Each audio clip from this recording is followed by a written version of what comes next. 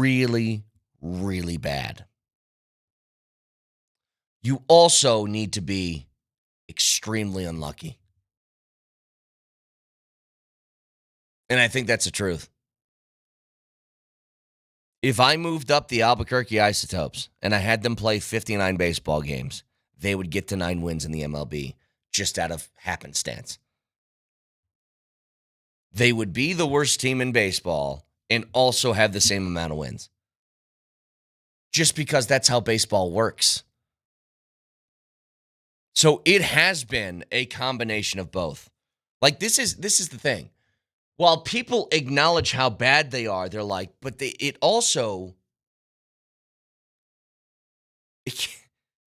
can't be just that bad, right? There's got to be something else that factors in.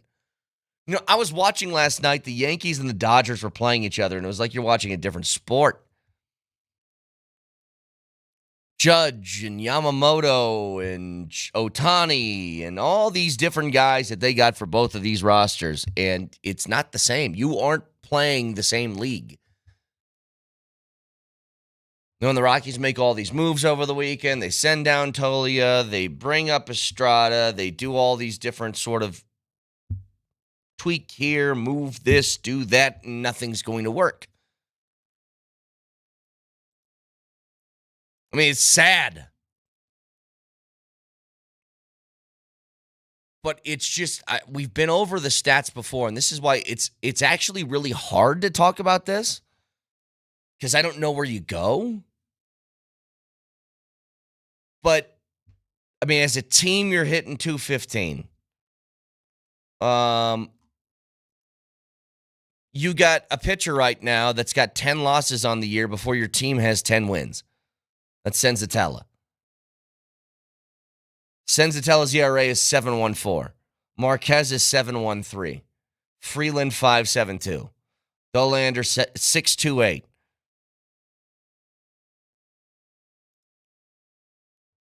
You're bad in that category. Going back to hitting, the amount of strikeouts this team has already through this point in the season is like unfathomable. 577. Just for reference, it's the worst in the MLB, and that could be one of the worst in MLB history.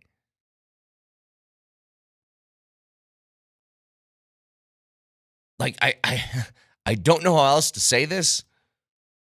There's really not a redeeming quality from anyone. I mean, you got a couple of guys that I think could be good Major League Baseball players, and Tovar and Tovar is. Tovar, Doyle, Goodman. There's a few different guys. A couple guys in the bullpen, maybe. But if you wanted change for the Rockies, I think this is the best way you can get it. It's just total embarrassment. So 303-504-0925, Shop Mazda text line. Just something that hit me yesterday in watching this team lose again is all these people that wanted change and they thought not going to the ballpark was never going to work, never going to happen. This could be the way. So again, Shop Mazda text line, one price, one person, 1 hour. Got a lot to get to. I want to talk about the this matchup in both the NBA and Stanley Cup Finals. And something that I noticed on the way to getting there. We'll get to it next.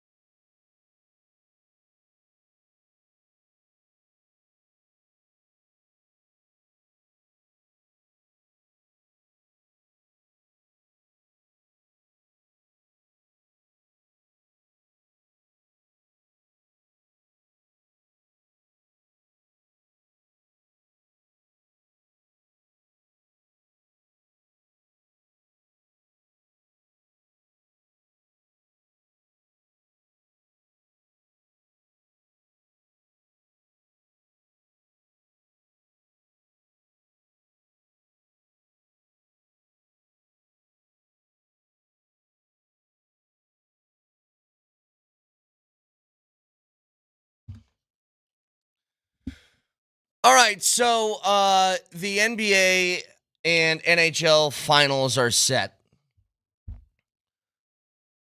Indiana gets through, and there were so many funny moments about the Pacers beating the Knicks.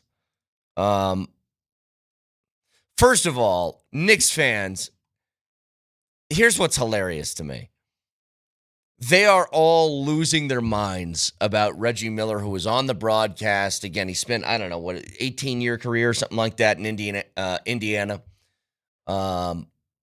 He was on the call for these games. He was obviously biased, but it's like you understand it. That stuff, it very rarely bothers me. Especially in the case of that, I understand. I understand that the guy that's calling the game is, it's kind of like when Troy Aikman is doing a Cowboys game, and you're like,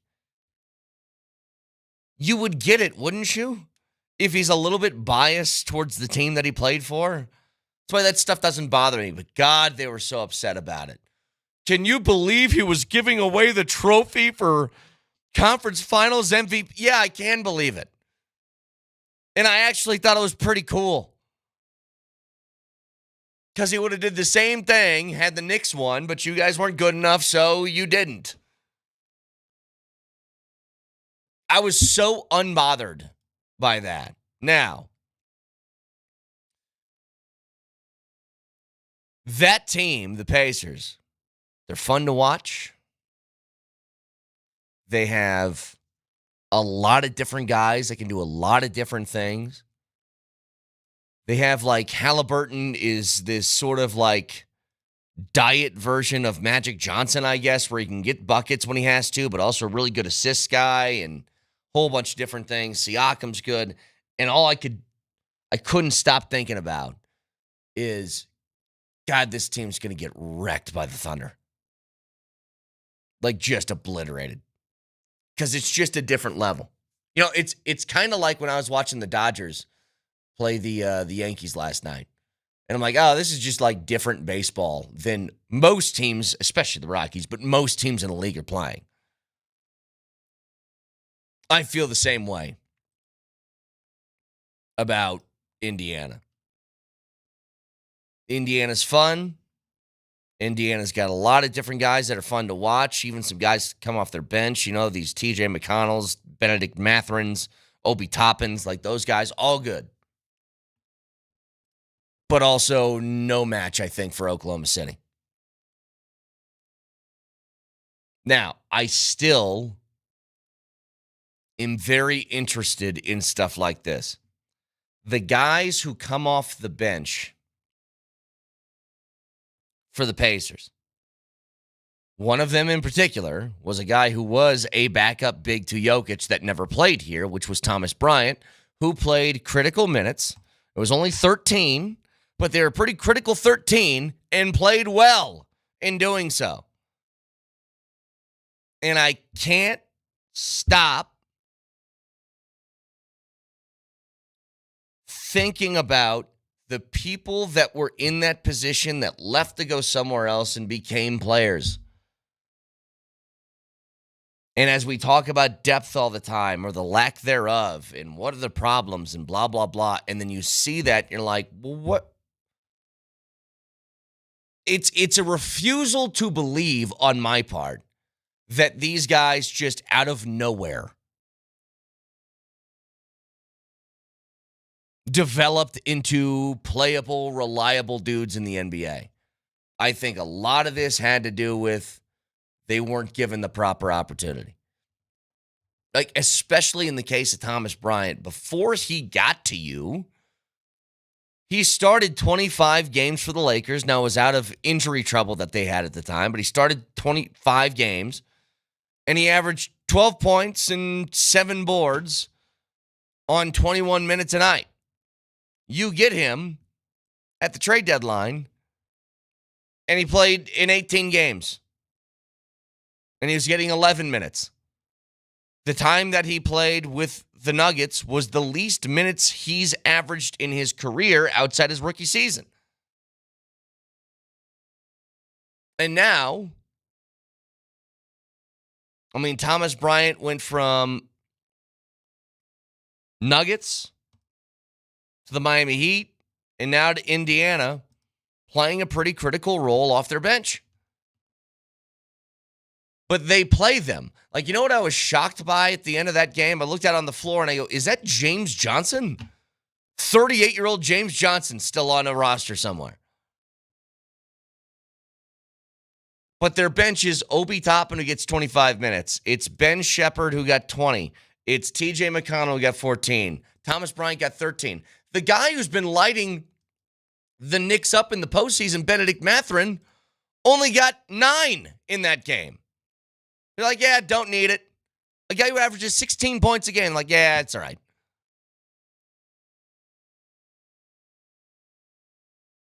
That is all stuff that I wonder if they played on the Nuggets roster over the last couple of years. Do they get that kind of playing time to prove that they're dudes? So it's just one of the things that hit me in watching that game. By the way, there's a whole bunch of I don't know where a rumor like this comes from. I've heard a lot of things about Trey Murphy. The report is this, that no one on the Pelicans is considered an untouchable. And so if the Nuggets were in the market to make a big move, which is going out and finding a guy that you would put in the new core of whatever this roster is going to look like. Well, Trey Murphy would certainly be one that I think would be a cool fit. Along with, if it's more of a role player guy like Herb Jones, I love him. I think defensively, he is super tall, lanky, athletic, something that you would love to have to give you minutes somewhere. I don't feel like the Zion stuff does anything for me. First of all, it's reliability. I don't want to go out and get to somebody that you can't rely is going to play 50 games a year. But more than that, just how his game would fit on the Nuggets, I don't know how that would work either. And I don't think you need to make a move for a guy like that. You need, at the most, I think what you could get is a third best guy in the starting 5. And anywhere from that to your 15th guy off the bench is where you should be looking. It's just, as we know, with all these different rules, it's difficult. And it's difficult because you just don't have the type of maneuverability that you would hope. But speaking of hopes, I saw something else over the weekend that blew my mind. And I don't know if we've just stopped caring about this stuff, but this is pretty wild. It does feel like the NCAA is becoming a different thing. That since this sort of advent of NIL stuff, along with transfer rules being really relaxed, there seems to be a shift, at least in how I view the sport. It doesn't feel the same. But I've talked about a lot, there hasn't been a really good prospect in college that felt like they were must-watch in a long time. Not to say there hasn't been good college players. There has been. But somebody that dominates the conversation during a college basketball season in the way that Zion did when he was in college. In the way that Melo did back in the day. In the way that these guys, they walk into their college situation and it's all anybody can talk about. Cooper Flagg was kind of that.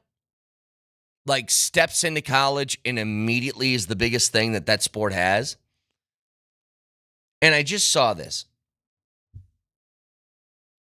That this is from the 92nd Street. It's New York's Global Center for Culture, Connection, and Enrichment. They're reporting that Cooper Flagg, in his 1 year in college with Duke, made. In fact, I want to have you take a guess. Jesse, open up your mic real quick. Okay. Cooper Flagg, best player in college basketball, goes to Duke, and he makes how much in NIL deals, you think, this year? I'm going to say $5 million. $5 million is a ton of money. Gosh, that's a lot. $28 million is what he made this year. Wow. 28. And here's all I can think about. If that's what's happening at the high end, and I know it's a unique situation because it's basketball, they don't have to pay as many guys through NIL stuff, and they can make more money. And especially if you're the guy at Duke who is also seen as the best player in the country, you're going to be getting that type of attention. $28 million. He's going to be the first overall pick in the draft. He's going to go to Dallas. And he is going to make around $12.5 to $13 per year. Now, that's base salary. Doesn't factor in endorsements and everything else.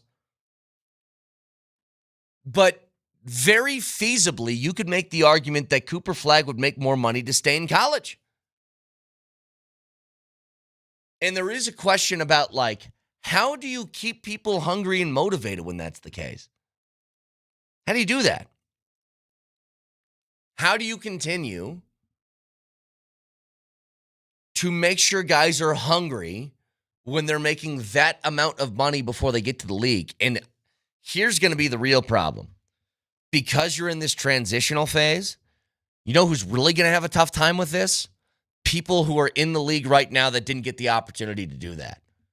Now, those guys like Zion, I think this is very clearly reported that Zion got like a house, a car. He got some cash. I don't think he got $28 million.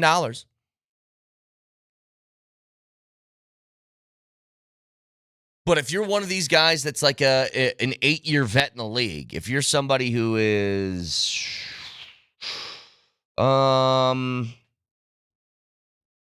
like Jamal, somebody like Jamal, been in the league a while, probably got some stuff on the side. Like, do I think that Calipari gave Jamal something to commit to Kentucky? Yeah, probably. It wasn't $28 million. And I think they're going to feel some type of way about it. You know, I don't watch a lot of WNBA, but I see the highlights of how Caitlin Clark is fouled sometimes, and there seems like it's a little bit extra. And that little bit extra is probably, you're new here. I'm going to do this and that to make sure that you understand that you aren't on some pedestal. And I think a lot of guys are going to be feeling that way about dudes like Cooper Flagg. Like, you walk in the league and you're taking a pay cut as the number one overall pick. For all the guys throughout the history of college athletics that have been paid, I don't know how many could say that. And not just a pay cut, a sizable, like, cut it in half and then a little bit more type of pay cut.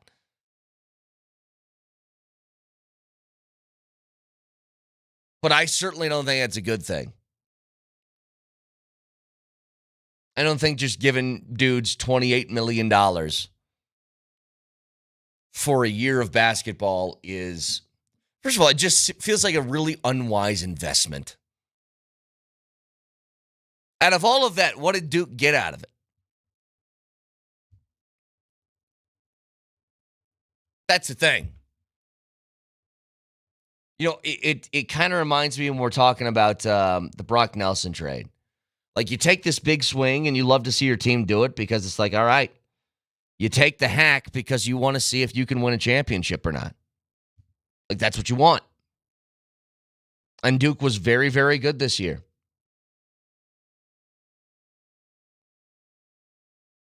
But is that is that type of money? I guess, is that what you want the sport to be? I mean, again, I'm sort of in between, because I think when you're talking about the billions of dollars that the NCAA rakes in every year, I think you should get something extra, especially if you're somebody that's a marketing tool for those leagues. And Cooper Flag was certainly that. But $28 million is just a wild number. Wild. But I really think this is going to breed a lot of jealousy from guys that they're going in the league against. I think part of that's kind of happened with Shadur. I think it's happened with him too, and it's not maybe not so much the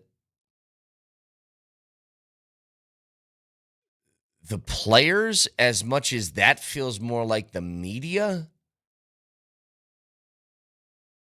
But there's going to be this level of these guys are going to look and feel to some of these veterans like they were born on third base, and they're going to take offense to that.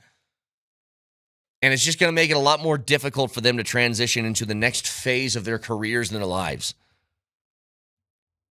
Now, if I'm Cooper Flag and somebody goes, you want $28 million to play basketball at Duke? I'll be like, yeah.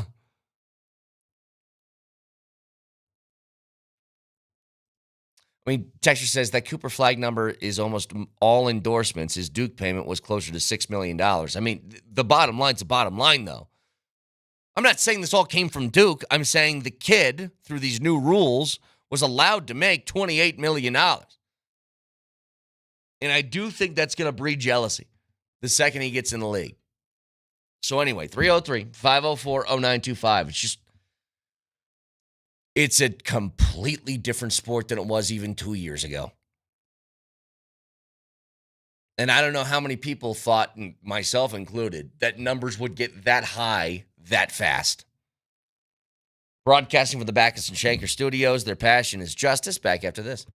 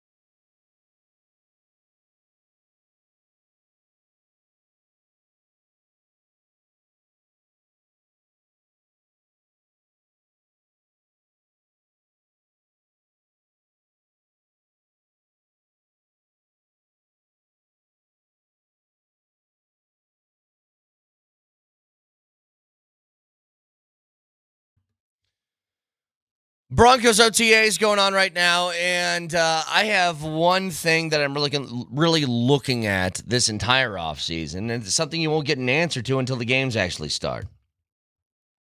But I think there's one thing that is the key. Key for the Broncos this year, key for Sean Payton and his offense to really get rolling, the key to stop a year 2 regression from Bo Nix, the key to making you a contender. Run the ball. I think you need to have a solid running game. You got away with it last year.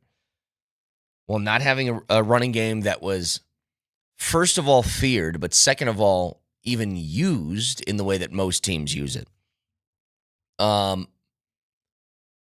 it's hard to judge the rushing numbers from last season because Bo Nix ran the ball so much that it felt a little skewed.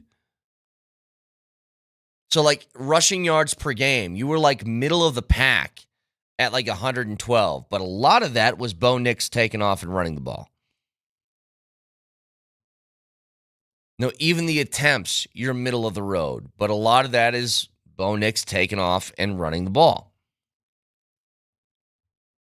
They had multiple different times last year where there was just a refusal to rely and count on that running game.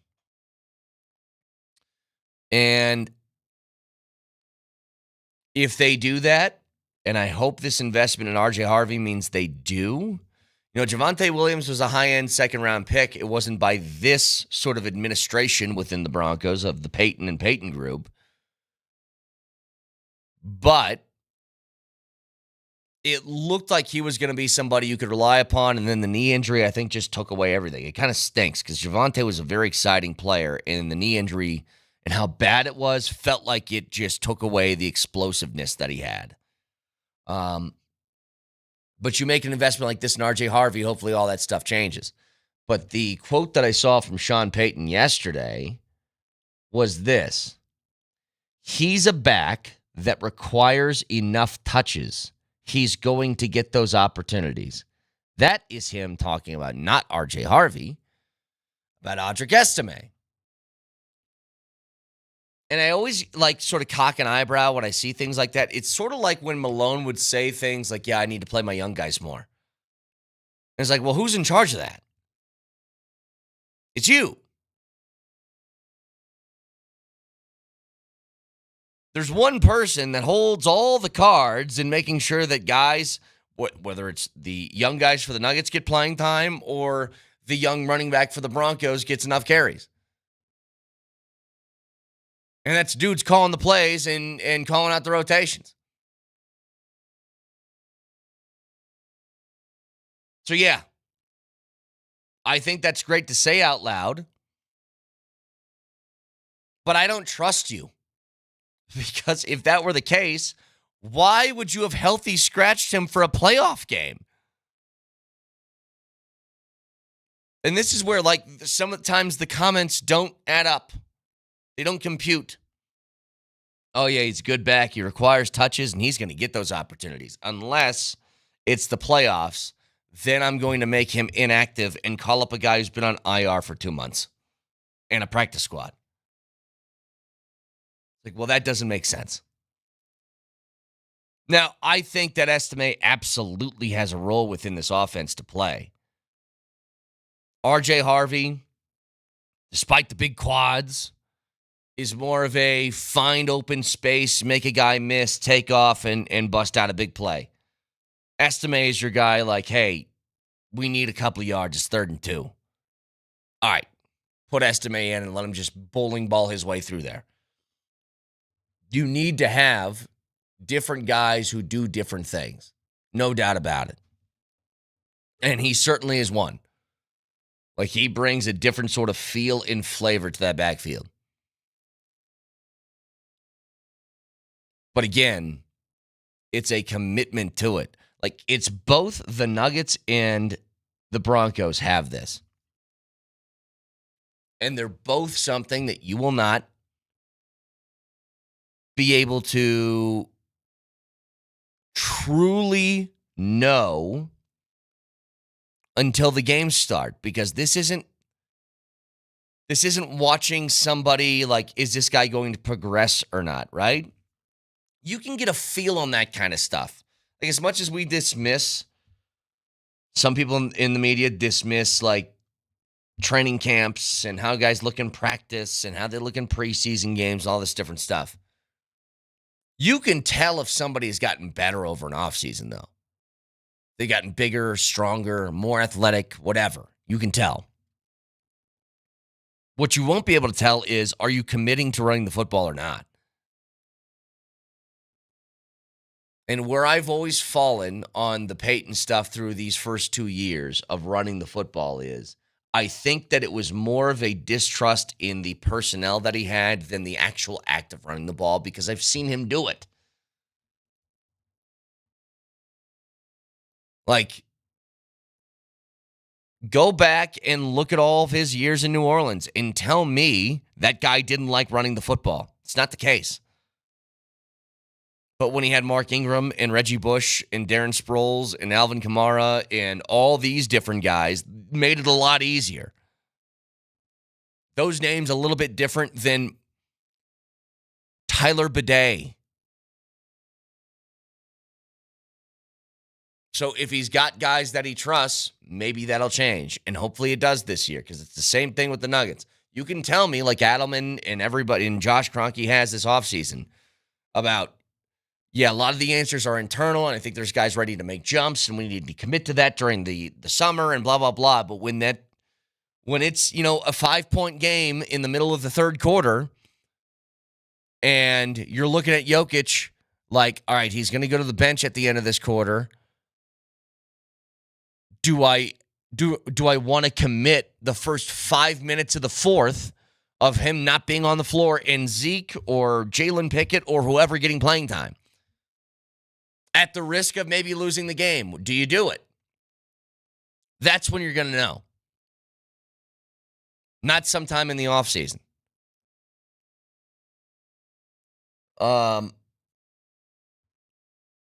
Texture says this, not that I think it's right, but I think Peyton was trying to throw something unpredictable at the Bills to see if it would work. Bidet didn't pan out in that game, but I think that was the intention. Nothing against Estime. You might be right.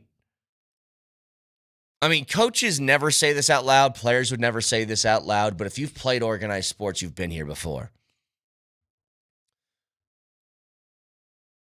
You go up against a team that you know is better than you. The Bills were better. And so, yeah, I mean, what happens on the first drive of the game? You take the deep shot and it works. It's like, do you do that if you play against the Panthers? Maybe not. Now, I don't think sitting Estime in that game and bringing up a guy who has been on IR and started the year on a practice squad was to confuse Buffalo, because they didn't even use him. They didn't even do it. So I still don't know what the situation was with that. But I see your reasoning or your way of thinking. I don't think that's the case. I don't know what the situation was, though. I don't got a better answer. But you can talk about committing to this stuff, but it's the guy talking about doing it is the guy who's in charge of doing it. And so you can't really look anywhere else. It's just, what do you want to do? So again, 303-504-0925. Got a lot of things I want to get to today over a long weekend. Texture says, can I get an update on the Rockies? I started the 6 o'clock hour with that. We'll start 7 o'clock with it. Because it is truly remarkable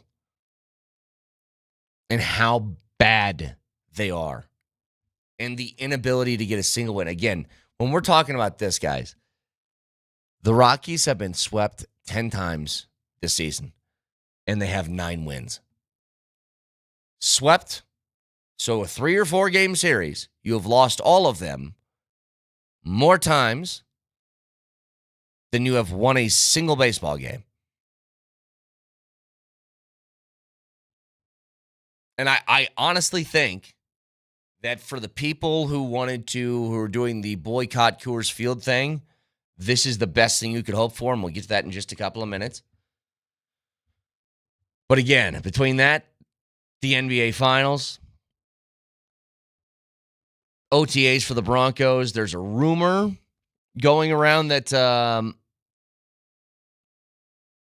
Nuggets are the favorites to land somebody in the offseason if they become available. We'll get to that in just a little bit. You can always watch the show live on Twitch, twitch.tv, search Altitude SR in the search bar of the Altitude TV simulcast. That is the Safeway Twitch feed. You can download Safeway's deals and delivery app and get exclusive grocery offers. Safeway, fresh foods, local flavors. You can also watch on YouTube. Search Altitude Sports Radio on YouTube. Subscribe to the channel today and don't miss anything from Denver's #1 sports station, including that Altitude Daily. It's a daily recap on YouTube from all of your favorite shows with all of their best moments, and we have it every day on that YouTube page. So subscribe to the channel today. Moser, Lombardi, and Kane starts next.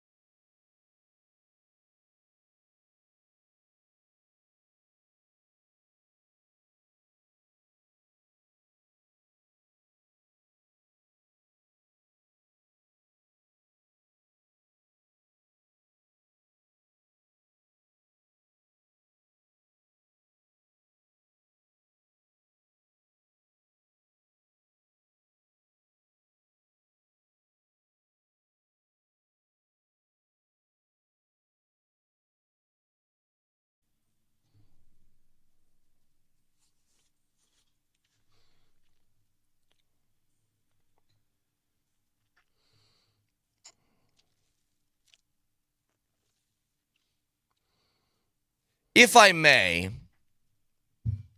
we're in June, and I would like to start in a place that I don't know if we've started before.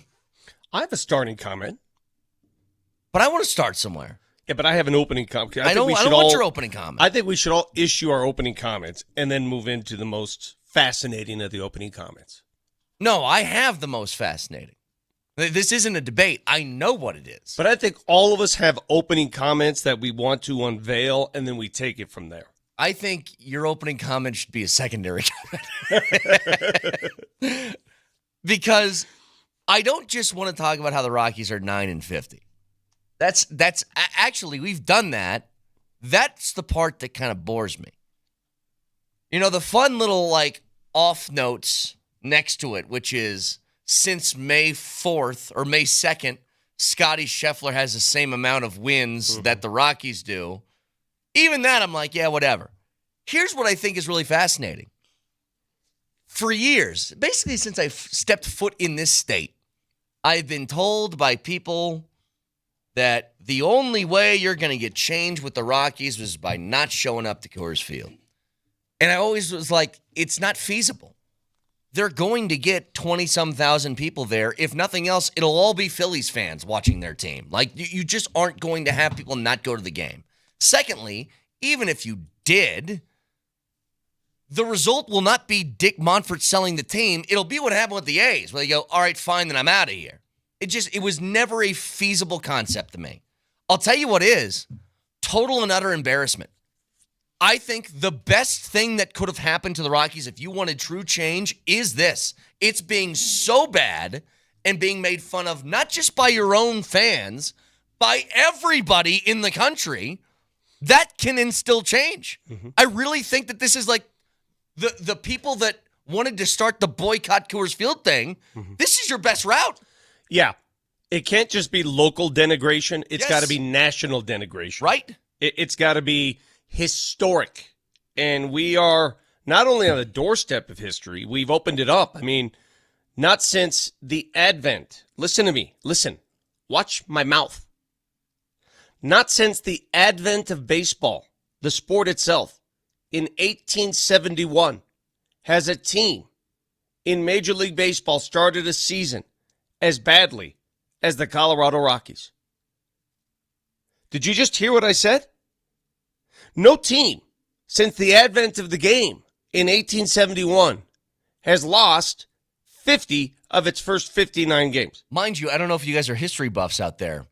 The Civil War was just a couple of years before that. Ulysses S. Grant was the president of the United States of America. But, I mean, does what I'm saying make sense, Moj? That all the people that wanted change, I always thought, that's not going to work. What you're saying is not going to work. And then they shame somebody for, going to Coors Field. Can I blow your mind a little bit more? Please. Vic, I'm about to blow your mind. Keep blowing. And you're going to hate it. Keep blowing. Abner Doubleday, the quote inventor of baseball. Mm-hmm. You know that he was a major general in the Union Army. Well, in the Civil War, fought at Gettysburg. Did he really? Wow. Did not know I did not know that. So that mother trucker, fighting all Confederates and whatnot. Mm-hmm. He was the guy who fired the first shot at Fort Sumter in South Carolina. Huh. Abner Doubleday, man. Then he gets done with all that. He's like, you know what? So he goes home, he takes a shower, and he's like, I want to do baseball now. I got an idea. It's about this, about you get this ball, and you run around these bases, and then 157 years from now, a team with such suckitude will do something that we've never seen from day one of baseball. Yeah. I've always said, and you guys have heard me say this on the show, if you're going to lose big. It does you no good to lose. Just losing. No, yeah, but Vic, you're missing the point because typically then you would get a great draft pick. The Rockies can't. The way the baseball rules are set up, the Rockies can't draft in the top 10. But that's even better. That's even better. I reckon. If you're going to lose at such the magnitude of their losing right now. It weighs so heavily beyond just the Denver, Colorado market that all of baseball, the sport, is now paying attention to it. Right? It's the sport. Yeah. Well, and the sport has to be saying, yeah, the sport has to be saying, what the hell is this? You have national pundits basically saying that this is horrible for Major League Baseball overall as a as a sport. Yeah. Well, again, embarrassing in this fashion can do you a lot of good because it's going to almost force you into to do what? Well, it's going to force you into doing something completely different than you've What? ever done it before. Yeah, like what? Like what? Like not Everybody hiring, always says that. Okay, very easily. What's the next move? Not hiring people from within the organization that's already bad is a starting point. Like not doing that. Not firing your GM and Jeff Bridich to hire the second guy in command to do the same thing that Bridich was doing. Let me let you in on a little secret. Yeah, do it. Tell him, Vic. Tell him. You're not going to tell somebody who privately owns his own company what to do if they're not going to do it. Correct. That's the question. That's exactly it. But you can't get inside Dick Monfort's head. So you have to assume that all of this embarrassment, all of this national punditry, all of this talking down about the organization and what this is bringing, he's still counting ducats every single day when 25,000 Phillies fans show. What's it going to take to you think embarrassment? You think shame is the motivating factor for him? I think it can be. Look, here's the question. And this is where I disagree with I know what the text line is going to look like when I ask this question. Do you think Dick Monfort cares at all about the product? Do you think he cares at all about the product? I think he does care, yes. I do too. Yeah. So when you get embarrassed in this way and you care about it, you would change things. You would really reevaluate how you've been going about business. And again, he's the ultimate decision maker. I know that. But if you have any sort of personal pride within the product you're putting out there, you would be forced to reevaluate this. You'd have to. I'm just going to tell you how his mind works. And if I were him, here's how my mind would work. Somebody posted this yesterday. This was 7 years ago. I'm looking at the National League West standings 7 years ago. And the Colorado Rockies finished one game back of the Dodgers. They were 91-72.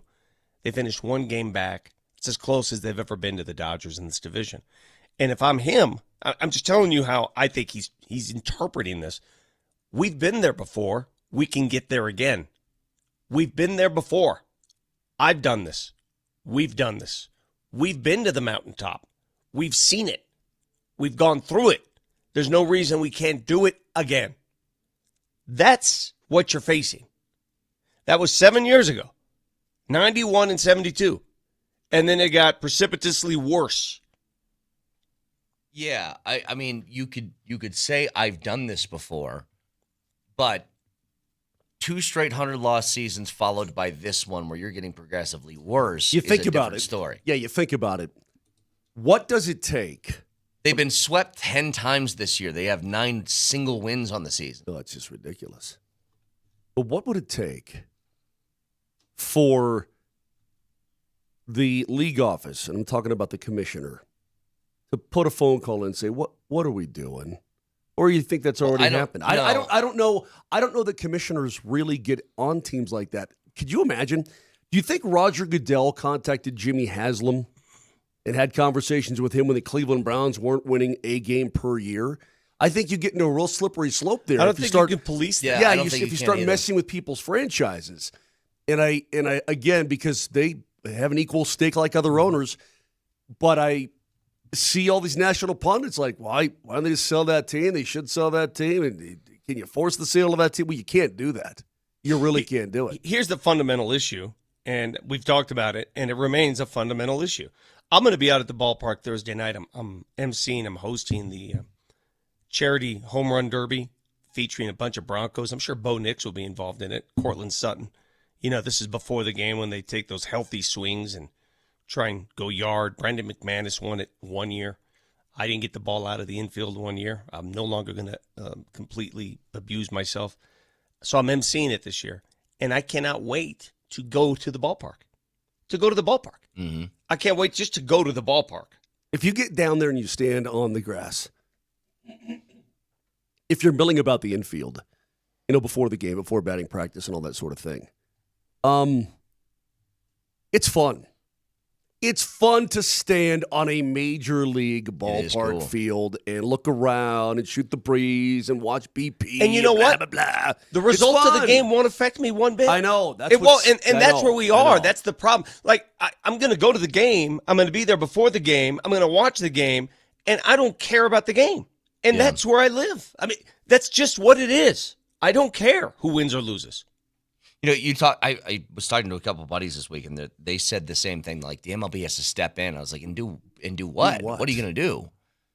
Like, they've had the commissioners of a league step in and do something about owners before, but it wasn't because Donald Sterling was losing basketball games in LA. Right. You know what I mean? Like, Right. it's something completely different where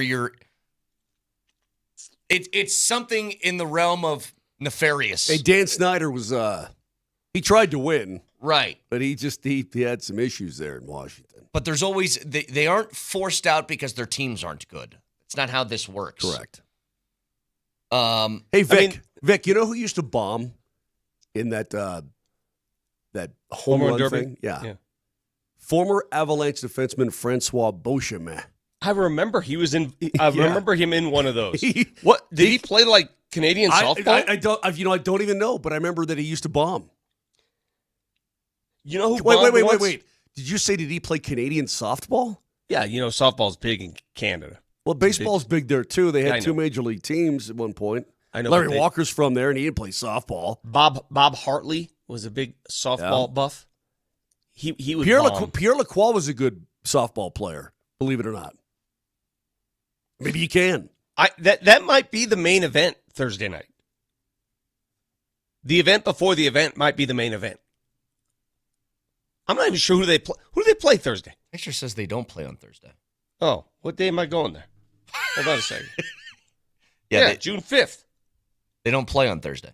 Oh, well, I'm So- there for that then. So that is the main event. That is the event. They don't play at all? Uh-uh. So they're going to hold this without a game? So they got a 3-game roadie in Yeah. Miami starting today, and then they got a day off, and then they got a 6-game homestand after that. This is really their chance to actually get it done. Oh, okay. Tickets are $10. All proceeds benefiting Freedom Service Dogs. Already 3,000 tickets have been sold. So come on out Thursday. The Rockies don't play. The Marlins have 14 more wins than the Rockies do. They've got 23 wins on the season, and that's like your best hope of getting a dub. Bro, I looked this up. Because when Juan Soto and those Mets get here the day after the home run derby thing, they're going to bomb. Then the Giants come to town, and they're going to bomb. And then you're back on the road for a bunch. I don't know, man. I don't know where we go from here, but you realize also, Brett, they won 6 games in the first month of the season. They've won 3 since. Yeah. It's just unreal. I thought they played a game Thursday. This is crazy to me. This is always, you know what's crazy about this? Every year they've done this, they've done it before a game. So it's every year. preempted a game, yeah. This year they're like, nah, we're not doing it during a game. We're going to do it by itself. The second worst team in the league is the team that we made fun of last year for being so Chicago. bad, which is the White Sox. And the second worst team in the league in Chicago has 18 wins this year. They have doubled you up. So to get to the second worst in the MLB, that team has double your wins. I've never seen anything quite like it. In fact, the sport hasn't. The country hasn't. Nobody has. We're in a weird little pocket here with where the Rockies are at. So how many games in a row must the Rockies win to return to 500? 41? 41 in a row? Possible. No, it's not Well, possible. it is technically possible. No, it's not possible. I don't care what odds tell you. I don't care if you get this MIT professor on to, well, statistically speaking, it's impossible. Hey, Moser. The odds of it On March 28th, if I said the Rockies would be 9-50, you would say, not possible. Not possible. We never would have predicted this. What's the longest win streak in Major League history? Look that up very quick. I mean, I know you're very quick at that stuff. I'm going to predict, was it the Orioles? I would see. Was it like? I would only say Or was it that was the like, losing streak? What, 21 games or Orioles something? were notorious Longest for winning something. streak was the 1916 New York Giants. Oh boy, 16. 26. Yeah, there you go. Okay. Well, I don't even know if that counts. They won 12 games, they tied one, and then won another 14. That's a bunch of bunk. Can't tie. Listen to me. That's a. The 2017 Cleveland Indians won 22 in a row. Listen to me. We haven't seen this level of ineptitude since Major League Baseball debuted in 1871. The first uniform was made of, what, burlap? Cardboard?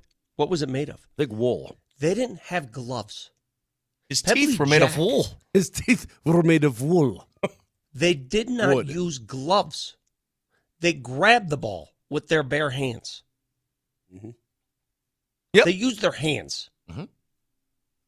Maybe the Rockies should try it. Maybe it'll work. Anyway. Can I give you one on the way to break? And be nice to the delivery man. It's not his fault he can't read. Vic, can we get to your secondary comment coming back?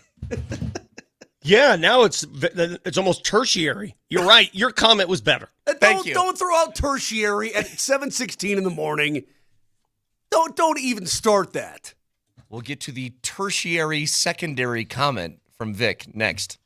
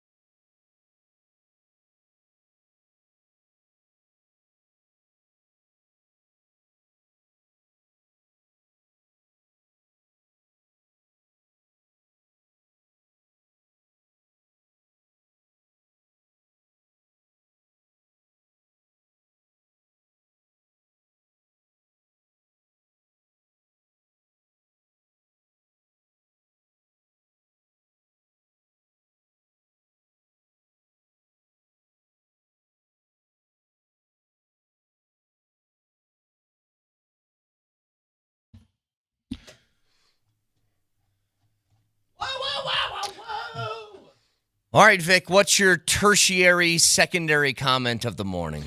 This feels like lost in the shuffle now. It really doesn't impact the show, but I just have to say it. I didn't have much to watch on television over the weekend. It was one of those, let's get out and do something. We did a lot of weird stuff over the weekend, stuff that I normally wouldn't do. A lot of outdoor activity. A lot of things that, like, why am I doing this? Because there was nothing to watch. That's why I'm doing this. But yesterday I watched, shall I say, I fell asleep, because that's what happens when you watch golf on a Sunday afternoon. I fell asleep on the couch watching the Memorial.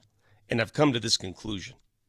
Scottie Scheffler is making the PGA Tour almost too predictable. He's a predictable robot, and I don't like it. Did you like it when Tiger did it? It was different. Something different about it. I don't know what it was. He had more gusto. Charisma. Yeah. He played with flair. Scheffler, he's boring. I don't know what to tell you. No joke. I know that he has a kid. A kid, you see all the crap on the kid's back when he picked him up after he won the tournament? No, it's gross. I know he's got literal poop. Look, you've got 5 holes. You know he's going to win. Go take the kid and give it a change. Anyway. I mean, I'm not trying to be a jerk about Vic, it. Vic, you're right. If he has a kid, but if he didn't have a kid, I think that he was a mutant, human-made cyborg. Yeah, I'm not trying to be a jerk. He's a good human being. He's a good man. Is he? He's a good man. He got arrested once, so he's got that going for him. Felon? I got no issues with him as a human being. Great character, all that. It's boring. Listen to me. It's boring. Give me something. My God, yesterday he's making everything, and all these other golfers are just gagging. What do you want him to do? I don't get it. Lose! Tiger had flair. Tiger had personality. Tiger showed emotion. And he was so dominant that I wanted to see him win more and more and more and more. I mean, this guy gets up and down, and it's one of these. I don't have that feeling with Scheffler. This guy gets up and down, it's one of these. That's it. Right, because he knows he's so good. He's like, yeah, I got this. No problem. Did you watch the Memorial? I watched a little bit, yeah. Okay, and you didn't watch the whole thing? I was watching. Well, I watched a lot on Saturday when it looked like, what was his name? Ben Griffin. I always thought it was Blake Griffin was in the Ben league. Griffin. Yeah. Yeah. So he just choked it away. Yeah, you watch because there was competition, right? You love the competition of the sport. Any sport. Just watch because it was on the TV. He wears those glasses. You see that, right? Ben Griffin's got those. I did notice that. I'm like, a lot of golfers don't wear sunglasses. No, he has eye issues. He has these floaties that he sees, and so to tamp down the floaties, he's got to wear shades on the course. So why don't? Sorry, just side question. Why don't a lot of golfers wear sunglasses? I don't know. Because when you're swinging, you know that side of the sign. When you swing, you sort of lose that. You don't want to get distracted. Basically, you want to see the ball better. I mean, I play with sunglasses on. Nicholson wears them. Well, so does Ricky Fowler. I shoot 12 over all the time with sunglasses. They're fine. Dude, if I walk out in the sun, I got blue eyes, right? Or what color are my eyeballs now? Have they gone gray? Yeah. Because when I was a kid... You're turning into a zombie. But nobody cares about what you guys wear when you play golf. I care about the PGA Tour, and I'm telling you, blue eyes in the sunlight, dude. So wait. Blind, basically blind. I got it. So, Vic, what you're asking is Scheffler's more like me. If I get up and down, I throw one of those on you. Is that what you want to see? Little crotch chop? Is that what you want? Okay. All right. Someone said here on the Twitch feed, Vic praises Nicola but poops on Scotty. Interesting. I'm not pooping on Scotty. His kid did. I'm not pooping on Scotty. Scotty is a great human being who should be cast as a role model in the sport. I'm just telling you how I feel. The sport, with him winning all the time, is boring. I think he's actually, because his actual shot is so unique, I think it's kind of fun. I don't know. I don't totally agree with you. I don't. You're only saying that because your swing is screwed up too. Yeah, so what? As soon as he took the lead yesterday, and he lost it for a little bit, reclaimed it. As soon as he went up 2 strokes, I believe, with 10 to play, it was over. Sayonara. It's over. Yep. That's why I say all the time that I don't think that I think the etiquette hurts the game in situations like this. You want some flair? Well, all these guys are like scared to show flair. Now, how about this? You know what's really interesting about Scotty? I heard for years, like they were always trying to recreate and reinvent Tiger when it was obvious that Tiger was not going to be that version of himself anymore, right? The dominant version. And what did they do? They went, ooh, this Spieth guy. This Spieth guy might be the new Tiger. Nah, this is Rory guy. This Rory guy might be the new Tiger. No, it might be this guy. And they went through like 5 different dudes that they were saying could be the next Tiger. And now you have legitimately what could be the next Tiger and Scotty Scheffler. He's not Tiger. Well, from a winning standpoint, he's not Tiger. I don't know what to tell you. It's not the same. At least Rory gives you something. What? Like he said, Rory's you see the disappointment in his face. Yeah, he's a club thrower. More emotion. I guess you're right. Yeah, this guy's a robot. This guy's a fast feet moving robot. He's a 28-year-old robot. But it's legitimately, he is, when people started saying that, he's the closest thing we've ever seen to it from just a pure dominance standpoint. Oh yeah, for sure. Nobody's been close to Scotty. That is correct. No one. Yeah, I don't know. It is odd. It is odd. Well, this isn't me just saying it. Wait till the numbers come out. The PGA Tour ratings have been abysmal with him at the top. Abysmal. Hey, get this, Vic. Too boring. I didn't realize this. His mom's maiden name is Di Lorenzo. Okay, I like him now. Okay, I was going to say, hang on.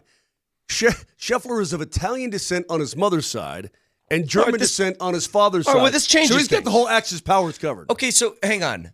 Give me the guys in golf that are non-robots. DeChambeau's not. He gives you something. He gives you personality. Absolutely. Sure. Of course he's not really on the PGA Tour. He is for the majors, but... No, I mean, there are plenty of guys that show emotion out there. Okay, go plenty ahead. Of guys. Well, I mean, you just have to watch it on any given tournament. Go ahead. Name them. Your boy Tyrrell Hatton. Oh, yeah. Shane Lowry gives you emotion. Shane Lowry. Something. Yeah. It's those English and Irish dudes who get a little bit. But Jordan Spieth. Jordan Spieth. Did you watch him yesterday? I didn't watch yesterday. I think I forget who said it at the end. Maybe it was Dottie that said it. But like every round of his is an adventure because he'll make a double and then he'll make 3 birds in a row. I mean, This guy is up and down and all around. He shows emotion. Justin Thomas throws F-bombs out every other putt. Well, that's the thing. You guys are pointing out guys who show emotion when they're angry after a bad shot. Yeah. Scotty doesn't hit bad shots. You're right. No, he's too good. My butt. You know what I mean? No, he's the opposite of the Rockies right now. Was it number 9 yesterday? He had a 9-iron in his hand. And he ganks it left and way over the green into the thick stuff. Yeah. And he gets up and down like it's nothing. And he got up. But that's the thing, Bush. He's never nervous. He's like, I had a bad shot. I'll be fine on the next one. He's too good. Yeah. I don't know how he found the his other ball. guys get mad because they're like, oh, no. Now I'm in a bad spot and I'm going to be in a lot of trouble. He doesn't ever think he's in trouble. I think on 8, he had a chance to, the tournament had a chance to flip, and he makes a comebacker from 12 feet, a bender, like it was nothing. Yeah, it's nothing. Center of the cup. Yeah, ridiculous. No. Nope. Anyway, good Too talk. good. Good talk. Hey, can I ask you guys something else? I enjoyed watching the Pacers win over the weekend. I'm all Pacers now. Pacers. Did you enjoy all title. the trash talk that the Pacers handed to New York, Ben Stiller and company? Well, yeah. Here's what I especially loved. I will admit, for a guy, how long did Reggie play in Indiana? Like 18 years? Something like that? Long time. And his entire career there, I believe, right? It is weird to have that guy who is Mr. Pacer that's on the call if you're like a Knicks fan watching the game. I understand that. But the amount of Knicks fans that were melting down because he was giving away the final or the conference finals MVP trophy, I thought was hilarious. I'm like, I don't know why they got so upset about it. It's like if Troy Aikman's on the call for Monday Night Football, you know who Troy Aikman's rooting for. People did the same thing with Ohio State in the national title game with Herb Street on the call. It's like, does it really bother you that much? Like, of course the guy's got a bias. Whatever. Yeah. Who cares? It does bother fans. I mean, if you talk to longtime Denver Bronco fans, every time Phil Simms was on a broadcast, they thought Phil Simms hated the Broncos because he played him in the Super Bowl. Man, I used to work for CBS. We used to get phone calls all the time from people saying, get Phil Simms off the broadcast. It happens. Fan bases do that. Whether it's accurate or not, this is what happens. They're calling Channel 4 here in Denver. So yeah, That is funny. This is Tim from Highlands Ranch. Seriously. Hey, get that Phil Simms off of there All the time. What the hell you want us to All do? the time. Remember, we had Phil Simms on our show, Moser. Were you with Yeah. me doing the show? Yes. We put Phil on the show and just said, Phil. And he laughed at. But this goes- is the perception that but he comes also with says- the territory. You know who else thinks I hate him? Every other team in the league. Yeah. I mean, just the way it goes. But with Reggie, it's true. With Reggie, it's Well, he hates authentic. the No Knicks, kidding. Yeah.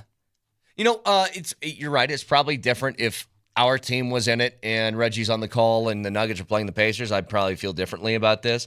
I will say I thought it was actually kind of cool when he's giving the trophy away. I thought it was especially funny when Halliburton was assuming that he was going to win that trophy and starts to take the walkover towards it, and then they say Pascal Siakam. I also thought that was hilarious. Halliburton is a weird player, man. He's like if I said he almost is like a very, very, very diet version of Magic because he can score a little bit, but he also dishes a lot. You know what he is? I'm going to make this comparison again, and here we go. He's fun. Shai Gilgeous-Alexander is not fun. It's predictable. Yeah. It's Scotty Scheffler again. Well, I'm predicting they win that series in about 5 So games. am I. So am Yeah. I. But if I gave you two styles of play, Shai's a better player. He's the MVP. But he's not fun to watch. Is that fun to watch for you? Is that fun? I'm not a fan of that style of basketball. Moj, is it fun to watch Shai play? He's Not- an amazing player, but is that fun? Well, when he makes amazing shots, it is. But the falling down all the time, it is not. No. Is it fun to watch Halliburton? Yeah. I There find it it is. fun. You know, a couple things kind of blew me away in that game because we know that both these teams left in the NBA are deep teams. The guys coming off the bench for Indiana, Benedict Mathurin, who is somebody who averaged 16 points a game this year. He had huge games against the Knicks earlier. Only got 9 minutes in that game. 9. Ben Shepherd got 20. You know who else got 13 and played a pretty crucial role in Thomas that game? Bryant, pair of Yeah. threes and a block in a span of 2 minutes. I don't know why every time I see somebody like Thomas Bryant who plays well, I'm just like, what the hell happened here? He couldn't give you 13 off the bench He didn't for this team? No, he didn't even play here. Well, that's what I'm saying. Well, they tried to play him. He didn't produce. Yeah, I lived it. I was there for the entire season. They won the championship. He didn't produce. How? He didn't produce. They played him plenty when they made the trade. Remember, that trade was sparked by the Bones Highland trade. Mm-hmm. They traded Bones Highland and Davon Reed for the rights to Thomas. I think it was a separate deal, but they netted Thomas Bryant. He didn't do anything. I don't know why. See. I mean, I'm looking through these. Yeah. He didn't do anything. Nothing. So here's what happened. They traded for him in that season. In the first 6 games, he played an average of about 14 or 15 minutes. Same time, those are the minutes he's getting in Indiana. He's even getting less in Indiana. Yeah, but then Less. they stopped doing that entirely. Because he wasn't playing well. But do you give a guy that you traded for more than like 6 games to figure it out is what I'm You saying. won a championship. Understood, Vic. What I'm saying is longer term? He didn't have any more term left on his deal. It was a rental. Yeah. Wait, hold on a second. You mean to tell me we're going to criticize the Nuggets for not playing Thomas Bryant enough in the year they won an NBA championship? It's not about Thomas Bryant specifically. Now you're getting, Vic, because it appears, and I'm in agreement with Brett on this, but it appears that the Nuggets have had an issue in recent years with not playing guys who are stacking up on their bench, number one. Number two, not even knowing if that I don't guy disagree can with you. play, or those guys I can think play. the mistake. So yes. what you're saying is, they won a title. I don't disagree. But there's Bryant can never reasons see the for floor, everyone. and I'm good But with it's that. like, it's Hartenstein. Well, Okay, why didn't it Hartenstein. work? Well, hang on. Hartenstein. It didn't work because he was bad when he played here. No. And then Thomas Bryant, it didn't work because he was bad when he played here. It was like, well, they seem pretty good elsewhere. It's going to I'll be give Zeke you- Nazi didn't work because he was bad when he played here. I'll give you the reasons for every one of them. Hartenstein did not develop any offense when he's here, but he was a great potential player they should have kept. They lost patience, and they traded him for JaVale McGee because they thought that JaVale at that time would give them some energy as a backup. Yeah. And it didn't work. It was a horrible mistake. That was an awful mistake. They should have kept Hartenstein. They could have kept him at a friendly deal. They made a mistake there. Thomas Bryant, I'm not blaming the team for that. I'm not blaming the coaches for that. He didn't produce. Simple. And you know what? He signed a better deal elsewhere. They couldn't afford to bring him back. It's another one. Not that It just, Victor, you would agree that there seems to be a little bit of a pattern. 100%. I think that every guy, and I agree with you, Bryant did not play well. and I it's agree with you mostly about with Hartenstein. It's mostly with the bigs, too. Yeah. So what I'm saying is that because there is a pattern, your mind will wander back as to, geez, why didn't they get? I mean, 6 game, maybe it could have given him 12, and then he finds You could say that about every team. You're right. You're right. If you're not playing let me in say the this about your NBA, Avalanche, though. Your Avalanche, when they're looking for somebody, they give guys ample opportunity Sure they to do. earn a job, and then they say, all right, you really can't play. I mean, Casey Middlestat didn't fail here because he wasn't given the chance to be good. You know what I mean? Newhook, same story. It's not like he wasn't given a chance. And that's all I wonder with these guys is how, like, is it too quick of a hook? Are you deciding too fast? Like, part of me thinks this. If you told me that Zeke Naji gets traded this offseason and he plays for somebody else, let's just say. would you have any issues? No, I wouldn't. But Okay. but here's what I'm getting at. Let's say you traded him. You know, there's a lot of rumors about some Pelicans players right now that I want to get to in a little bit. Let's say you trade him to the Pelicans and he plays. Would it surprise me at all if Zeke Naji turns out to be a pretty good NBA player? Not one bit. Like, it wouldn't surprise me at all. Well, let me make it easy for you. Would you rather have Thomas Bryant or Zeke Naji? What's the difference? Yeah, they never they never play. I'm asking you right now, as a player, who would you rather have? I don't know, Vic. I can't. That's an unanswerable question. Are you kidding me? Well, for contract purposes, I guess Thomas Bryant. But if they're making the same amount of money, I have no idea. All I care about is production, Jack. And I don't know what Zeke can or cannot do. Hey, as we roll on here, and I know you want to talk about the Nuggets in a certain. Yeah, we'll get there in a bit. Okay, good. Certain Also, player that Yeah. Bovada thinks they're going to get.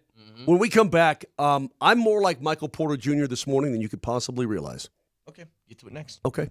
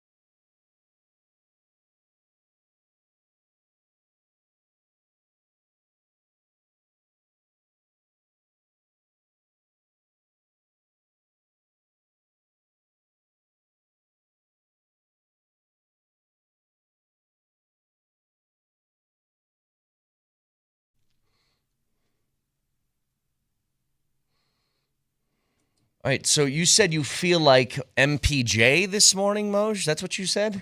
Mm-hmm. What does that mean? By the way, Alfonso, are you going to turn that camera on or I have to come back there and turn it on for you? I like to see your face, Jesse. You know, Jesse, he tries to hide. He has me do like the entire appetizer with just my face I know, on the screen. he's What in are you complete hiding darkness. from? What are you doing? What are you hiding from, Jesse? I'm working, Okay. but I'll keep my face up here. So, Saturday was a Moj day because my wife was busy with her friends all day and all night. So it was I mowed All day. and all night. also Yeah. So I saw you Saturday Yes. for the goodbye party. So I What goodbye party? There's a big Avs fan at the brewery we frequent, Launchpad. Yeah. That was moving to Washington. He's a huge Avs fan, and he wanted to meet Moj. So we brought the Moj over to him. And I saw Moj's 51 Chevy. Hey, Vic, I'm not a car guy. You know this about me. Very cool car, Moj. I think that thing is pretty damn neat. Thanks. It's for sale. Why are you selling everything? So I don't- Jeep. Now you're. Well, What's the going Jeep- on? Is there something you got to tell us, Moj? No. Yeah. You got some sort of The gambling Jeep. No, the Jeep. jet that. The What's Jeep. happening right now? The Jeep had blown head gasket. As Moj- we know, I don't want to get into it, but the fact of the matter is, I'm like, let's just Moj get rid likes of it. to bet on the ponies a little bit too much. You know what I mean? I wish. And the poor 51, it's beautiful, right? It is. It's become a garage queen, man. It needs to be driven more. It deserves to be on the A road. cool car, but you feel like MPJ. How much is something like that worth? I sold my. What I sell my Mustang for? 18. Yeah, something like whatever somebody will pay, Vic. I don't know. I really have no idea. You know how much I paid for that Mustang back in 1985? I bet you paid $1,200 bucks. Let's get this done right now. $2,600. Get this done right now. Me and the Moj right here. Boom. How's that look? Good. Why? I'm going to get your Chevy. Oh, $20. Yeah, whatever somebody will pay. You wouldn't know what to do with that thing. That's true. Freaking, trust me. It'd be like my So Mustang anyway, just I know breaking exactly down what all I the do. time. So anyway, so Vic, Go sell it. it's a Moj day. So I mow the lawn. I get all that stuff done. Then I go and I meet Brett and the lovely couple that's moving. Everybody's really cool. I got to go to the course. I got a game set up. Shout out to John and Peter Griffin. Yeah, that Peter Griffin. What's happening, Moj? Anyway, Did you lose money or make money? even. I got killed. Sorry about that. I got so the deal killed. is I told my wife, I said, okay, listen, Sunday, I'm going to get some stuff done. So woke up yesterday, cleaned every window in the house. That's weird. Tops and bottoms and the whole 9 yards. She did the ins. I did all the outs. But I can't raise my right arm above I can't lift it above here right now. Let's get going here. Well, that's it. That's That's it. it. Get That's it why you going. feel like Porter. I don't care about your little housework. That's it. I can't raise my arm above my head. I mean, above my That's your that story. hurts. That's my story, yeah. Because I'm washing windows all morning long, dude. Long time to get there. Long time. Well, you're the one who brought up the Chevy. Holy moly. I was totally fine not I even just said bringing it cool up. car. Oh, my God. Honestly, for those of you who are new to the show, stop listening. It's not worth your time. Hey, I got something. Just out of curiosity, if you know the answer, don't say it. But college sports is changing. We know that. It's been happening rapidly with the advent of NIL deals and the new transfer rules. It's just different. It's a different sport than what it was even 2 or 3 years ago. What have I been telling you, Brett? I've been saying hold on. the wild. It's the Wild West, and we haven't even seen. So I was actually curious because we kind of know the dollar amounts of Shadur and Travis Hunter. We're talking about two of the better, more notable college football players out there. And I wondered if you got like this big time basketball prospect, what would he make? And just your best guess. Cooper Flagg this last year at Duke made how much? I don't believe this. You don't? The reports are that he made $28 million. I don't believe it. I think it's. Why don't you believe it? I don't believe it. Why I don't you believe he it? made Why? $28 Why don't you million. believe it? Because I don't. I think it's far-fetched. Well, I don't think that the school paid him $28 million. That wasn't the report said the school paid him $6. The rest is off of endorsements. I don't believe that. What would you believe? $8 million. Okay, well, let's just do this. Let's live in a world where he did make $28 million. And let's say Vic believed it, and it turns out I showed Vic the papers, and it all checks out. He made $28 million. He's still not going to believe it. Okay, if that's the case, I would say to you, my retort would be, why the hell would he enter the NBA draft? Because if you're making money off endorsements, you got to keep those as you go to the league. You can keep money in endorsements at Duke. What's the difference? Well, What's his salary this year in the Assuming NBA? he's the number one overall pick, Yeah. it'll be somewhere in the ballpark, $12.5 to $13 million a year. Okay, so he's making half of what he just netted at Duke, according to this $28 million. No. If that report is correct, he made 6 at Duke, which means he would more than double that on top of other endorsements. Yeah, I don't believe it. Here's the thing, though. I think this could become a problem. And whether you think it's 28, Vic, whether it's 28 or it's $8 million, it doesn't matter. Like, he's still making a ton of money. Sure. I think that could breed a lot of jealousy in the league that you are joining with people who maybe missed out on opportunities to get that kind of money. Like, we know that guys got paid. You know, Zion didn't go to Duke for free. I think we can all safely assume that, right? Yeah. That he got something out of it. I bet you it wasn't $10 million for a year, though. Bet you it wasn't that. And I think there's a lot of guys that may be in the league right now that look at a guy like Cooper Flagg in much the same way that the WNBA kind of looked like Caitlin Clark who walked in. Yeah. Like, oh, you think you own this place? Yeah. Nikola watch this. Jokic wasn't making $28 million while playing at Mega in Serbia. So I think that could breed a lot of jealousy from some guys who maybe feel like they missed a golden opportunity to make a boatload They of could. cash. I mean, but there's always been jealousy in pro sports, always. Right? I mean, every pretty boy quarterback that gets drafted, you got a defensive end that wants to blow his head off. Yeah, but I still think it's different. That's a different thing. Maybe you're right. Maybe you're right. Either way, he'll adjust and he'll fit in and he'll become one of the guys. My question is with college sports, where are we going? Is there anybody who would argue that college basketball today is better than it was 5 years ago? What's your definition of better? Well, Vic, it's going to be all blue bloods from this point on. So what's your definition of better? I'm just curious, before we answer the question, what do you define as Okay, better? is it healthier? Healthier in what respect? Healthier financially or healthier? Well, I guess it depends on your perspective. Do you believe that it's better for the game to have Are you smaller having this? schools, How the about this, Moshe? opportunity Are you to- having the same amount of fun watching it? Okay, how about that? Yeah. How My about answer is the no. easiest way to gauge it? Popularity. Yeah. And? No. I would argue that the sport is not as popular today as it was Nope. even 10 years ago. And it's more expensive for them, which is crazy. Certainly is. It's like when a private equity firm goes and buys out like a small company, maybe a chain. Like I noticed this with somebody said they went to Subway the other day and it cost them $16 for a foot-long sandwich and a drink. Never would have happened back in the day, but they're owned by private equity now. And so the product's worse along with being more expensive, and it feels like that's what college sports are now. It just seems insane. Hey, you ever have ramen noodles at home? Of You know, course. it's like, all right, so how much do ramen noodles cost? Like one of those 50 packages? cents, a quarter, Yeah, 50 yeah. cents. So my wife says, we're going to go to this ramen place. I was like, oh, okay, fine. There we You know, go. like, you know how much our bill was for 2 people? $78. What? Yeah, the ramen can get expensive. How much booze did you eat? Nothing. Eat? I had a no drink day. I didn't drink, and that's the thing. I mean, wait. I said to her, "Wait a minute. Is this the same ramen that you could just get at the grocery store for like $1? And we just paid $78 for this ramen? Dude, I love Tastes top. the same. I make 2 top ramens at a time. Then you eat. Yeah, I don't care who you are. Top ramen's still good. It's it's But still good. $78?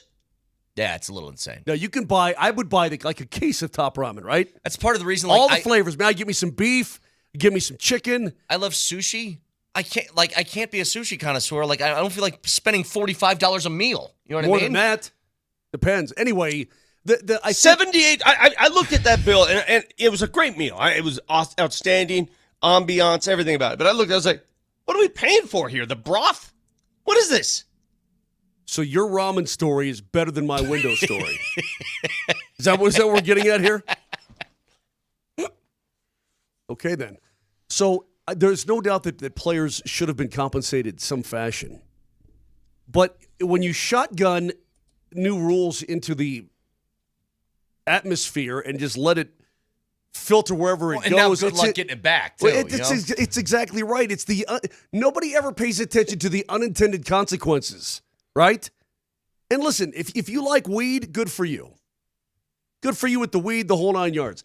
But when weed first started weeding out here in Colorado, man, things were crazy. Hey, you make money, but you can't put it in the bank, and drug people are moving in. And it's just, I mean, you had all these unintended consequences, and you're like, wow, I didn't see that coming. Well, I did. And people will say, the kids deserve to get some compensation, but I didn't see this coming. Well, I did.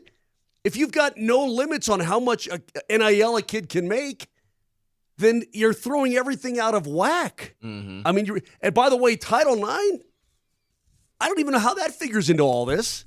Because if you're going to pay somebody, it's got to be equal amongst the sports. I don't know, man. Well, I told you guys, there's bizarre. That pitcher from Texas Tech in the Women's College World Series, she makes $1 million a year.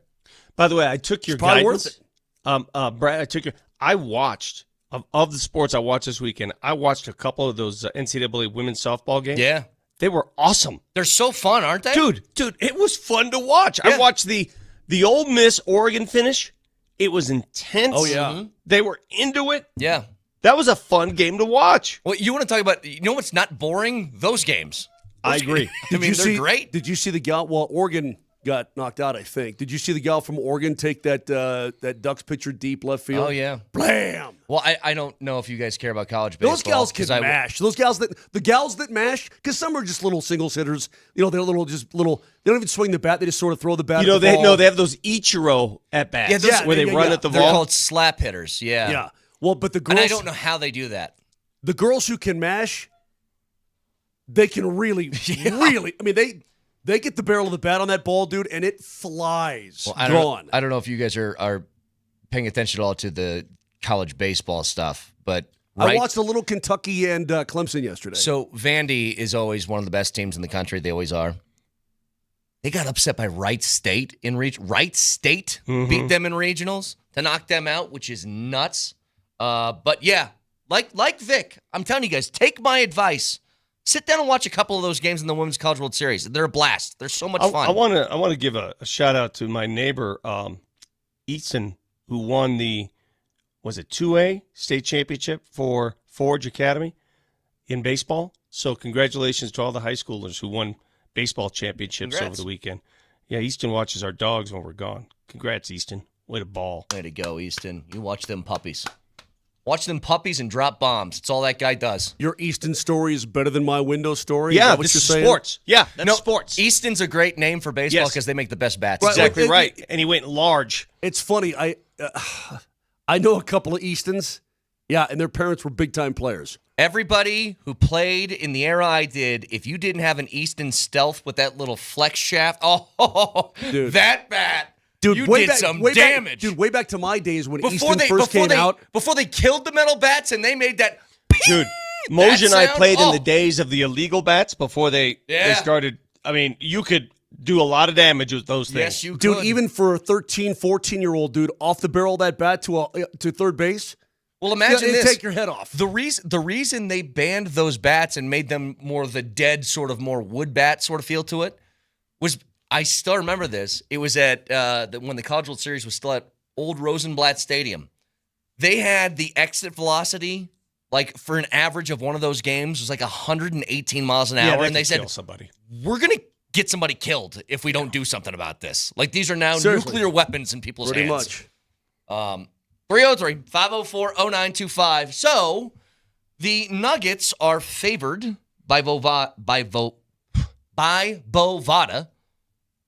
of a certain player that if he were to leave New Orleans, they think the Nuggets are the team to land him. We'll get to it next.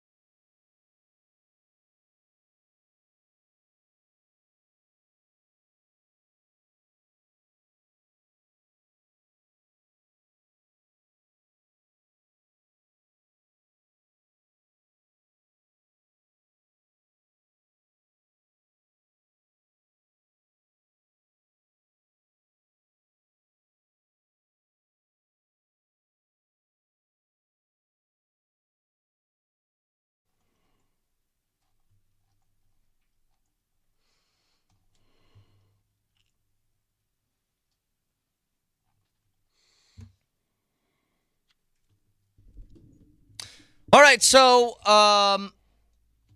the first report that I saw was from Shams, in which the New Orleans Pelicans have said no one on their roster is, quote, untouchable. That everybody is open for available business and negotiations. Ooh. All those teams that are beating down the door for Kelly Olynyk are probably thrilled to hear that. He'd actually be a great backup. New Orleans has a lot of players I would take immediately on this team. Right now. I don't know about Kelly And Olynyk. I think Zion's like the least I of can't them. do his hair. I'm sorry. I would take Kelly Olynyk as a backup big right now. 100%. I would take him as a replacement for you. Well, I'll take the small forward as a replacement for you. Well, the big names that people are talking about is, first of all, a guy like Trey Murphy. 6'8", big, lanky, athletic, wing player. Averaged 21 and 5 last season. That's one of the names that has been tied to the Nuggets, along with Herb Jones, who I also would love to have on this roster as a defending wing. Lockdown dude, yes. I would take either of them. But to do that, you have to break up your starting five, which means Porter or somebody's going to have to go. Which I'd be down with if they could make that work. Well, ask yourself why. Why would they do that? Um, Why would they? Let me ask you. Why would New Orleans trade Trey Murphy for Michael Porter Jr.? Because that's exactly the deal that you're looking at right now. Right. I don't know.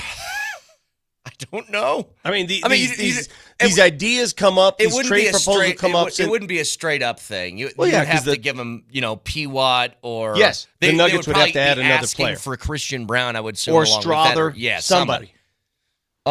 That's why, because you can't attach picks to it, which would be the reason they do that. Maybe they do that like, we're starting over, give us some picks. We'll take this guy with 2 years left on his deal, but you can't attach picks. So The Nuggets could not take more money back, and Right. The cap hit for a guy like Trey Murphy's $25 million next year. how long is his contract, by the way? He's Murphy. still a young player. He's only, 20? His contract gotta be in his early expires in 20s 2029. He's got 4 more years left on his perfect. deal. So how old is he, Vic? He's 25 years old. Okay, there you go. Yeah, I don't know. I don't know what the reasoning would be on their part. Like, here's the hard thing. I don't know what people feel about Porter. I don't know what he is to other GMs across the league. Everybody's worried about the physical thing, and I get that. Like, his back is going to pose an issue for some people, the drop foot, all that different stuff. Now, in his defense, he's played like every game over the last 3 years. So it's not like that's cropped up recently as far as injury stuff. But just as far as the player, who do you think they would comp Porter to in the league? Who do you think is a peer of his that you would say Porter is this guy? Well, he's Wow. 6'10", and he shoots 40% from three. There aren't many people that do There that. aren't. Pretty. We were talking about it the other And so day. you put it that way, Vic, and it's like, wow, that sounds like pretty appealing. Yeah, and but it he's doesn't also- feel like it matches that. He's also physically deteriorated since he came into the league. But Even though Moshe's he's had his surgeries and been like- whatnot. it's been stronger than ever the last 3 years. Understood, but I mean, I think the more mileage you get on, maybe if you're an opposition GM, you're a little bit leary of that. I don't know where these trades come up. That to me is, I'm telling you, that's a ludicrous proposal. Why would Spit it out. you always have to ask, why would the other side do it? That's exactly right. The most attractive part about MPJ, maybe, is that if you're a team that's in the Pelicans situation, I don't know. No, you only you have- know where you've got MPJ would go. You've got 2 years left on it, Vic, and then you can get out from underneath it if you want to. That would be the only idea. MPJ would go to a team that needs a missing piece. They need that missing piece, that shooter, that sharpshooter, not to a team that's blowing it up and starting it over. Yeah. That's my opinion. No, that makes way more sense. Way more. Because the reason they would do a trade like that is if they saw him as a building block to their future, which is, I think, a tough sell with Porter right now. Especially with a deal that's expiring in a couple years. Again, remember what Jake Coyne told us, and he had all the research to support it. The time, if you're going to trade Michael Porter Jr., you want to do it next year when he has a year left on an expiring contract and it would be worth a lot more and easier to deal. You don't want to do it now. You wouldn't get as much return.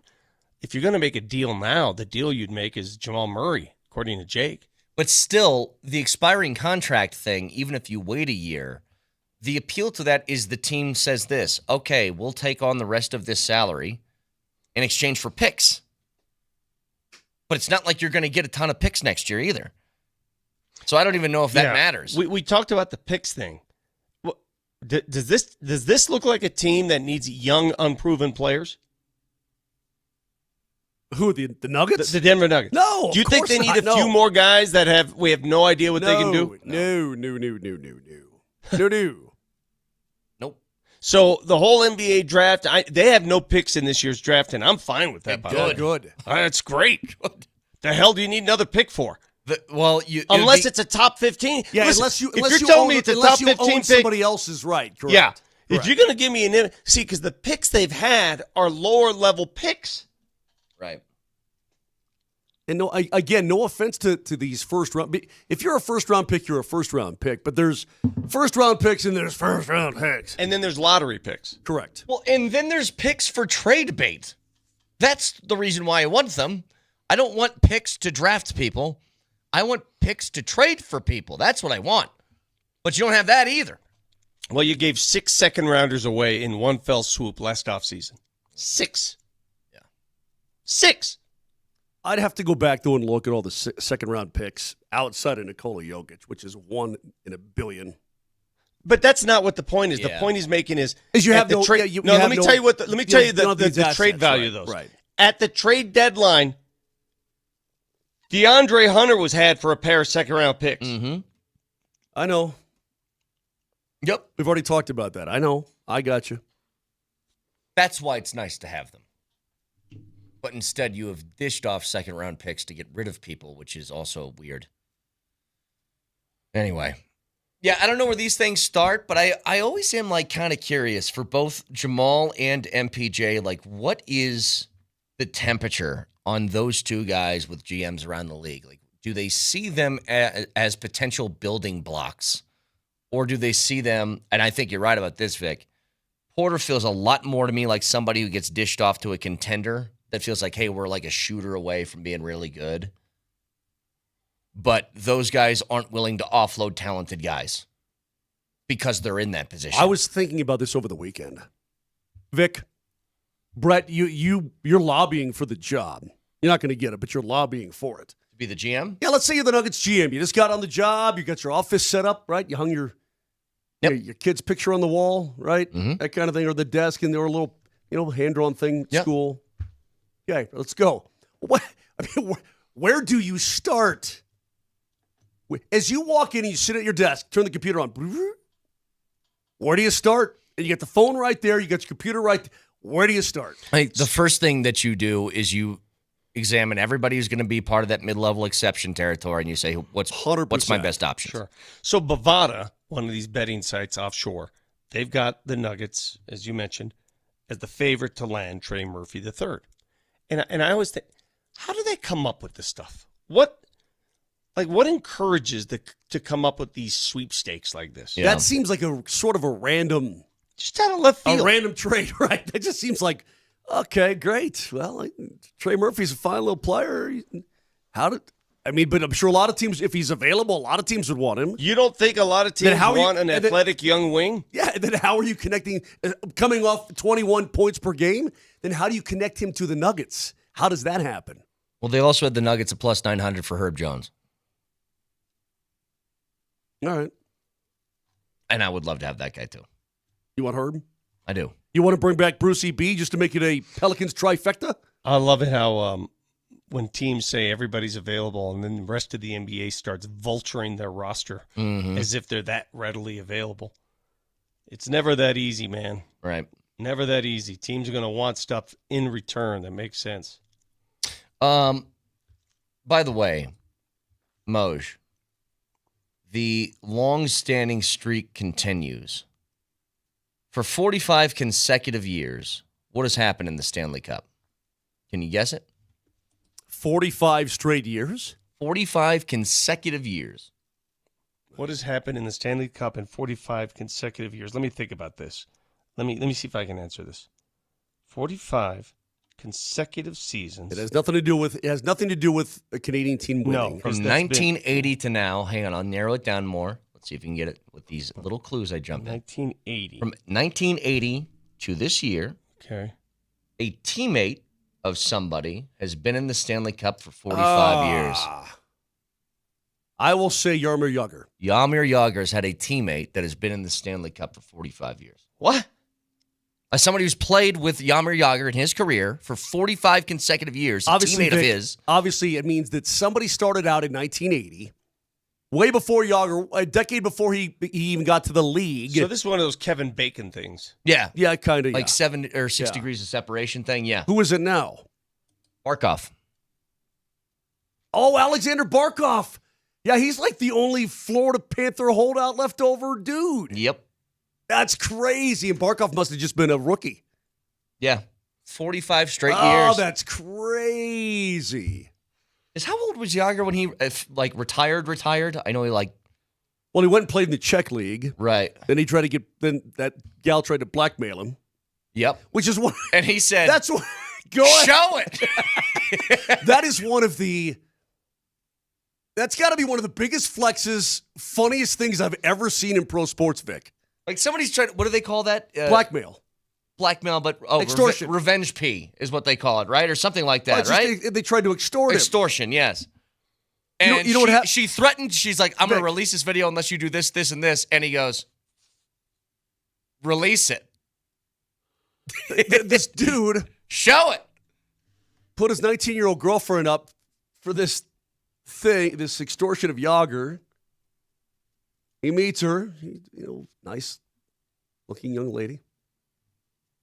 And then she, next day he's taking pictures of them in bed together and whatnot. She's like, hey, I need some bread or I'm going to send these pictures out. Uh-huh. And he says, good. Go ahead. My wife does that every week. He says, I'm a single guy. I couldn't care less. Go ahead. And he seems to be proud of himself. Unbelievable. Make my day.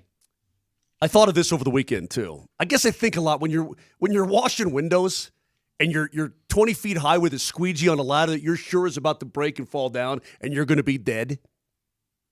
You up there squeegeeing, right? Actually shocked you aren't more hurt. Thanks. You think about things.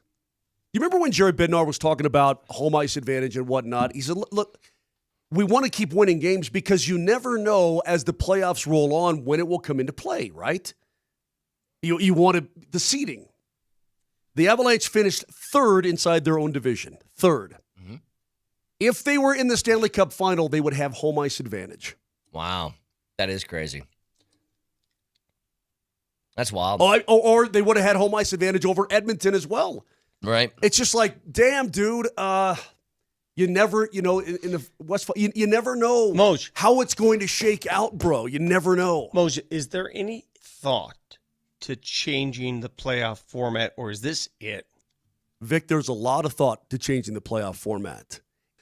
There has been scuttlebutt amongst GMs and amongst teams and a blah. And you go here. Ready? Here's you. Who is it? Hey, Commissioner, it's all the GMs in the league want to talk to you a little bit. About what? The playoff format. Go to hell! Yeah. I mean, Gary Bettman simply, he will not budge off it. He loves it, and his vote is the only vote that matters. There's a quote from Peyton from over the weekend, Sean Payton, that to me makes no sense, and I want to get your reaction to it next.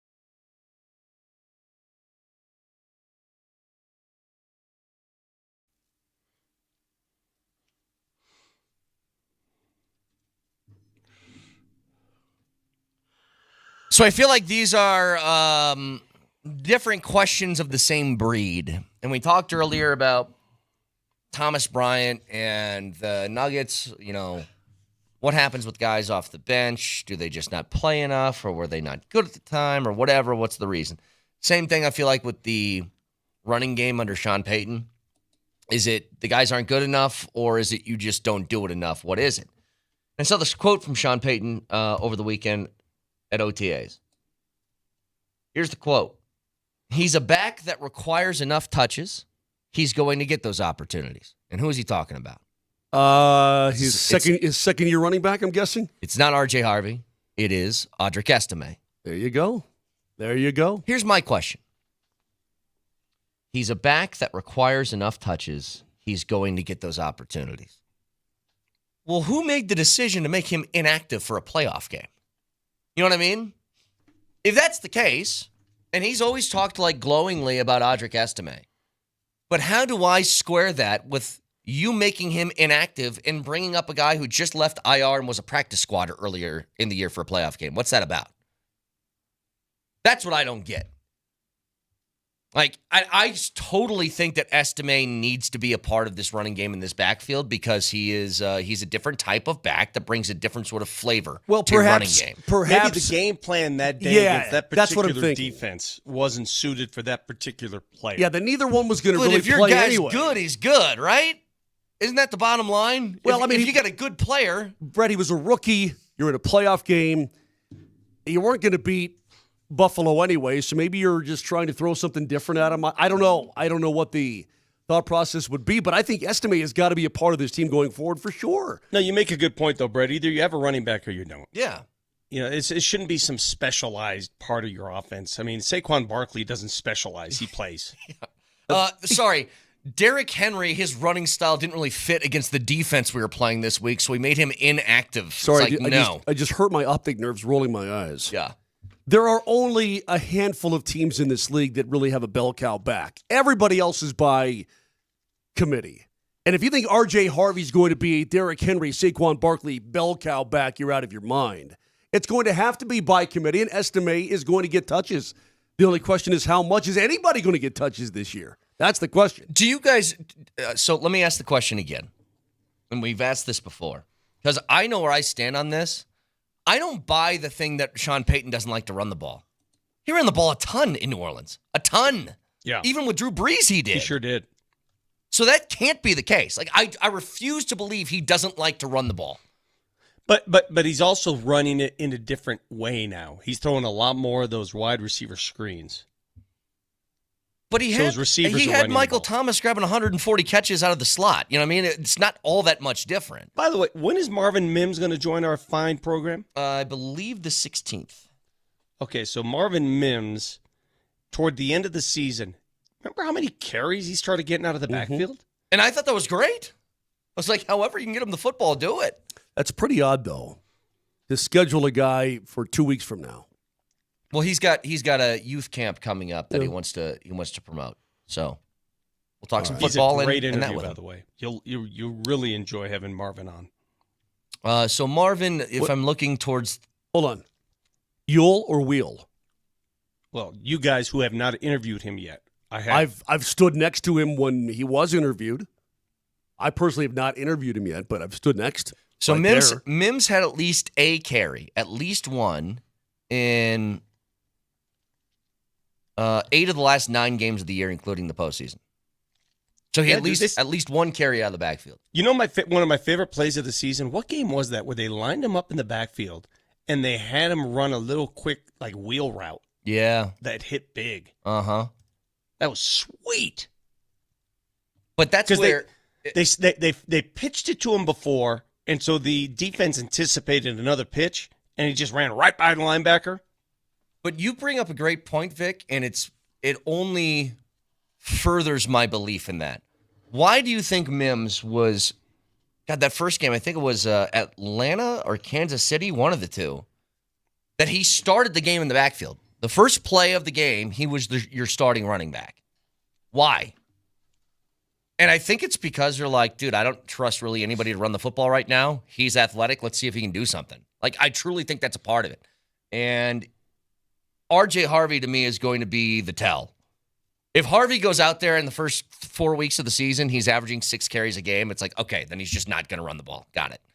But if they're invested in him like I think they are, then that should be changing a lot this year. And I think it's necessary to stave off a couple of different things, mostly being I don't want Bo Nix throwing the ball 35 times a game again because I think that's how you can hit that year 2 wall. Well, it's going to answer a chicken or egg quandary. Yeah. Was the Broncos run blocking bad because they didn't run enough, or was it bad because it was bad?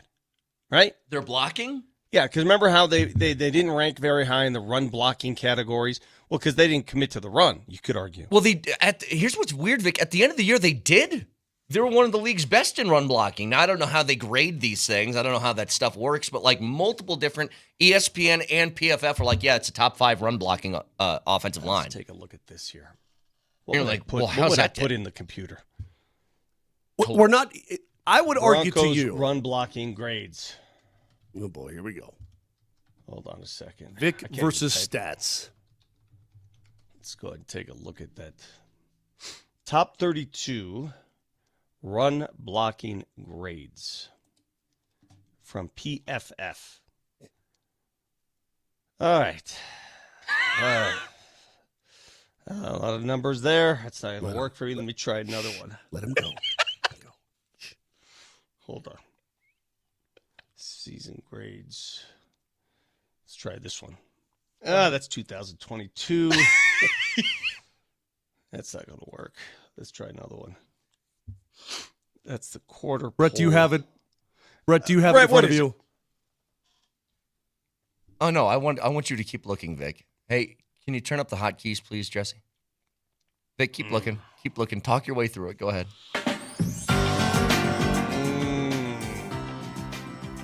Let me put in the year 2024. Maybe that'll help.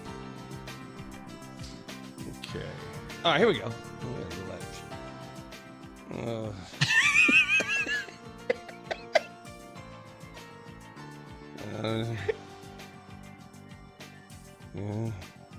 How you doing over there? Hold on. I'm holding. It doesn't. There's too many numbers here. I can't make sense of all this. Ow, ow, ow. Your shoulder hurts from laughing? I'm trying to wipe my eyes with my right arm and like, ow, ow, ow. I got to read this whole article. There's a long article. I can't just give you an answer. Dude, you are the worst at stats ever, man. You've killed this show at least 50 times in the last 6 years. Oh, here we go. Okay, here we go. Offensive line rankings. Their overall win rate is 5th in the league, by the way. That's what I'm saying from last year. In what? In running? That's just overall, not just running. What's running? Well, you had enough time to look for it. Oh, here we go. I got it. Yes! Offensive line pass block win rate rankings. Overall, number 1 in the league was the Denver Broncos at 76%. Pass block. In run block, they were number 5. So how in the hell are they not running the ball more? I don't know. I told you they were number 5. Don't know. God, I'm so proud of myself. You see, Brett told you that. I told you that challenged 5 him. But I found it. I found it on my own. I told you that 5 minutes ago that they exited the season in like the top 5. And you said, I don't believe you. I'm going to look it up myself. And then we've just killed people for the last 5 minutes. How do the Eagles have a worse run block rate than the Broncos? Because they have a better running back. Yeah. Because he could blow guys up on his own. Yeah, when Saquon Barkley is reverse jumping, hurdling people, it's not a lot of blocking that goes into that. There's a lot of athleticism from the running back that goes into that. The whole offensive line is down on the ground, but he's running wide and leaping over guys backwards and then picking up another 7. I'm not a big fan of these numbers. Okay. You know what my favorite part of when Vic searches for things, though? It's when his voice gets really soft and quiet. He's going, that's not the one I was looking for. Because he's thinking. He's thinking. He's just doing the thinking thing. Because I'm not quick to just spit out stuff unless I know it's fact. I knew it was a fact. I didn't have it in front of me. I remember it from last year, though. They finished top 5. I told you. We're not even going to know. Why don't you trust me? I know exactly. Brett, we're going to get to training camp. We're still not going to know. We're going to get to the preseason. You won't know we're until still the not season going to starts. go. Yeah.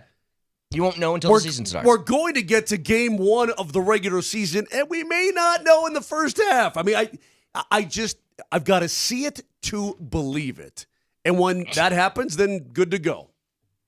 Texture says, this sounds like my dad searching for an email with a meme he wants to show me. It does. Oh, you got to see this. You got to see this, buddy. This is great. Yeah.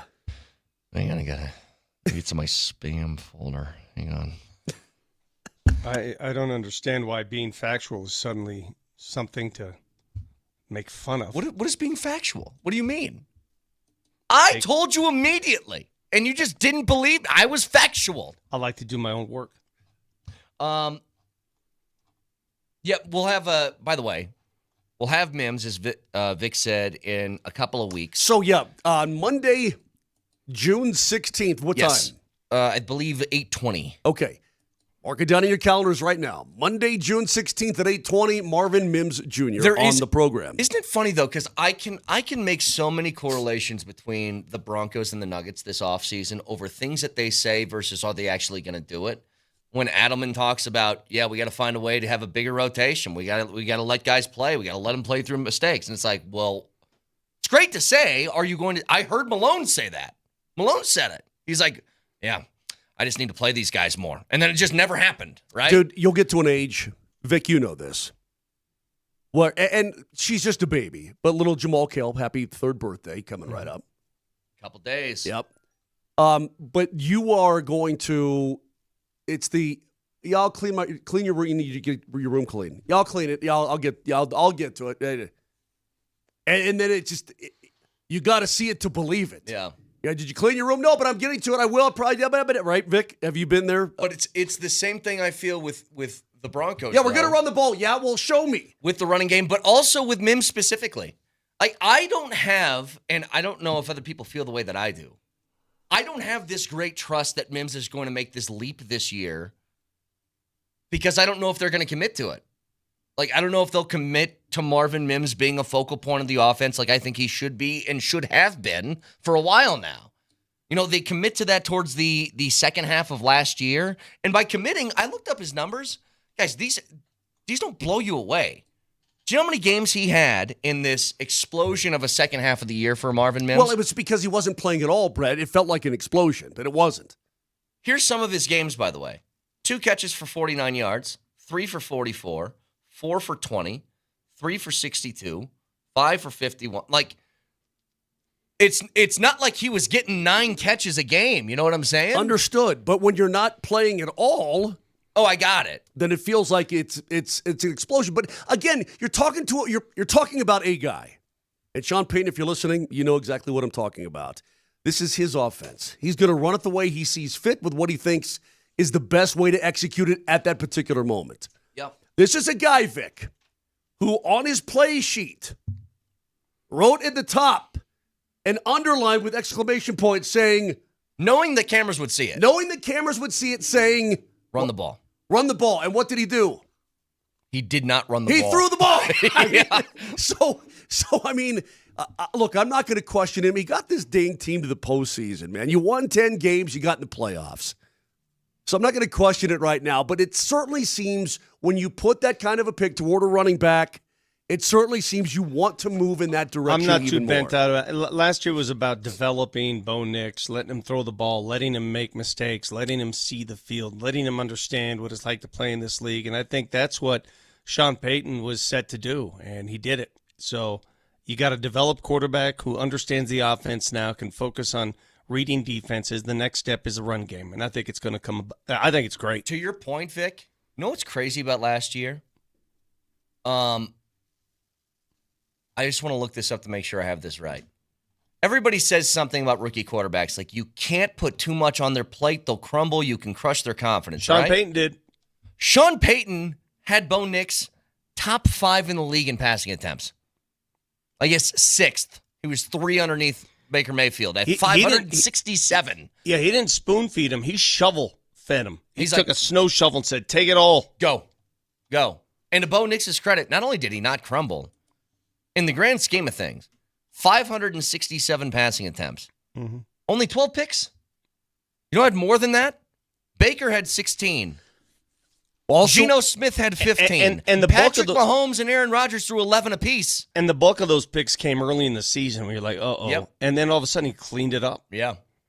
To his credit, he was thrown in a really tough situation where it's like, hey, you just got here, but you're the offense, and there's no help coming. Go figure it out. yeah, but at the same time, when you have an offensive line that can pass block that well, why not exploit it? Get the kid up to speed quickly. I think it worked out the way it should work out. Yeah. No problem. No problem at all. 303-504-0925. You can listen to us anywhere, by the way, on the Altitude Sports Radio app. It is powered by the Will Height Law Firm. Injury lawyers, go to willheightwins.com. That's willheightwins.com. Cantor, hang on a second here. Here's what I do when I'm trying to find something. What do I do? Yeah, you sing a song. That's not it. And dude goes, that's not. That's numbers. That's from 2021. That's from the last decade. You guys done yet? Or? It's not done. I can't find it. Wait, hold on. Oh, here it is. Oh, here it is. Wait. No. Oh, it's really funny. It's from cartoonnetwork.com. That's not right. Go ahead, Jesse.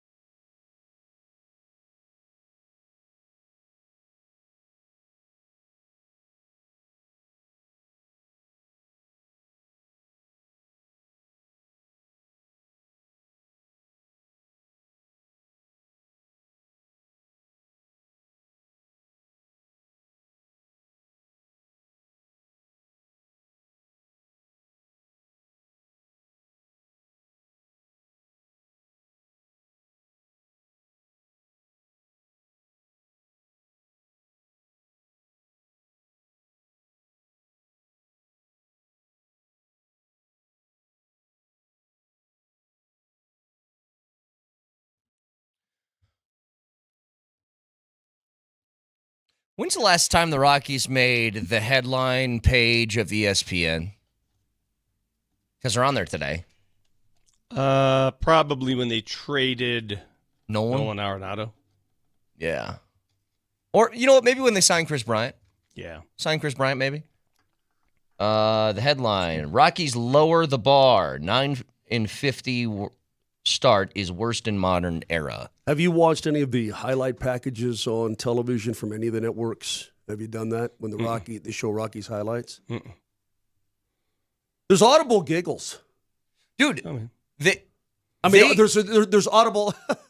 They're now 9-46. How often does this That's happen, 4 games ago. especially in baseball or a sport that gets played a lot, like hockey, basketball, like long seasons with a bunch of games? Yeah. But whenever they show the highlight of your team, it's never about the other team winning. Mm-hmm. It's now just to crack jokes on you. Yeah. Right? That's all it So is. I was thinking about this. It's too good a sports town. We live in one of the greatest sports markets in the United States of America. We're top 5. Sure. Sports markets. Yep. We really are. Have to be. And it's demeaning and disappointing, depressing, disgusting, whatever word you want to use, to have one of your teams just fall off the face of the map. Easy, Jesse. We're That not too. done yet. I'm trying to think. He's like this segment's going nowhere already. You might as well play for the Rocks. So this season, just the record 9-50, it's almost cartoonish, right? It's stupid. It's historic. I'm trying to think of cartoonish figures. The year that the Nuggets won 11 games, 11 and That 71. was ridiculous, yeah. Cartoonish. Yeah. I mean, they were made fun of just like the Rockies. I mean, they had to call in reinforcements. They had to call in Corey Alexander to right the ship. All right? When the Avs netted 48 points, cartoonish, right, Mose, you describe it. It's painful. But their winning percentages, like, even in that season, was like quadruple where the Rockies are at, or triple where the Rockies are at right now. Yeah. I mean, that's how bad it really is. What is the winning percentage of 153. The Denver Broncos, that 9-year run where quarterback and coaches carousels, no playoffs. Yeah, but they weren't, Vic, they weren't a joke. They weren't this They were bad. never a joke. Yeah, they were not this bad. And they were bad, but they weren't a Not joke. like this. Yeah. They were never like this. The Cleveland Browns were a joke. When they're winning one game and, 1 out of 32. the Lions were a joke. The Lions were a joke. Like literally a joke. Like there's still a highlight they play all the time where Dan Orlovsky runs out the back of the end zone. Yeah. Like that's still a highlight from that Yeah. season. Or low light, whatever. So that's where we are. And I don't know what the answer is, and I don't know what people are trying to accomplish here. Because national broadcasts make fun of the Rockies, because national pundits write these stories, I'm not sure. That doesn't really accomplish anything. What do you think's going to happen? What is your goal here? Here's what he said to start the season. Or to start the show, sorry. To start the show, I remember all the people talking about boycott Coors Field, don't give Monfort your money, blah, blah, blah. And I always thought that was just a fool's errand, that it was never going to accomplish what you wanted. People are always going to go to the games. I don't care what They're anybody always going to says. get 20-some thousand people. Like, look, guys, let me look this up real quick. If you had to make a guess as I'm looking this up, where do you think the Rockies rank in attendance this year? Middle of the pack somewhere. I'd say they're I would say they're probably 18th, 20th. No. I would say we talked about this last week. 13th, 14th. Yeah, they're right there. They're probably 16. Yeah, they're right there. Yeah, there They you get go. 27,500 a game. It's never going to work. And I'm telling you, guys, if 9-50 still nets you middle of the pack of attendance, you're never going to accomplish whatever that goal is that you set out. So that was never going to be an option. Here's the only thing that I think can work. You are so bad that you are being made fun of every day, not just by your own, by everyone, by national shows. So what's that going to accomplish? Again, if you have a point of personal pride at all within your product, and I think that Monfort does, I don't buy that he just doesn't care and it's just somewhere where he can cash a couple checks. I don't believe that. you have to be able to reevaluate all of your thinking towards how do I do successful baseball. Like, I really think that has to happen. But see, I believe he can and he has done successful baseball. I showed you just 7 years ago, they finished one game back of the Dodgers, second place in the National League West. They're 91-72. His easy counter is, yeah, we've done it before. Vic, give me that year one more time. 7 years ago. It's a long time. So 2018. It's a long time. It's not as if they've never done successful baseball because they did it. Yeah. And they did it for what? How many years running did they make the playoffs? 3? What was that? That sounds right. Let me go. Okay, so here's your lineup. To say, here's your lineup. You tell me if this even remotely resembles what you get today. Your starting catcher was who? Chris Iannetta. First base, Ian Desmond. Second base, DJ LeMahieu. Shortstop, Trevor Story. Third base, Nolan Arenado. They had Parra in left field some of the time. Underrated player, by the way. Blackman in center and Cargo in right. Okay, so those are just guys on the diamond. Your pitchers, Freeland, Marquez, Gray, Anderson, Senza, Bettis. I mean, Hoffman, all these names that you do know. I mean, you try to compare that roster to the roster, that's a 91-win roster. And compare it to what you have now? I mean, the difference is night and day. Night and day. It's not even funny. In fact, looking at that roster pisses me off. Excuse my language. Yeah, but wasn't this the game plan that we all touted, though? Hey, get so bad, play all your youngsters, just get through it. You're going to suck. You're going to rebuild. Just deal with it. Wasn't this what we all touted? Isn't this what we pushed? Yeah. Garrett Hampson was on that team. Listen, aren't we being a bit – we're talking out of both sides of our mouth now. We're being very hypocritical. Because we all on this show said, if you're going to go young, strip it down. Strip it down to the nuts and bolts. Let's go. Well, you've done That's that. what they did. Nuts and bolts. You stripped it down. You took the keel off the boat. Strip it down to the studs. It's been stripped down to there ain't no studs. Well, this is what they did. I guess how much more can you strip it down? I'm in amazement of. Well, first of all, they're playing a couple of guys like your Farmers and Martinis and guys like that who have since been sent down. But they played a lot of them early in the year. They're in their mid-30s. I don't know what that was accomplishing. But I'm just shocked that you can't find any sort of reinforcement here. But you can't do that. Like, you got nothing to point to. I'm looking at some of these numbers. You know what actually blew me away when you read that roster, Moj, is that the pitching staff is largely the same. Kind of the same. Can you go through the current roster? Because I'm going to make an admission. Well, I mean, what form of the current roster? There's been a lot of changes lately. Like DMac was watching. He was doing a watch-along yesterday. Yeah. He's done it. I might hang with him on a couple of those 8th innings. Good for you. You guys got a lot going on in your lives. Holy crap. You're the one who fell asleep on the couch yesterday, for God's sake, so don't act like you're actually curing cancer. I can't remember the last time I watched more than an inning or two of a Rockies baseball game. Their catcher's Goodman. Their first baseman is now, they sent Tolia down, so I assume it's Farmer. I assume. They got Estrada back that Bill Schmidt thought was a huge missing piece for the team, so we'll see how that goes at second. McMahon's at third, Tovar's at short, Doyle's in center. Beck is either playing the outfield or DHing. And then they brought Sam Hilliard back. Can't quit that guy. Sam Hilliard's back again. You know what really killed the Rockies, too, financially speaking? When they lost their RSN, it hurt them more than it hurt most teams. And I know we're going to go behind the curtain here a little bit of how this works, but it did. I don't think folks, people you don't want to hear that. this. I know it's TV talk money and all that stuff, but when they lost the rights to, what was it, Root Sports? Its last iteration, Root Sports. When they lost AT&T. That's about $75 million annually. That took care of a lot of roster spots, a lot of loose ends. I don't even know what the number is, but I guarantee it's 1/4 that, if anything. Well, it's owned by baseball. It's Major League Baseball that does it.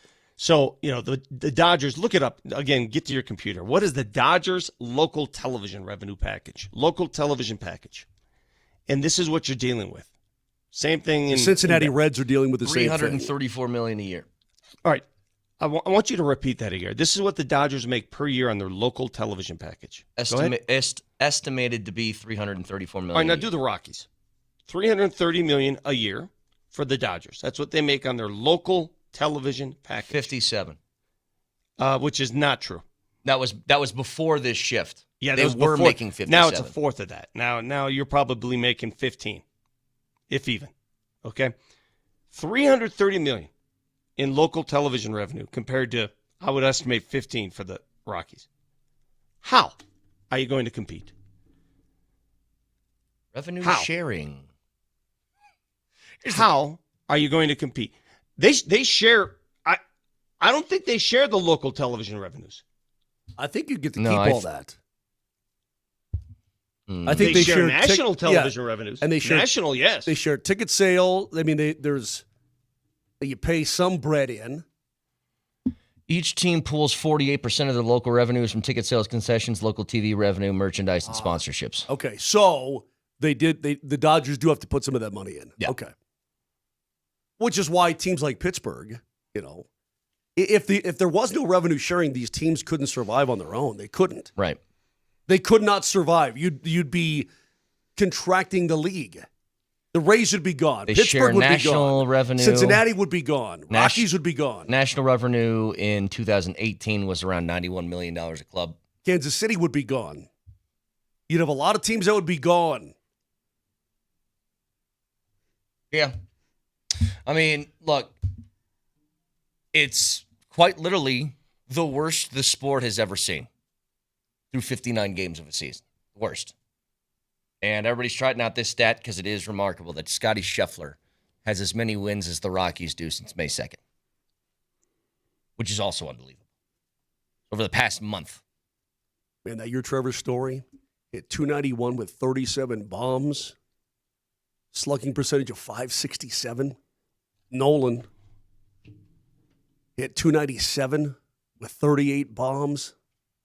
Slugging percentage .561. I mean, these are tasty. Hey, Brett. Yeah, it was really good. Them's are tasty numbers right there. It's really good. Mm-hmm. Tasty. Yeah. 303. Charlie Blackmon hit almost 300 with 31 but 29 dongs. Yeah, they were good. They had good players. When you have good players, you're typically a good team. They're looking for that again. All right, back after this.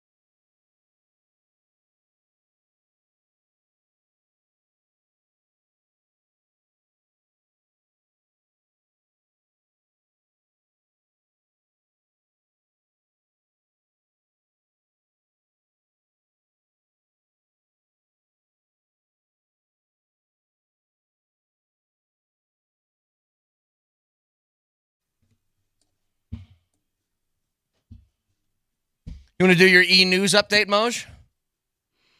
Time for some e-news. What's the guy who played Slater? What's his name? The guy who's Mario Lopez. Mario Cristobal. He's always on my TV at every hotel we travel to in the league, right? I would Hey, love. it's Mario Lopez with your Hollywood update or whatever. I would love to see Saved by the Bell with Mario Cristobal playing AC Slater. I think that'd be great. No, but Josh Allen got married over the weekend. I can only hope that the married life will. Oh, what a cute couple! Yeah, he Him married and that Haley Haley Steinfeld. What famous movie launched her career? I don't know. Pitch Perfect 2 or 3? I don't. I don't. Couldn't care. Wait, she wasn't famous before that? That's when I noticed her. That's when her career launched in my eyes. That's what you're saying. Okay, great. Anyway, the point is that good for them. Hope they have a long, happy life. It's great. I just saw her in a movie, though, a couple weeks ago. My wife and I went to the theater to see it. Okay, here's what's funny, Moj. Me and my wife went to see the same movie in theaters. I have not gone to the theaters in about 5 years. I forgot how wonderful that experience is. Especially with the big cushy chairs and all I that. loved going to the theater. Get a big bag of popcorn. Yep. They sell a couple of beers in there now. Got yourself a couple of beers. Couple pops. It was a great time. What movie did you guys go see? It's called Sinners. The movie that she's in. Now, you can't give too much away. Okay. It stars Michael B. Jordan. Yes. By the way, he's really good. Yeah. You see, you didn't like it. It's not that I loved didn't it. like it. I went to see that because everybody was like, this is like one of the best movies that's been made in years. And I was like, you know what? If a movie's Hold that on. good, I want to see it with the full theater experience. Did not have the same feeling. I thought the movie was fine. No, but the music was unbelievable. The music was unbelievable. The cinematography was unbelievable. The prop master came up with all those props from like 1932. That was killer. I thought Michael B. Jordan was great. Anyway, Vicky plays twins. These twin gangster brothers set back in Louisiana in like 1932. I thought it was flipping awesome. When's the last time she's in it? She plays this gal Mary. She was great. When's the last time you've been to a theater, Vic? Do you remember? That's funny. A friend of mine watches movies on a weekly basis, and he asked me to go see Mission Impossible. And I said, "You kidding me?" I just went and saw that as well with my wife over the weekend. Yeah, I ain't got time. When's the last time you've been to a theater? Honest to God, I went to go see for the arts festival downtown. I went to go see a movie, so that was about 6 months ago. About 6 months, yeah. I went to see Cabrini, the movie Cabrini. Did you guys watch the movie you guys were in? I did, yeah. Did you, Vic? I never watched it. How'd that turn out? It was okay. Here's part of the problem, though. You were in it. That was part. No. They Problem is we actually guest starred in a movie. That was a problem. Our best stuff was left on the cutting room floor. Oh God. We played baseball announcers. No, and listen. Moser is saying the movie was all right. If they didn't cut out most of our stuff, it would have been great. So when Vic and I filmed this movie, we filmed for quite a while. Took all day. Yeah, we filmed for quite a while. And the director, they have the jib camera that rides up right in front of you into the booth. It's pretty cool. The director, because COVID hit when they're putting the movie together and all that kind of thing. Remember that, Vic? And then so it delayed the delayed. What's the name of that movie? Still pitching. Yeah. It delayed the shooting more scenes and all. The production was delayed. The director ended up passing away. Really? During COVID. Wow. Yeah, and so they had. But the director guy, the guy who was actually, he's like, yeah, more. Remember that, Vic? He's like, let's do this scene again. And give me more. Like, he was loving what we were doing. I'm not even kidding you. Vic, would you agree with that? I thought we put on a show. I do too. I thought we were this was gonna be our calling. So hang on. Just so I have this correct. How long did you think your scene was going to be when you guys were filming? We thought we were going to be at least 45 minutes of the movie. At least. So honestly, was it like a cut, like a minute, 2 minutes of the movie was going to be you guys? Not even that. No, but we had some good stuff going on. We're like a little ham and egg on the call of this baseball from baseball. I don't know a game ton from the 1970s. I don't know a ton about movies. I don't know a ton. Okay, I've never been on set before. None of that. Here's my best guess, though. if you guys were going to have a short role in this movie and you said it took all day and the director says, yeah, do it again. No, I don't think that means you're crushing it. No, he was excited. Like, he was laughing and whatnot. He's like, yeah, let's Maybe do he's more of laughing that. about how bad it was. He's like, you don't know. No, he'd be like, keep going. You guys keep going. Remember that, Vic? Can I be honest with you, Brett? Uh-huh. See, Moser is of the he has this affliction that people think they care about what he has to say. And I know exactly what was happening. They were sort of egging us on because we were bad, and Moser keeps thinking, oh, they must love us. In the back of my mind, I'm like, these guys think we're fools. No. That's what I would assume. If a director, you guys nailed it.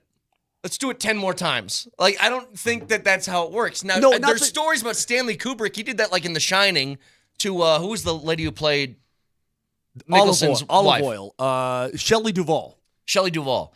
He had her do a scene about 150 times because he wanted to break her on camera. Like, he wanted to see a broken woman in front of him. I was like, that's pretty intense, dude. But I don't think that's happening with you two. No, but you had to have been there. And Shem was right behind us. Shem had some scenes as well.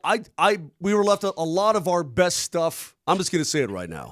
You disagree with the director? A lot of decision. No, the director passed away. That's I why want I'm our telling you. Somebody directed the movie after he passed away. Right, but they probably weren't as amused as what we were doing because they left all our best stuff on the cutting room floor. I want the cutting room floor stuff for my archives. I do too. So do I, actually. I want to see this.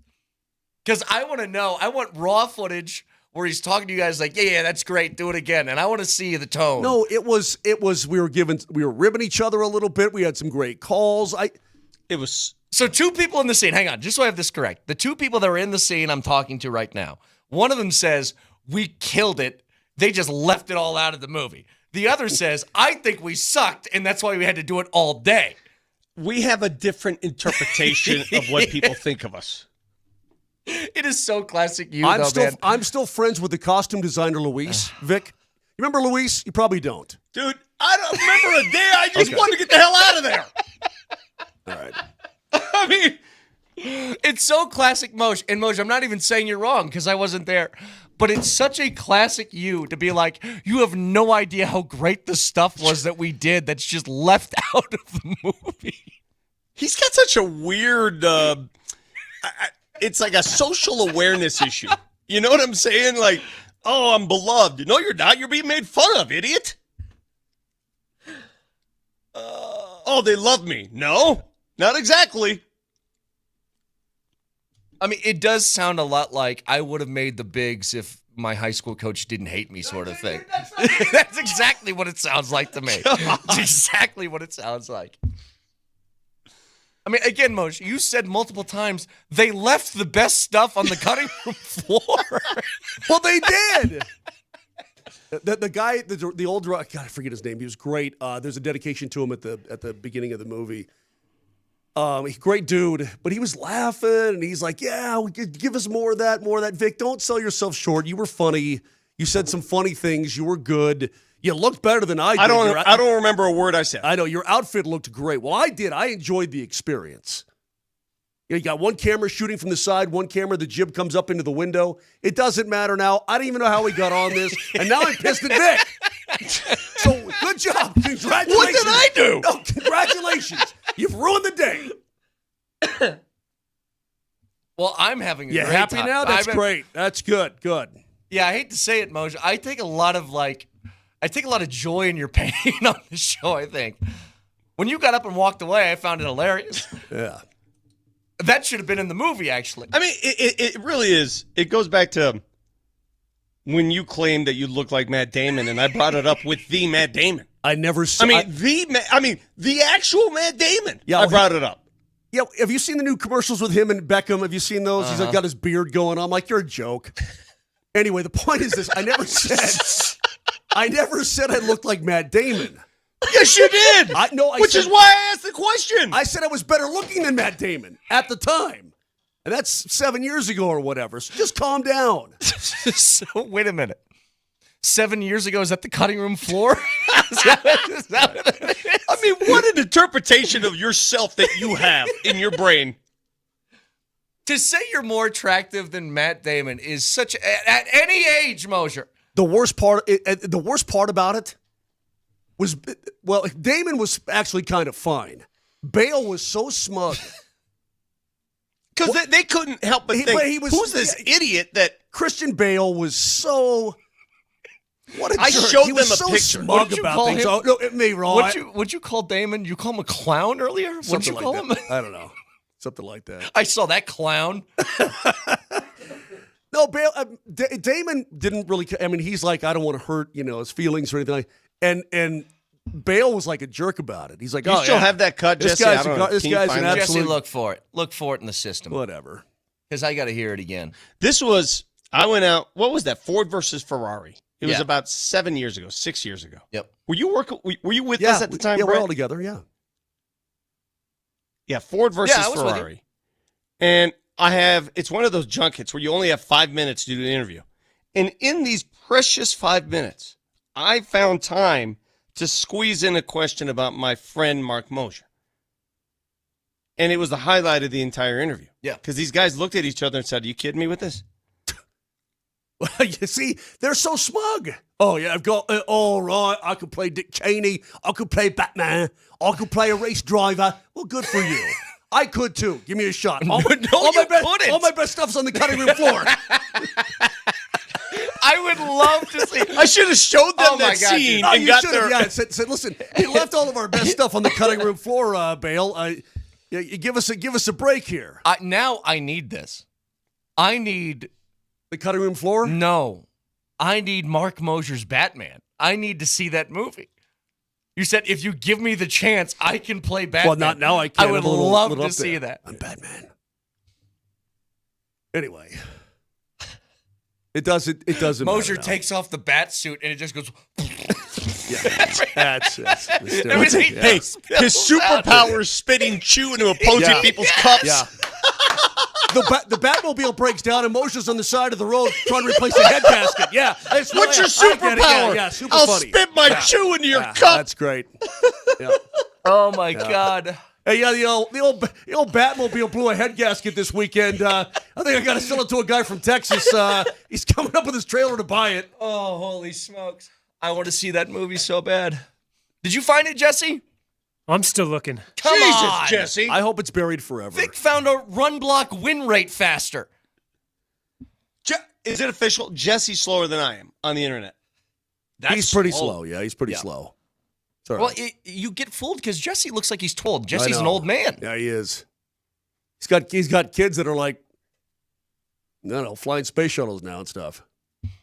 Texture says, Moser, the next morning shows up in the Bat Cave with a pizza that he left in the Batmobile from the night before. That looks pretty good. Yeah. Yeah, we were just talking about that. Would you eat leftover pizza, Colt? I do it all the time. I do too. I eat cold pizza, but it's pizza I put in the fridge. Well, it was that I wintertime. leave out. It was car. in my Yeah. truck, and it was wintertime. It was fine. Wintertime. Everybody's saying, everybody's passing by 7-Eleven's like, that Batmobile's back there again.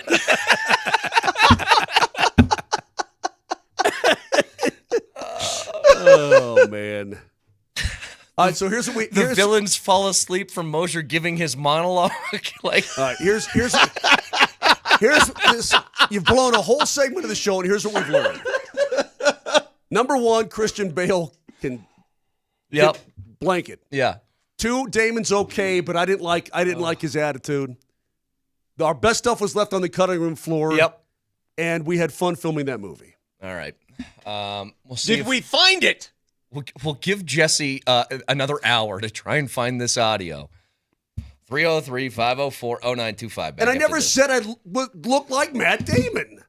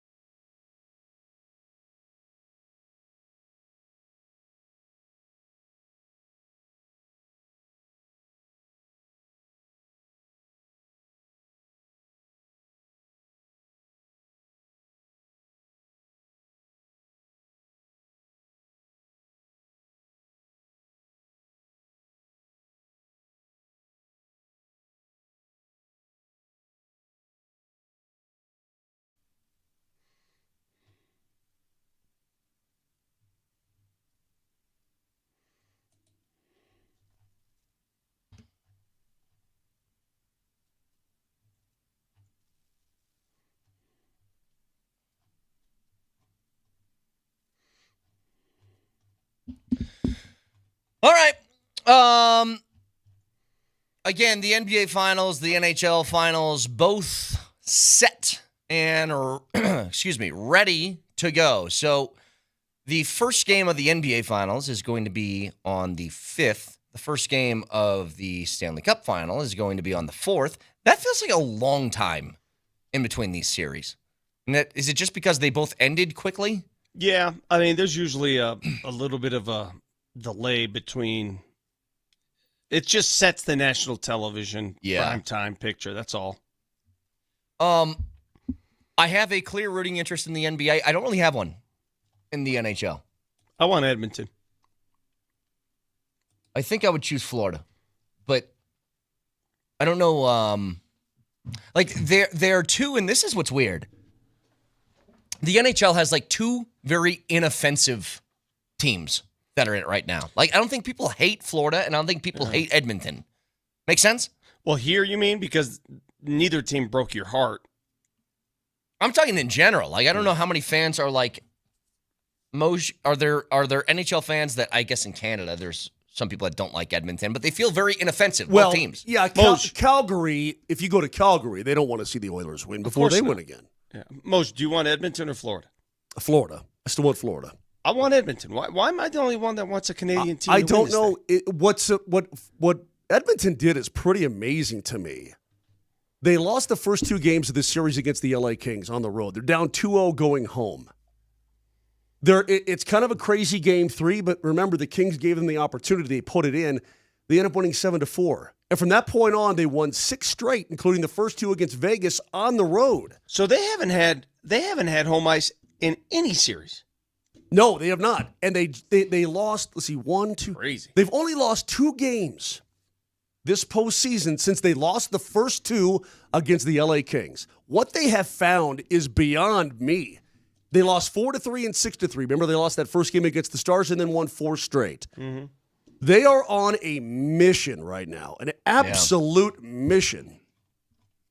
But if Edmonton wins, that means one guy wins his second Stanley Cup. Yep. And that would be Corey Perry. You cool with that, Vic? I just prefer Edmonton over Florida. I think Edmonton knocked on the door last year. God, remember, weren't they down 3-0 last year, forced to Game 7? Yeah. Yeah, I mean, they're terrific. You realize Corey Perry's first Stanley Cup, Vic, came in 2007, 18 years ago. He won a cup with the Ducks, and he hasn't won since. And look, they're in Edmonton to start this series. The Oilers have home ice advantage. They won 48 games this season. The Avs won 49. So the Avs would have had it. You mean to tell me, just think about the West. At no point during this Western Conference playoff run had the Edmonton Oilers had home ice. Correct. And now they have it in the Stanley Cup final. Correct. Well, the LA Kings that one year, their first cup, they went in as an 8 seed. Yeah. And they absolutely rampaged through the entire league. It was pretty impressive. So we'll see what happens. That game 1 is what? Wednesday night, correct? Wednesday is game number 1. It's a rematch. Everybody's fired up for it. These two teams do not like each other. Here's why I want Edmonton. It just crystallized. I want it for a fan base that really appreciates the sport more so than the Florida fan base. Let's be honest. You think most Floridians are running around going, "Yeah, let's do that hockey." Edmonton, man, you watch some of those games and they got all the fans outside the arena watching the games live Come on. How can you not root for that? I'm not rooting against them. Yeah. And I think it's look, I want somebody that's as good as McDavid to get one. Just get one so it's not like this whole thing that hangs over his entire career. Like, oh, yeah, he was really good, but never blah, blah, blah. I hate those kind of things. I wouldn't mind that at all. I would not be offended if the Edmonton Oilers won the Stanley Cup. I would not. Now do the NBA Finals. Pacers, OKC. Yeah. Well, there's no question. Our team is Indiana. They're going to lose in 5, max. They're going to lose. They're going to get torched. Like, I don't see any way that team competes with OKC. None. I don't disagree. I think the games will be closer than people expect, though. Really? I still think OKC wins it in 5 or 6. Let's Okay, see. Because I think Indiana has the numbers to throw at them right back. Well, OKC already OKC is they're almost 10-point favorites in game 1. Wow. OKC in at least 2 games of every series so far has not just won, but obliterated their opponent twice in each series. Like where the game is over at halftime, and they just have to play out the rest of the string. Well, when you look back at it, I think the Nuggets did OKC the biggest favor they could do is they gave them the confidence to win close games. Yeah. Something that they could not accomplish. That's where they struggled is the clutch time games. They won 2 of them against the Nuggets, games 4 and 5, which were vital to their success in that series. If it gets close, they'll figure out how to finish. I can tell you that. You know what else I noticed, and this is what's always fun? This happens like all the time to me watching NBA games, but especially in the postseason. So it was obvious that the Pacers were winning and closing out the Knicks. And so they do that thing for like the last minute of the game. They throw the backups in there. Did you guys notice what I noticed?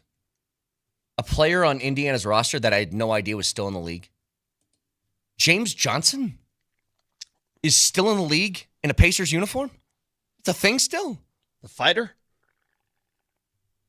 That guy has been in the league forever. I looked it up. He's Yes. 38 years old. I was like, just keep getting paychecks.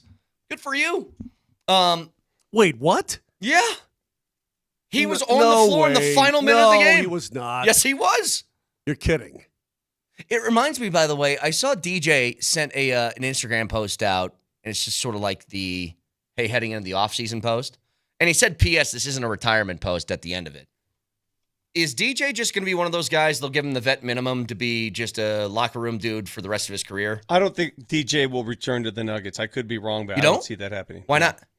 On DJ's part or on the team's part? I think the team will look to sign a veteran minimum player who can play that role more consistently, perhaps. All right. Who would be a guy like that? I don't know.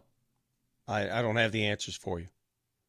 But see, the reason why I think DJ might be subject to another job is because they don't have many roster spots available. So the few they do, they're going to have to utilize. Yeah, they're going to have to make the most with the least. They're going to have to. Who are guaranteed guys that aren't coming back? It's Dario, right? Well, that's not a guarantee either. I mean, Dario wouldn't want to come back. Vic, can you stop for a second? Can Dario not play or he just doesn't fit? I don't know the answer. I think Because he's not what he was. Is it possible David Adelman could utilize him in a way that Michael Malone couldn't or wouldn't?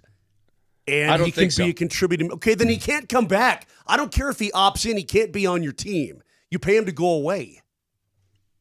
I agree. You have to. I'm not saying he's a distraction or a pain in the tail or anything like that. I'm just saying there's no need. Pay him to go away. Period. Hey, did you see the final TNT Inside the Game after the Eastern Conference It's Final? inside the NBA. You always say inside the game. Yeah, I did not see it, Vic, but I heard it was very. Did you hear what Shaq said? I heard it was rousing. Yeah. Shaq I got was like throwing F-bombs. I don't know. I got kind of What? off-put by that, I guess. Why is that? I don't know. You've never used an F-bomb? No, not by the F-bomb thing. It just felt like they aren't leaving. Their show's coming back next year. And I get it. It's not but on you, TNT. You don't understand television. That's why you're off put by that, because you don't understand the beauty of Inside the NBA. What made it beautiful. And Moj, let's go ahead and talk to our help boy me. here. Is that they were left Help me, alone. TV boy. Let me tell you the difference between going to ESPN and where they were at Turner. When they did the show on Turner, their first segment, and I'm not joking, sometimes would go 17 minutes. Yeah. They'd go and go and go, then they'd take a commercial break. Right. Moshe, how's it going to work at ESPN? They're going to be so henpecked and regimented. It's going to be a different show. I could just tell you, it's not going to be the same show. They would be so dumb to Though do that. that crew, and you know what? Why would you pick that show up for the amount of money it's going to cost ESPN to pick that show up if you're not going to let them do the show? Maybe they will. It would be really outside of the ESPN character to do that. Then, Vic, I can also tell you what's going to happen on that show. They are going to try to force other people on the ESPN into roster the show. into the show. And that's not going to work It's going to either. create that can't resentment. happen. It's So gonna I'll be, ask you this. I can see that coming a mile if away. Kendrick Perkins appears on that show, So if this show remains independent, autonomous, and I hope it can, what purpose does ESPN have to run other shows? Agreed. Why would they do that? Who's going to watch them? what do you mean? This is the show. The other NBA pregame and postgame shows. Oh, yeah, I don't know how that works either. You know what else I thought about? And this was something that actually made me kind of sad because I don't know how this works. The NBA is leaving TNT, right? Yeah. That's the thing. They're off TNT. Correct. So is Harlan not calling games anymore? So Kevin Harlan is no longer a part of the NBA because he's not associated with Turner, or because he is associated with Turner? No, Kevin Harlan is going to be doing games for Amazon, I believe. Okay. Gotcha. Or NBC, one of the two. I just got this. Alan Baca sent this to us. Charles Barkley was just recently on the Dan Patrick Show, I think today, and he says that they taped a pilot for the new version of what they're doing. And, quote, we taped a pilot about a month ago, and it was the stupidest blank I've ever seen in my life. This is Charles Barkley talking about what they're going to try and have them do at ESPN. I'm telling you. What is trying to... See, this is what I don't get. What is try and have them... They just do.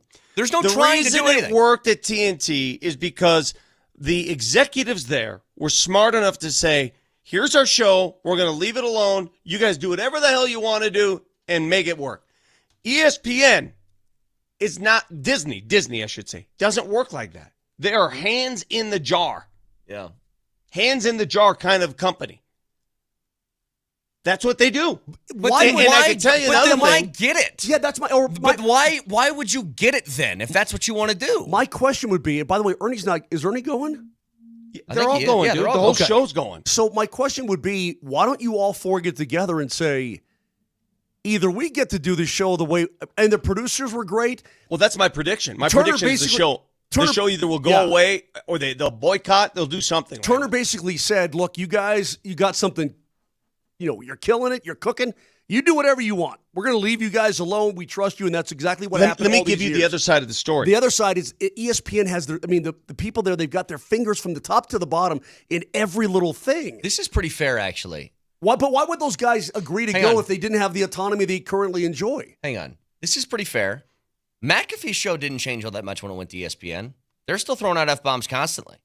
They are. Mm-hmm. And now it took them a second. Like they had a little rocky start. Remember, McAfee was getting in battles with some executive, and that was his show every day.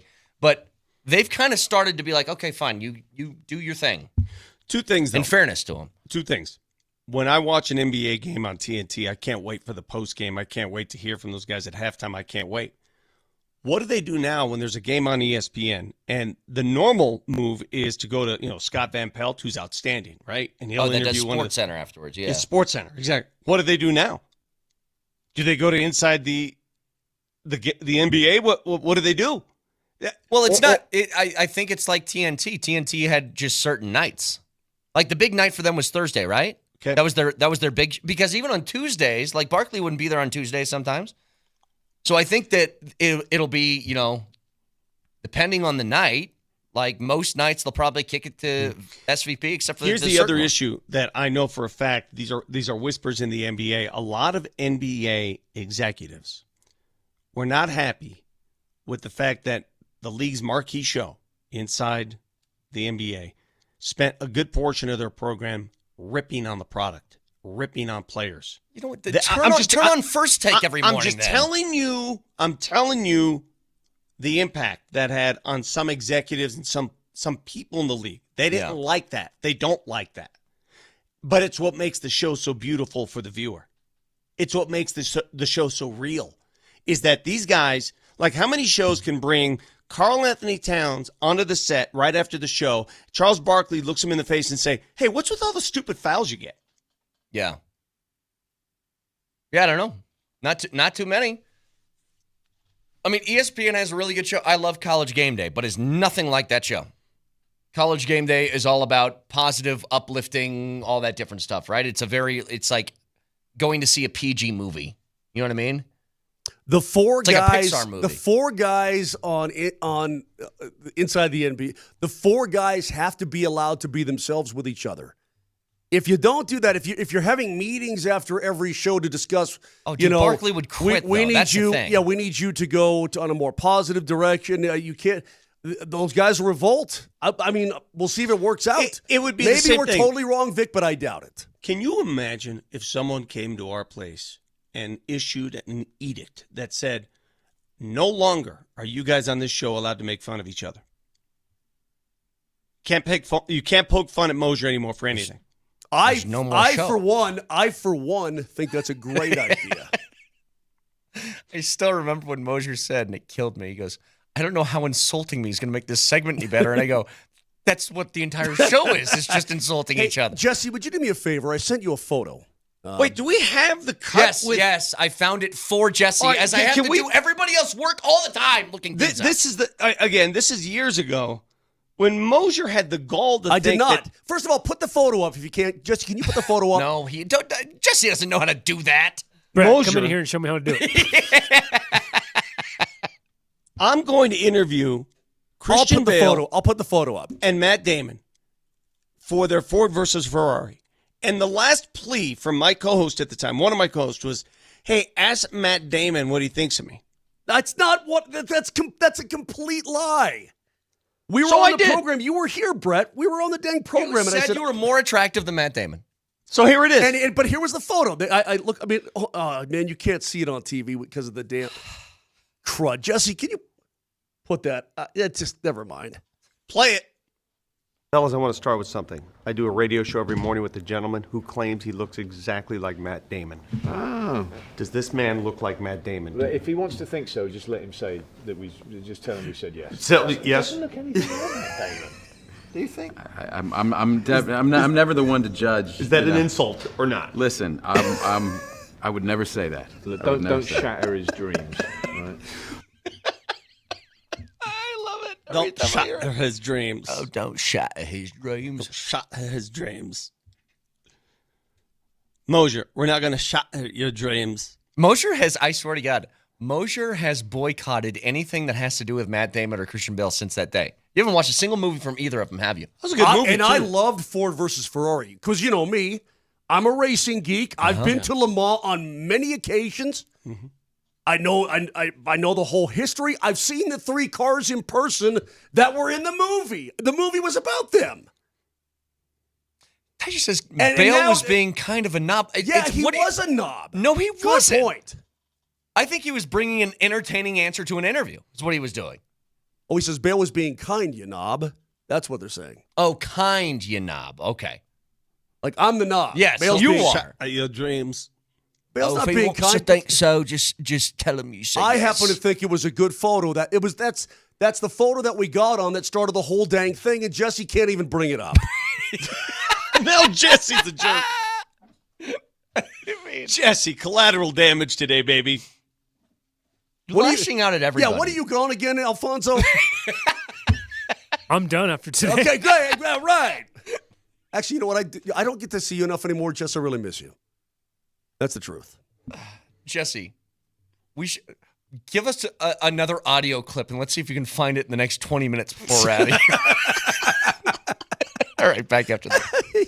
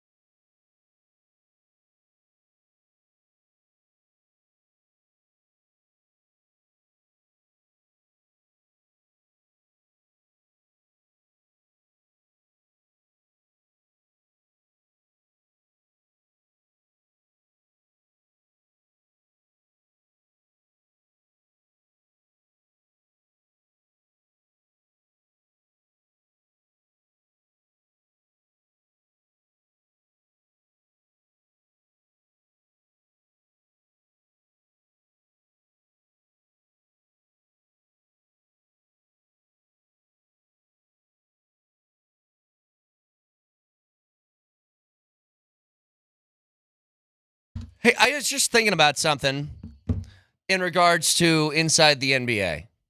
So if you remember, when Jokic was in an MVP battle with Embiid and Perkins took his big butt onto an ESPN set and started, Dirk Nowitzki, Steve Nash, what do these people have in common? Like he did that thing, right? Where he's basically saying Jokic is winning this because he's white. You remember this fondly, right? Not fondly, but you remember this. From Perk, clearly. yes, absolutely.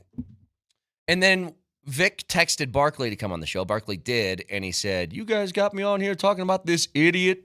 Right. Kendrick Perkins. Yes. Do you think that when they moved to ESPN, Perkins might get a little bit of business from those guys? Here's my question. What if Stephen A says something stupid?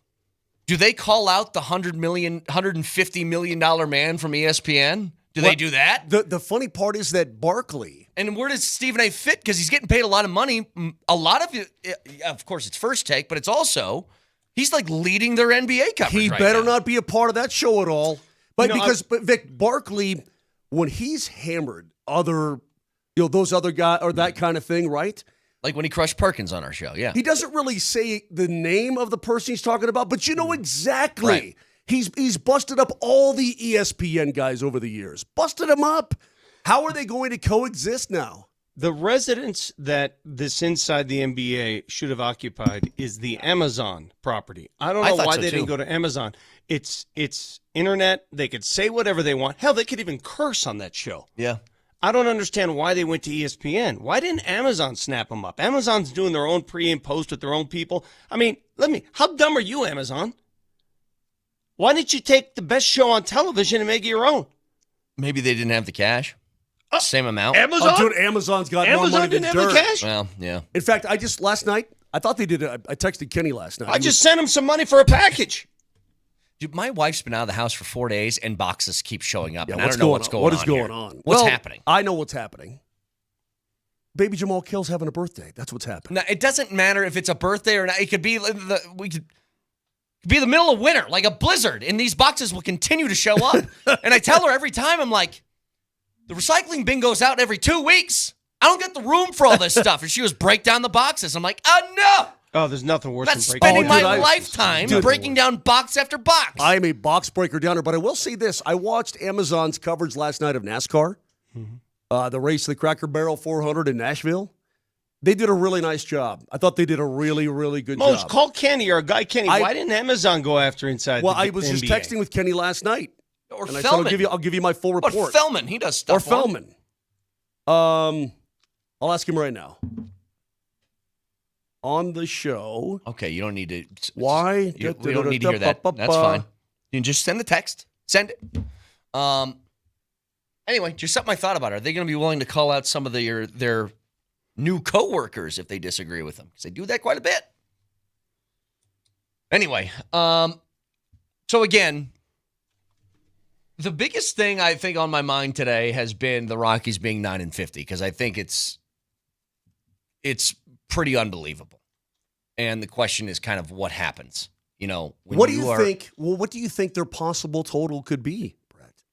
Like of losses? Of wins? Like what can they get to? Well, they've had 3 in the month of May. Bro, they've been swept 10 times. I have no idea. They are, this current rate of win, they're expected to get under 27 wins. So you're looking at 26 wins, 26, 27. That can't be. Well, this is the pace they're on. No, I understand.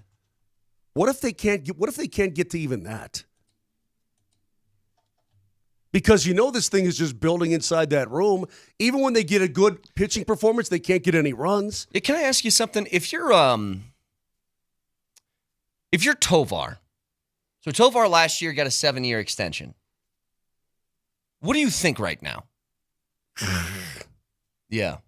But honestly, I'm going to remind you guys of something. Guys, they have 103 baseball games left. Oh, jeez. They have 103 of these left. What are you thinking if you're in that locker room right now and you're somebody that is seen as a core piece for whatever future you have with the Rockies? Because that's Tovar. And Tovar is a legitimately great baseball player. He is. The last time a core piece wanted out, Moser wouldn't let him hear the end of it. Oh, for a variety of reasons. We'll cross that Tovar bridge if we ever get to it, Vic. But from experience, let me explain the way this goes. The Avalanche in 2016, 2017, they weren't as bad as a 48-point team. So 48-point win season, how many wins did they have? I'd have to look it up again. Not many. 20, I want to say. Okay. So let's just ballpark it and say they finished 20-62. That'd be their record, right? Let me try to go back here. I got to go all the way back. 20-62, as bad as that might feel, is not 30-132. You know what I mean? They had 22 wins on the season. 22 out of 82. Correct. The Rockies are barely going to get to 22 and 162. I understand that. But they weren't, let me explain to you. They weren't as bad as a 48-point team. They just... Jesse's trying to figure it out. Hold on. Jesse's just got Moser's forehead floating over the top of mine. I look really red there for some reason. I don't know why. You look like you're crying. He's blown it up 10 times the size it's supposed to be. Alfonso, you're a wreck. The point is, Brett, that season, it starts to build, right? And the weight, you just put another coin. You put another coin on the scale every single day. For the Rockies, I'm sure every single loss, you're just putting one more penny. And pretty soon you're going to have so many pennies, the whole thing is just going to topple over. Yeah, how do you keep it together? Every loss in that clubhouse, first of all, it becomes habit. Second of all, it just builds and it weighs on you from everybody. I mean, from the equipment guys to the trainers to the PR to the players everybody involved. It's a total disaster. And clearly, Bud Black was not the problem. Can we say that? Well, you can be not the problem, and you can be not the solution either. That's fine, but they don't have a solution. You won't find a solution. Yeah. In that role. I mean, what solution do you want? I mean, are you guys saying that Bud Black shouldn't have been fired? No. Okay. But how do you fire the team? Well, yeah. We all kind of understand. Why not? Look, you can fire a coach while acknowledging, like, you aren't in that situation because the coach wasn't good enough. But also, when you preside over 200-loss seasons and the season starts the way that this one started, there's, like, to me, no question you have to do it. Yeah, you're not going to get an argument from Yeah. it. Texter has a good point here. From the 4737, pull up a Bad Rockies highlight from this season. I need a play-by-play call from Jesse. Oh, yeah, that would be Jess, nice. when Nellie's back, when are you back in this early in the morning? Never? Good question. Yeah.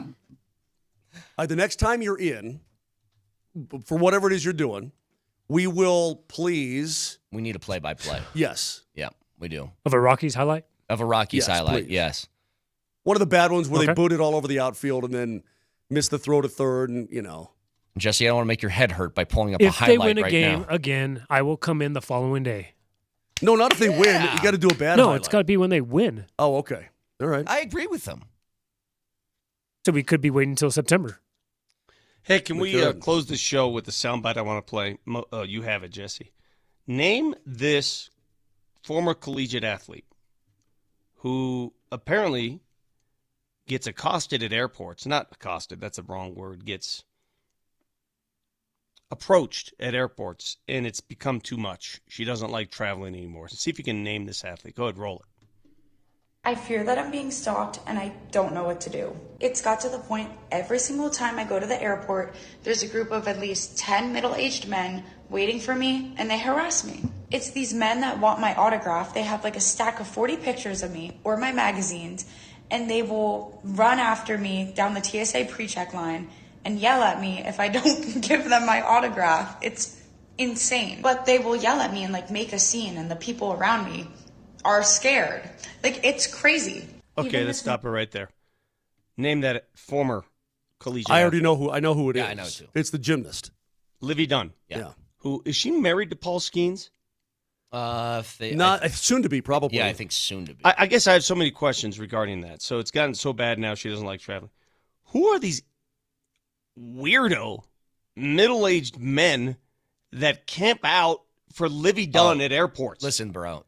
Who are these people? How do they know where she's going or where she's not going? If I was the dictator of the world, that's a prison sentence. 100%. Like, I'm throwing you behind bars. 100%. Who in the hell, if you're a middle-aged man waiting for an autograph from Livy Dunn, what are we doing? This is a problem not just for her, and it's got to be super scary if you're. Look, she's not big. She's a tiny little woman that's having 35, 40-year-old men sprinting. It's gross. Yeah, it's disgusting is what it is. Yeah. And I'm telling you, I would put them in prison. I think any of you autograph hounds out there, that's a mental problem, okay? I'm not a doctor, but that's crazy. What you guys are doing it's nuts to make people feel that way. Like, to accost somebody, and when they're just trying to live their life, you start calling them nasty names because they aren't what? Helping your eBay page? They aren't obligated to. That's weird. Just weird. Yeah, it's weird. Don't like it. It's gross. Yes. Yeah, it really is. But, yeah, I don't know kind of what you do about that. You know what I mean? Texture says they're reselling autograph photos. It's not for personal use. Yeah, no kidding. But they aren't obligated to do your business. So is this like your job now? Is there a job that? I mean, look, dude, they will fly these hounds. She mentions it a little bit later in the video where she's like, they'll get me at airports I'm connecting in. As I'm trying to get to another flight, they'll stop me. Is there anything worse, by the way? It's so awkward to watch, and I always feel like when you see those TMZ photographers just walk up to celebrities at airports. It's cringe. It's just like, how do you do that? They never, you know what's funny about those guys? They never have a good question. It's like they'll see, I don't know, like Carmelo Anthony in the airport. They're like, did you see the SpongeBob movie who came out, Mello? It's like, that's what you were going to ask him? You were so thrown off? Yeah, I don't get it. Moser, have you ever had somebody stop you at an airport and say, hey, Matt Damon look-alike? Do you ever get confused for Matt Damon at airports by TMZ photographers? Don't shatter his dreams. You ever get that happen to you? Can't say that I have. Huh. Anybody ever ask you if you were in The Wizard of Oz?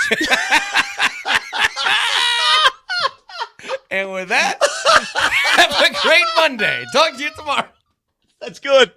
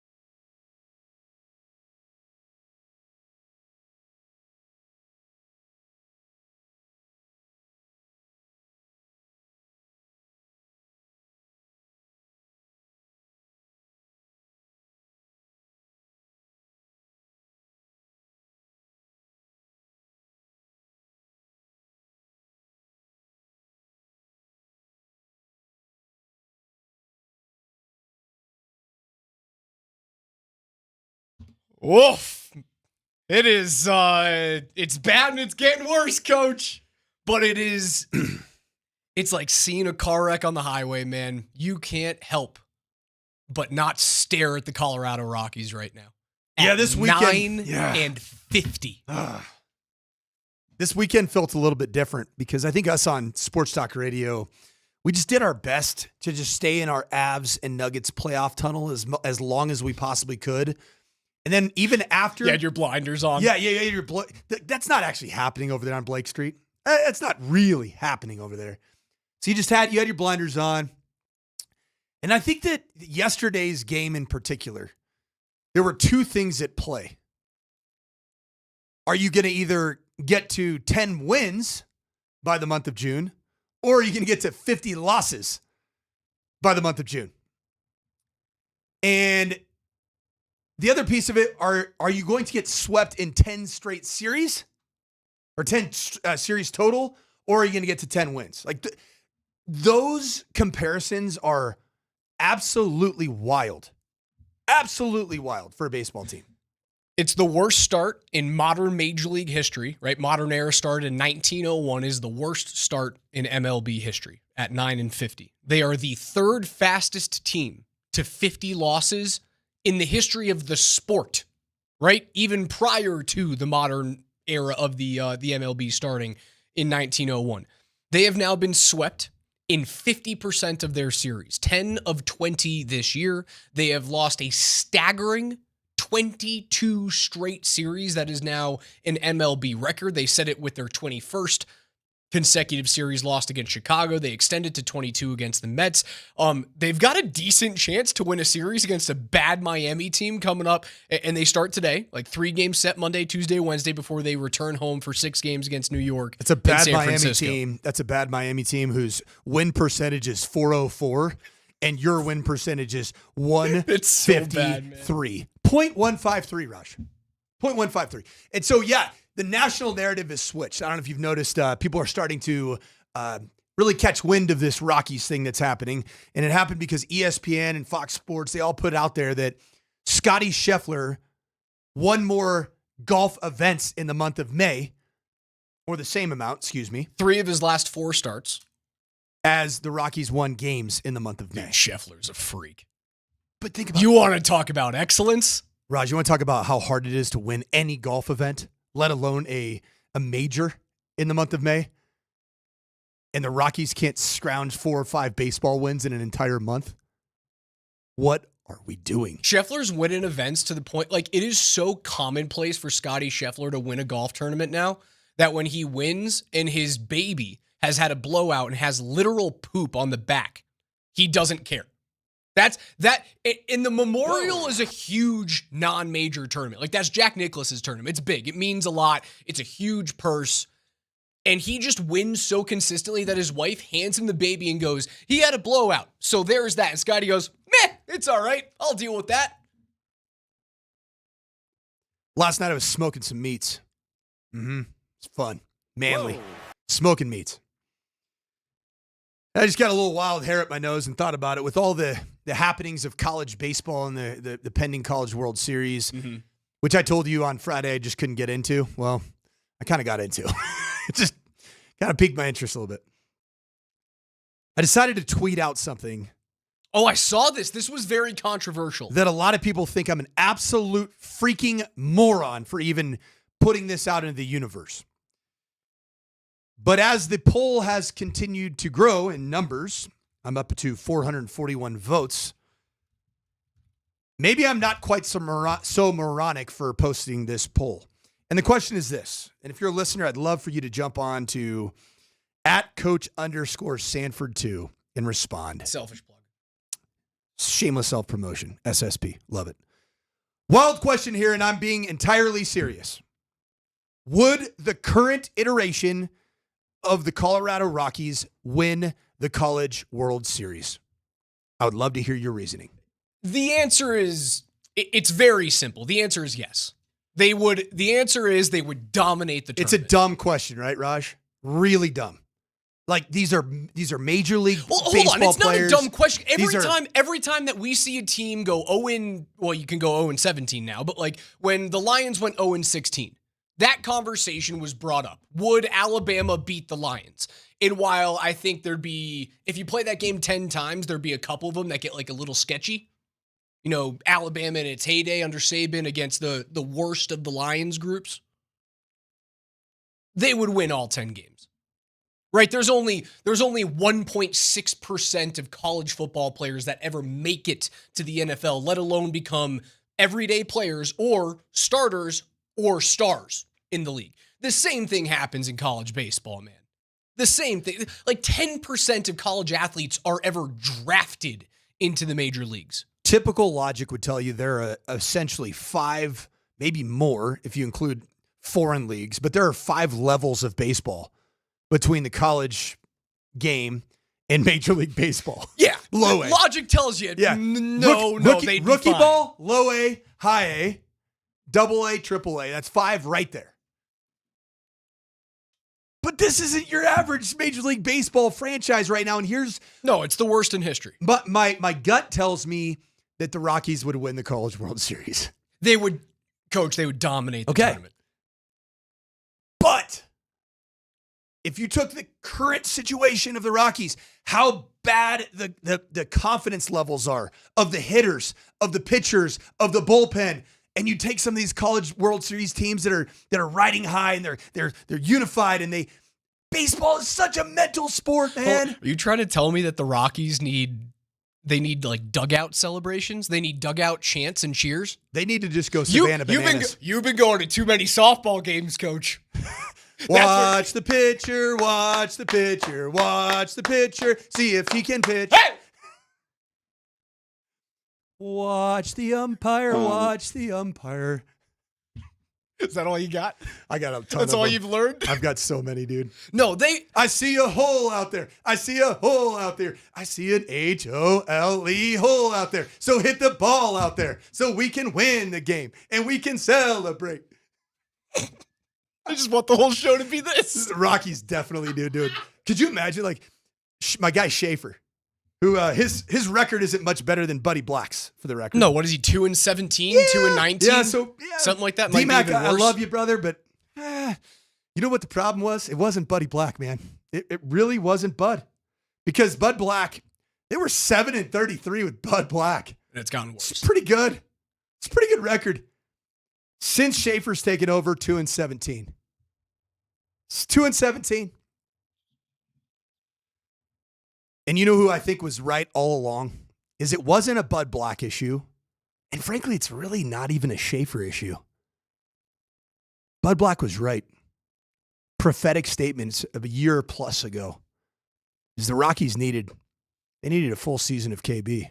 We need a full season of KB. It's one thing. Yeah. Since you've acquired him, you haven't had one.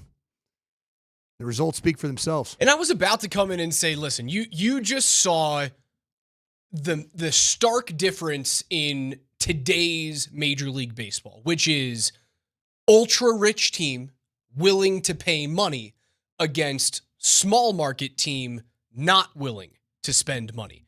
And then you look at how much money the Rockies have actually spent on players over the course of the last 15 years. And it's not like they're Tampa and they're pinch and penny. It's not like Colorado is Pittsburgh or Cincinnati, teams that just simply aren't willing to spend. They spend just in terrible spots. And it's because a lot of players come here because there's no pressure to win. There are no expectations. The perfect guy for that was Chris Bryant all along. Certified non-lover of baseball. And I don't know how you change that. Like, it does have to start with the top. And I think the best case study here in the city is look at how inept the Broncos were for so many years when all of the chaos was happening with the trust. And as soon as the sale happens, they're back to being relevant. Not only relevant, but likely contending within the next 2 or 3 years. Seriously contending. So it begs the question, Raj. Is there anything that a fan, a listener of our program, even me and you, Is there anything that we can do to feel like we have some level of efficacy for the future of this franchise where we can have impact on it? No. Is it don't show up to any of the games? Nobody go to the games and just allow every game to be a road home game for whoever's in town. Home attendance right now. Colorado sits at 16 among the 30 MLB teams. They average 27,000. Major League Baseball is above 30, right? 32? 30 teams. It's only got 30, huh? 30 teams. Among the 30 teams, Colorado sits at 16 with 27,621 on average. And again, that's not how many people are actually in the ballpark. Those are sold tickets. There's a lot of no-shows all the time. It's still a lot of people showing up to games, man. I love it. The same people that are calling me an absolute moron right now on Twitch and on the text thread and even on my comments. Oh, wait, why are you being called a moron? This is a conversation that we have all the time with historically bad teams across all sports. The answer is always the professionals will win. It is. But I think these are the type of conversations that we might need to have in order to realize how ridiculously amateur this baseball team is right now. So now do you want to change the question is, would they win a season in AAA? I can't say that. Would they win a season in AA? I can't say they'd win a championship at AA. I can't say that. They're that bad. College, yes. Okay, so how well do you know the format of the College World Series? It's a bit of a round robin, right? Well, round robin, you have to like win a regional and then you get in. Well, I'm saying once you're in the College World Series, like you're in the event, because the College World Series isn't just two teams, correct? It's like correct. I don't know. The format is confusing to me. Like double elimination, 8 teams, 2 brackets. It's like, is it round robin-ish? Round robin-ish. Once you lose twice, you're out. Then the winners of the 2 brackets play each other in a best of 3. Do you mean to tell me that you wouldn't be concerned about the Rockies? No. With a double elimination? They're pros. No. Are they really pros, Raj? Are they really pros? They're 9-50. 9-50. They're on pace to win 25.7 games, I believe, out of 162. Can you really say that this is a professional baseball team? Okay, hold on. You can hit me if this is a little offside. Would a 5A high school Colorado football team different offensive line play? Offensive line play. Beaten your CU team? No chance. Offensive line play. It's offensive line play. Pitching's the same thing. Pitching is the same damn thing, man. The same thing. There's 4 dudes on every major league roster that can throw 99 plus. There might be a guy in college who can do that per team. Maybe. It's the same thing, dude. Is College World Series, does college still have metal bats? Yes. Oh, they right. You imagine some of the Dominican players are like, I get to do this? This is awesome. Call up Charlie Condon and put Charlie Condon in this year's College World Series and see what he does. He's not even on the team. See what Yanquiel Fernandez decides to do. He's not even on the team. And you put him in the College World Series, that guy's the best player on the field and it's not close. Like Dollander at Tennessee was one of the best players in the country last year. And he's like 2-7 with a 5+ ERA. Got some good news for you. It's a very clear answer. The Rockies win the College World Series, but I don't think it's clear if you extend that question to AAA or AA. I do not. It's historic. We've never seen anything like that. And I'm not trying to dunk on them, but it is literally something you can't stop watching. It's that bad. If you're looking for any silver lining in the form of Charlie Condon, I got great news for you, Raj. When you look at his stats right now, his career minor league baseball stats, with no level being higher than the single A. In 189 plate appearances, your future slugger has got 2 home runs. There's no Jack Caglianone with the Kansas City Royals, I'll tell you that. Does that make you feel any better, Raj? No, it doesn't. That's Coach Mike Sanford. I'm Alex Ryan. You guys are listening to Denver's #1 for sports talk. It's Altitude 92.5.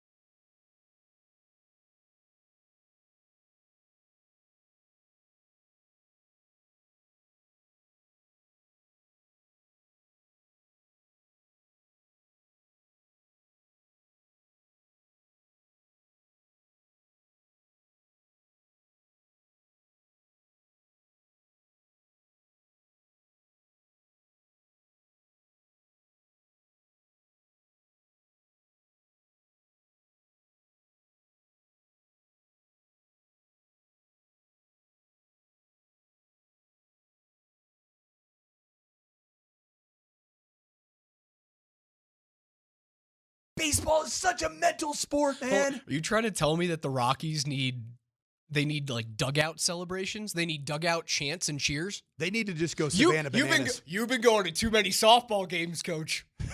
Watch the pitcher, watch the pitcher, watch the pitcher, see if he can pitch. Hey! Raj, you know what I've learned in recent... Watch the... You know what I've learned about the market that we have the privilege of covering? We talked about it during the break.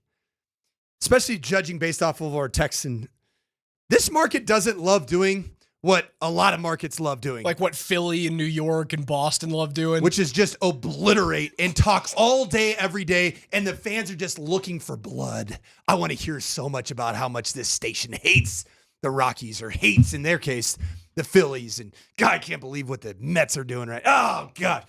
This place just wants to talk about the good stuff. So Mets are doing just fine, Coach. Yeah, Thanks. Mets have tied for the best record in Thanks, Coach. the National League. Yep.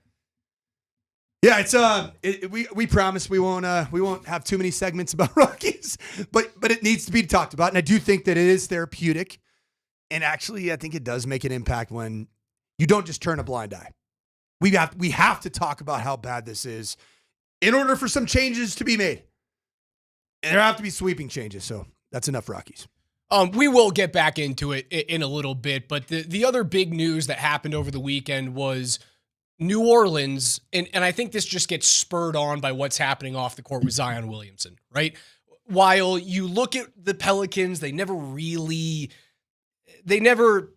took that next step forward after moving on from Anthony Davis and trying to build a young core around Zion, and Zion never really truly turned into what we thought he was going to be out of Duke. It's almost like he blew through that shoe, and then that was the height of it. That was kind of it for Zion. You saw him literally compress floorboards, and then it was over. And maybe it's just because he was more powerful, he's bigger, larger than anyone in college basketball at that time. Now that he has, 1, underperformed, 2, never stayed healthy, and 3, now has these ugly off-court allegations, New Orleans is looking to pretty much start over. And one of the names that has been heavily linked, especially with odds, like Bovada came out, they have the Nuggets as the odds-on favorite to land Trey Murphy III, 6'8", small forward, averaged 25, 5, and 3 this year.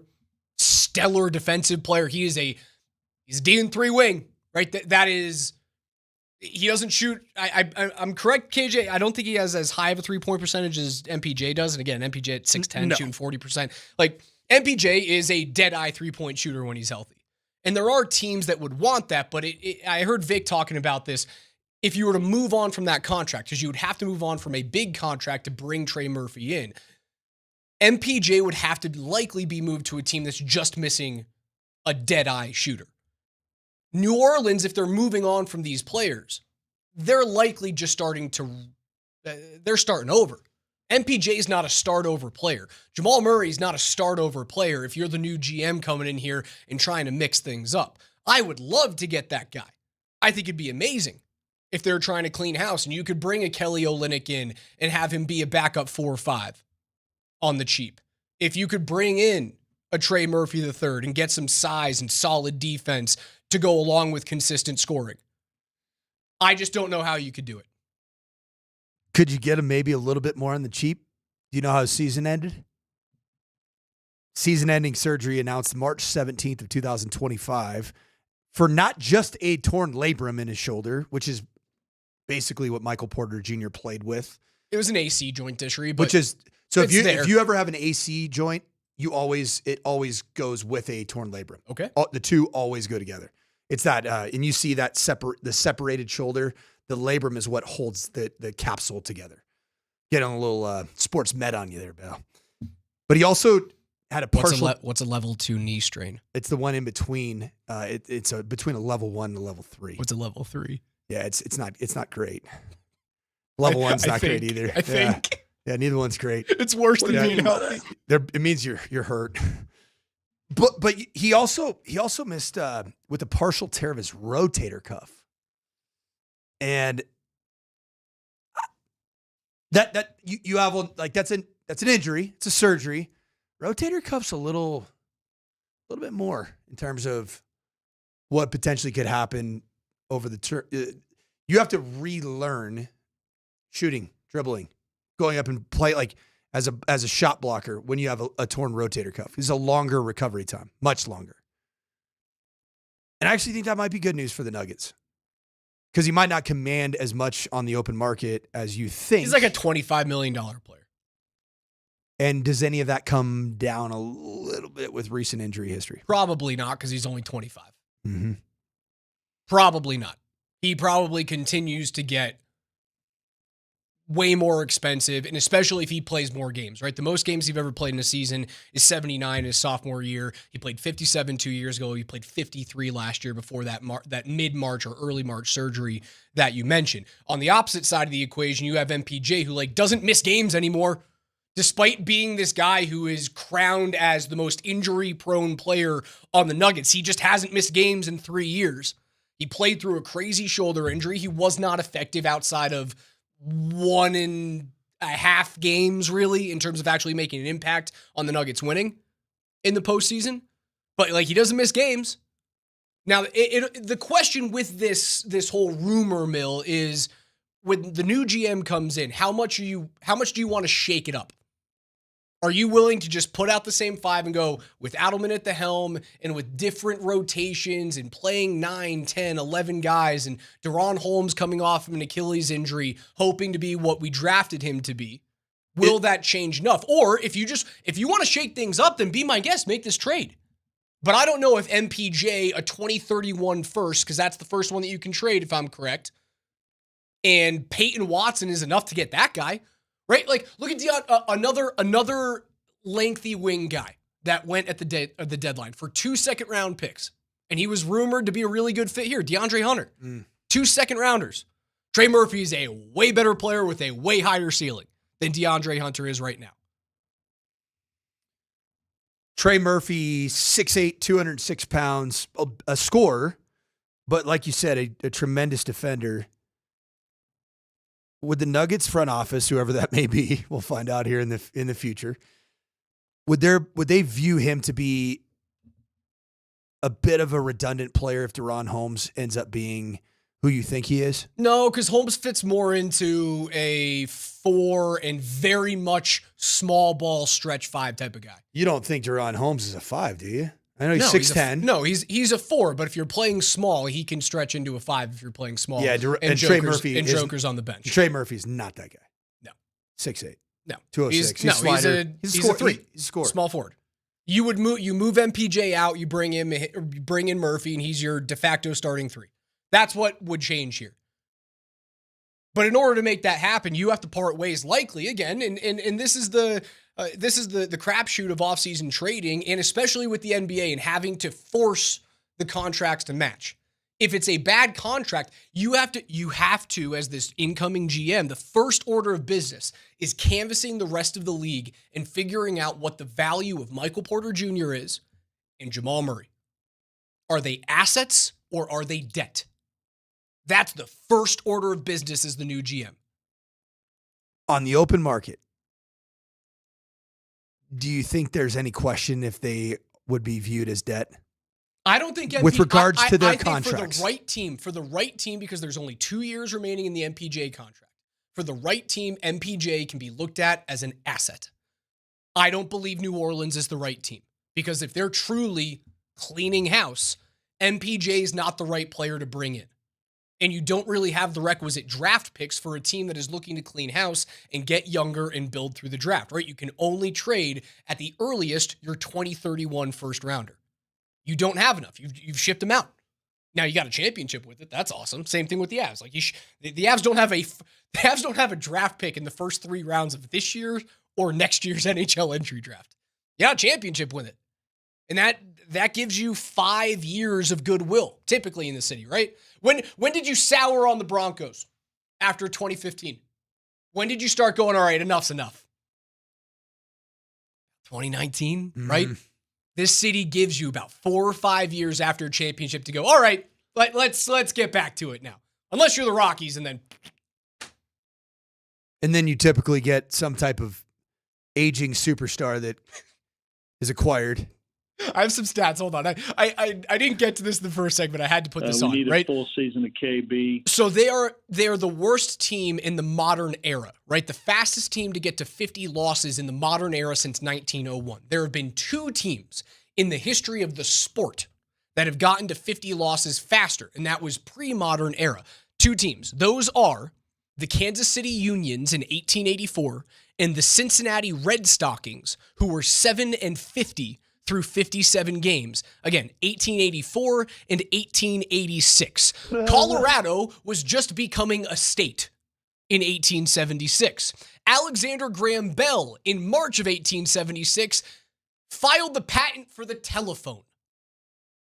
Professional baseball in the National League was literally created that year in 1876. Hasn't happened since baseball was created. Other things that happened. Budweiser was first brewed in the United States. General Custer died at Little Bighorn. He made his final stand. That happened the same year that a team lost 50 games faster than the Rockies. In 1884, the Oxford English Dictionary was first published. We didn't have the dictionary. It wasn't a thing. Well, versions of it, but Oxford wasn't a thing. The Statue of Liberty hadn't yet begun creation. And finally, Harry Truman and Eleanor Roosevelt were born. Born. That's that is how historically terrible. Baseball was created the year that, guys didn't know how to play the game. Professional baseball was created the last time a team was that bad. We didn't have telephones. Didn't have telephones. Was the wheel invented?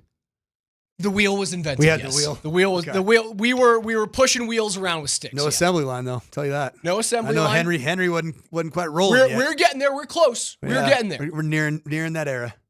Movie film hadn't yet been created by Edison. Coca-Cola wasn't a thing. And that was back when Coca-Cola was Coca-Cola. And the Federal Reserve was still 35 years away from being created. Just blown away. To get back to it, I don't think you can trade for Trey Murphy. I wouldn't throw it away. But I think the only way that you could do it is MPJ, and I think you'd probably have to move on from Christian Brown's probably the guy. Because it's the Raj scenario. I've seen, and I know, and I don't love it. I don't love it. Is Trey Murphy worth the void created by Christian Brown and Michael Porter Jr. not in your starting 5? Likely no. Likely not. There's no way. You know how much scoring production you'd be making up right there? The answer to that question is no. That one player does not fill the void, but with the extra money, could you go out and sign some players that could fill in as solid rotational pieces? You got me fired up about Trey Murphy III. I'm excited. I mean, you should be excited, but I don't think he's coming here. Here's the one that if you could trade for Murphy and Olynyk for Tyson, a future first in 2031, MPJ, and Peyton Watson, I think I would entertain doing that. But I don't know if New Orleans would.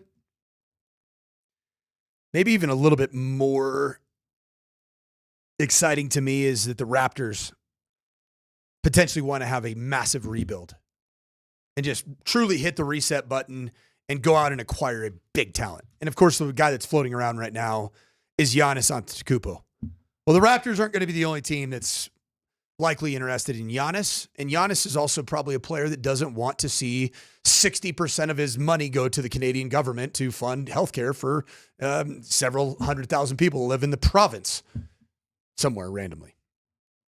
You know who the Raptors might have interest in? Their own native son. Oh. Jamal Murray. Oh. Who interests you in Toronto? RJ Barrett, Scotty Barnes, Grady Dick. I do like how Grady Dick plays. Can you imagine Grady Dick and Christian Brown in the starting lineup together? Be like Kaz would have a field day. There's a lot of Caucasians on the floor at once. I'm not talking. I wasn't going down that road. I was going down the Nikola last Jokic, who I was know he's about European, to say but something, and I had a feeling I'd get fired if I decided to make that play call. So I'm not going to do that. Brandon Ingram. What's Ingram making? A lot. No, too much. Too much money. $41 million next year? No, sorry. Grady Dick, man, small contract. Big name, small contract.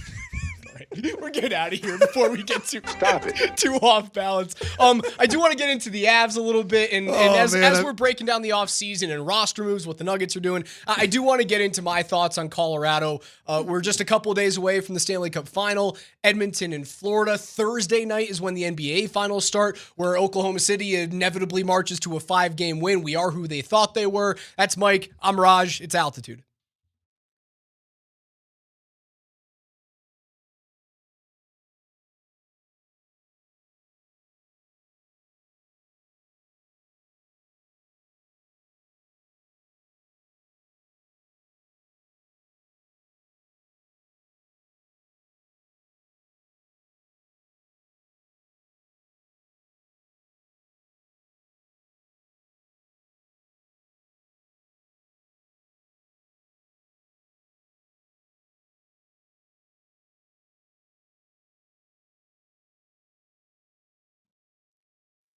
Hey, Colorado, Coach Mike Sanford here. Let me tell you about my favorite real estate agent, and that is Barry Remington with one M that you can find at barryremington.com. Barry was my real estate agent when I moved to Colorado 3 years ago, former CU Buff. I kept hearing the name. He was referred to me by everybody that I asked looking for a real estate agent, and they said Barry Remington is your guy. He works with his daughter, Cassie, and they've been working together for 7 years. The thing that I've learned in dealing with Barry Remington in buying a home is that you want experience. You want somebody who's getting reps because reps make you better. And Barry and Cassie Remington at WK Real Estate, they average 4 home sales every single month and have sold over 40 homes in the past calendar year. Barry Remington is going to get to work for you. And if the name sounds familiar to you, it should. Barry Remington is the all-time tackle leader for the CU Buff football program. He is local. He gets Colorado. He knows the market. He works in Boulder, Denver, Arvada, and beyond. He is the perfect guy to reach out to. So make sure you reach out and check out barryremington.com, 1M, or you can Google Barry or Cassie Remington, and they will get your real estate needs accomplished for you. It's a buyer's market. Go out if you're interested whatsoever in getting a new home. They will get you in the right home for you. So check out barryremington.com.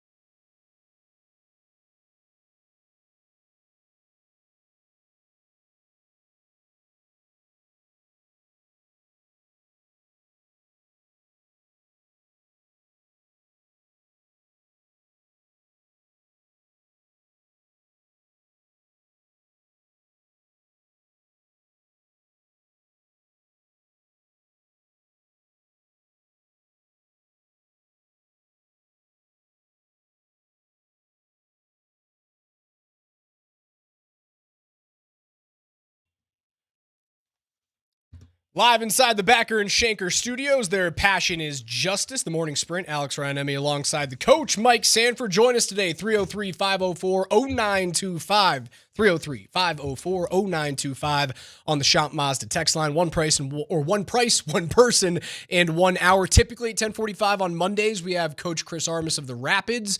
They are currently in training right now, so we're going to be joined by Coach at this time on Wednesday. Back to work for the Pids. Back to work. They needed a little time. They need a reset. A little reset. 10 days off, probably right. Exactly what the doctor ordered. Well, they were playing a lot of soccer. A lot of soccer. It just seemed like it was every Saturday, and there were 2 Wednesdays mixed in the last 2 weeks. So it's a lot on the legs. We'll talk to Coach on Wednesday. Been talking about the offseason plans for the Nuggets, and it's still a holding pattern until you figure out who the GM is going to be. Until you hire that guy, whether from within or without, it's still a holding pattern. With their roommates in the Avs, we know who's at the helm, right? Like, nothing changed at head coach, nothing changes at GM, nothing changes at the top with Sakic. And you can now make a plan of attack. We've gone over a few of these. Your pending UFAs are Brock Nelson, Jonathan Drouin, Jimmy Vesey, Joel Kiviranta, Lindgren, Eric Johnson, Sam Malinsky. Those are your pending free agents this year. And there's a few guys that I'm okay with moving on from. Give them to me. Drouin, I'm okay with moving on Please. from. I've enjoyed the experiment. I enjoyed the renaissance of his career and watching him fit with Nathan McKinnon. He's not a playoff guy. He just isn't. And at this point, you need to find playoff performers, which is funny because when I say that I can move on from Drouin, with the playoff no-show, let's call it, from Brock Nelson, he's a player that I want back in the fold because I think he fits really well with Nichushkin and fits really well with Gabe Landeskog. Now, while they didn't score, they possessed the puck. There has been some change in the reporting of like Nelson just wants to go to Minnesota. He just wants to go home, and he turned away a big deal from the Islanders. It's now changed from that into, well, there's mutual interest in the Avs and Nelson coming back. Now, it feels like a complete failure of a trade right now, right? Because he's not currently signed by the Avs. Or when July 1st comes, if he is not signed, he goes into the free agent portal. I think he fits really well at like $7 million over the course of 3 years. The question is there a team that's willing to give him 4 or 5 years as a 33-year-old? There might be. We just saw Yanni Gourde get like a 6-year deal. Now, not at $7 million, but like Tampa Bay just re-signed Yanni Gourde to a 6-year, $2.3 million deal. Slightly different because they're re-signing a player that has been highly impactful to them winning cups. Yeah, he was impactful, and then he left, and he goes to Seattle, and he comes back, and that feels like we're trying to catch lightning, for lack of a better term. Pun intended. In a battle. Honestly, didn't Really even know. For lack of a better term, they're trying to catch it, and I don't love that signing. You're so good at radio that you just stumbled into that crazy pun, you cheese ball. Oh, yeah. I almost called you a cheese Grady. But I caught myself. I thought we were moving on from that so we don't get fired. No, I was good. It was you were going down a bad path. I learned that pretty quickly. I'd like to see Nelson back. The moves I would make, and I like the player, but I don't like the cap hit because I want the Avs to get meaner. I want the Avs to get a little bit bigger.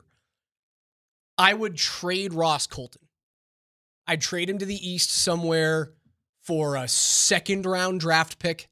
Something like that you can now use that draft pick either during the NHL entry draft and move it for a current player, or you hold on to that pick and actually select it this year. Maybe it's a future 2nd rounder and you can use it at next year's trade deadline to help get this team over the hump next season. I would move on from Ross Colton.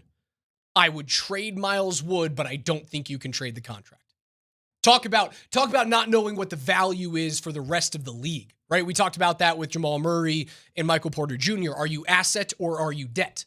I still think MPJ, asset. I think for the vast majority of NBA teams right now, with the Jamal Murray contract kicking in this year, Murray's likely looked at as debt. 7th highest paid contract in the 25-26 season on paper right now. Debt. And you have not been an all-NBA contributor or all-star. First team. Miles Wood, while nowhere near the stratosphere that Jamal Murray is being paid as a top 10 player in the NBA, at $2.5 million with the term that he has, debt. He's debt right now. He was a healthy scratch in the playoffs. He literally cost you a game against Dallas. If Wood doesn't make that turnover and gets the puck deep, you likely win the series. Lucky. There's a good chance that the Avs are in the Stanley Cup final starting on Wednesday if he doesn't make that mistake. Mm-hmm. Lehkonen he's signed at $4.5 million through 2027. Has he given you enough to go, he still fits? Yeah. He's still a Swiss Army knife. I hold on to Lehkonen. Had a good postseason. He wasn't as impactful as he was in 2022, like scoring big-time goals, but I like what he does on both sides. He's still one of the best neutral zone players in the entire world. He and McKinnon complement each other. He can play first, second, or third line minutes. He can kill penalties if you really need him to. And he can slot in on, I like him better on power play 2 than power play 1. I hold on to Lehkonen. Necas at $6.5 million still has one more year. I think that's a big question mark. Did you see enough out of Marty to go, he fits with Nate and he's fast enough to play here? Yes. But did he disappear in the playoffs? He did. Because that was the big question mark on him in Carolina. Are you gritty enough to play come postseason? He disappeared. He's dang near the poster child of Carolina Hurricane hockey in the postseason. Although even in his absence, same thing happened. Same thing happened. But I think that Gabe Landeskog, Nathan McKinnon can have a very positive impact on a player like Marty Necas over time. Just in their the get on board mentality. Yeah, because they are the leader, the clear leaders, and they are gritty players. They are serious hockey players, especially Nate. I do think that over time, I almost felt a little bit like Marty Necas shrunk as Nathan McKinnon got more irritable. Because McKinnon's, he's a tough guy to play with. Mm-hmm. Marty Necas hasn't dealt with that to that extent. Yeah, no, not in terms of the Carolina players that he was with, who's the most orderly guy? Like Brent Burns? That's a happy-go-lucky dude. Jake Slavin's the nicest guy on the planet. Andrei Svechnikov, there's probably a little bit of I don't know. I think bands make him dance. Svechi? I don't know. Do all Russians like that yes. song? Okay, all right, there you go. Russian We're just going to blanket statement that. Yep. I like that for you. The only one that doesn't like that song is Vladimir Putin. Does not love Bands Make Her Dance. Just don't see eye to eye. No, don't see eye to eye with that. I need to see another full season out of Marty. Now, what's nuts about Marty is that you can make the argument that re-signing him and extending him right now is the smartest thing to do. Mm-hmm. Because I believe that the Avalanche version of Marty Necas, if they don't trade him in the offseason, he's going to be a point producer, brother. His value in terms of an extension is as low as I think it'll ever be in an Avs uniform. Because if he plays a whole season with Nate next year, you know what that guy is? He's a 95 to 105 He's a triple-digit points. guy. He's a top 3 skater in the NHL right now. Top 5? In terms of speed, top 5 for sure. Speed. Yeah. Him, McDavid, Hintz. Edmonton really loves like Matthias Janmark's speed, but I can't put that guy in the same conversation. So you have to make the decision. Chris McFarland right now has to make the decision. Do I believe that he can become a postseason contributor at a high level for this franchise? It's a gamble. It is a gamble. I think he's worth the gamble because of the talent. And that's what, when you watch Jonathan Drouin at this stage of his career, it just lacked. He's not as dynamic. Well, there was just nothing that just screamed Stanley Cup champion, first line forward. Right. What's the one trait that Jonathan Drouin had that goes elite? Solid. Right. You look at his right? playmaking ability, you go, solid. with the right player, really, really solid guy. Necas at least has one trait that is elite, and that's his speed. And I think he has others that are well above average. You have a trait that's elite. The pronunciation of Russians' names. Svechnikov. Tell me about what happened. We signed. Oh, Yevgeny Nabokov. We got Nabokov. Yeah, they signed him to a 2-year entry-level contract. They're going to loan him back out to the KHL for the whole year. And then when his season ends with the K, he's going to come on over to the States. He's likely going to play the rest of the year in the American League with the Eagles. Let's go. And then likely will transition to become Mackenzie Blackwood's backup the following season when Scott Wedgwood is a free agent. It's the goaltending situation's awesome. That's not the issue. The rest of the roster is the issue. I wouldn't call it an issue. It just needs to be addressed. It needs to be tweaked and modified, and give me a full season of Gabe Landeskog. More to get into. We've got NFL notes coming up at 11:15 with KJ Granderson. Don't go anywhere. It's Altitude 92.5.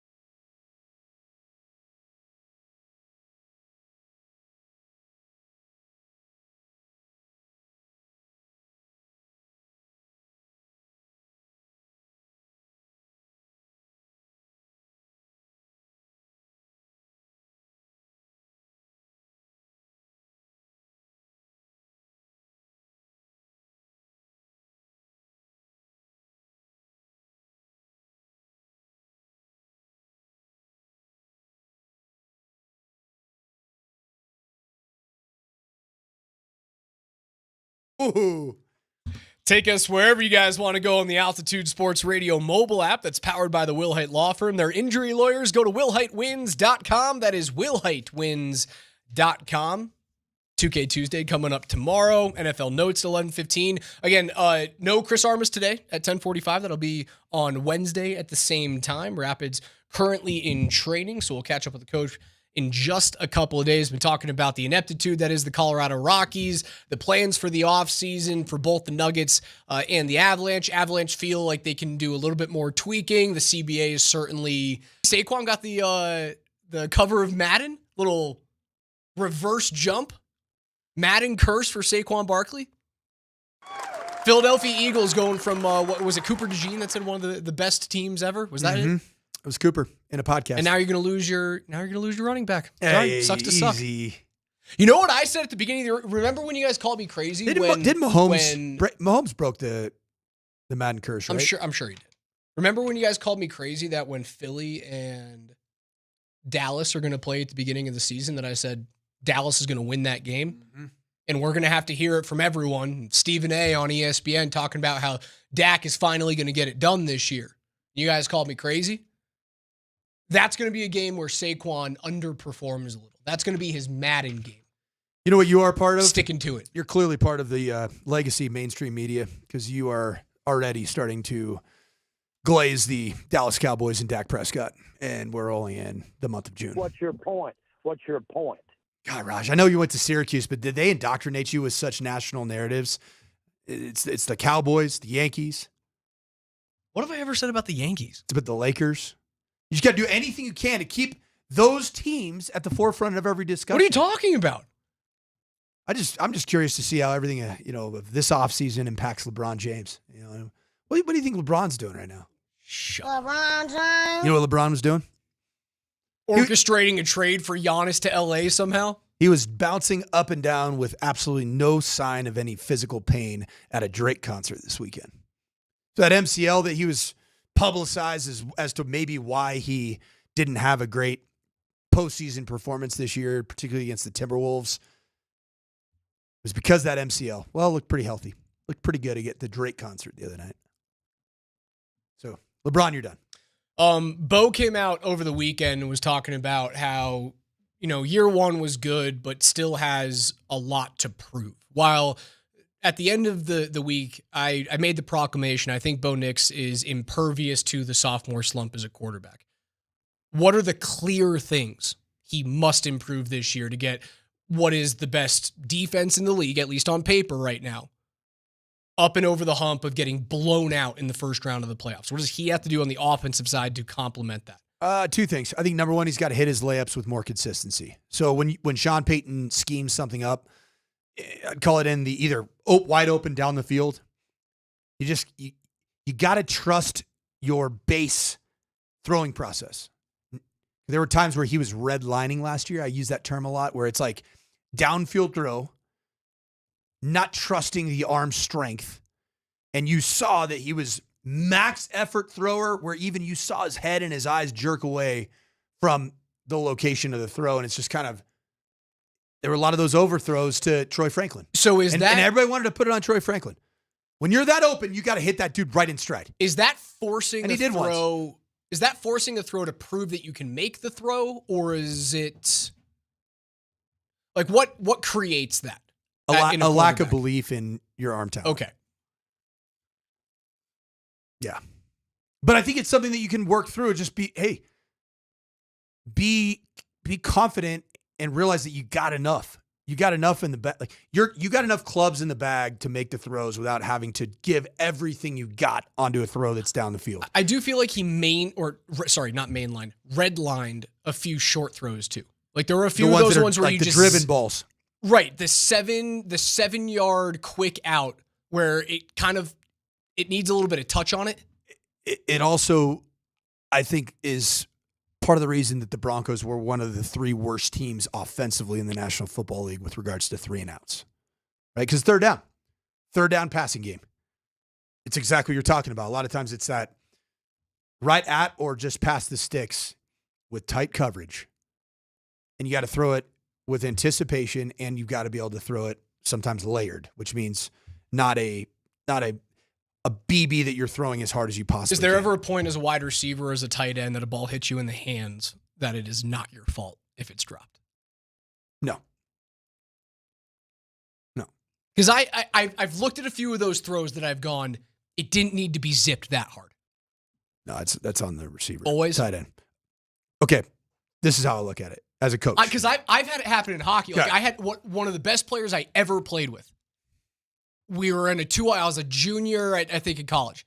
It was on a 2-on-1, and I think it was at a situation where like I'd missed a couple of passes in a row, and I was questioning myself.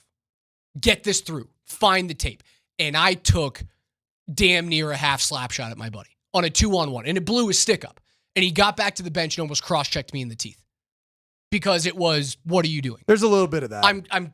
Why are you taking a slap shot at me? And I was like, it hit you on the tape and almost cross-checked me in the teeth on the bench. Yeah, there's a little bit of that in football, but Okay.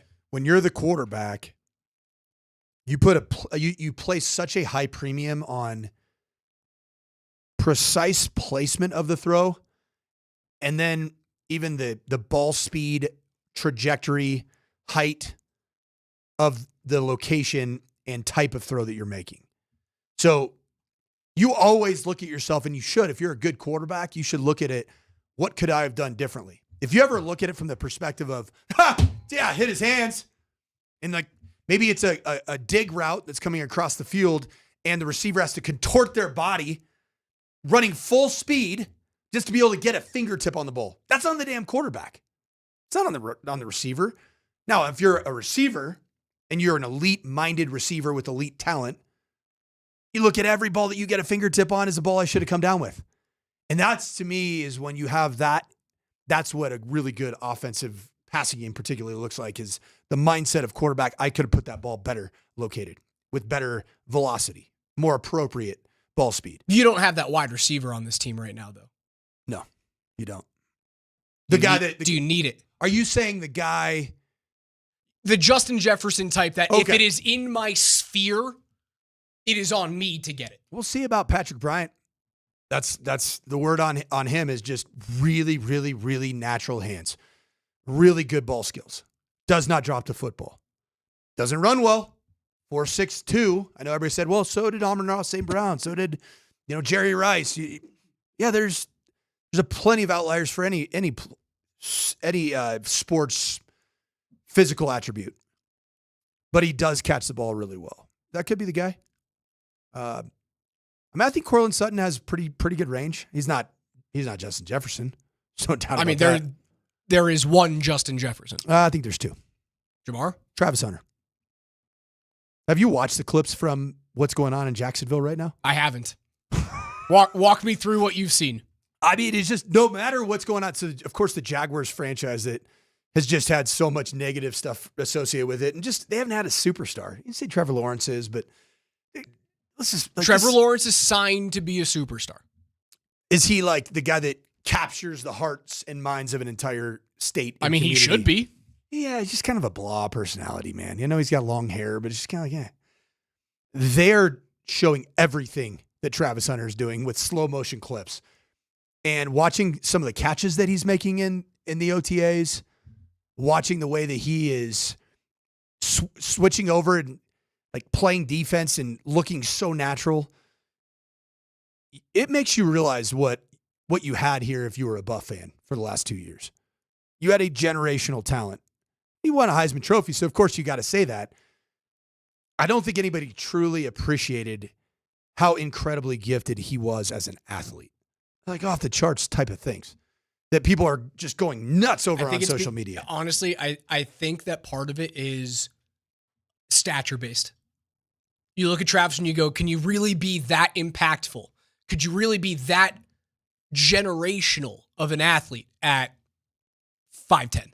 He's not 5'10". 5'10", 5'11". Isn't he like listed at 5'11"? No, he's slight. But Come on. I'll give you his. That's my guess. My guess is 5'11", 195. I could be so incredibly off. His combine. 6 foot even, 188. All right. I'm in the ballpark. And so like Justin Jefferson. I'm in the ballpark. Justin Jefferson at the combine. So he's obviously most likely a bigger human now. 6'1", 202. I mean, you're an inch shorter than Justin Jefferson, but have you seen Travis Hunter's arms? And like, he is a lanky. I'm not trying to say that like I wasn't blown away. I was. I'm just trying to answer your question of like, did we take him for granted? Did you take his athleticism for granted when he was here in Boulder? And that's my blanket statement of like, there's a possibility that when you looked at him, you went, is he just a fast dude? Is he just like very freakishly athletically skilled? No, the answer when you see all these clips, the answer for him winning the Heisman and going that high and obviously going to play both ways in Jacksonville is, yeah, he's special. Do you think that Justin Jefferson is like otherworldly fast? No. Yeah. He's not Tyreek. 4.43. So it's good speed. He's not Tyreek. It's good speed, but it's not Matthew Golden speed or a year ago Xavier, what's his name? Xavier Worthy. I always get Weaver, the CU buff. Those two guys confused. Yeah, No, but most of the best at their position, you don't just single out one trait. Like single out one thing. Just what was the one thing that Aaron Donald was better at than everyone? It was just kind of everything. Like Vaughn could bull rush you. Vaughn could be Gumby around the outside. He developed that little DeMarcus Ware fake spin technique. He could drop into coverage in the middle of his career. At the beginning of his career, he could not. Maybe the one thing that you looked at Vaughn was he is better than everyone at is the strip sack. But he was better than everyone at largely everything. It wasn't just like he's the fastest guy in the field and that's the reason why he makes like plays. Aaron Donald's elite trait was run or pass. He just didn't get blocked. Right. He just didn't stay blocked ever. Nobody could sustain a block on him. But there's so many things encapsulated into what makes that a unique trait. And that, for me, and why I keep going back to where the Jacksonville Jaguars have to use Travis on offense. It's Justin Jefferson and him in ball skills. That's the elite trait. Now, there's so many other things. He's really good run after catch. It's crazy to tackle in space. Think about the amount of times he, caught a hitch and gave like one little juke out to the outside and dudes were flying at his ankles. I'm excited to see how the hash marks impact that in the pro game. More consistent space on both sides of the field. There's no short side of the field with no space. I know there was no chance for him to be here in Denver, but like that would have been the coolest thing ever. Will from the Shop Mazda text line, one price, one person, 1 hour comes in with Hunter was underappreciated locally because all of the attention was on his head coach. Is there any truth to that? A little bit. Or maybe the quarterback? A little bit. I was going to ask you the question a couple of minutes ago because of this level of talent that you're now seeing. And again, it's all curated. The Jaguars are putting this out on social media. They're not going to put a bad clip of Travis Hunter out. I was going to ask you the question. Let's do it.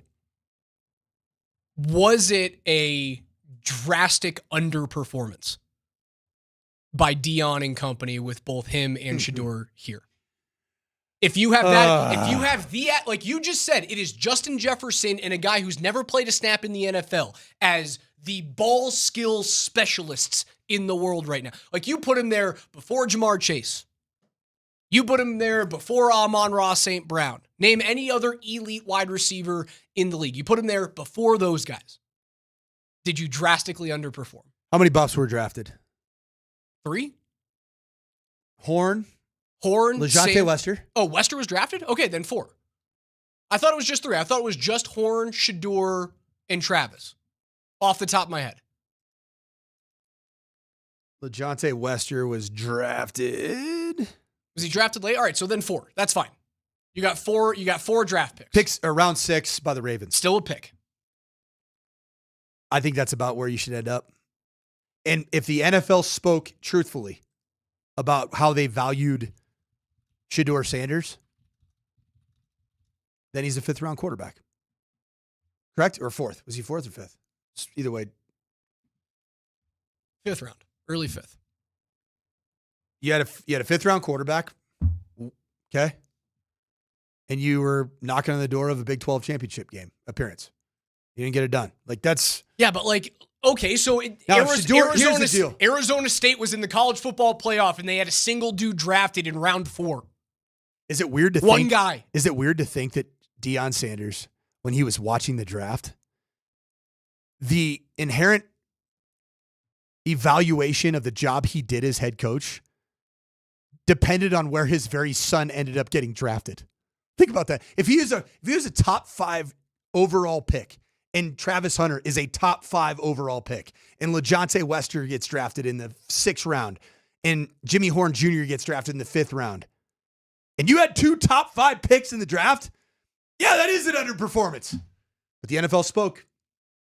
And it was as painful as it was to watch your very son, your flesh and blood, drop all the way to the 5th round. It actually kind of proved like, yeah, you did a pretty good job. We'll hear from Dion and more. NFL Notes is coming up next. You don't believe.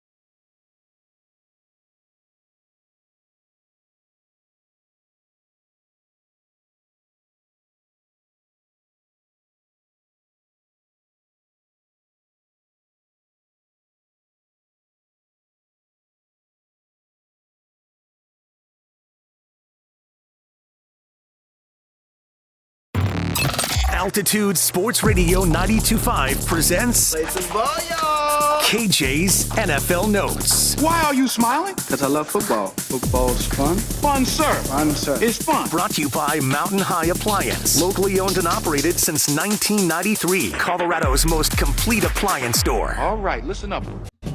Every day here on the Morning Sprint, we go through the biggest stories in football as Coach shows me a picture of Kate Beckinsale. 51 years old, Raj.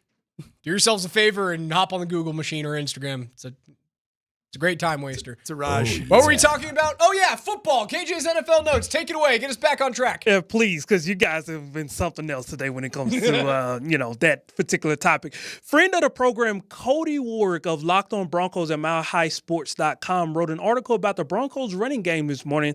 Cody talked about Audric Estime and how he figures into the touches this offseason with the Broncos running back room.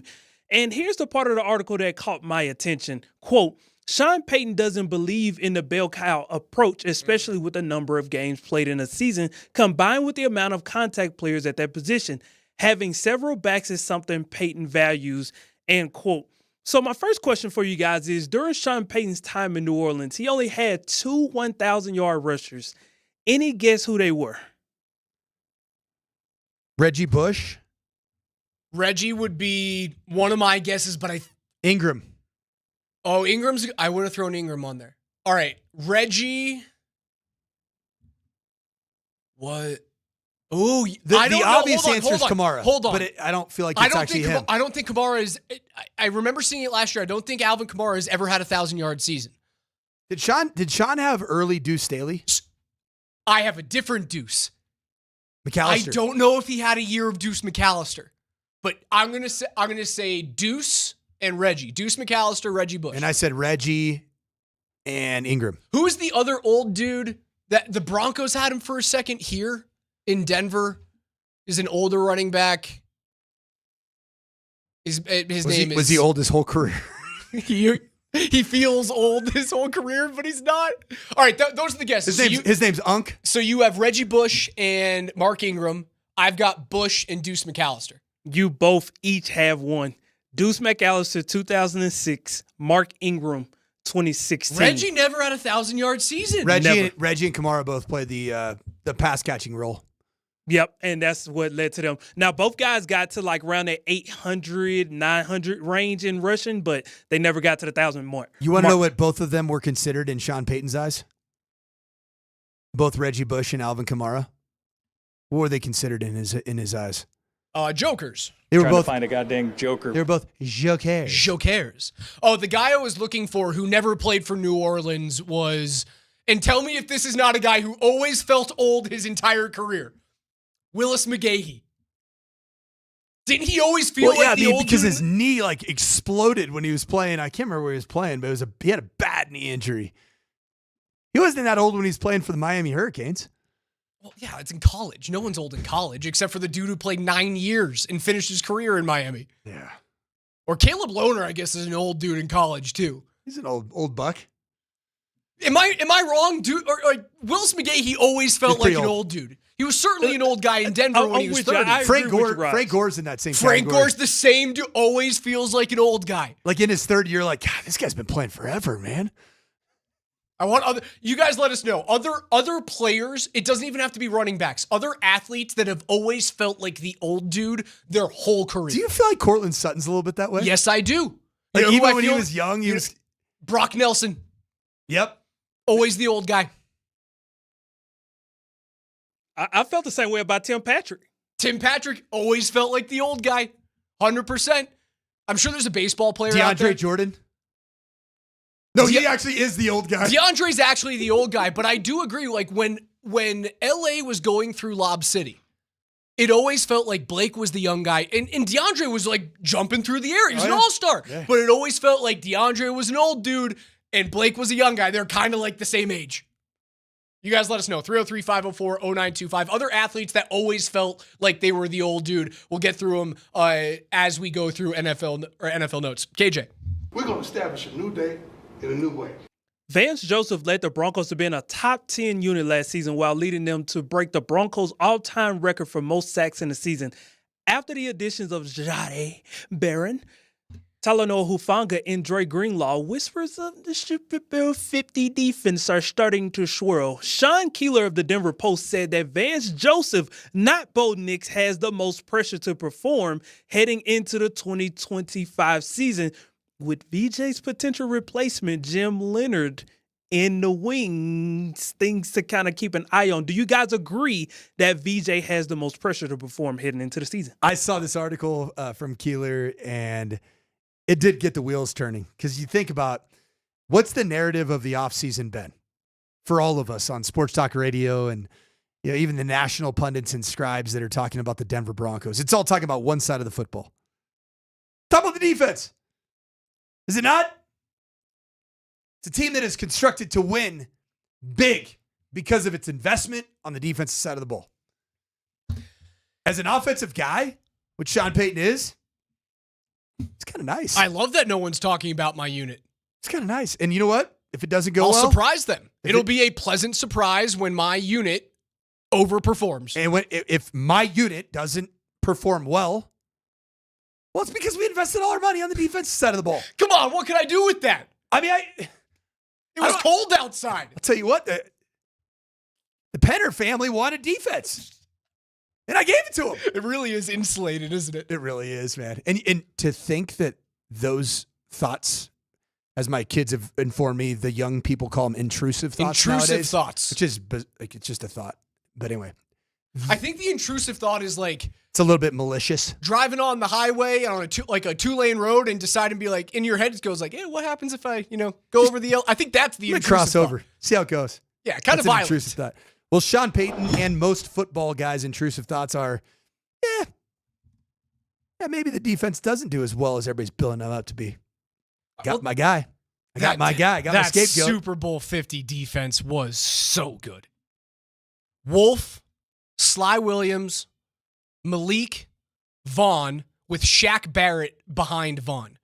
DeMarcus, Brandon Marshall and Todd Davis, Danny Trevathan, Talib, Ward, Stewart, Chris Harris, Bradley Roby, David Bruton.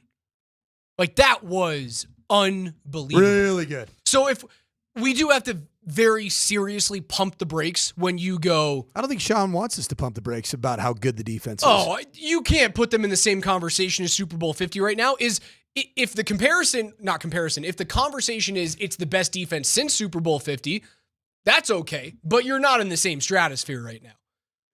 That roster that I just listed off against Zach Allen, DJ Jones, John Franklin Myers, Nick Bonito, Alex Singleton, Dre Greenlaw, Jonathan Cooper, Pat Surtain, Hufanga, Brandon Jones, Moss, Jade Barron. It's a significant step behind. Yep. Hold on. Let me. I want to contrast that for a second, because outside of the D line, what's really the difference between 2015 and this 2025 defense? Because I think both of them got ballers. And two shoe-in Hall of Famers in Von Miller and DeMarcus Ware. Could you potentially have shoe-in Hall of Famers in a young Nick Bonito and a Patrick Surtain II? Raj, we just went through this exercise. Where was Nick Bonito in the National Football League in sacks last season as a third-year player? Third. It's third. It's trending towards It's that trending. type It's of not the same thing. I mean, Von Miller was a top 3 sack getter in most of his. Yeah, but Vaughn was in the very middle of his prime. He was at the peak of his powers. I think Benito's knocking on the door right now. Which is arguably why this might end up being a better defense when it's all said and done. It's because almost all of them are young players that aren't looking at the end of their career down the barrel of a gun. A check-in talking about end of careers and old guys. Check in on my question to you. Who are athletes that always felt like the old dude even when they weren't the old dude? A great one. Peyton Manning. Always felt like the old guy even when he was like 24. He was a rookie. He was a rookie. Like, there was a maturity in how he carried himself that just felt like a 15-year vet. Tony Gonzalez. Mm-hmm. Jerome Bettis. I like this one. Already, there's a guy that just finished his rookie year that feels like an old guy. Brock Bowers. Brock Bowers.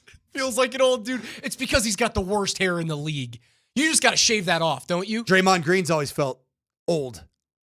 Draymond has He's always always felt had old. a patch of gray in his beard, even when he was a younger player. Chauncey Billups always felt old, or always felt old. I would agree when he was in, but also like Rip Hamilton felt old when he was in Detroit, right? Yes, and here's another odd one. Udonis Haslem. Yes. Dude, he's felt old forever. It does help, like, if you play into your late 30s, you're always going to have that view of that dude. But, like, I know Julio Franco played baseball till he was, like, 47. Julio Franco always felt 47. Always. You knew went straight to the senior PGA Tour? Nikola Jokic. It's a good one. Nikola's good. You know outside of rookie Joker, he's always felt old. What about Bernard Longer? Like, did he ever play golf before he was a senior? He was winning every tournament in the senior PGA. If you looked at Bernard when he won his Masters, very young, spry-looking baby-faced German. Okay.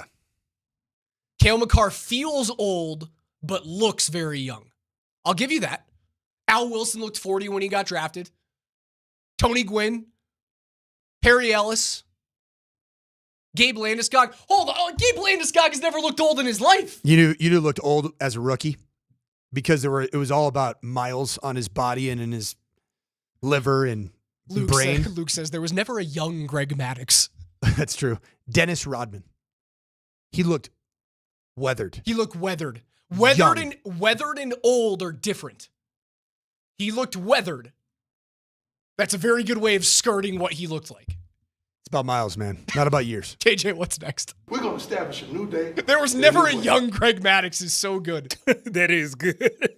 The story that I think probably caught the most attention over the weekend is Dion Sanders, as he was speaking his mind this weekend on the Say What Needs to Be Said podcast hosted by former NFL cornerback Asante Samuel.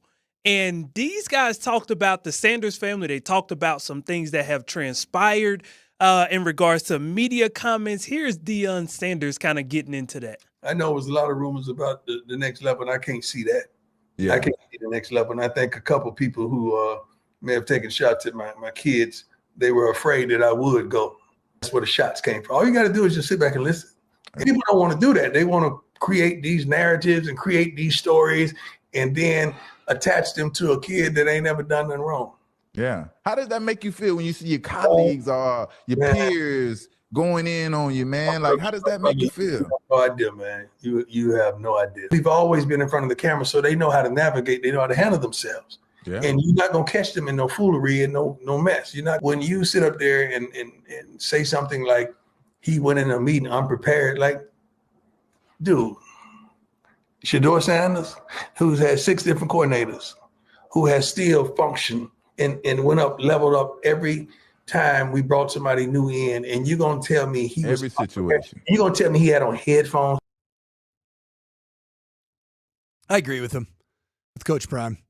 There's a lot of unnecessary clickbaiting and dropping of, I'd call it private information, inside information that should have never seen the light of day. Because a lot of that stuff, like here's the deal. I've coached and recruited collegiate quarterbacks and athletes for a very long time. Have there been different types of meetings for different types of players that come in and have either their meeting with the head coach or meeting with the coordinator? You do those same types of meetings. You want to know what you have. Have there been times when a kid came in with headphones on while he walks into the room? Yeah. Does that make me say that guy's he's not a franchise, or he's not a program altering player for our team? No, heck no. So that's the stuff that bothered me about this, because you could spin it however you want to. And really, I think it taps into some stereotypes about the quarterback position and what should be acceptable and what should not be acceptable. The quarterback position isn't what it was 20 years ago. So quit trying to make it what it was 20 years ago. I'll say this. I think Sean Payton likes certain traits in a quarterback, and some of it is that you'd never be wearing headphones when you walk into a meeting. Do I agree with that? Yeah, I do. But do I agree with the fact that you should never take a quarterback because he might be wearing headphones going into a meeting? No way. Been around some really, really talented players. Jordan Love was a player for me that would wear headphones and then come into a meeting and take them off. That's fine. Totally fine. I've had guys that sat in a meeting room until the actual meeting began with headphones on. Totally, perfectly legal. I just thought so much was made out of it. And my hope for Shadur Sanders, it's not even in Cleveland anymore. I hope Cleveland stands by what their general manager and head coach believed, which is that Dylan Gabriel is our guy in this draft. And cut ties with Shadur and let them shop. Let them find the right situation. Because there are some good situations out there for Shadur. I believe that. Yeah, not making the team's not the worst thing in the world for him, right? Like, unless it is a huge black eye of like Cleveland, the team that's been looking for a quarterback for 2 decades, you weren't good enough to be their third best guy. Is there a world where you think he gets cut? Like he's not good enough to get past that? It just all has to do with, I think, what the franchise views him in the situation in which he was brought in. This is going to be a disaster at Cleveland because I think ownership wants Shadur Sanders. And I don't think the decision makers, the everyday boots on the ground people that are the players in the decision about who plays quarterback for the Browns, I don't think they really truly want Shadur Sanders there. Who are the 3 quarterbacks on that roster come September 1? Joe Flacco's your starter. Tiny Hands Pickett is your backup. And then I don't know where is massage guy? Deshaun Watson. He's on the roster. I mean, he's injured. Is he? I don't think he's playing this year. And then I think Dylan Gabriel would be a perfect guy to have on the practice squad. So Shadur's just gone. That's what I think it's the best thing for him. Dang, man. That's a fall from grace. KJ, give me one more. We're going to establish a new day in a new way. All right, guys, it's official. The cover of Madden 26 is held by none other than Super Bowl champion Saquon Barkley. You guys kind of got into it earlier, the Madden curse. Do you guys think he will suffer from the Madden curse? And if he does, what does his 2025 season look like? What does the curse constitute? Because, like, is he going to have another 2,000-yard season? Is he going to score 13 times on the ground again? The answer is probably no to those. I mean, he is the best running back in football right now. But back-to-back 2,000-yard seasons, I don't see that happening. I do. He's that good. And there's another guy that's coming into the league that's that good. And I went to go pick up my kids. Flew on Saturday morning. Pick up my kids from Grandma and Grandpa camp. From Las Vegas. And I was went by the Raiders image store. And I saw a bunch of number 2 Genty jerseys. And I'll say this. I had some serious Genty envy. You can't do it. Can't buy it. Major Genty envy. We saw the reaction when you bought the kids a Brock Bowers jersey. My kids were with me in Raiders image, and they said, "Dad, can we go get one?" Luckily, all they had was Max Crosby and Brock Bowers youth jerseys. They haven't got. I bet they probably sold out of the Genty youth jerseys already. I didn't do it. You got to watch where you step there. You got to cool it. You got to realize that Ashton Genty. Don't they already have an Ashton Genty? Like, I'm sure you have a bunch of number 2 Boise State jerseys they have that. in the house. They have that. That's they fine. already have it. And they're blue and orange. Save yourself $185. They're blue and orange as the Genty NFL jersey should have been. There you go. Should have been. Would have been. You already have those fit. things. They might smell a little bit. You know what jersey number their dad wore at Boise State? That's what I'm saying. You already have a bunch of number 2s. Ready to roll, man. Every day here again on the Morning Sprint, we go through our NFL notes with KJ. It's brought to you by Mountain High Appliance, Colorado's most complete local appliance store. They have locations in Denver, Louisville, Littleton, Colorado Springs, and Glenwood Springs. They offer every major appliance line and brand, and you can find them at mountainhighappliance.com.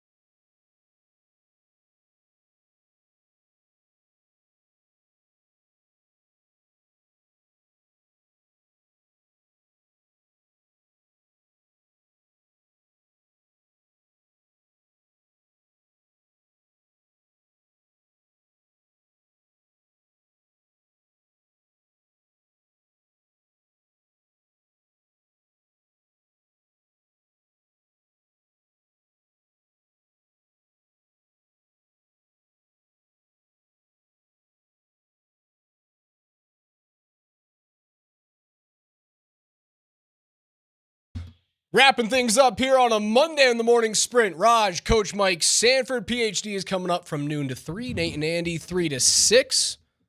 Don't have Stanley Cup hockey until Wednesday night. First game of the NBA Finals is on Thursday. I've always hated this long, overdue bye week that we get. It's too long. Was this weekend the worst sports weekend of the calendar year? No. Really? It's always it's kind of always MLB All-Star Weekend, where you do get a little bit of a taste, but nothing else is happening. You're not at training camp yet. How about for a Colorado sports fan? Was this the worst weekend? Yeah, it was pretty tough. Although you got a little bit, and I know it wasn't on the weekend, but you got a little bit where Dallas loses. That was Thursday, right? Yeah, so I can't really call it the weekend, but there were some hangover feelings from that win where Edmonton gets into the final, and you go, all right, I'm happy Dallas lost. You watched Game 6 of the Knicks-Pacers game series? Yeah, it's just inevitable. It felt a little bit like Game 7 Nuggets. It obviously wasn't nearly as big of a disparity in points, but it felt inevitable. Yeah, it was. Watching that game, I actually felt like I was kind of watching Nuggets versus OKC. So many turnovers from New York. You're just like sitting there, why throw that pass? Jalen Brunson, why are you doing this? Does that give you the thought process? I opened up the show actually going, inevitably, this will be a 5-game series for Oklahoma City to walk away with the championship. And then you start talking about, is that like one of the most dominant single seasons we've ever seen? And we should start to have that conversation. They were that great in the regular season. They have an opportunity to match the record that the Nuggets had when they won their championship at 16-4. They have a chance, but you have to sweep it. You'll talk about that if they win it. One of the most dominant seasons. Does Indiana just dismantling New York give you the thought process that like, oh, this could be a series? It gives me pause because I think deep down, Oklahoma City is just a better team with better top-end talent. But I'll tell you what, man, when you start going through both the Pacers and OKC's rosters, they go like 10 deep with quality players. There are good players up and down. Like, how many players on the Pacers right now would you die to have on your roster? Just die to have on your roster. If you're a Nuggets fan. I mean, you would absolutely love Obi, Siakam, Halliburton. Would you take Mathurin or Turner? Probably take Miles Turner. I'd take Miles Turner. Miles Turner in a New York second. You know who I'd take right now? Well, like, where are you going to play Miles Turner, though? You want to know who I'd take right now? Like, he's got to start for you, but he's not going to start for you. Miles Turner. You put Miles Turner at the 4? Where's AG go then? Miles Turner's 6'11", 250. I was going to say, if you play him at the 4, because you're not going to play him in Joker spot, or are you? Maybe you split Joker's your technical AG 4? now is your 3. And MPJ is traded. There's more guys than just MPJ being traded in that scenario. Yeah, there's obviously a lot of players on the team that is representing the Eastern Conference that I would love to see on the Nuggets. Call me a moron. But there was a player I was watching with the Pacers. I'm like, gosh, that guy would fit so well with the Denver Nuggets. Siakam. No. Thomas Bryant. He was a Nugget. Yeah, but he didn't do anything. Because Malone doesn't play anybody. You also didn't need him to do anything that year, but he didn't do anything. Well, you would have loved to have had him now. Thomas Bryant has been dead to me since he was 18 years old, and he decided to go to Indiana instead of Syracuse. But Thomas Bryant. He's been dead to me for years. Is Thomas Bryant not Exhibit A for some of the shortcomings that led to the inevitable demise of a Michael Malone coach? Oh, yeah, play him a little bit so he wants to stick around. Or so you see what you have. Yeah. And I know Thomas Bryant's not a superstar by any, but he's going to be playing in the NBA Finals in the rotation as a guy that the Nuggets would have loved to have had somebody that was 6'10", 250 freaking pounds. And in the regular season for a team that went 12 deep. You're right. Averaged just shy of 7 points a game, just shy of four rebounds a game, and his field goal percentage is 51%. Like, this guy is a good player, and you never played him. Like you go back to when he was a Denver Nugget. That dude played in 18 total games for the Denver Nuggets. 18. He hardly played at all. And I was pretty excited about that too when he came over. Pretty excited about it. Played 56 games this year, averaged 15 minutes a game for the Pacers. I would love Thomas Bryant right now. Yeah, it's a black mark against Malone. Seeing a lot of players go to other spots and shine. And he's only 27 years old. Or at the very, very least, be rotational pieces. I don't think that's the lasting legacy on Michael Malone. Like, the lasting legacy on Malone is winning as head coach title of all time and first championship. That's what it is. NBA title in a place that had never won. Now, if they don't ever win again and Joker retires and the Nuggets don't get one, bittersweet. So let's look at John Elway as we get to the end of the show here. Let's look at John Elway as a front office exec with the Broncos. Super Bowl champ. But at the end, it soured enough to go, was your tenure really that great? Did it sour enough with Malone? I don't think it has. But if they don't ever win again, if you don't recover from the situation that you are currently in, then which is no development of a roster that is tied to 3 max contract players. Right. And it appears to be inevitably tied to those max contract players for at least another year. Maybe more. Yeah, it's a big question. If they win again, it's all good. Right off into the sunset, you're fine. If they don't ever win again, and you look back at Joker and you go, all those MVPs, and you just get one title, you will have a little bit of that gross taste in your mouth, much like you had when John Elway finally stepped away from the Broncos. Just taking his front office part of his career. You found a way. You found a way to get Peyton Manning here. You found a way to retool going from what was the greatest offense in NFL history that just wasn't good enough to get you over the hump to win it. And then you completely retooled and went to one of the greatest defenses we've ever seen, all within the span of 2 years. And by the time you walked away, enough things had gone wrong that you went, was it really all that worth it? I think the answer is yes. I still look back at the Broncos and I go, the answer is yes. Will I have the same reaction if Joker never wins another one when I think about Michael Malone? Thomas Bryant remains the poster child for lack of. That's a really good poll from you. I like that. I was watching the game. I was like, why does he look pisses me off a little bit. I was watching I was actually in the airport watching on my iPad, so you can't see. Like, why does that guy look so familiar? Like, oh yeah, because I saw him on the bench. That's the dude that came in the game when the Nuggets were up by 28 points in series that they were sweeping. Come in for 1 point. He averaged 1.9 minutes, it felt like, during the postseason for the Nuggets.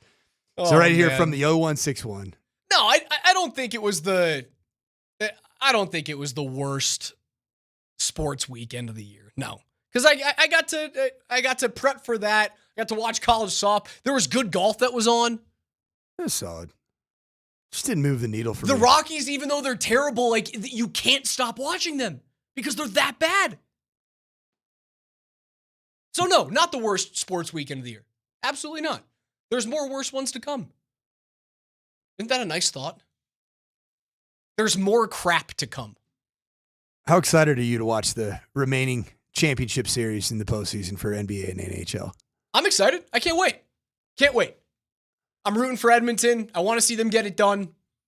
I kind of like Connor McDavid a little bit more than I have in years past. I'm excited to see if Indiana can punch against OKC, but I'm kind of more excited just to tell everyone, remember when we weren't scared of OKC? OKC and Panthers are going to win the series. OKC then I'm in less 6. excited. Panthers in 6. PhD's coming up next. We will talk to you guys tomorrow morning at 10 a.m. for Coach Sanford, for KJ. I'm Raj. Love all you guys. We'll see you tomorrow.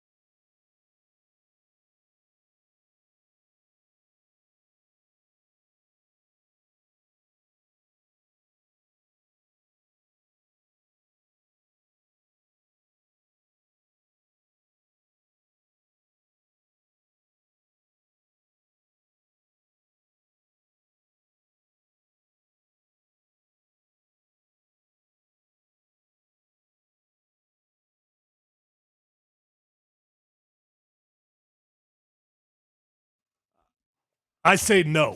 That's your question? Here, for a second. For a second. Sanford, you got a second? School's out, isn't it? For summer. Like, you're done for that stuff. School's right? out, but football's in. Oh, That's right, Let's go. buddy. It's ball season, huh, Tyler? Let's go, baby. What time you got to be over there? No rush. Tomorrow morning, 6 a.m., man. Okay, well, that's cool. First workout. Yeah, so go ahead. So you think I'm nuts, huh? Well, tell your question, and we'll reset for everybody here.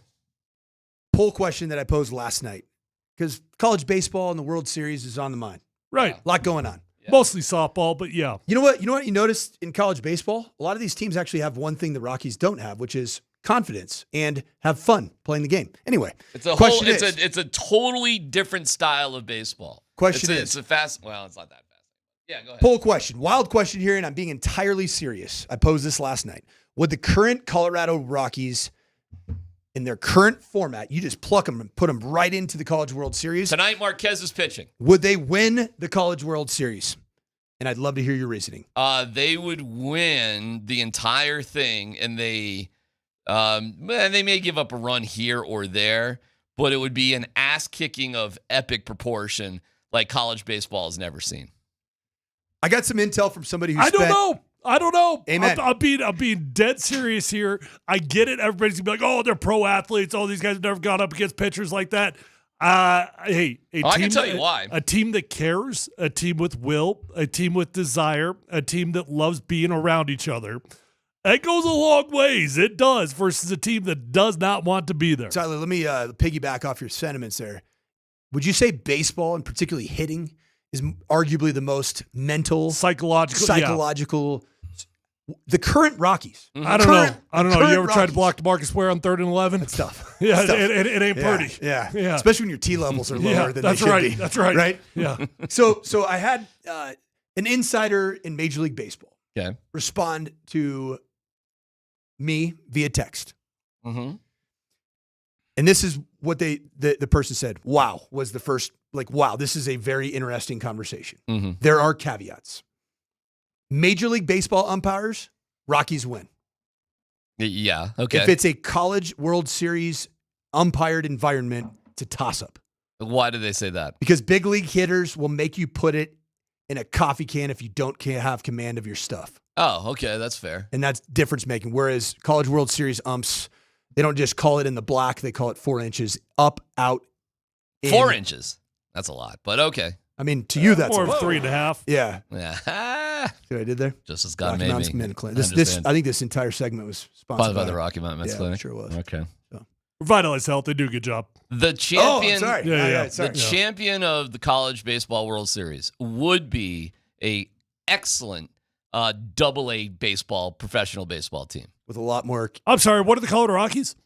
They're major league. No. I'm being serious. They're major league. Really? Mm-hmm. The worst team in the history of Major League. It's if we're defining that as a Major League Baseball team. The Rockies would clean the clocks. This Rockies team would clin the clocks of the vast majority of AA teams. However, there's probably quite a few AAA teams that would have their way with the Rockies. Unfortunately, that's that. Listen, it's a fun question. I don't mind you. I see why you're saying it, but you just, no offense, but you just haven't really paid attention to college baseball that much. I heard you. I forget the stat, but I heard you had it. You had the wins and losses for Bud Black versus Warren Schaefer. What are they? 7-33, Bud Black. Okay. 2-17, Schaefer. Okay, so Bud Black was averaging about a win and a half more per 20 games. Yeah. So yeah, DMac was inherently wrong about Schaefer. I get it, and this is where I look like a Rockies apologist, which I'm not trying to be. But as Warren Schaefer said, and I get it because the results aren't there, there is a stunning amount of close games that the Rockies are playing. Now, I'm not saying they're not going to be the worst team of all time, and I'm not making excuses for them. But yesterday is a great example. Were there, and this is a legitimate question, but were there not close games when Bud Black was coaching? There were, and he would make a lot of mistakes that would turn a close loss or a close win into a close loss. He would make some. Warren is making the same mistakes. Well, what the problem is right now with the Rockies in terms of close games is they have not been able to maintain a lead through more than 2 innings at a time. The last time they had consecutive innings where they maintained the lead was their 3-2 win over the Yankees. Yesterday, they led 1-0, and they let that kind of slip away quickly, unfortunately. And they did tie the game up at 3-3, and then again, they let up another dopey home run. And then you get into the real issue is the Rockies just are not a good team, which nobody's making that argument. I'm telling you, they're not a good team. And when you strike out, but you're doing it against Edwin Diaz, who had gone 30 straight innings without allowing a hit, until Sam Hilliard actually got a hit on him to lead off the ninth. So 3 times in a row, the Rockies brought, theoretically, the tying run to the plate in the heart of their lineup. They did. Tovar, McMahon, and Goodman all came up, all struck out. And so the lack of timely hitting is absolutely incredible that it happens that often. But in terms of a college baseball team, you realize there's guys on the Rockies that Sensatella, who sucks, throws 96 to 99 almost every single pitch. And he sucks. You don't see that kind of pitching in college. You don't. This is pretty good text right here. So no college kid would be able to get a hit off Marquez, but DMac can get a hit off D1 female pitcher. Well, I don't know. Have you seen my gal from Tennessee throw 79.9 miles an hour? Yeah, I don't know if I could get a hit off the best college pitchers in the country, but that's not what we're talking about. You know, and that's never going to get set up. You know, you're never going to have me go against somebody like that. You're just talking about like a D1 level pitcher. Yeah. It's a big, huge ball. It's not going that fast. It's you got a lot of, there are tons of hits off all of these pitchers in college softball. It's what, they don't swing the ball? The bat, rather? Anyways, your question's about AA baseball. And what is it, 50-50 right now? Because I don't think people are watching the games either. Now, you did join me on March Towards History, and I did it twice. I was going to do it on Friday, but my wife and I just ended up at happy hour too long. Which would have made a great show, by the way. We just never made it back to the place in order to do it. But yes, Saturday they lost 8-2 and looked terrible. They did. They looked terrible. And then yesterday it was nip and tuck all the way throughout the game, and it's a crazy less than 3-run loss from the Rockies. Another one. And they've had a ton of them. But again, this is where I sound like an apologist. Yeah, but I actually really, really curious. What's the point of defending them? Why do you feel the need to defend them? I'm not defending them. I'm describing what's going on. No, you're defending them for sure. You are. I mean, Okay. you're definitely on you're definitely on a Warren Schaefer defense. I like Warren Schaefer. I've heard really good things about Warren Schaefer. He hasn't got the job done in terms of wins, but they have been playing better since he's taken over. You realize Bud Black lost a game 21-0 to the Padres, right? You want to talk about no coach deserves that job after losing 21-0. I don't care what your record is afterwards. You allow that to happen. And nothing like that's happened with Warren Schaefer. And there's been a lot of close games. But wins are what matters. And they haven't got the wins. I get it. I understand. Why do you think we're doing March Towards History? No, I think the best college baseball team, if they played the Rockies, could be an SEC team 5 times, they're going to win at least twice. And that's the thing about the Rockies. They're going to win at least twice. College World Series, it's an elimination tournament, double elimination when you get in, you play all kinds of teams. How would this team mentally be able to deal with all the different scenarios that come up? Well, do you know how the College World Series actually works? Yeah, it's like two sides. There's like eight It's teams on tricky each side. because it changes every round. Yeah, it's not. You don't just play 3-game series. You don't. Do you want me to explain it to you? Do you want me to explain it to you or not? I mean, it is June radio. I mean, we did talk about the Rockies versus a College World Series team. What you do is you have 4-team regionals with the highest seed team hosting, and it's a double elimination tournament. Play a bit round robin? What's that? It's a bit round robin-ish? No, it's double elimination. It's round robin. You would play all 3 teams, and then you would seed after that. This is double elimination. I mean, you come seeded into the bracket. So you start off playing, the highest seed against the lowest seed, and then the 2 middle seeds. Then you have a winner's bracket and a loser's bracket, and it goes double elimination. So Oregon State, for example, who I'm following because we have a local kid, Dallas Macias from Regis, who was the Colorado State Player of the Year 3 years ago, and is a family friend of ours since he was 5 years old. He plays for Oregon State. So I've got interest in watching it. And they lost their first game to St. Mary's, so now you go to the loser's bracket. So they've got to beat the loser of the first game. Then they got to beat the next loser the next game. Then they had to beat USC last night, and now they play again. But if you just go from the winner's bracket, you just go win, and possibly win 3 games. You got to play 5 games if you're coming from the loser's bracket like Oregon State's doing. So it's hard to do. So that's how you pass through.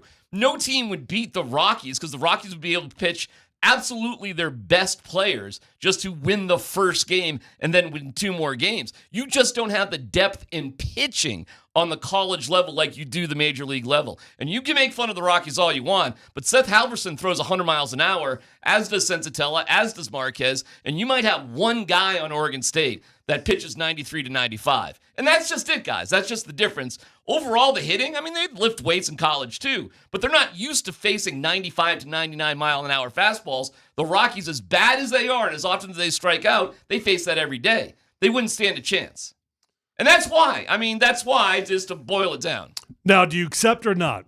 Just got a message from a man named Ryan Wood. Ryan says, my niece is a Division I pitcher from Towson University in Maryland. She is home for college and lives in Parker. I would be happy to set up an opportunity for her to pitch against DMac and see if he can get a hit. She throws between 68 and 69 on her fastball. Cool. Set it up. Now, do you think? Now, are you going to double down? 68, 69? Is that within your wheelhouse? Sure. Whatever. Yeah. Yeah. Yeah. Right, set it up. All right, I would let's love go. to see this. Let's go, Ryan. Let's make this happen. Appreciate you reaching out. That's a good listener right there. And we all know that 68, DMac loves it, like right on his inside, kind of right on the knuckles. Yeah. He likes it. He likes a brush. Maybe Solid brush nice back. little riser, hits the chin a little bit. Yep, Also, yep. Whatever you need to do. Yep. Hit him with that. Whatever you need to do. Okay, so I'm actually really we did not think this was going to happen. Ryan's got to set this up. Ryan, I will I'll connect with you here during the break. We can actually do it down the road here. Now here I know a high school program that's got a nice softball. That's setup. right. Now here's the challenge, Ryan. How quickly can we make this happen? Because we know that if we don't make it happen within 48 hours, it probably will not happen. Yeah, that's for sure. No, that's all true. Are you feeling a little nervous now? No, it's a softball. No. It's a softball. He's feeling good. Throw a softball at the plate. You take a softball bat, you hit it. 68 to 69, is that within the wheelhouse? Sure, I guess. I don't know. Whatever. How many pitches does he get? Are we going just to count? Well, I don't know. One count, or are we going to go best of 10? Best of 10? What, 10 at bats? No, 10. You have 10 pitches to hit. So it's like batting practice? Yep. Well, that seems silly. I think you'd do it. I mean, there's balls and strikes. And one at bat, or do you want to go 3? I do whatever you want. What's fair? What's fair from his? What do you want to do? I say 2 at bats. 2 at bats. That's fair, right? I mean, you realize like the pitch depends on the count, right? Yeah, like yeah. a 2-0 count is a different pitch than a Okay, 0-2 count. so we need an umpire out there. We need somebody calling balls and strikes. You need all of it. You need the whole thing. You need the whole shabazz. Now, do you trust me to call balls and strikes? No, you don't know what balls and strikes are. Really? I don't know what a ball and a strike is. You have no clue what softball balls and really? strikes are. Oh, because you do.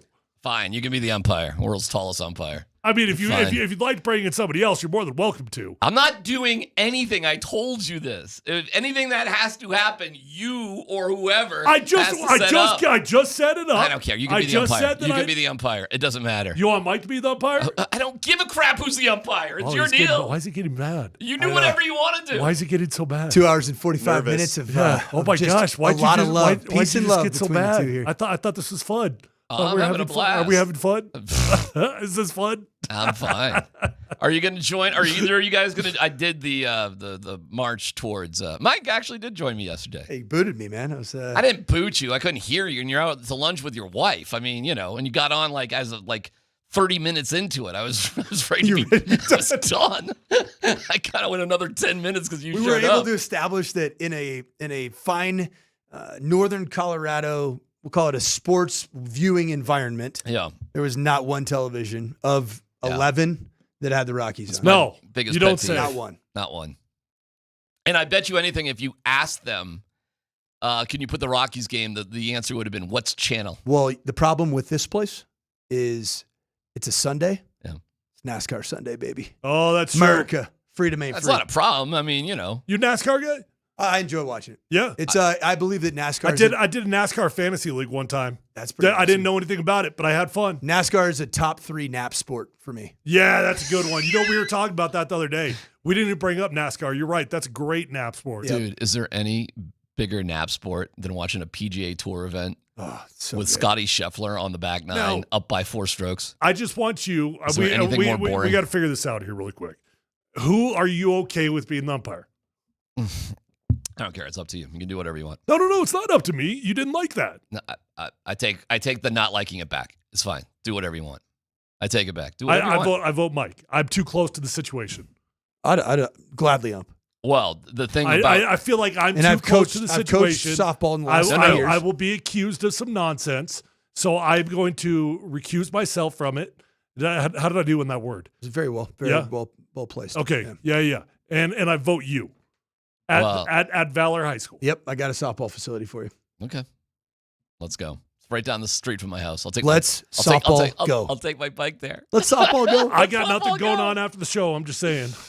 I got nothing going on for the next month. I don't think Rockies. Hey, wait, are the Avs or Nuggets playing, Dan? Just checking. I don't think so. We got time on our hands, boys. I'll be there at 6 a.m. for your practice if you Come need. on. I mean, if you want to do it then, Come let's on go. down. Wow, how far is softball mound? It's like 46. No, it's not 60. 60's from base. 70 miles per hour from like 50, 60 feet. It gets on you in a hurry. That seems pretty quick. It gets on you in a hurry. Yeah. That'd be good. That'd be quick. 2 at-bats. I've actually never tried to hit a fast pitch softball. You're in for a real treat, Clark. A real treat. Well, have you done that? I have. I have. How'd you do? It's a lot harder than you think. Okay, did you hit it? I mean, we're talking, I was doing it was 13-year-old girls. Okay, so yes. Yeah, but it's a little harder than you think. Okay. This is not a college softball player from Towson No. that pitches for Where's a Towson, by the way? Maryland. Baltimore, Maryland. Okay. Maryland, yeah. Yep. Good job, both of you. Where's Wofford? South Carolina. Yeah. Very good. Keep going. I'm here all day. That's where's Stetson? Florida. Very good. Where was Dixie State? Utah. Southern Ah, Utah. let's go. Where is oh gosh, this Where is is fun. Where is Minot State? I don't know. Oh, I don't know. Where? North Dakota. I got one for you. Where's Wright State? Detroit, Michigan. Incorrect. Whoa. And they just beat like Vandy or Texas in baseball. Oh, Wright you know what got State. me? Wayne State. Wayne State is in Indiana. No, it's not. It's in Detroit. Okay. I know that for a fact. Where is Wright State? The name St. Louis. You're on the right path. It's not St. Louis, but you're thinking in the right direction. Kansas City. No. You got to know your aviation history to understand this one. Boy, this is a great you win North nothing Carolina? question. No. Where were the Wright brothers from? Illinois. No. Don't know. Well, think Dayton. Ohio. Dayton, Ohio, the Flyers. Really? Yep. Wright State's in Dayton, Ohio? Wright State is in Dayton, Ohio. Yep. We went on a lot of baseball visits, my friend. I'm just ripping them off right there, all up and down throughout the country. That's a fun one. George Fox University. Georgia. Ooh. Wait, no. Oregon. Hey, Oregon. You got Oregon. it. George Fox, Oregon. Wow. Because Pat Bailey, who coached at Oregon State, actually coached at George Fox. Tyler Polumbus. Yes. Whitworth College. Whitworth. I don't know. I don't know anything about Whitworth. You got it? DMac? Do not know Whitworth Spokane, College. Washington. Don't know that one. You got me impressed. I got George Fox. You got me on Wright State. I was feeling confident with Wayne State. Yeah. That's good. You got Dixie State because they've changed their name. Yeah, What's their new name? They are Utah Tech. They are. Is it Utah Tech? The Utah Tech This is some Trailblazers. impressive college knowledge here, boys. Very Who impressive. was the fullback the Broncos got from Dixie? And he was only here for training camp. No idea. Do you remember? No. Dan, you remember? He was kind of a star. He was the bell of the ball. Is this for a the only while. reason that you know what Dixie State Oh, is? there's no doubt about it. Have you not driven through St. George on the way to Have places? not. We didn't do a lot of Utah stuff. We Or were Cedar. There's 2 schools. down there. What year are we talking? just maybe like 5-6 Was years it Andy ago. Janovich? No, Jano was from Nebraska. Yeah. Yeah, stupid Who would have Jano. been a star in training if we camp? only had 22 Janos. Right. No, Star, he was a fullback, running back sort of guy. He's from Dixie State. Everybody loved him for a little bit. Gosh, I am forgetting his name. I'll know it as soon as you say it. I know my guy Tyler Polumbus will know where this school is. Where? Because it directly has ties to your college football experience. Okay. Shadron State. That's in Nebraska. Okay, Yep. who did Shadron State beat? Danny Woodhead was Shadron State. Who did they beat the week after the CU Buffs had lost to that team? Oh, under Dan Hawkins. You tell me it was Montana State. Montana State. Oh, Montana State beats Dan Hawkins in the CU Bowl. And the next week, Shadron State beats Montana State. The Bobcats were dangerous. I'm just telling you. The Until Bobcats were the State real deal. In their Division II program, Stupid beat that Mike same Person. team. Last one, Murray State. I mean, I lived right next to him, man. I was a head coach. It's in the great state of Kentucky, Murray, Kentucky. Yeah, the Racers. Danny Wood, I was shouting to say, right? 100%. Yeah. Nailed it. All right. There you go. Oh, man. I can't believe we can't remember that dude from Dixie State, running back, fullback. You'll know it as soon as you hear it. Joe Don Duncan? Yes, that's it. Joe Don Duncan. I've literally never heard of him. Joe Don Duncan. Oh, dude. He was, you get this at training camp. You get darlings. You get training camp darlings. The Bandy effect. I call it the Michael Bandy effect. This was 2015. Yeah, it wasn't that long ago. Were you teammates with the guy? No. Well, Tyler didn't join the team until... No, this must have been the year after the Super Bowl. Okay. All right. Well, all right. August 2015. Okay. Right? No, 2016 was the year after the Super Bowl. Yeah, you're right. You joined in like September, October. Yeah, he must have been in training camp. Yeah, he was just a training camp guy, but he's one of these guys. It's like a fullback, one of these dudes, Joe Don Duncan from Dixie State. Everybody thought Dixie State was like in Mississippi what was or my something. dude that got cut for me? Why am I drawing a blank in it? He was other fullback. James. Oh my gosh, you're right. It is James. Oh my God. I can picture him. Oh, I can too. James. God. Here's the story real quick. Gary wanted Payton to go under center and hand the ball off. He wanted to play with a fullback and a running style. And there was a guy, James something or other. Gosh darn, I'm forgetting his name. And you should have seen Payton just really... Casey. What's that? Casey. James Casey. Yeah. Correct. It just wasn't happening. And we're like 2-3 weeks into the season. It was like the James Casey experiment because James Casey's only role on the team was because Gary Kubiak wanted to run this system, and it wasn't working. So they made a compromise. They went to the pistol. They cut James Casey. And yeah, that's one of the biggest reasons Tyler is on the Broncos, because it didn't work out. But they did make a compromise to go to the pistol rather than, just go under center. So that's what happened in 2015. Most time when you get there, like somebody's got to get cut when you get signed, right? Because you only got 53 guys.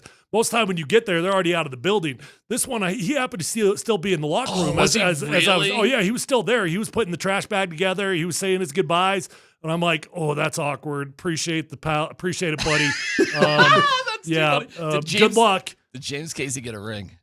Oh yeah, for sure. You think so? I mean, well, I don't. I said for sure. Like I know that for a fact, but I would imagine.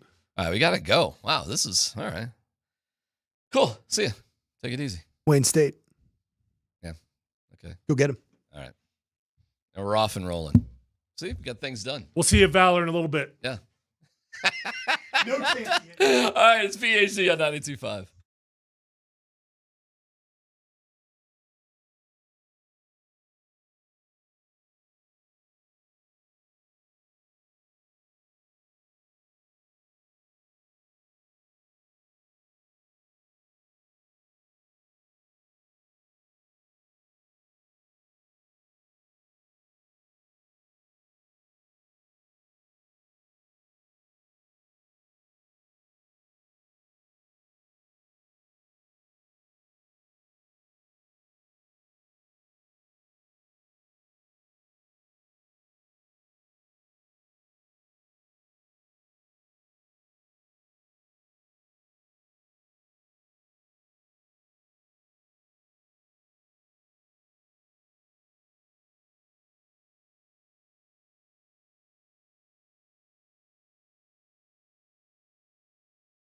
Hey, it's DMac for the Rocky Mountain Men's Clinic. Just talking about them.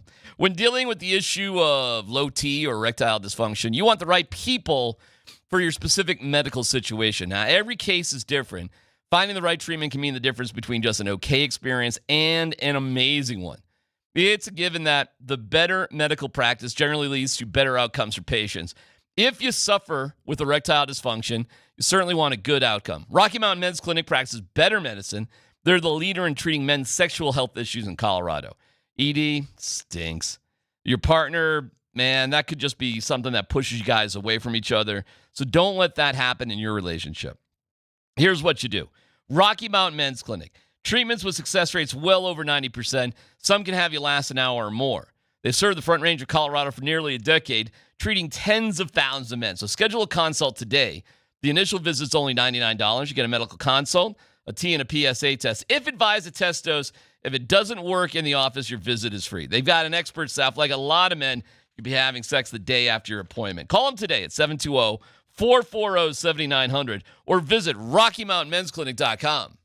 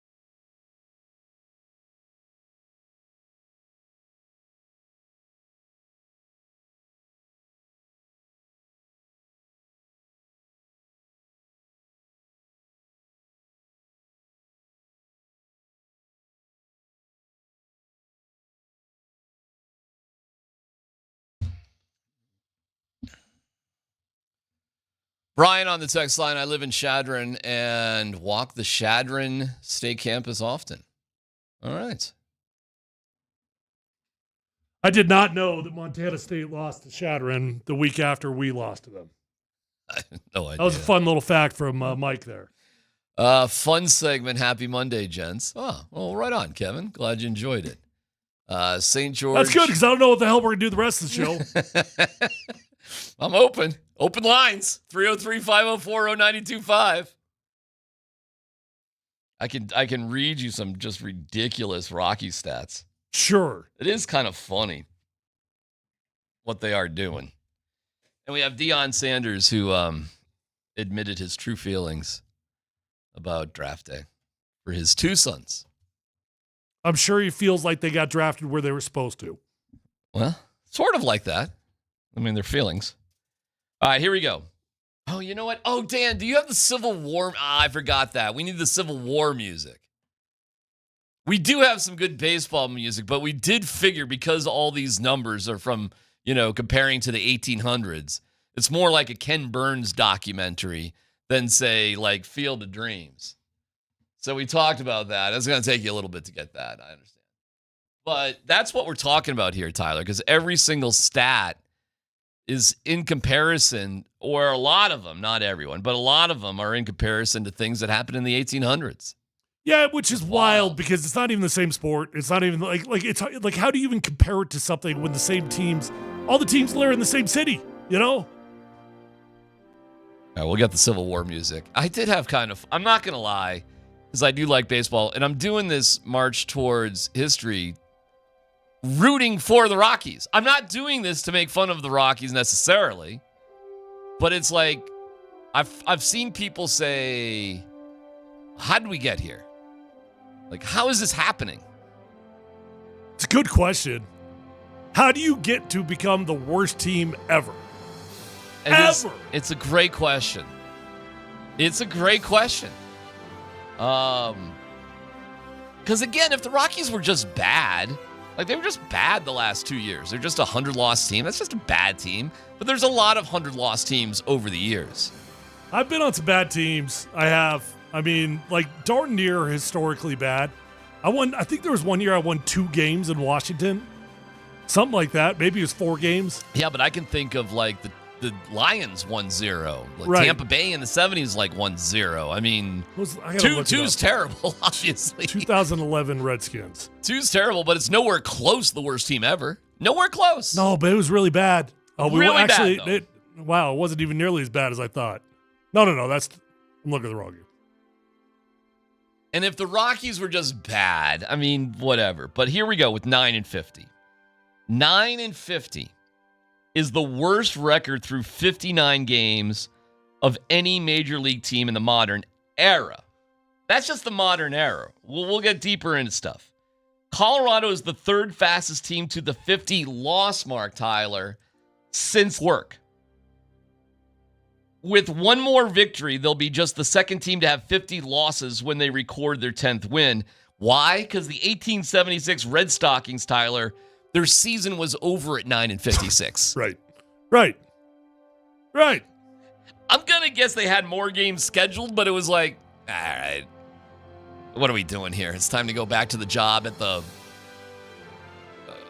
building the railroad. I don't know. What are you doing? They've lost all 19 series this year. But if you go back, they lost the 3 series that ended the 2024 season for a record 22 straight series. That's a record. The Rockies, the first MLB modern era to lose 28 of their first 31 road games. And they start a new series with the Marlins this afternoon. Tyler, they've lost 8 games in a row. Tyler, it's their 4th 8-game losing streak this year. Now, if you're a betting man, in their 3 previous 8-game losing streaks, they won game number 9. So if you were to bet on the Rockies based on this year's history, No. you take the W. No, with you the wouldn't. Rockies over the Marlins today. No, you actually would not do that. That would be very bad advice. If you just bet on the Rockies to lose, you'd be a very, very rich man. So do not do that. Don't do anything but bet against the Rockies. Now, here's the good news for these guys, though. And I think about these things because, everybody feels bad for millionaires, right? And so, in the NFL, sometimes it's like week 13. You're having a really bad year. You've already been eliminated. You got 3 weeks to play, 4 weeks to play, and you got no hope making the postseason. You know what you get to do? You get to plan on shipping the cars. You get to buy your vacations. You get to get an advanced start on that. Now, can you imagine how cheap these vacations? I mean, these guys probably already gone to Costco, bought the all-inclusive down in Mexico, like 4 months out, 6 months out. Can you imagine the amount of money that they've saved on their Cabo on 3 breakdowns? That's advanced planning. They sent Michael Toglia back to the front line. Well, not to the front lines, I guess. I just need to recap for a second. Did you advise people to bet on the Rockies to win? I'm just telling you what's happened. Because they're in their 4th 8-game losing streak, and their previous 3, they haven't got to 9 losses in a row this year. So the way this season's been going, I'm not sure if you figured this out, they're getting worse, not better. No, I got you. So let's bump that out to like 10 or 11. But in game 9... No, it's probably game 10 or 11 now. Can't be the same. Well, they've not lost 9 games in a row yet this year. Right, They have but not it's done getting that. worse. So you're saying take the Marlins? Yes, I am. Michael Tolia got injured on the front lines. Tyler has been returned to Albuquerque to rest up, and he's going to write his sweetheart from home, and hopefully she's still waiting for him. But I'm going to guess she knows he's on the Rockies, and she's cheated on him. There has got to be somebody out there, like, the Bryson DeChambeau break 50. There's got to be somebody out there on YouTube, maybe on TikTok, that is documenting betting against the Rockies every single game this year. Well, I've seen that. Like for real, there's got to be somebody out there that's doing it. Well, I really want to know how much money they're up. I just don't know what the spreads are, but if you were, oh my God. I'll just take the money line. Forget it. Are you seeing the guys who are betting on Angel Reese to miss her first shot? That's a pretty safe bet. It's happened like 6 times in a row.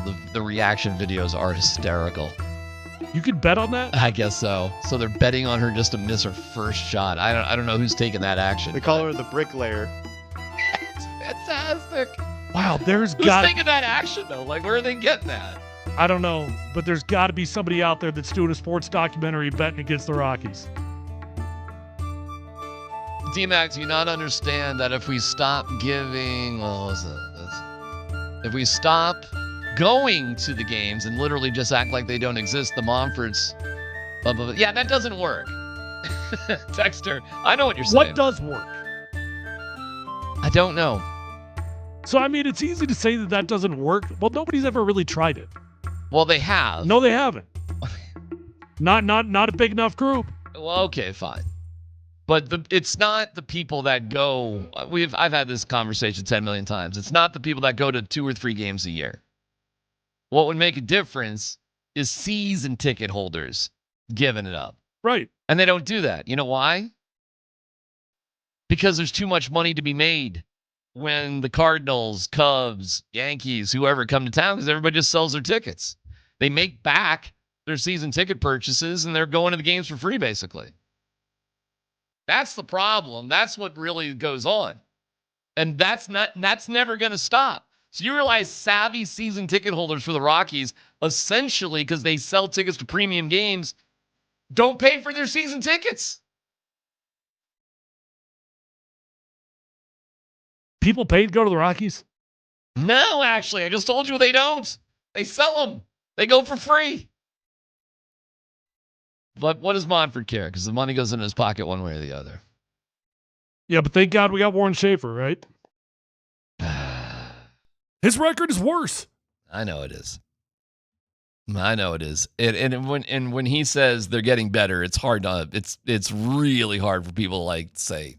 But they're not. It's actually a ridiculous statement to make. Well, they are. They're having a lot more closer games. Stop that. Stop that. Stop that. Stop the closer games. You don't get to say a team. That's not facts. It is. No, DMac. When you're telling me a team gets better, they win games. Okay. It's simple. No. It's not hard. When the record is actually worse with Warren Schaefer than it was with Bud Black, you know what that means, DMac? They're a worse team than they were with Bud Black. Not a better team. Well, when there's more wins previously than there are now, that makes the previous iteration better than the current iteration. All right. I'm not sure how we could argue those facts. It's wins and losses. So if you just wanted to define it by wins and losses, I can't argue with that. Is that not how you define success? No, I'm not even fighting you on this. I'm not fighting anybody on this. If you just want to say they're worse, that's fine, because they're losing games, and it is about wins and losses. They do play a lot of close games, and they're playing a lot of closer games since Warren Schaefer's taken over, but a loss is still a loss. Now, you're making me want to challenge you on that, and you're making me want to look at their entire season record and see how close the games were with Bud Black. Go for it. I mean, they just lost by 2 runs to what were their games against? Who did they just play? Who just lose to? Nobody knows. Mets. Now we know. They lost by nobody knows. They lost by 2 runs on Friday night. They lost by 6 on Saturday. They lost by 2 runs on Sunday. When was Bud Black fired? They lost by a combined 4 runs to the Cubs. Well, there you go. I mean, you can keep going down, right? Give me a rough estimate of when Bud Black was fired. Well, they've only won 2 with Warren, so look at the last 2. So, yeah, here we go. Close game, 5-3 loss, 2 runs, 8-2 blowout. So 6 of their last 7 games. They did lose 13-1. Actually, 7 of 9. 7 of their last 9 games have been by less than 3 runs. 7 of their last 9. So, okay. And there's 21-0. Bud got fired right there. Okay. After they won 9-3. Warren Schaefer also lost 13-1. So if you go to Bud's last 9 games, let's go to Bud's last 9 games. There's a win in there. Bud Black was fired crazy. on May 11th. Yeah, they won 9-3 and then he got fired. So in his last 9 games now, the win counts. So that's 1. I'm looking for close games. 2. No. Forget close games. It's about wins. 3. Well, all right, but now we're arguing 2 different things. I'm not. No, we're not. Well, I'm not arguing We're with defining you. success. Okay. Okay, but what I was trying to say, obviously not well, is that there have been a lot of closer games with Warren Schaefer than Bud Black. And if you just look at Warren Schaefer's last 9 games and Bud Black's last 9 games, you will see Define a close game. Less than 3 runs. Okay. Now during the break, I'm going to count them. Well, you can look at it right there. I know, and I can't count that quick. Okay. All right. Well, use all your fingers and all your toes. We'll also come back with Deion Sanders sticking up sort of for his sons. That's next.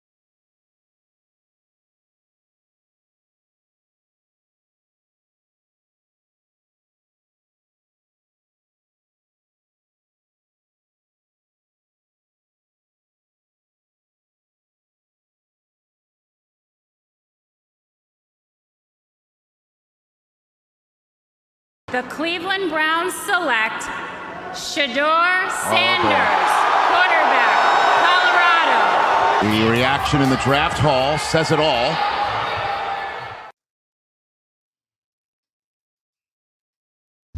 All right, I do want to get to Shadur, but I was adding up the close and not close games. I did that too. So With I did Bud Black I did Bud Black's last 16 games because that's how many Warren's got, right? Warren Schaefer's got 21. Oh, I'm sorry. But whatever. Go ahead. 16 games. Bud Black's, he had 8 games with 3 runs or less, and Warren's, he's at 12. Well, I got Warren Schaefer at 14 and 7 and 21 Well, games. I didn't count enough games, apparently. All right. Well, all right. So I only got through the last 16 games of Bud, 7 and 9, close to not close, and close to not close with Warren Schaefer, 14 and 7. So it's better. But, listen, they're still not winning these games, but the games are closer. The suck is better. They are getting better, but they're still losing. But, I know it doesn't feel like that. And so when he says it, you kind of roll your eyes. But it is true. They're playing better baseball with Warren Schaefer while still losing. So, I don't know why you feel so. I don't get the importance of that to you. Because I knew they Bud suck. Black. They do suck. They suck again. They do suck. But as they suck, they're actually getting better. And I don't know if the tide's ever really going to turn. Their lack of being able to get clutch hitting is just, oh my God. It's just wild. It's wild. And they lead the league in errors. But they've made quite a few roster changes too. We'll see if that makes a difference. I got this kid, Ritter, in the minors, who's actually hitting bomb after bomb. He's had 16 home runs in 14 games, something crazy like that. Something kind of absurd. They pulled him up? No, they should. I don't know why they don't. They sent Tolia down because he wasn't doing anything. They picked up Orlando Arcia, who was cut by the Braves, who's actually done okay. Tyler Freeman's actually done pretty good recently. They picked up a new second baseman, Estrada, and they sent Amador down because he wasn't ready. I mean, Jordan Beck's doing all right. But Dolander's still hurt. He was pitching great. Marquez on the bump tonight. He's pitched well. Last night, Carson Palmquist struck out 5 of the 6 Mets that he faced, including Soto and Alonso. Cool. Cool. Cool. All right. What's your point? Nothing. They're playing better. They're still losing. That's my point. You go to your job performance review, and they're like, "Hey, man, we're actually negative $1.5 million this year." Yeah, but the last guy that had the job, he was negative 1.8. Well, let me ask you this. It was so bad with Bud Black. Do you get better overnight, or do you get better in small increments in general? I don't know. I think a lot of times with a new coach, there is kind of a dead cat bounce. That sometimes it's dead cat bounce and it's fake. Sometimes it's real. I'm surprised there wasn't any bounce. Well, they kind of have had that bounce. DMac, but they're not winning. But they're getting closer to not losing. He's won 2 games. No, I got it. He's won 2 stinking games. The games are Stop closer. saying they're getting better. They're not getting better. The games are closer. They're not getting better. Well, how do you explain 2 games? How do you explain them not losing by as much and having closer games? How do you explain that then? Because success is defined by wins and losses. No. But how do you explain the fact that with Warren Schaefer, the games are literally closer? I don't know. Teams aren't caring when they play the Rockies. Teams, they do what they need to. They get guys out. I don't know. I mean, it doesn't matter. I mean, wins is a win. A loss is a loss. I've never once been defined by how I lost. I've been defined whether I lost. Yeah, that's true. Football's different. different. Have you ever been defined by how you lost, or did you just get defined by the fact that you lost? Sometimes I've been involved with my kids and actually some of the teams that I oversaw, and man, it's been ugly. When you're on a really bad team, sometimes you just sort of hey, that wasn't as bad. We hung in there better. It's all about moral victories. The whole thing is moral victories. They've won 2 games. I know. All right, Prime. Let's talk about Prime here. Prime said he was hurt by what's going on. Quote, when you sit up there and say something like he went to a meeting unprepared, like, dude, Shadur Sanders, who has had 6 different coordinators, still functioned and leveled up every time we brought somebody new in. Now you're going to tell me he was unprepared. You're going to tell me he had on headphones. Anybody who knows my son understands he's a professional. He's going to go into a meeting with headphones on. Y'all, come on now. It looks like this really did hurt Prime, the way things went down with, not only Shadur, but with Shiloh as well. What was there stuff said about Shiloh? Well, he just didn't get drafted. He just went undrafted. Yeah. DMac, sorry. Deion has been he's been pretty quiet since the draft, I would say. Which I think has been smart. Shadur Sanders has been doing his best to just fit in. He's been doing his best to have his rookie roles. He's talking about the things that he could do for Joe Flacco, whether it's filling up his gas or getting him coffee, whatever he can do. I think the best thing that these guys can do, all of them, is just stay as quiet as you possibly can. I mean, it's bygones at this point, it all happened. And I think the more times that you talk about it, just the more life you bring to it. And at this point, man, all you can do is play ball. And from the reports, it sounds like Shadur has been playing ball out there. Mm-hmm. Prime really was surprised, though. I'm sure he was. He thought he was going to be a top 2 pick. How responsible was Prime for what happened to Shadur? I don't know. I think it factored into it. I think you'd have to be delusional to say it had nothing to do with it. Whether it was teams that didn't want a helicopter parent, teams that thought that Deion was going to try to have influence, or teams that just don't like Deion Sanders. And there's plenty of those. I think it had plenty to do with it, but at the end of the day, I think it was probably more about Shadur than it was about Deion Sanders. Mm-hmm. And whatever happened in those interviews, look, whether he had headphones on, whether he took a FaceTime call, whatever it was that there were various reports on, something probably happened. Had to. You don't fall like this. Not all this happens and nothing happened. There's no way. This was the biggest slide in NFL history. Correct. All right. Shiloh, that's just what it is. I mean, I don't know what there's to be said about Shiloh. Nobody really expected him to get drafted anyways. So, well, Prime did. But, he did? Yeah, supposedly. But but maybe that's just putting up. That's the tricky thing about Prime. Like, what's putting up a good face and being a showman and saying things, and what's really real? What I don't know. Really believe? I've never heard him complaining about Shiloh personally. I've never heard about some conspiracy theory on Shiloh. You think he always thought he was going to go undrafted? I think he was aware that it was a very good possibility. Yeah. Okay. Have you heard him publicly? Conspiracies? I haven't heard anything like that about Shiloh. Not necessarily, but he just is, he was just confident in his kids. That's all. You're right. There wasn't a lot of talk about Shiloh. Perhaps he knew the writing was on the wall on that a long time ago. You just put up a good face. You say, hey, my kids are great, and that's that. I mean, I would say in the big picture, where Shadur is today versus where he was 2 months ago, he's making a pretty incredible climb in terms of the favor of the fan base out there in Cleveland. We'll hear more from Shadur later on. We got a couple of Broncos that we got to talk about extensions. Extend them or not? What would you do with 2 key Broncos? Details coming up next.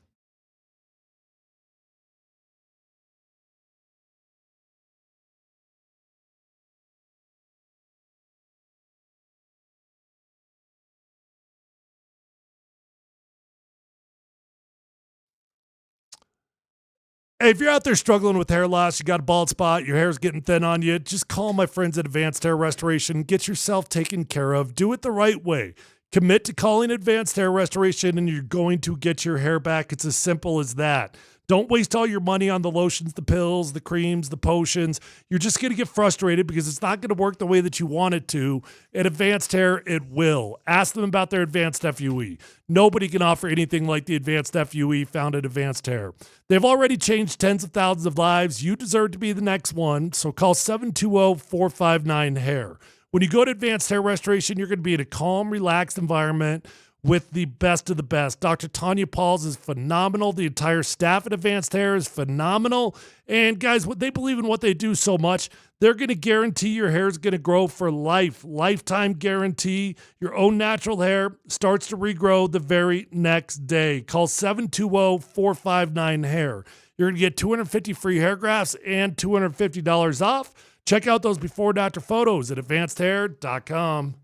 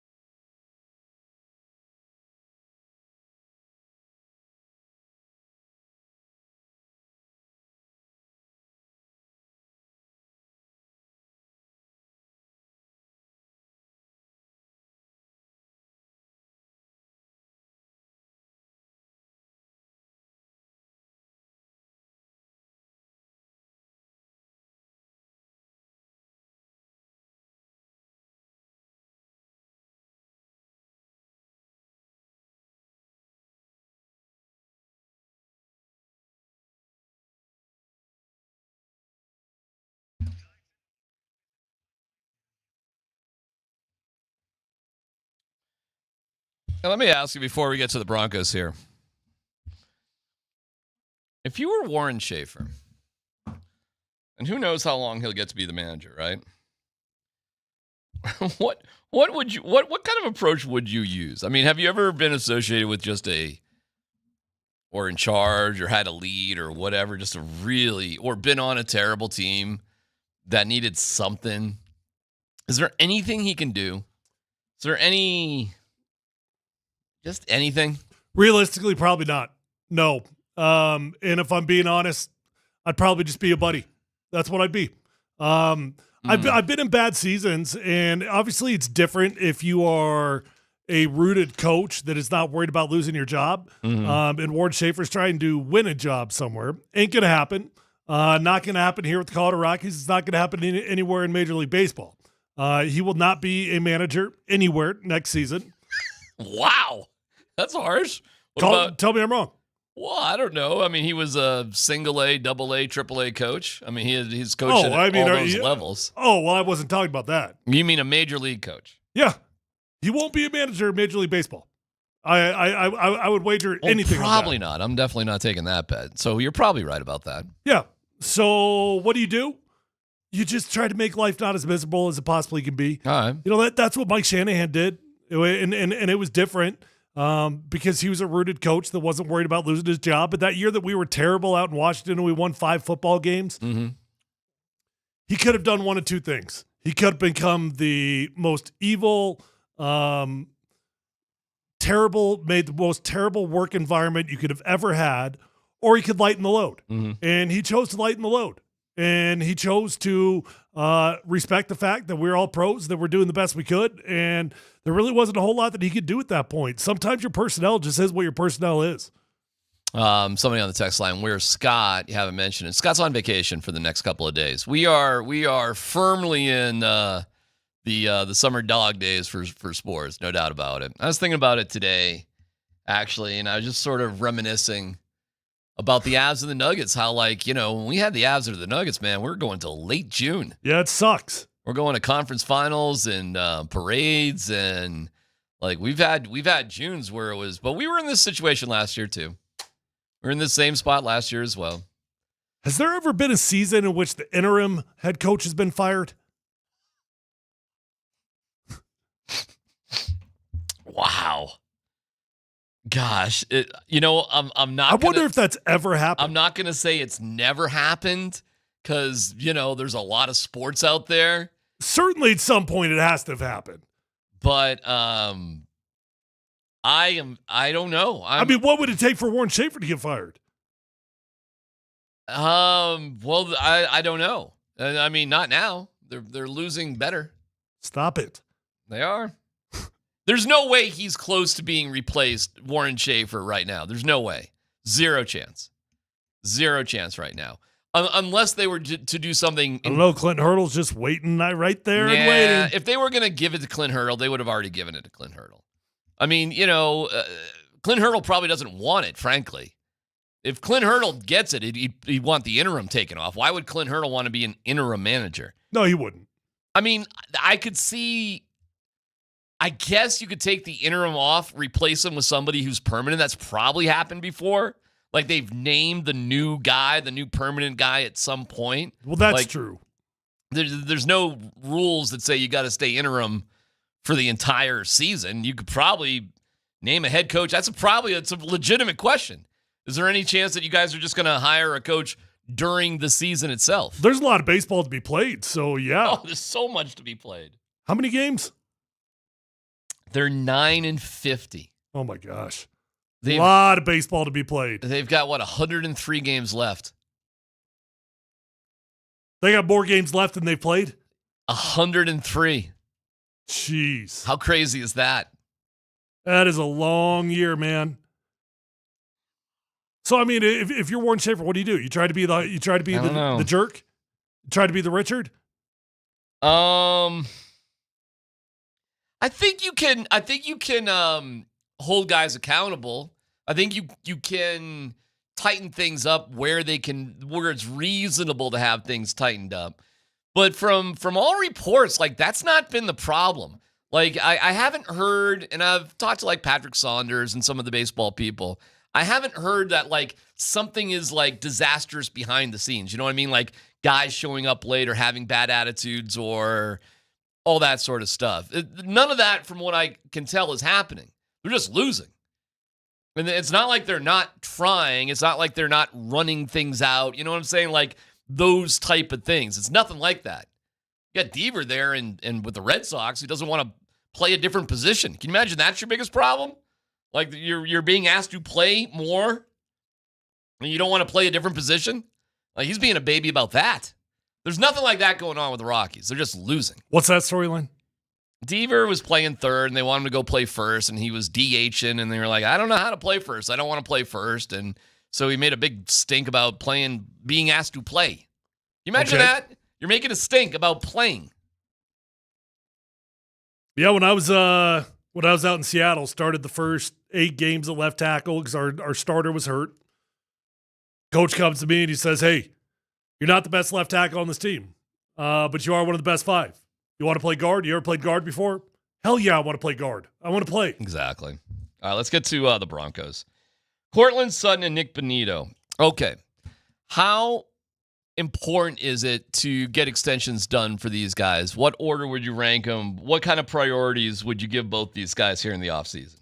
You know, it feels like Nick Bonito is the bigger priority, but I think I'd make him wait. And he's not going to like that. Because he's done a lot, man. I mean, he's got a pretty good case to want to be paid right this second. Mm-hmm. Before the season even begins, he's got a really good case. But the amount of money that has got to be paid for an elite pass rusher, dude, it's pretty astronomical. And if we're being honest, hey, as of now, you're a one-hit wonder. I'm not saying that you won't have success, but if I'm the team, the amount of money that's going to be required to give Nick Bonito and make him happy with that new contract, I think I'd do my best to be like, hey, man, we love you. You're going to get it, but we need to wait. Courtland, to me, feels much more realistic because you can probably get Courtland Sutton done at, $25 million a year, and he's going to be happy with that, and that's a bargain in comparison to what other wide receivers are making. You know, it's interesting because you had the report, you were out there at the old OTA, and I heard from other people, too, that Courtland was just like, if there was a star of the OTA, it was Courtland Sutton. Well, he had the best catch of the day for sure. I guess we shouldn't be surprised by that, right? He's the best wide receiver on the team. Court's great. He's got great chemistry with Bo. You didn't draft. I mean, this time last year, Courtland Sutton was sitting out because he wanted a new contract. Right. He did not end up getting it. They gave him a little bump. They gave kind of was that Chris Harris that got the one season bump? I feel like that was Chris Harris. Chris got the raise for no reason, yeah. Yeah, that's basically what Courtland Sutton got last year. It was not a ton of money, but it was enough to keep him happy. Right. This year, Courtland Sutton's taking the opposite approach. He's saying, I'm going to show up for OTAs, but he still wants that new deal. All right, so we give Courtland some more money. I would. Would you? Yeah, I would. And I don't think I would have said that last year at this time, but I would now. He's got more great years to come. His chemistry with Bo, they get along great. I mean, Court and Bo were pals during the offseason. You know, Courtland's just a great guy, too. You know, he's such a positive dude. He's earned it. He's a great representative of the Broncos, period. Like, you kind of go down this line, like, if you're not going to give him that money, like, who exactly would you give it to? Somebody who produces on and off the field and has great chemistry with the quarterback. I don't know. What else do you need? Who else are you looking for? Who else could that guy be? You're not going to find just somebody off the street that can do all that. I think what the Broncos, if they were to do anything, they kind of swung and missed on it because I thought you could have gone with a wide receiver in the first round. But I'm not going to fight that battle. You got a really good football player, and that's that. And you go from there. There's 24 wide receivers making more money than Courtland Sutton right now. Do you have a list of them? Yeah, I do. We could do a this or that. You know, this guy or Courtland, that guy or Courtland. All right, well, I mean, I guess I'll just give you guys that are within the ballpark of him. Cooper Kupp is making more money. I'd take Courtland over Cooper Kupp right now. I would definitely take Courtland over Cooper Kupp. Where is Cooper Kupp playing? Seattle? Yep. And he got $15 million per year. I like Courtland better than Cooper Kupp. Gosh, I said 25 for Cortland. That might even be a little bit high. But 25 still wouldn't even make you a top 10 wide receiver. Who else is that mix? In the $25 million per range, you've got guys like Nico Collins, Deebo Samuel. Nico Collins? Yep. Wow. Well, it's a hell of a wide receiver. Yeah, okay. Debo's a little long in the tooth for that kind of money at this Michael point. Pittman. Okay. Scary Terry's making 23. Calvin Ridley's making 23. Devontae Adams is making 22. Wow. Stephon Diggs is making 21.1. For now. We'll see where that goes. Yeah, they might just straight up cut him. Don't you think? What do you need that for? Do you really need that kind of garbage in New England? Not when you're trying to reset a culture. Right. What are you saying if you're like okay with that? It's always the old how much is your headache in comparison to your talent? I think he's getting there. He's getting dangerously close. Yeah. The headache might become bigger than the talent. Well, I'm pretty comfortable putting Cortland in that group. So Cortland Sutton's set to make 13.75. Wow, that is kind of bizarrely underpaid compared to those guys, actually. You come to him and you say, I'll pay you $23 million per year. I'd be pretty happy with that if I were Cortland. Oh, my God. Well, it wouldn't just be that. It'd be a whole new contract, right? Or an extension, rather. So say you'll give him 23 and 50 guaranteed on a 4-year deal, so you guaranteed 2 years of it. Is he a top 15 guy in the league? I mean, that's ballpark, yes. I'd say he is. Yes, that's the ballpark. Yeah. You could make an argument for or against probably 3 or 4 guys, both in front and behind. Is there a bubble? Is it going to go up or is it going to stay the same? For wide receivers? Yeah. Oh, I don't know, man. I mean, it's nuts. Jamar Chase is making 40. Justin Jefferson's making 35. Golly. CeeDee Lamb, 34. That's DK, insane. 33. AJ Brown, 32. You've got 1, 2, 3, 4, 5, 6, 7, 8, 9 guys making over $30 million per year at the wide receiver position. I think Cortland's a bargain. I think you get close to, if not equal to, the same production. I'm not saying he's a better receiver than those guys, but you get some really good production out of him like you get out of those guys. I don't know, man. You got 10 dudes making $30 million per year, more or less, and it's the most dependent position in all of football. Yeah, that feels like there should be a bubble to me. I'd have no problems doing that for him. I mean, where else are you adding on this Broncos team? And who else are you adding over the next couple of years? So, I mean, the guys that are up right now, you got Zach Allen, you got Cortland Sutton, and you got Nick Benito. Those are your priorities. All right, rank them. 1, 2, 3. Zach Allen, Cortland Sutton, Nick Benito. Okay. Zach Allen's going to get a lot of money, but he's easy to give it to because he's worthy of it. Do you think Benito has more to prove? Yeah, for sure. He's just young. He hasn't done enough. Okay. And the elite pass rusher money is just stupid. Well, let's dig into Benito and what's going on there. Plus, the Inside the NBA crew said a fond farewell and Shaq ruined the moment. Details, and you'll hear it coming up next.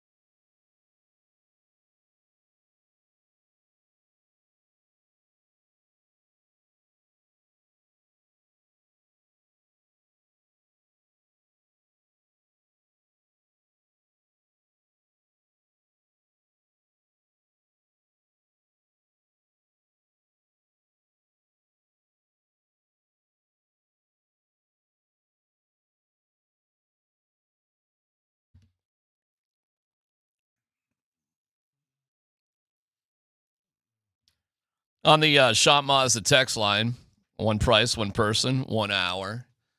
Pay Sutton, JFM, Allen, and Benito. I forgot about Jonathan Franklin Myers. Yeah, he made it clear through his agent that he just doesn't really do OTAs. He'll be there for... He does want a new contract, though. Sure. But they're trying to make it clear that this isn't kind of a protest. He's just doing his own thing. But I'm sure he does want a new deal, no doubt about it. I was never in that phase of being an athlete where I could just say, yep, I don't do OTAs. It'd be nice to have been there. It's a good place to be, I guess. No drama here, guys. I just don't go. Yeah.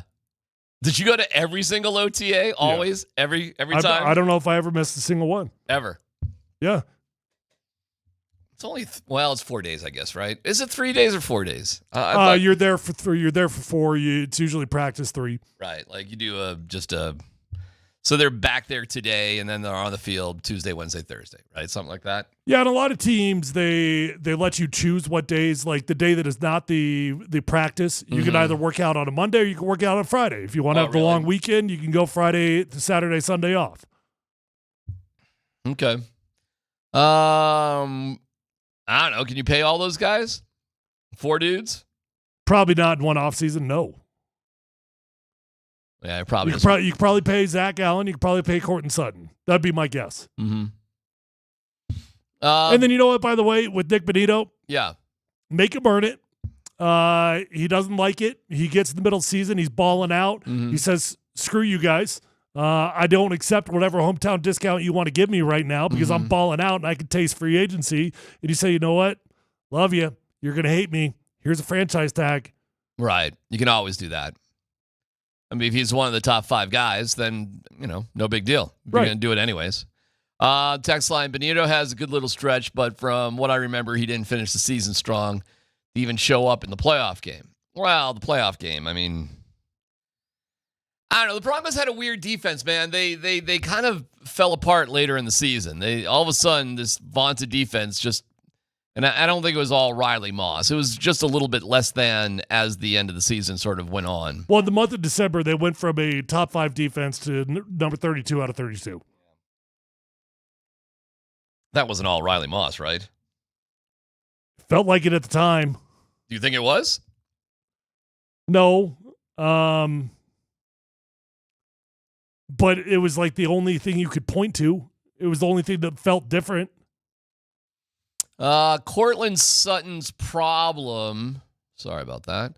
Courtland Sutton's problem is he thinks he's a top 10 receiver. He's not. And he shouldn't be paid like a top 10 receiver. I don't know about that there, my man. Courtland Sutton's a pretty humble dude. He's not like Brian. Courtland's not a arrogant guy. He's not a me first dude. I've never had that impression, Tyler, of Courtland Sutton. Have you? No, I like Courtland a lot. From the day he got here, he's always seemed down to earth. He seemed humble. Now, how good he thinks he is, that's probably up for debate. He probably thinks he's worth $25 to $30 million a year. I mean, let's look at these guys. I mean, I gave you 10 guys that were making about $30 million per year. Do you think Courtland Sutton thinks he's as good as DJ Moore? Making $27 million per year? I bet he does. Probably rightfully so. Yeah. I mean, does he think he's as good as Nico Collins at $25 million per year? Probably does. Probably does. Yeah, I mean, that's not being arrogant, though. Those guys aren't even in the top 10, frankly. Listen, of course he's confident about who he is and his abilities, rightfully so. But he's not an arrogant guy. Even during that holdout, it wasn't even a holdout, not showing up last year. And hey, man, listen, we were probably stirring the pot on that more than we needed to because just the time of the year, the lack of other things going on. So, we kind of made a big deal. I'll tell you this about the Broncos, bro.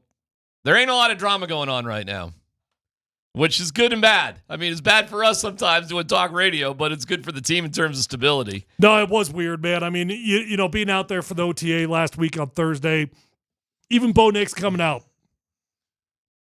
Wasn't counting the passes, wasn't counting the balls that hit the ground. Right. I was hardly even paying attention to Bo Nix, to be honest, and maybe that was a mistake. Maybe I should be paying closer attention, and I will next week, or this week, I guess. Is it on Thursday again? I'm not sure. I think so, but it's not been officially put out there. Okay. I would guess that it's going to be on Thursday. Yeah, I mean, we probably should be paying closer attention to it, but I think we just take it for granted a little bit. You're like, well, we don't have a battle going on at the quarterback position, so Bo must be good. That's what I'm figuring. I mean, I don't know. How is Bo? How did Bo look in the one practice you could watch? Did he look fine? Well, that's what I was saying. I didn't pay nearly as close attention as I probably should have. Nah, I mean, should have. I think you're... Do you think Bo's going to regress or progress? I don't have any reason to say that he's going to regress other than NFL's hard. You know, I mean, look, all the evidence would tell you that Bo Nix he's a great leader. The guys rally behind him. He looks like he's calm. He looks like he's comfortable. I do think he got better as the season progressed. I mean, the evidence would tell you he's getting better, but reality of the NFL is it's tough. Nobody would have thought C.J. Stroud was going to have a sophomore year slump. How bad was Stroud's sophomore slump? It wasn't good. I mean, he regressed significantly. Okay, where did he fall off? Like, what was it? What would you look for in a quarterback regressing? Like, what doesn't he do all of a sudden that he could have done in his first year? Well, mistakes, first off. And that's one thing that Bo's done a very good job of is protecting the football. Mm-hmm. So protect the football. But that's also a catch-22 because as a guy gets older, I want him to feel the freedom to take more chances. And when you take more chances comes mistakes. And if you're about there playing like a robot, well, you're probably not going to be redlining it. And every now and then, I think it's okay to redline it as long as you're doing that, within a reasonable manner. So Nick Bonito, we're waiting on. John Franklin Myers, we're probably waiting on. Zach Allen is a little bit more of a priority, and Court at some point. Now, they don't have to do any of this, but do you expect to hear some news here at some point during training camp in the offseason, something like that we've re-upped one of these guys? None of these guys. What do you expect to have happen, before we get into the season? Yeah, I think Zach Allen will have a new contract before the season. I think Cortland Sutton probably will as well. Right. Any rush on that? Needs to happen during training camp? Needs to happen this spring? Do we care? Does it make a difference? I mean, if we're not looking at some sort of holdout, which it does not appear we will be looking at a holdout for either one of those guys, then right. No. But the closer you get to the season, the more likely you get to a holdout. What is the biggest drama with the Broncos this offseason? What do we got here? RJ Harvey? I don't know. RJ Harvey's the drama? I mean, do they want to run the football? Was it worth selecting RJ Harvey in the second round? I think they're going to be caught in a pickle with Estime, frankly. I think the whole concept is, he'll get his carries and all that. I don't think so. I think Estime I don't think he will. I don't know how he gets more than 4 or 5 carries in a game, period. I don't know if that's going to be enough. Well, Sean said on Thursday that Estime is the type of dude that needs his carries. And most running backs are. I don't know why, but we would give 6 running backs 5 carries in one game last year. That's not good ball. These guys do need an opportunity to get into a rhythm. Jaleel McLaughlin still look all right? Jaleel looked fast as hell. Right? I mean, RJ Harvey's supposed to be a 4.40 guy as well. I mean, he's supposed to be lightning fast. Jaleel looked fast. Okay, so we're not cutting Jaleel McLaughlin, right? He ain't going anywhere, is he? No. Why would he? So you got RJ Harvey and Jaleel McLaughlin. What do we? I think that's the only. It's not. We got Tyler Baday's still around, right? God, I don't know. I got your roster right here. Hold on, I can check it out. Let me look. Yeah, yep. He sure is. He's still on the team. And he's the guy that you decide to play in the playoffs over Estime. Listen, I think they're saying the right things about Estime. I just don't see how they get it done. And I don't even think that's a big deal. I mean, if you get what you need out of Harvey, who cares? According to the ESPN.com depth chart, which obviously has to be right, RJ Harvey's your starter, Audric Estime's number 2, Jaleel's 3, Tyler Baday's 4. Oh, man, do you believe that?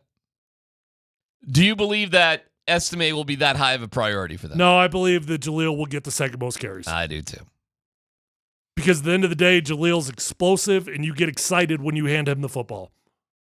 Estime would have to do something really special to consistently. Because R.J. Harvey's going to get the vast majority. And Sean Payton's not going to be able to help himself anyways. You're going to still have Bo running 5 to 7 times a game. You're going to have him passing. Sean Payton's going to want to use Bo Nix the most he can. And they're going to emphasize R.J. Harvey. And all of it, that's fine. I got no problems with it at all. It's just a little, how you use Estime, what you do with them. It's not a big deal. I don't think it's a big deal at all. I mean, the only real question is, does Sean Payton want to run the football? I doubt it. I mean, he says he does, but everybody says they do. I think every coach wants to. And then when you get into the game, you're like, why am I going to hit my head against the wall for 2 yards? I agree. But everybody, listen, it's important to be able to do it.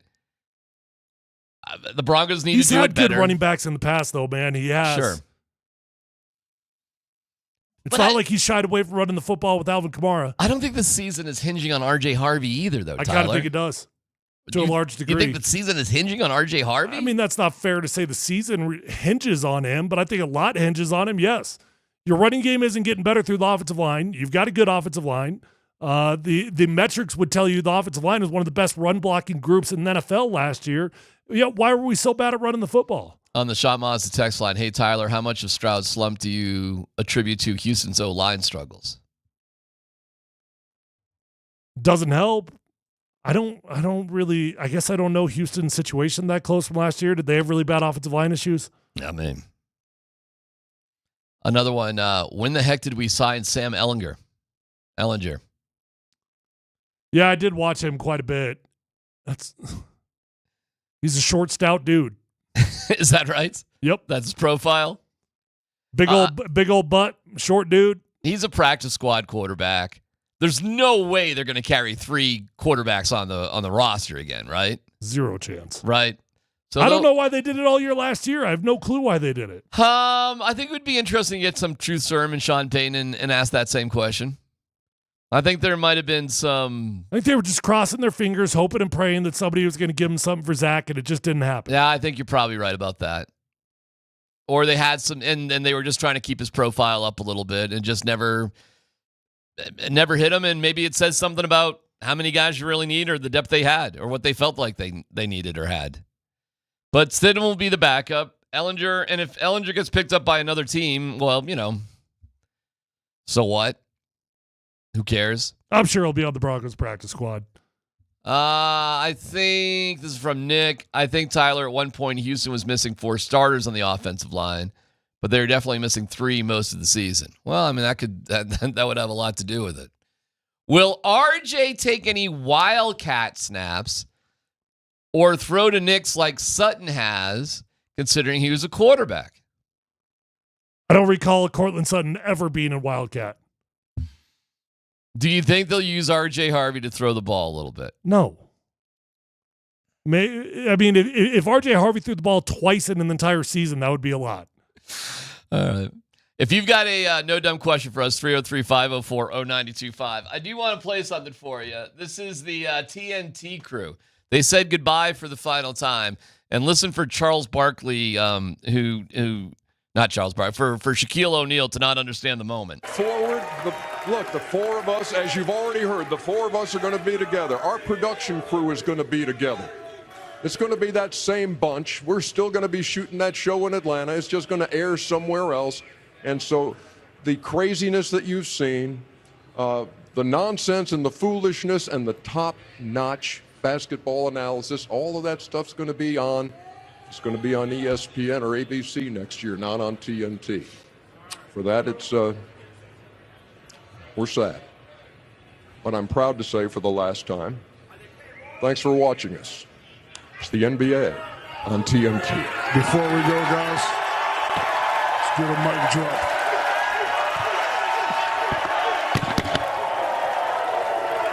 Nice job, Shaq. Here's Ernie with his fond farewell, his big goodbye. Shaq's like, hey, final word.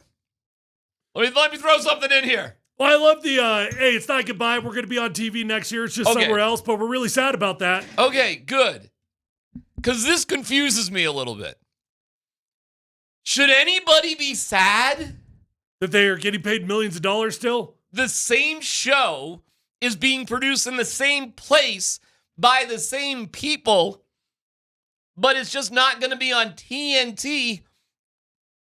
Why would any of us care? Well, will it stay the same, though? I mean, that's the question. Well, what do you think? I think those personalities are pretty damn big. They probably don't care who they're working for, but I don't know. ESPN doesn't have a great track record. Bill Simmons thinks that ESPN is going to ruin it. Go ahead, Dan. I think ESPN's going to the show up. I don't care if I get aggregated. Zag. I didn't understand. I think they're going to the show up. I don't think they unless they completely change how they do commercials, the show is going to be different and people are going to be pissed and Barkley and those guys are going to be pissed. And I think it's going to go badly. The only way it doesn't go badly is if they do the commercials and they give them the lengthy segments that you need to have that show work. They're going to have to change how they do it.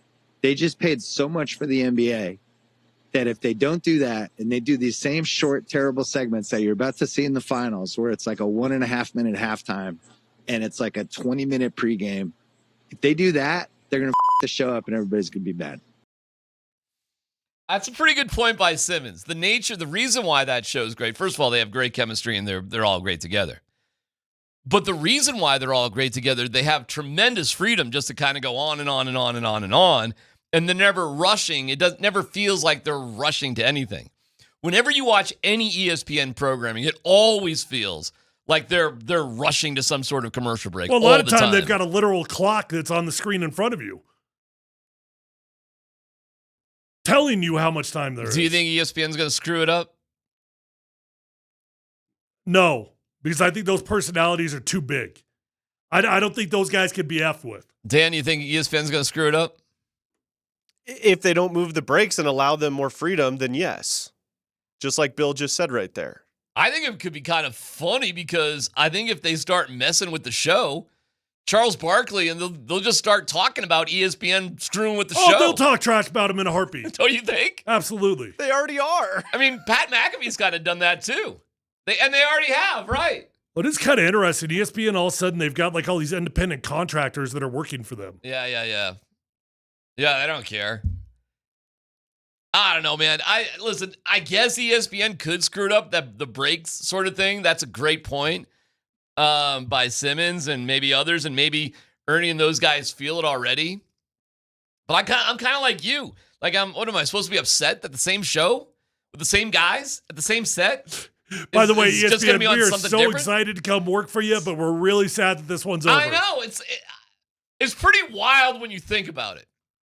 So hold on a second. You're getting everything you wanted except you're not on TNT, but it was never going to be on TNT because we paid this multi-billion-dollar deal or whatever it is.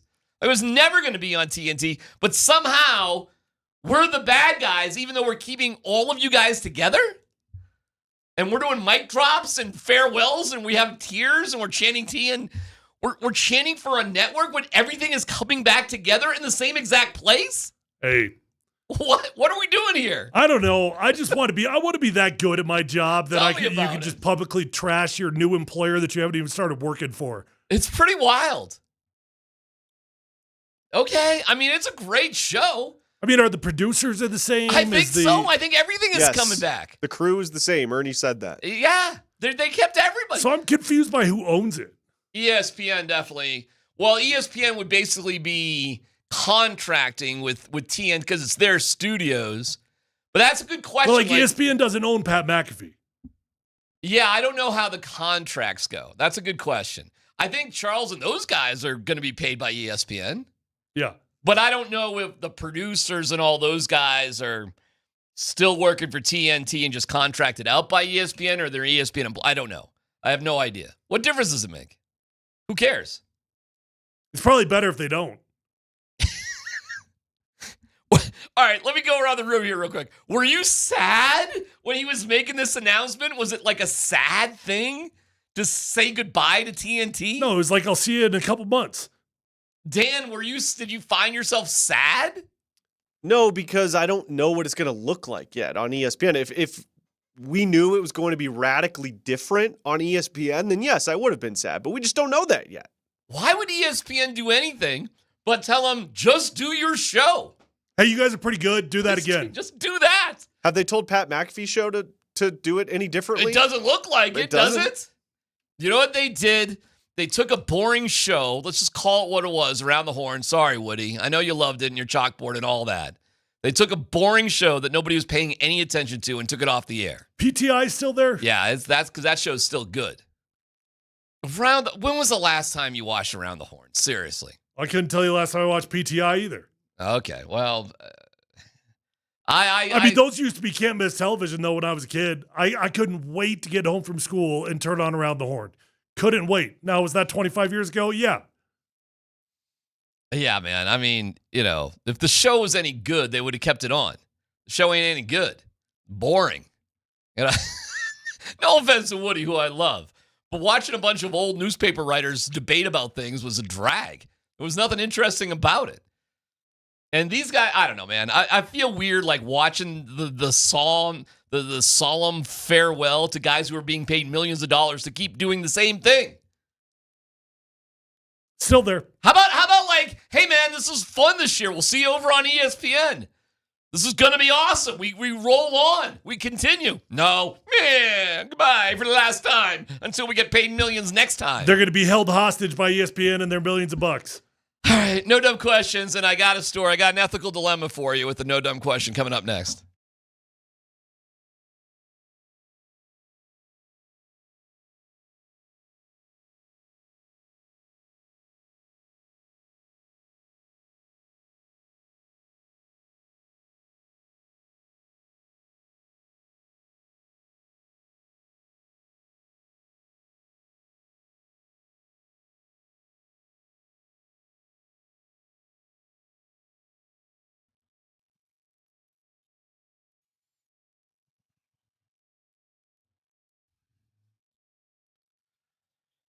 All right, when dealing with the issue of erectile dysfunction, you want the right treatment for your specific situation. And this is where the Rocky Mountain Men's Clinic comes into play. They find the right treatment, and that can mean the difference between just an okay experience and an amazing one. It's almost a given that better medical practice leads to better outcomes for patients, and that's what they do at the Rocky Mountain Men's Clinic. Intimacy is a special moment. You destroy that, you destroy relationships. So get it all back with the Rocky Mountain Men's Clinic. They work where the pills or herbals fail. Success rates, well over 90%. Some treatments can have you last an hour or more. The Rocky Mountain Men's Clinic has served the Front Range of Colorado for nearly a decade, treating tens of thousands of men. So schedule a consult today. That initial visit's only $99. You get the consult, the T and the PSA test. If advised, a test dose. If it doesn't work in the office, your visit is free. They've got an expert staff like a lot of men. You could be having sex the day after your appointment. Call today at 720-440-7900, RockyMountainMen'sClinic.com.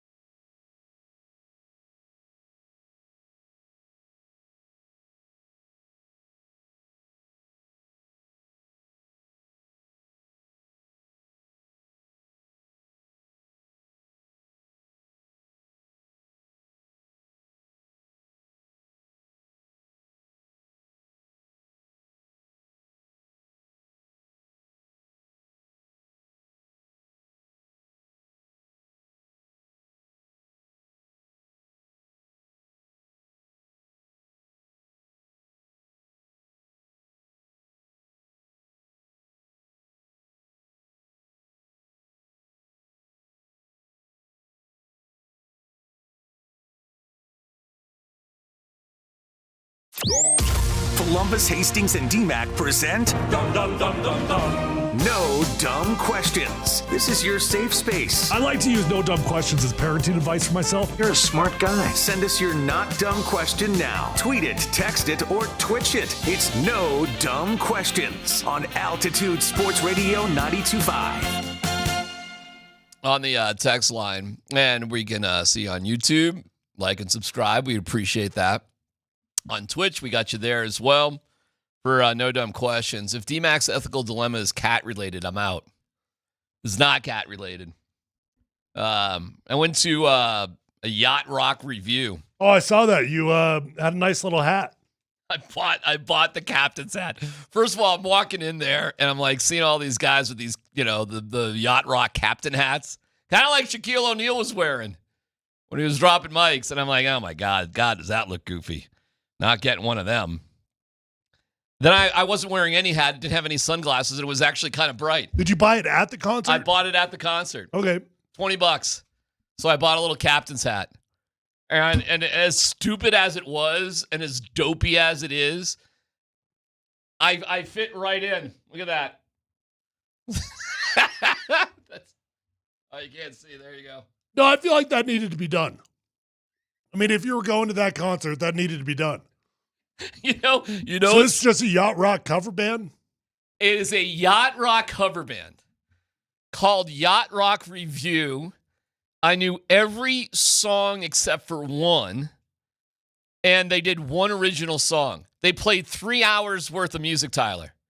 They had a 5-minute intermission.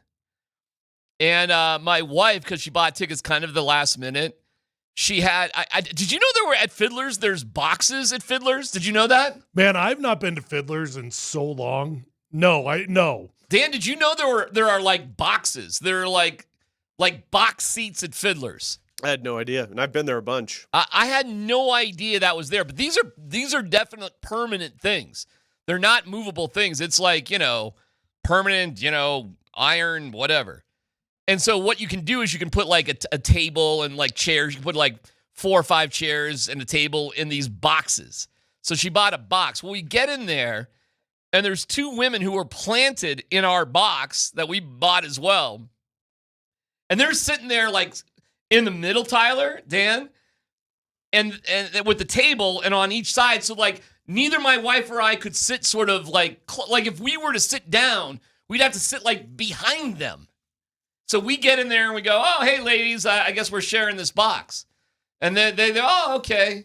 And they didn't move. So I'm looking at the 2 chairs, and my wife would be sitting on like one side of the person, and I would have to sit on the other side of the person. Yeah.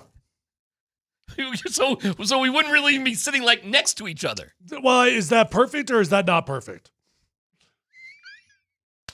It's definitely not perfect for this. Got it. I understand your question there. So the ethical dilemma is, well, what do you do here in this situation? Do you tell them to, let's share this, or do you just keep your mouth shut? Rich people that paid for this. I don't really understand that, actually. I don't understand. Like, what did you pay for? I paid for the same thing they paid for. Okay. We all paid the same money to be in the same place. Yeah. They got there before we got there, and they just posted up like they owned the whole place. In fact, they could just slide over? Of course they could have. Did you ask them to? That's the ethical dilemma. What do you say? Do you say something or do you not say? Yeah, I think you say something. Because they did not volunteer just to move over. Like, if me and my wife were in that situation and people came in, instantly I would have said, oh, okay, here, let's move this or do that or whatever. So we say hi to the 2 of them, and then they say this: if nobody comes over to that other box next to us, you guys could just go over there. I swear to God.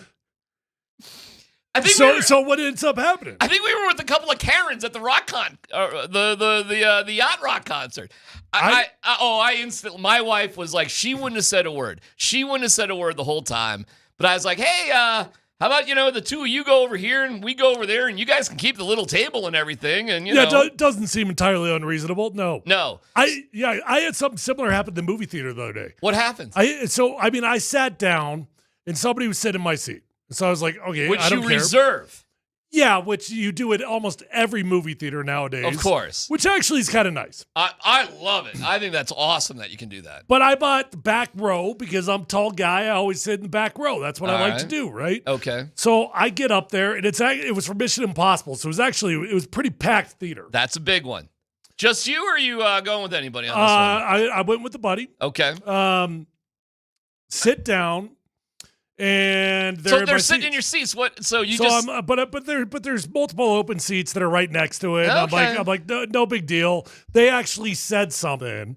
They're like, hey, we can move. I was like, no, don't worry about it. I'll just take these seats right here. Yeah. Well, now somebody shows up about 10 minutes late for the movie. There's a ripple effect. Now there's like a 12-person ripple effect, and now it's like these people could either sit down in the two seats that were one row in front. Okay. And they would have been just fine.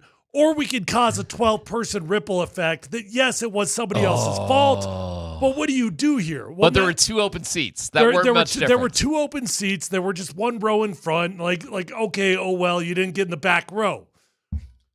12-person ripple effect goes down. People are passing the popcorn down. People are getting up. They're moving seats over. Yeah. Some person's got to move like 5 seats to the left. I don't know who the real culprit was here, but all I know is that there was 2 seats right in front that you just could have sat right there.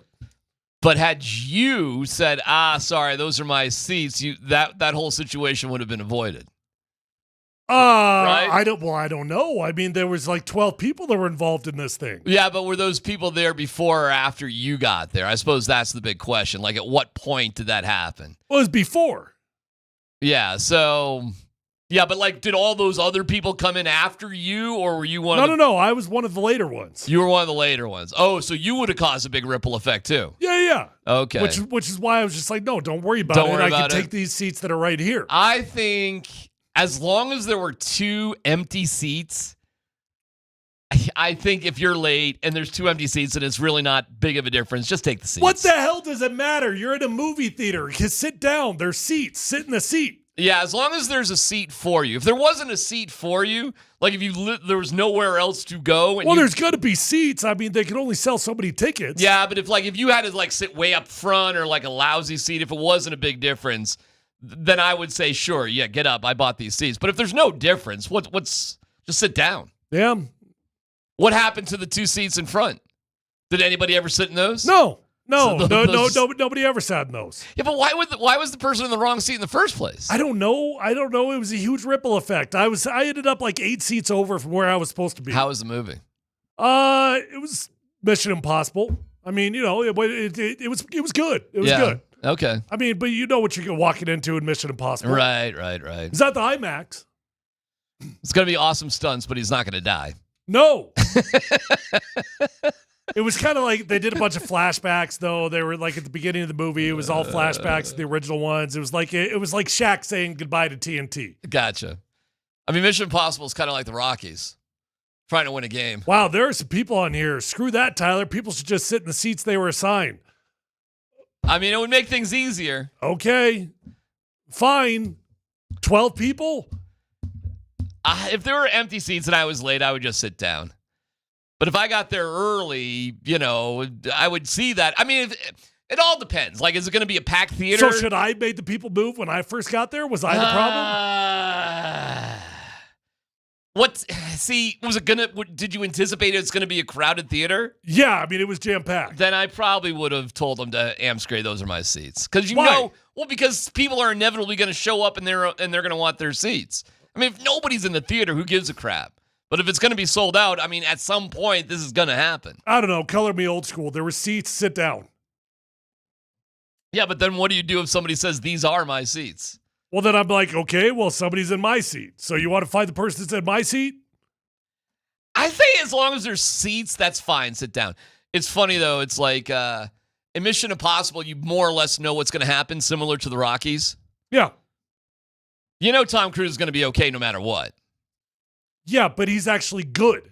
Well, I mean, it's just the inverse. And he succeeds at the mission that is technically not impossible because technically it's always possible. Well, the Rockies are about to make history again. Details what they have on tap this afternoon with the big question of the day coming up next.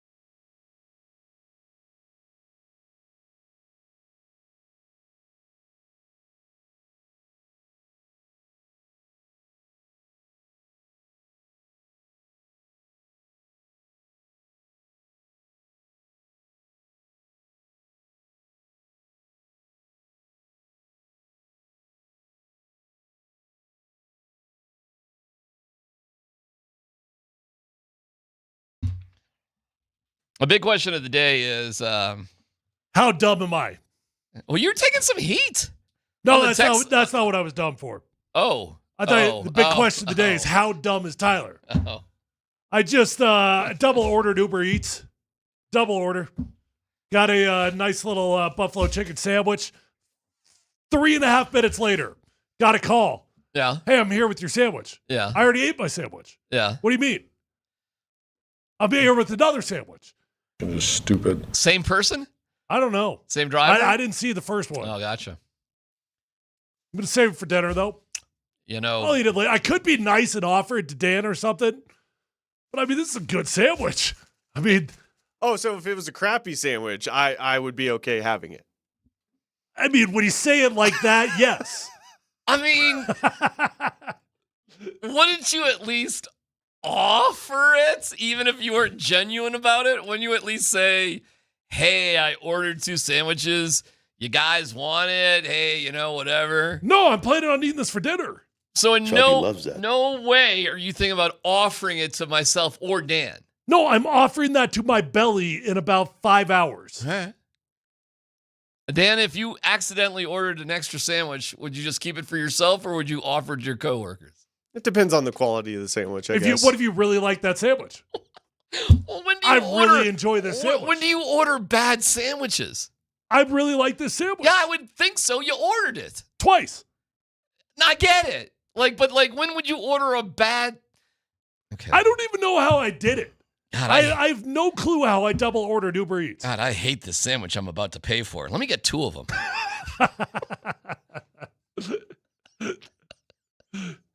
All right. I mean, I don't want to waste it. I paid for it. Wasting it would be giving it to Dan. I get it, but this is one where you just sort of say, hey, Dan, you know, are you hungry? I didn't budget for ordering 2 of these. Okay.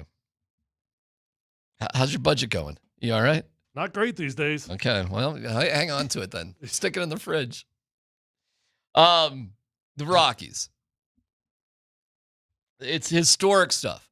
And we are on the old digital doing the March Towards History, the watch-along. Sanford did join me late in the old watch-along yesterday. And I did send out an invite to everybody. And I'm like, come on and join. And then the next day I was like, if I just send out these invites, I think I'm going to be annoying everybody. So I just sent a text to everybody, like, if you want. No, you sent an email and a text. Well, I sent just an email. To be clear, email one day. You doubled down. And then a text the next day. It was officially annoying. The one would have been okay, but because you sent 2, that immediately made you annoying. Oh, all right. The point of the text following the email, the one day was the text. The point of the text was to say that I'm not annoying. I'm not going to be further annoying. I'm just going to double down with the text. I'm done. To let you know that I'm not annoying. Well, I sent the email one day, and I'm like, if I keep sending these emails every day, that's going to be too much. So I sent a text to say, hey, I'm not going to do this anymore. Would you just not do it?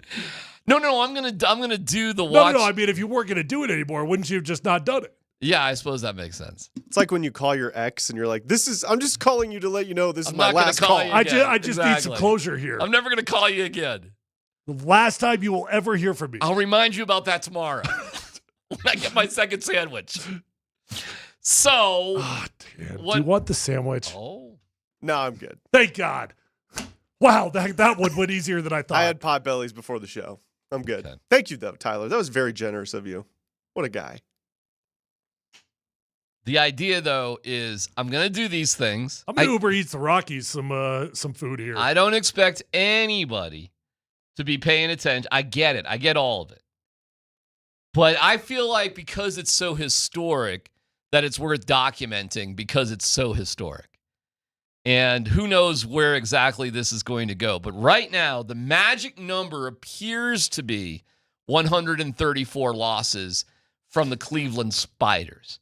Like, of all the, you're the worst team of all time. Was that BC or AD? That was BC, AD.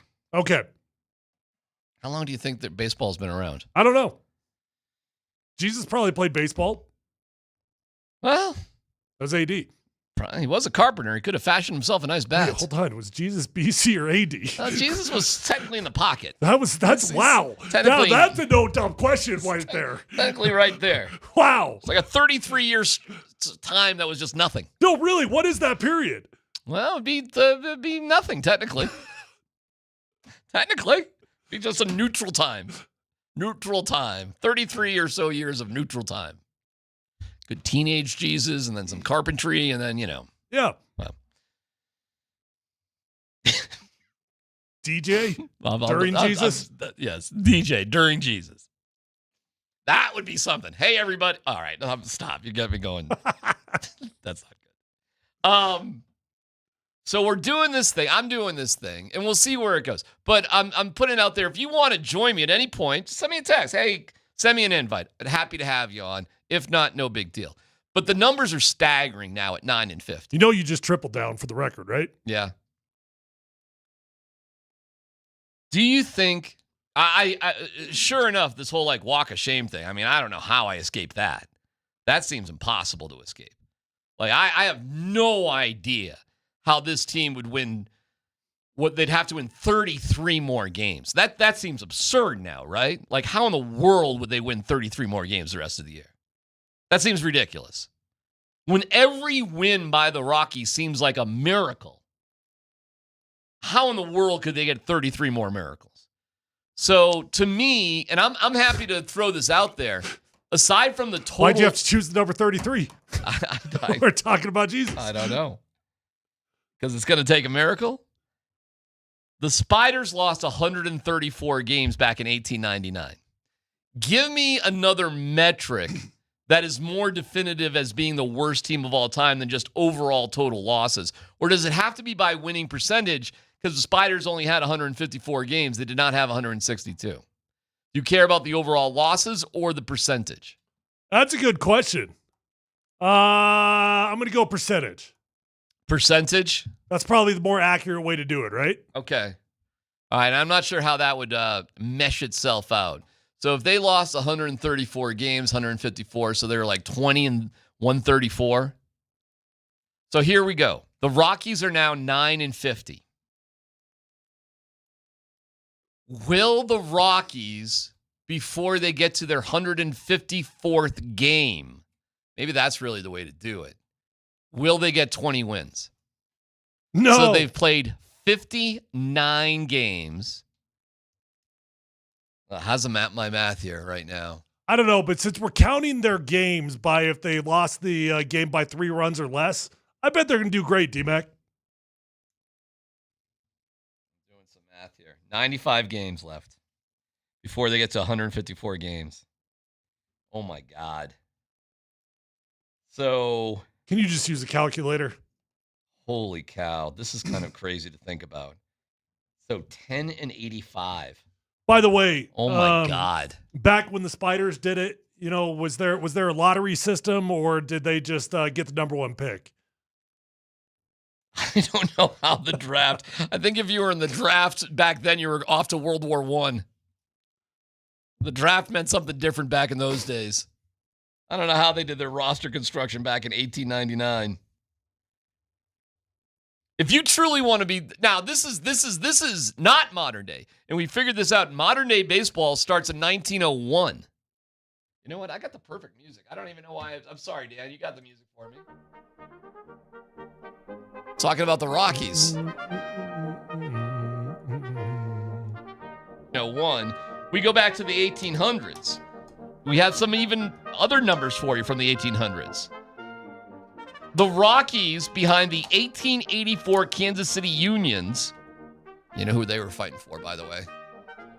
And the 1876 Cincinnati Red Stockings. The Redcoats were the Okay. Was it over when the Germans bombed Pearl Harbor? No. You're on a roll. In a quirk, the 2025 Rockies, with one more victory, will be the second team to have 50 losses when they record their 10th win, because the 1876 Red Stockings finished their season at 9 and 56. The Rockies are on their 4th 8-game losing streak of the season. And their previous 8-game losing streaks, they won game number 9.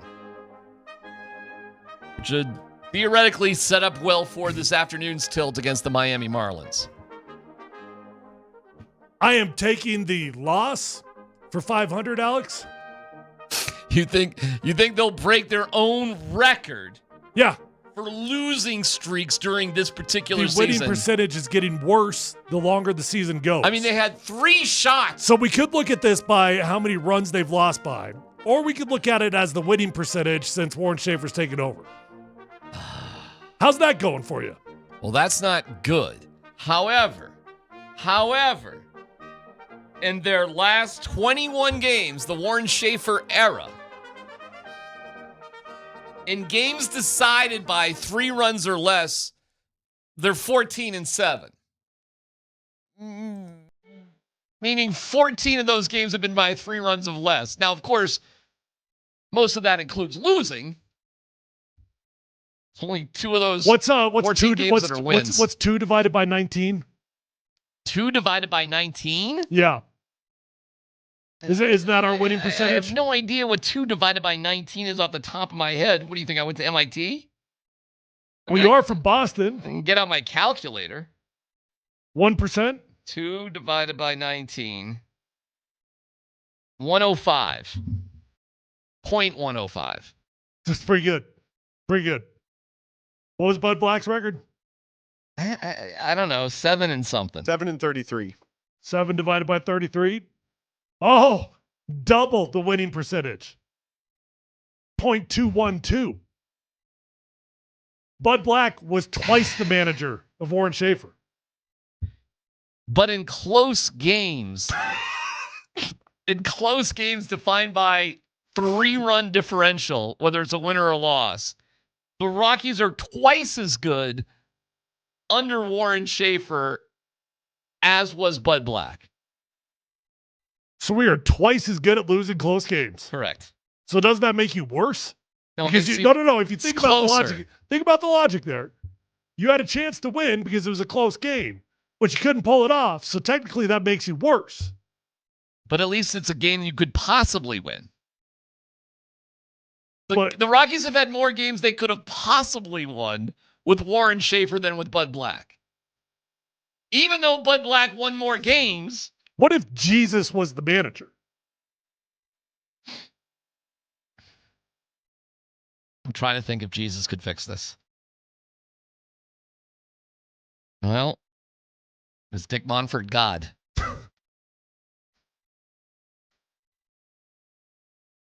No. Making money. He's God at making money.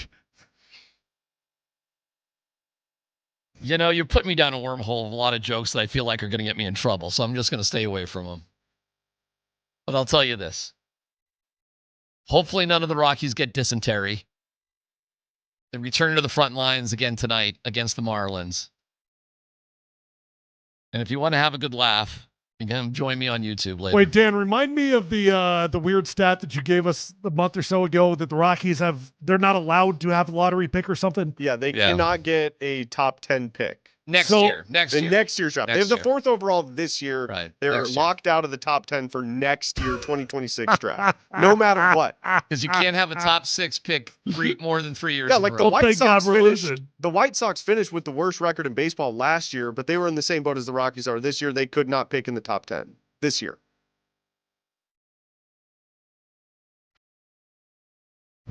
And with that, we have your March Towards History update with the Colorado Rockies. Tell mother I miss her. Let's Football Go comes up next here on Altitude Sports Radio 92.5.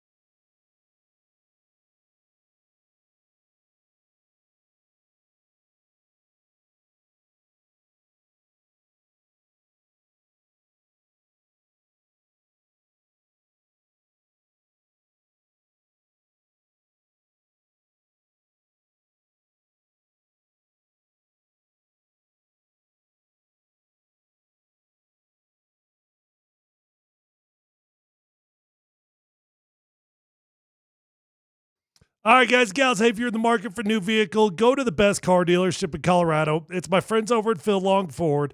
They've got the best inventory. They've got the best prices. Guys, when you go to Phil Long Ford, there's over 1,000 cars, trucks, vans, SUVs, electric vehicles, even commercial fleet vehicles on their lot right this minute. So whether you're looking for new, whether you're looking for pre-owned, you're going to find the vehicle of your dreams at Phil Long Ford. I've been a customer since my rookie year in the NFL, been buying all my cars there because relationships matter in life, and I trust these guys. They get me in, they get me out, they give me the best price. I always find the vehicle of my dreams. That's why you want to go shop with my friends over at Phil Long Ford. Keep in mind, they've got an award-winning service department, so once you buy that new vehicle, keep it serviced over at Phil Long Ford. You're going to have a beautiful ride for a very long time. Let them know that your friend Tyler sent you on over, and feel free to shop from the comfort of your own home at phillongford.com.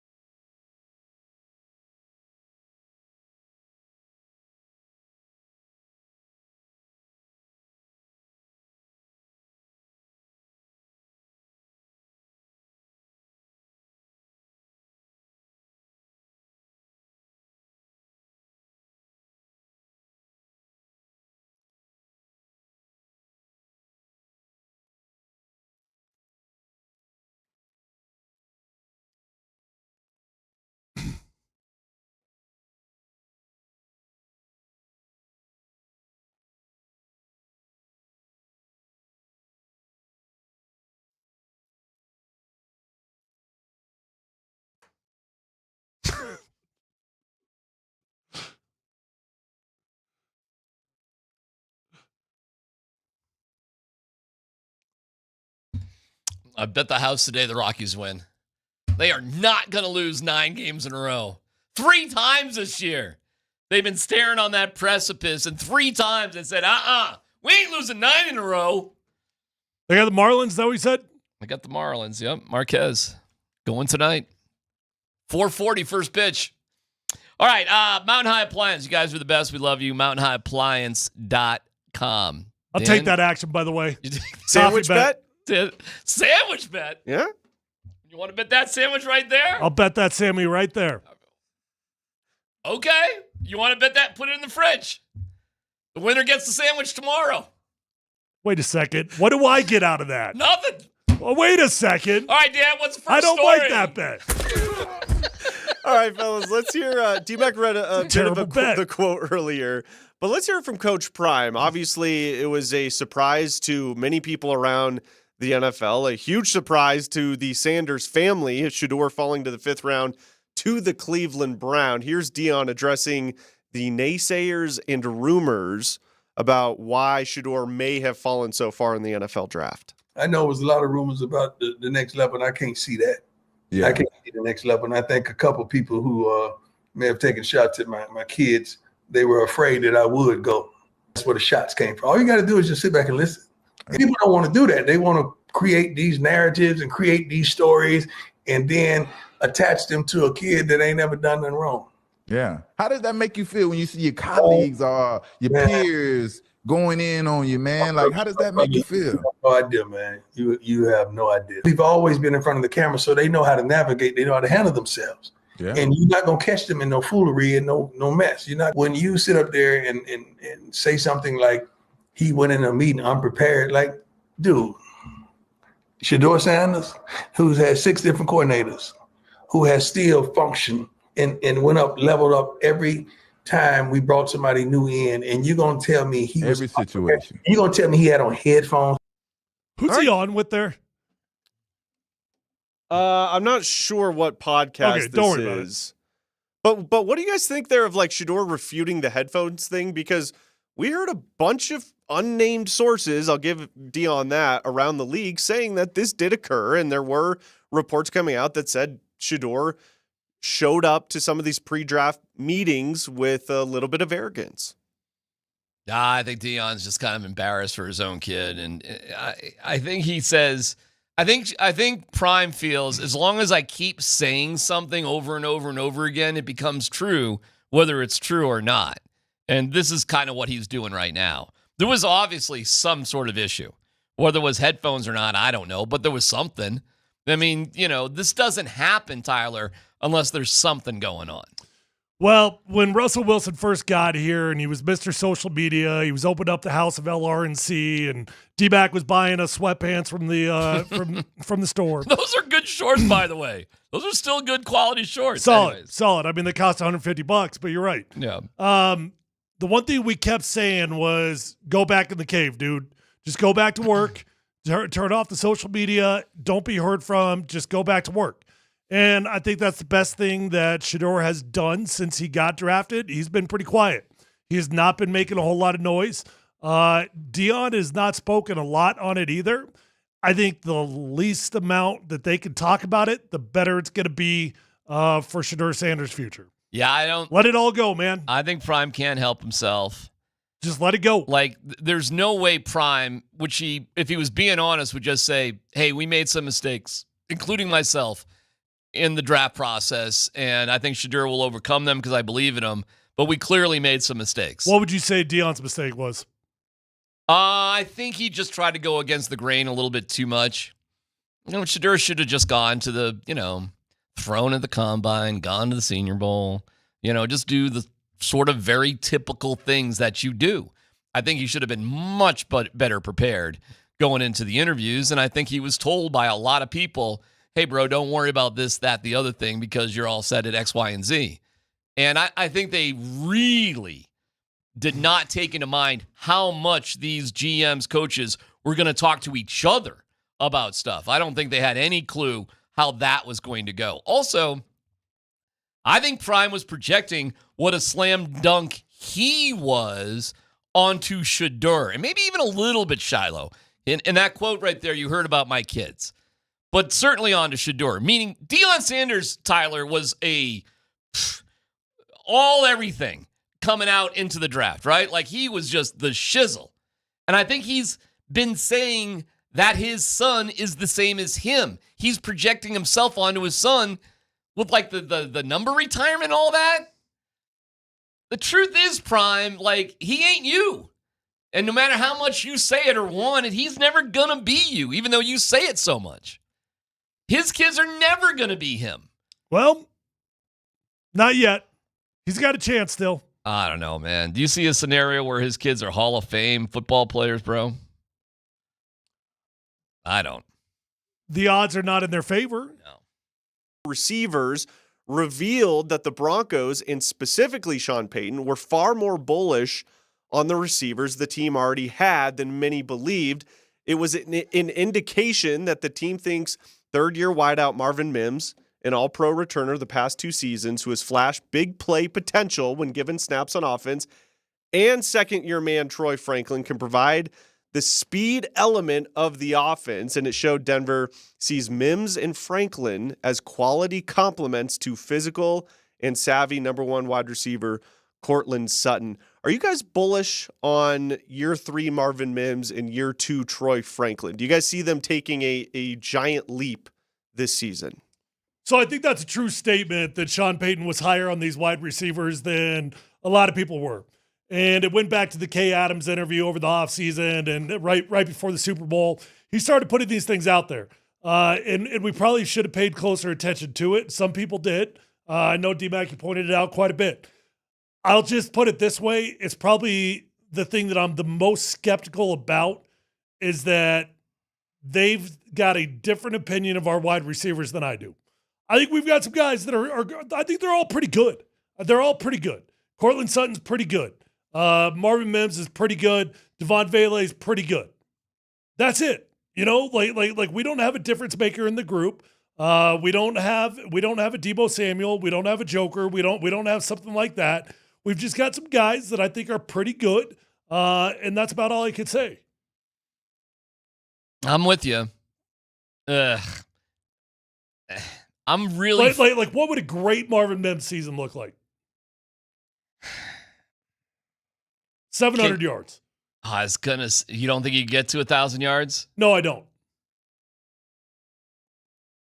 Oh man, 700 yards doesn't feel like enough. That's not a bad year at all. No, I know, but that's a respectable season. It is. Well, what does Courtland have? If Mims has 700, what does Courtland have? 1,200. Courtland should have about 1,000 every single year. How many touchdowns we given both of them? God, I don't know. Do you know off the top of your head what they had last year? Well, last year, fellas, Mims had 503 receiving yards, 6 receiving touchdowns, 39 receptions. So if he had 700 yards and 7 touchdowns, that'd be a little bit better. That'd be pretty good, huh? Yeah. Give Courtland Sutton 10. Give Marvin Mims 7 or 8. So 7 for 700, 10 for 1,000, something like that. Yeah. All right. I think it's a productive room. It's just not a special room. You getting 4 or 5 out of Vele, perhaps? Something like that? Some red zone stuff? Probably, yeah. Getting 6 to 8 out of Ingram touchdowns? God, that would be nice. Yeah. If we get 8 touchdowns out of a tight end this year, that would be a huge addition to this team. Right. That's the goal, right? Better in the red zone, more dynamic. What's RJ Harvey get? What does he run for, touchdown-wise? To get a 10? Dozen? I was going to say a dozen. 10? That'd be a pretty good year, right? Yeah, we could just do the math, right? You could keep going. How many touchdown passes did Bo Nix have last year? 29? 29. And 12 picks. Okay, well, we gave 10 to Courtland. We gave 7 to Marvin Mims. 17. You gave 6. 8 to Evan Ingram. That's probably 25. pretty generous. 25. Generous. And then we're going to give... So that gives you 27. We're going to give 5. Give Vele 4 or 5. Well, 4 or 5. What do you think? 4. 4, so that's 31. Any randos in there? We're going to give him Pat Bryant getting 2. All right, 31, 33. That's a pretty good year. We got maybe a couple of more. Let's round it up. A couple of randos, right? Like, who knows? Jaleel McLaughlin had a couple last year. All right, so let's give it to 35. 35. What is 35 touchdowns? Nah, that's too much. You think it's so? Only 6 more than his rookie year. 35 is pretty decent year, boys. Yeah. How about if he had 35-14? Well, how many passing yards did he have last year, Bo? Maybe he takes, semantics. I bet he ends 32 touchdowns. All right. 35 would be great. You get 35 touchdowns, maybe against 14 interceptions, you're getting 11 wins. He had 3,775 passing yards last year. So what if he had 35 for 4,200 yards? Be a hell of a year. With 14 interceptions, give him a couple more of those, taking a couple more chances. I mean, the interceptions are not end-all, be-all. But it is about the timing of them, and it is about how bad they are. Right. Wow, if he had 35 touchdowns and less than 12 interceptions, that would be unbelievable. 4,200 yards, you might have 12 wins there.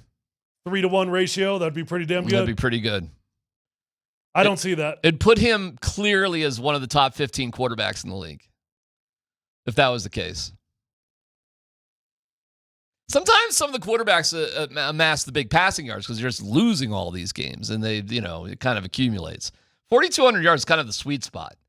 It's like you don't want Jokic to have too many points. It sort of says bad things about everything else. Yeah, for sure. Trailing a lot. If you throw for 5,500 yards, your team is likely getting their ass kicked. I don't know, man. It feels good. Feels possible. I'm sure that's the game plan. I think it's doable. I don't think it's crazy. Not crazy, unlikely.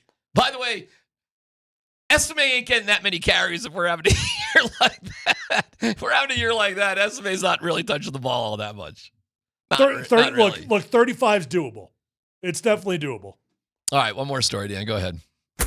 Lastly, fellas, Saquon Barkley is the first Eagle to grace the cover of Madden since Donovan McNabb did in 2006. He also becomes the first member of the coveted Madden 99 club for the Eagles. So here's my question for you guys. Of the current Denver Broncos, who is the most likely at any point in their career to end up on the cover of Madden? Surtain.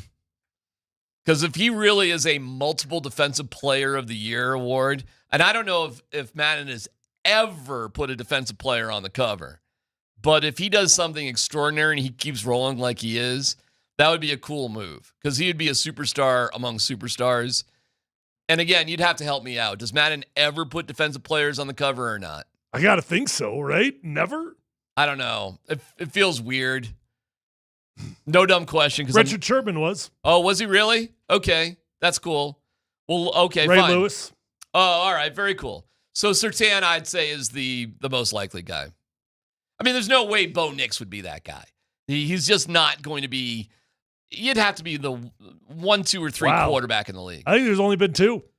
All right, so there you go. Surtain. That makes sense, right? Troy Polamalu and Larry Fitzgerald shared Madden 2010. Oh, okay. That makes sense then. You put like Surtain and Jefferson, something like that. That'd be kind of cool, right? Bo Nix. Oh, man. I mean, well, I'm not predicting it, but I think it's very unlikely that Pat Surtain is. Well, you got to be one of the top 1, 2, or 3 guys, period. Maybe the top guy at your position. I'm not predicting it. You're just Dan's asking what's the most likely. That would be my answer. I think he's the only one that would even have a chance at it. Okay. Who else would have a chance? Surtain. That's tough. Yeah, because as a defensive, he's got to get interceptions to do that. But he's already the top guy. So he's got an advantage. He was defensive player of the year. Well, right. He's the top guy. Saquon Barkley is the top running back with a Super Bowl under his belt. It's fair. I mean, Ray Lewis was the guy.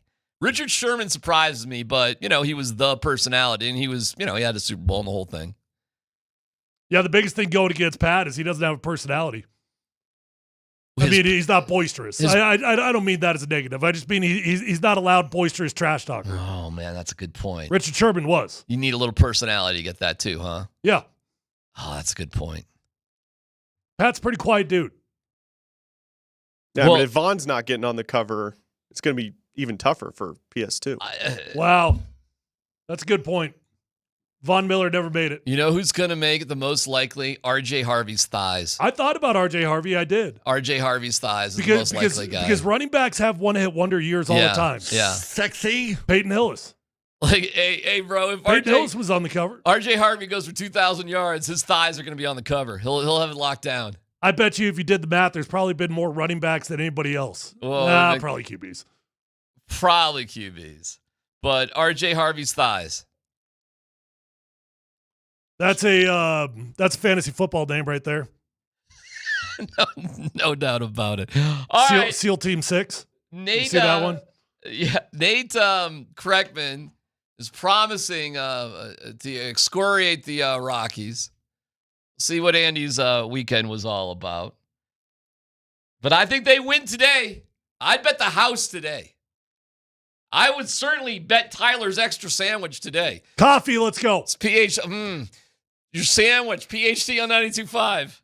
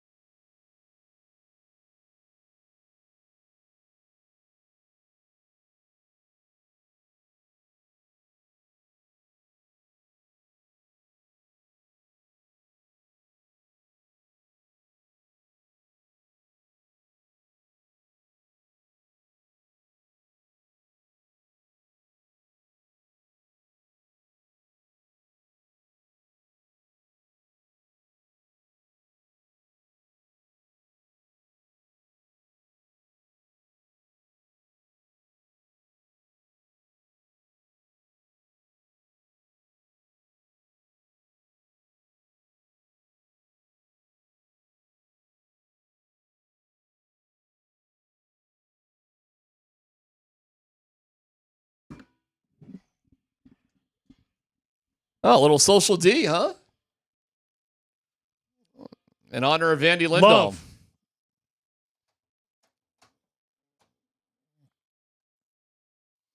We did not do this one, Fatty's Big Chance, our band. We should have done this one. This would have been a good one. Interesting choice.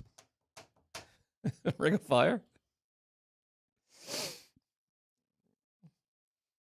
Andy's been talking about getting the band back together a million times. You've been talking about that for 3 years. It's on Andy. It's up to Andy. I'll do it, no doubt about it. I've told him a million times, but it's all kind of like Andy. our college softball pitcher. That's what I was just going to else. ask, Tyler. What's more likely to happen first? You are Mr. Talk. Are you talking to me? Well, to be fair to DMac, we're the ones that have been talking about the softball thing. No. Of getting it together. No. Did you say that, Dan? Are you the one that said you could hit a college softball pitcher? No, but you realize when I said it, I said anybody could. It's not that hard. I don't think there's anything special about me. I think most of us could. Can I ask you something though? Sure. So our guy, who I appreciate, Ryan Wood, says my niece is a Division I pitcher from Towson University in Maryland. She's home from college, lives in Parker. Yeah. She'd be happy to pitch DMac. She throws between 68 and 69 on her fastball. Mm-hmm. So I said, perfect. Let's make it happen. Well. Okay. He said, I will ask her. Yeah. His next response was, she's going to talk to her mother. Yeah, that makes sense. Like, why would she want to do this? I'm sorry. That makes sense? Yeah, like he's making promises the college softball pitcher's got to ask her mother for permission to go throw to you? It's like, why would she want to be involved with this? This dude, I'm just confused why the college pitcher needs to talk to her mother about this. This is a dude, first of all, a dude who listens, and I appreciate that. That's awesome. Are you going to start ragging on our guy? He's making promises with his mouth that he can't cash. Oh, now you better make this happen, Ryan. Well, he's already running into speed bumps because he's saying that my niece would blah, blah, blah, blah, blah. Why would his niece, who's a D1 pitcher, care one little wiggle about any of this crap? Well, because it'd be funny to strike you out. Not for her. But What does she care? I'm just confused what she needs to talk to her mother about. Whether she should do this stupidity or not. Like, hey, Bob, can I go throw to DMac? What? First of all, do you think she has any idea who DMac is? No. Do you think her mom knows who DMac is? You never know. Well, I doubt, unless she was at that Yacht Rock concert. By the way, see some hotties? By the way, let me tell you this. Now, I love my wife. I want to let you guys know this. I love my wife. And I don't wish anything bad to happen. But to your wife? I want nothing bad to happen to my wife. That's good. Nothing. I'm happy. But based on the amount of single Yacht Rock women at that concert, your boy would do all right. Really? Oh, yeah. Oh, here we go again. Yeah, there's no doubt. First it's I can hit a college softball pitcher. Now your boy's going to do all right at the Yacht Rock. The bar's been greatly lowered to the Karens at Yacht Rock concerts. But I'll tell you this. Your boy would do all right with that crowd. I saw what the rest of these guys look like. I mean, how'd they look? No, I don't care about the guys. How did they look? The women? Yeah. They've lost some MPH off their fastball. Yeah. But at least they're out and they're trying. And they like having a good time. As good once as they ever were? Had to be 2-to-1 women at the Yacht Rock concert. And if there was a woman under 45, I'd be shocked. So I'm just saying. Average age? 52. Okay. Maybe. Wheelhouse? Oh, yeah. Oh, yeah. And, dude, and I'm not saying I'm good looking or I'm, any kind of physical catch. I'm not claiming that. But I took a peek at some of these dudes. Listen, I know I'm not great or anything like that. But I looked at my wife later that night. I'm like, you're kind of lucky. Wow. Wow. Did you really say that? I did. I took a, and she I could agreed. have brought home any of those ladies. But you just got to look at the rest of the guys, Tyler. Like, take a peek at the Yacht Rock men that are there. I mean, my Lord. Guys. I mean, just, and again, I'm not any great shakes here. I'm not saying I am. Of like, if we're talking like looks here at the radio station, I'm in the bottom. I'm like the Rockies of good-looking guys around here. But you put that at a Yacht Rock concert with the 50. I don't even know if they're Cougars anymore. What's above a Cougar? What's after Cougar? No, I think 50s. That's definitely Cougar. 50s Cougar? Sure. Oh, okay, I thought Cougars more like mid 30s to 40s. Yeah, I think so. But there's still some holding on. Hold on loosely. That'd be a good yacht rock song there. 38 Special, Borderline. A couple of yacht rock songs. I'm like, is this really yacht rock? Okay. I found a Cougar list with ages. Okay, give it to me. Age 18 to 21 is a Wildcat. All right. 22 to 29, a Lynx. I could not get either of those. 30 to 39 is a Puma. Unlikely. 40 to 49 is a Cougar. Okay, that to me makes sense. Yeah, that's fine. What's after 49? Because that's my wheelhouse. 50 to 59 is a Jaguar. All right, I'm into the Jaguar class. Wow. Jag sounds a little bit more exotic, actually. Again, I'm not saying I'm any great shakes, but it was at least 2-1 Jags over, Jags, just a guy. 90 to 99 is a saber-toothed tiger.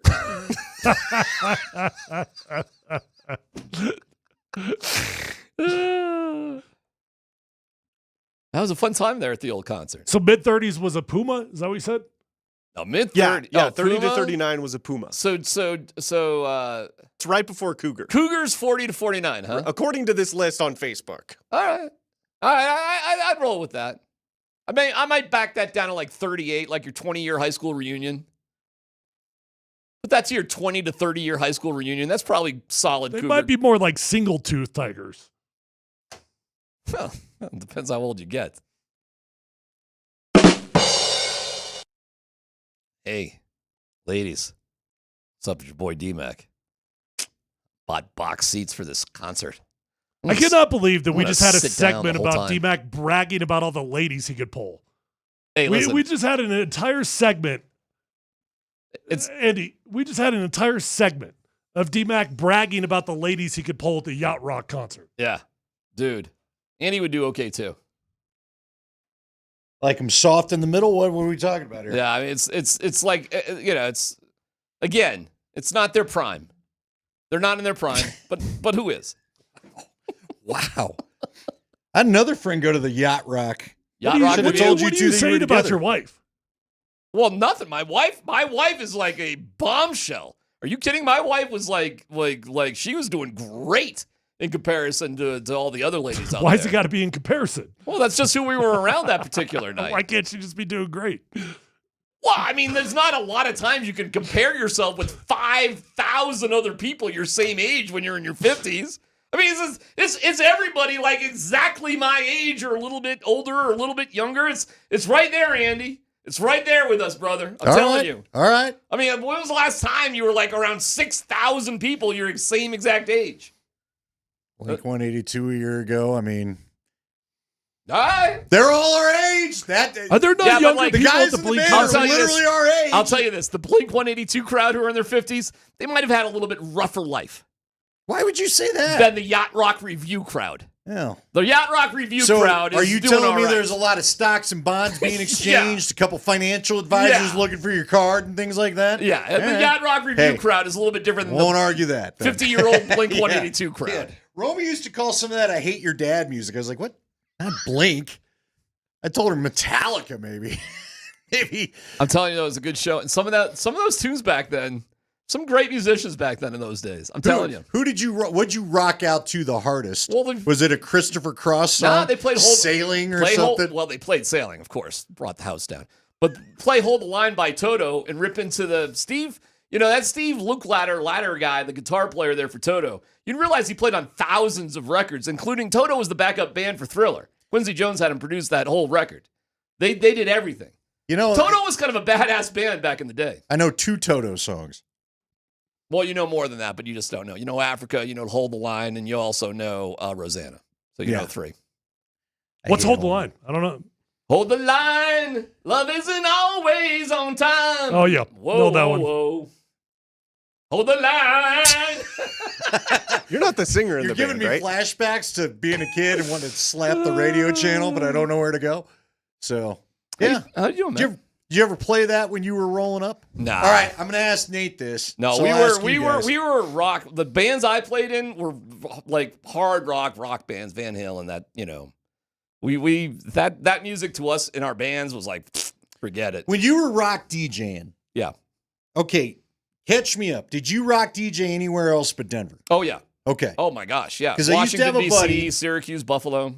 Unfortunately, he's passed. But he went by Detour Dave. His name was Scott Boylan. Great guy. Used to make me laugh. But he apparently was like in Montana or Dakota. He was in some smaller market, but they were the rock station. Yeah. So he's got stories of playing pinball with Slash, and hanging out with, name your big hair metal band, and they showed up and talked. You got any cool stories you could try to impress Tyler with of like Guns N' Roses rolling through or Motley Crue? Did you actually go smoke in the boys' room with Motley Crue? Or unfortunately, it was never anything really like that. I wish I had more stories like that. What was the coolest concert that came through when you were at BPI? Well, the coolest concert was the first birthday bash with Bush and Godsmack. Okay. Where we were on stage in front of 10,000 people doing our parody song to Ba with the Ba, Bork with the Bork. Bork with the Bork, the Wah, footy, footy, said the seconds to jump the Forsberg. Me, Willie, and Stout did that in front of 10,000 people. All right. That's pretty good. With Bush and Godsmack, Yeah. we hung out with Sully a little bit and those guys. So how's that for you? That's good. There you go. Did you ever introduce Metallica or anything? Metallica played. I mean, did you pound some beers in the back room or what? Yeah. Megadeth or? Have you guys ever been to the back area of Red Rocks? Have you ever been down below the stage? on like a tour, but never. Do you know there's a backstage? Like there's an underneath Super deep? No. The stage. Yeah. I mean, so it's like so yes, I guess is the answer. But you're back there with like 100 people. Like my pounding beers with like Fred Durst from Limp Bizkit. It's not. Yeah, it's not a cozy setting, is what you're saying. Right. I mean, well, it's there's a lot of people back there. Yeah. So yes, there have been moments like that. Metallica, I never introduced them on stage, but it was part of their birthday. I met those guys. Good stories or what? Nah, it's just like radio meet and greets. I don't know if they're so good. Because I got to meet Slash, and Slash didn't talk. Right. I'm like, bro, are you with me? Well, I was also shocked at how small he is. He's really short. Metallica was super nice. He was probably on another planet. Yeah, he had his glasses on. I mean, what are you going to say? Take your glasses? No. What are you, a cop? Yeah, Metallica was like really, Lars was super cool. And right on. They were always they're like a really nice band. My buddies at 93.3 always want to introduce me to Social D, to Mike Ness. And I'm like, I don't know, man. I don't want to catch him on a bad day. Well, you can't meet you know what I mean? You want to meet your heroes or not? That's what I'm saying. No. I was like, nah, I'm good. I'm good. Were you there? You were at the other place already. Yeah, where Nerf came out and Bailey thought she was introducing Blink-182 and it was Jeb proposing to her. Jeb Putzer proposed to her for marriage. And then the Blink guys came out and gave them all a hug and celebrated with them and then came that's pretty cool. Played fiddlers. So you got nothing cool like that? Listen, dude, I'll tell you my coolest story of all time, and it was with the Cool 105 friggin' birthday Yeah, bash you were last rapping year. with... Rapping? Now, hold on. Did you get anything cool at this year's Cool concert after rapping with Vanilla Ice? No. But, I mean, to be on stage, rap, I mean, I was right there with him on stage doing Ice Ice Baby. With your hat sideways. That right? show was freaking amazing. You know, I know the guy that put that all together. That's how we got Tone Loc in. It was great. Tone Loc was awesome. He was up on stage too. I was right next to Tone Loc. That Cool concert last year was one of the, I've been to like hundreds of concerts. I mean, literally hundreds of concerts. Maybe top 3 concerts of my life. So was last year better than this year's? Well, this year is a ball Simple arena. Minds? Yeah, I mean, you just don't have the access. I can't just walk up onto the stage. But was Simple Minds still doing it? They're fine. They're cool. Who was the band you wanted to see? Because Simple Minds was the headliner, but it's all right, them. Yeah, gotcha. All right, here's my question for you. As I heard you trying to do math, Where's Nate, by the way? He's coming. As I heard All you right. trying to do math, I came up with this. Okay. What happens first? Do the Rockies win 20 or lose 100? Yeah, they're 9-50 that's right a great now. question. It's an unbelievable Now, question that you remember, have to actually think about that. Guys get wiped out middle. Like the Rockies used to be kings of right before the All-Star break run, where you The get a June few swoop. teams looking about their Cancun break, and then they let up, and you get you sneak a couple. It's usually wins right in. about now. Yeah, well, end of the month. But yeah, I'm not sure that's coming this year, guys. I was telling Nate in the ride over, I'm watching the game yesterday, and I turn it on at like third inning. Yeah. And they're praising the young pitcher, and I'm thinking to myself, yeah, but has the lineup seen him twice? And then, so what did I see? Yeah. Wham! Wham! Wham! I was like, nope, they've seen him twice. Never mind. Don't praise the young dude one time. You can't do that.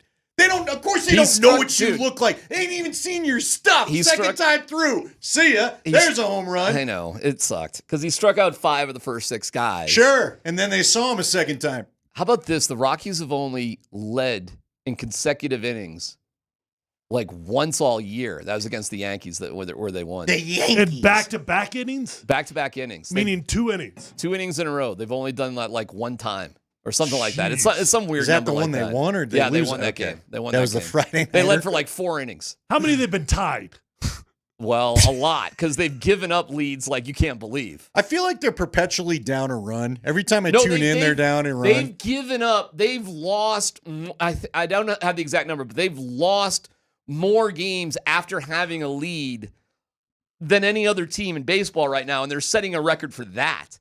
Like in general, you have about. Oh, I know what it is. But good news, guys. No, they're I know only what it is. losing by 3 runs or less, so everything's okay. The Rockies and the White Sox are the only teams this year to have a losing record once they've had a lead. Think about that for a second. Most of the time, if you get a lead in a Major League Baseball game, most of the time, you win the game. Most of the time. Not all the time, but most of the time. And the Rockies and the White Sox are the only 2 teams that have had leads and have losing records. I can't believe they've had leads sometimes. Man, there's just... But Andy, that's the problem. They've had leads quite a bit. All right, see, this is what Tyler was giving me a hard time, so I'll run it past you.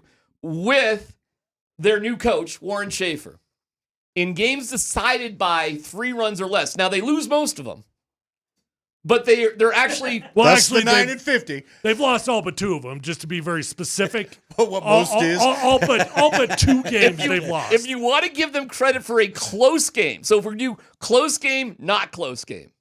Close game, not close game. Since Warren Schaefer's there, they're 14-7. Okay. 14 close games opposed to 7 not close games. But they've won 2? 2 of them. They've only won 2 of them. Now, hold on real quick. With Bud Black in his last 16 games, I only got to 16. I stopped counting. They were 7-9 in close games, not close games. 7 close games, 9 not close games. Cool, including.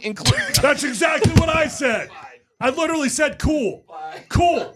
Like, what's your point? Losing is losing. Thank you. What? Dude, I feel bad for Schaefer. I'm refusing to get caught up in this one this time because that was my exact with your reaction. Schaefer coming out like you did yesterday. Got to go get the kid, and you're looking down at the bullpen. How many real options do you have? Give me the righty. No. Give me the righty said, never mind. Just send out whoever. I know what you're saying, but the bullpen's been shockingly good for the Rockies. For now. I'm telling you, you'd be blown away. No, I know. But remember, I had to do their post-game show for 3 seasons. Yeah. I've seen this stuff. The bullpen will hold up for a potential period of time. And they have, actually, which is crazy. Then by midsummer, forget about it. They're blown. They're gone. You've asked them to do too much. Now, the good news is, this era, you're only asking the starter to get through 6 innings anyway. But they're not even always getting the starter through 6 innings. I would say the problem with the Rockies actually is not the pitching. It's all of it. Well, it's all of it, and they're the worst defensive team in the league, although they've made a bunch of changes, so hopefully that gets better. They have. Actually, the guy Estrada they put at second had 2 errors yesterday. They didn't matter, but he still had 2 errors. Orlando Arcia homered yesterday. He did, and he was off the Braves put him out to pasture. But he was like an all-star a couple years ago.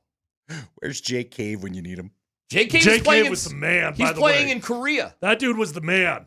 That dude cared. Now, yeah, that dude was okay. He would rather go to Korea than come back to the Rockies? What happened? No, he had no other choice. He had to go to Korea. Well, why did the Rockies dial him up? Because he's 30-something years old. And Nick Martini's that old. No, he's not. Mickey Moniak is about that old. He is not. They're in their mid-20s. I don't think so. Moniak's been in the league for 8 years, and he's 26 years old. Something like that. I don't know about Martini. He may be a little bit older, so maybe Kyle Farmer. I think it might be Nick 29. Martini is 34. All right, so he should be gone, clearly. Out of Crystal Lake, Illinois. He's really not playing for them that much now. He's not.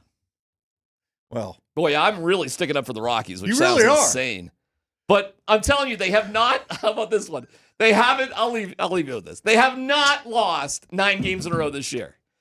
They have lost. I heard you putting the sandwich on. I almost called time. We all wanted your sandwich. I got It's into right the here. car. I got into the car. Well, now it's too late. I got into the car after this crazy dog appointment I didn't think was going to happen, and all 3 involved. I'm like, I'm not going to have time to get lunch. And then Tyler's talking about his buffalo chicken sandwich. And I was ready to call in and go, just leave it. I'll pay you for it. I don't even know how I did this. I double ordered Uber Eats. I got 2 sandwiches delivered within 5 minutes of one Hold on a another. second. You're willing to pay him for that sandwich right Not now? now.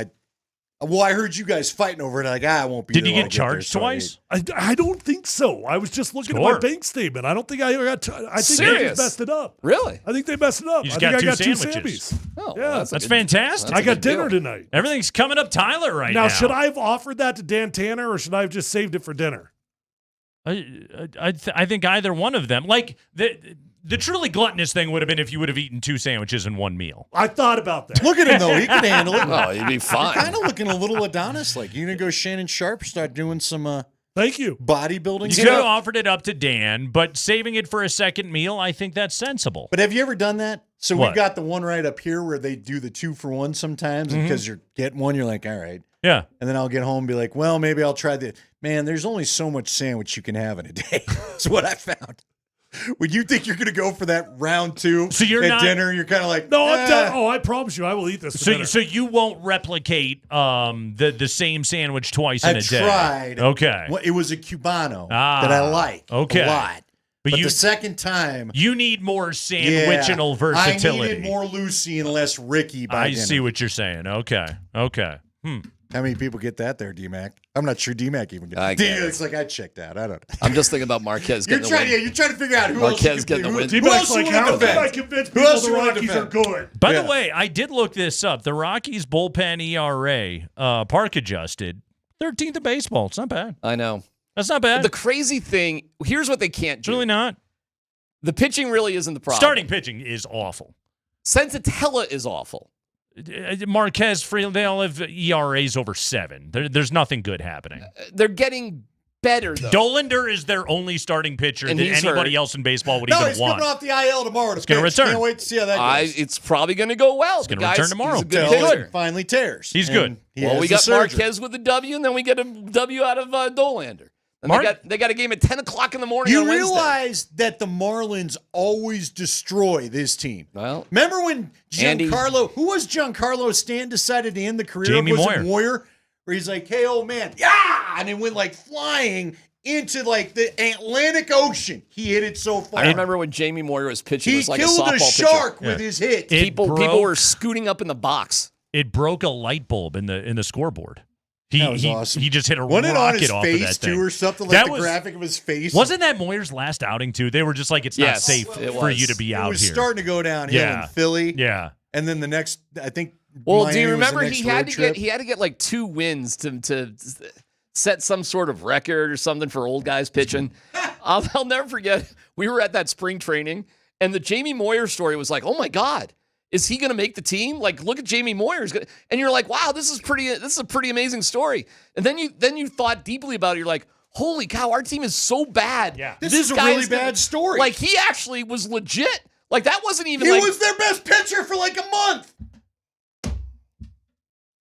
they're getting better. And yet that team didn't They're suck as bad as this one. They're getting better, but they're still losing. They're not getting better. they- Nothing about this is better. They're closer games, Andy. I'm yeah, telling you. wait till it's 85 next time they're here at Coors They- Field without an ounce of anything. Well, in the then fine. They struck out, 5 times, I think, in the last 2 innings yesterday. Like the strikeouts, they can't hit, man. They're real. Like That's this their is biggest the worst lineup. Is nobody walks, everybody strikes out. I mean, they're just absolutely terrible. It's funny. I was just reading about Kyle Tucker of the Cubs because he jammed a finger yesterday, and so I was reading some stuff about him. He actually has more walks than strikeouts this year.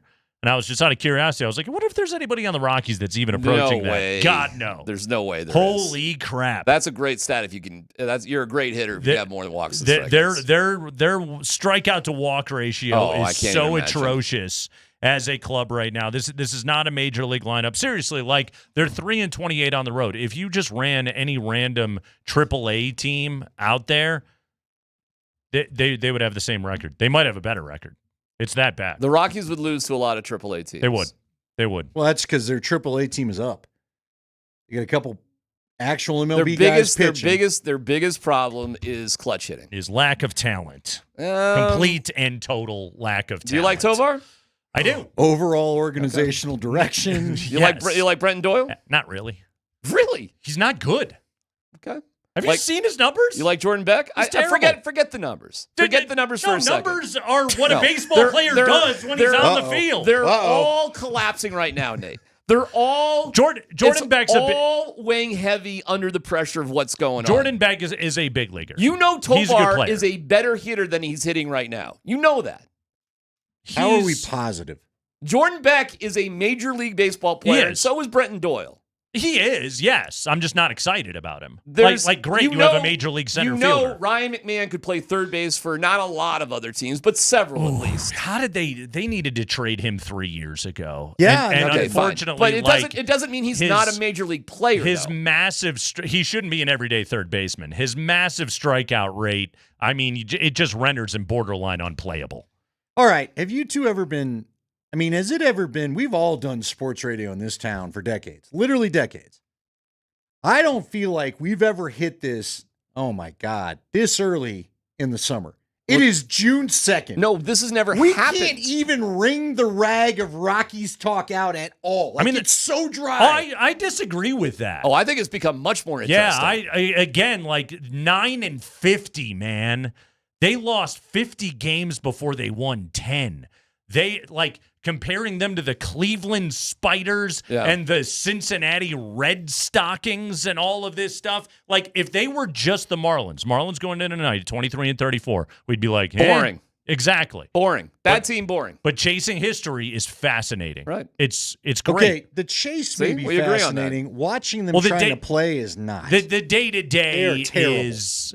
I do get a little bit of a kick of how they're going to blow this one. Are you guys going to join me on any of my March Towards History watch-alongs? I told you I wouldn't do it over the weekend, though, didn't I? No, fine.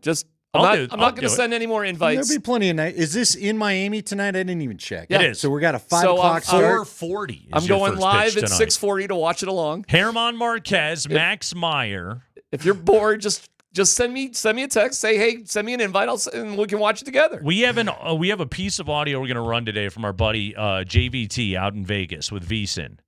He's on the rocks tonight as a good live dog to bet tonight. Well, 3 times they've lost 8 in a row. The price is good. Max Meyer is nothing great. Marquez has pitched well his last 2 outings. The results aren't there, but he did pitch well against the Cubs and the Phillies, which are both good lineups.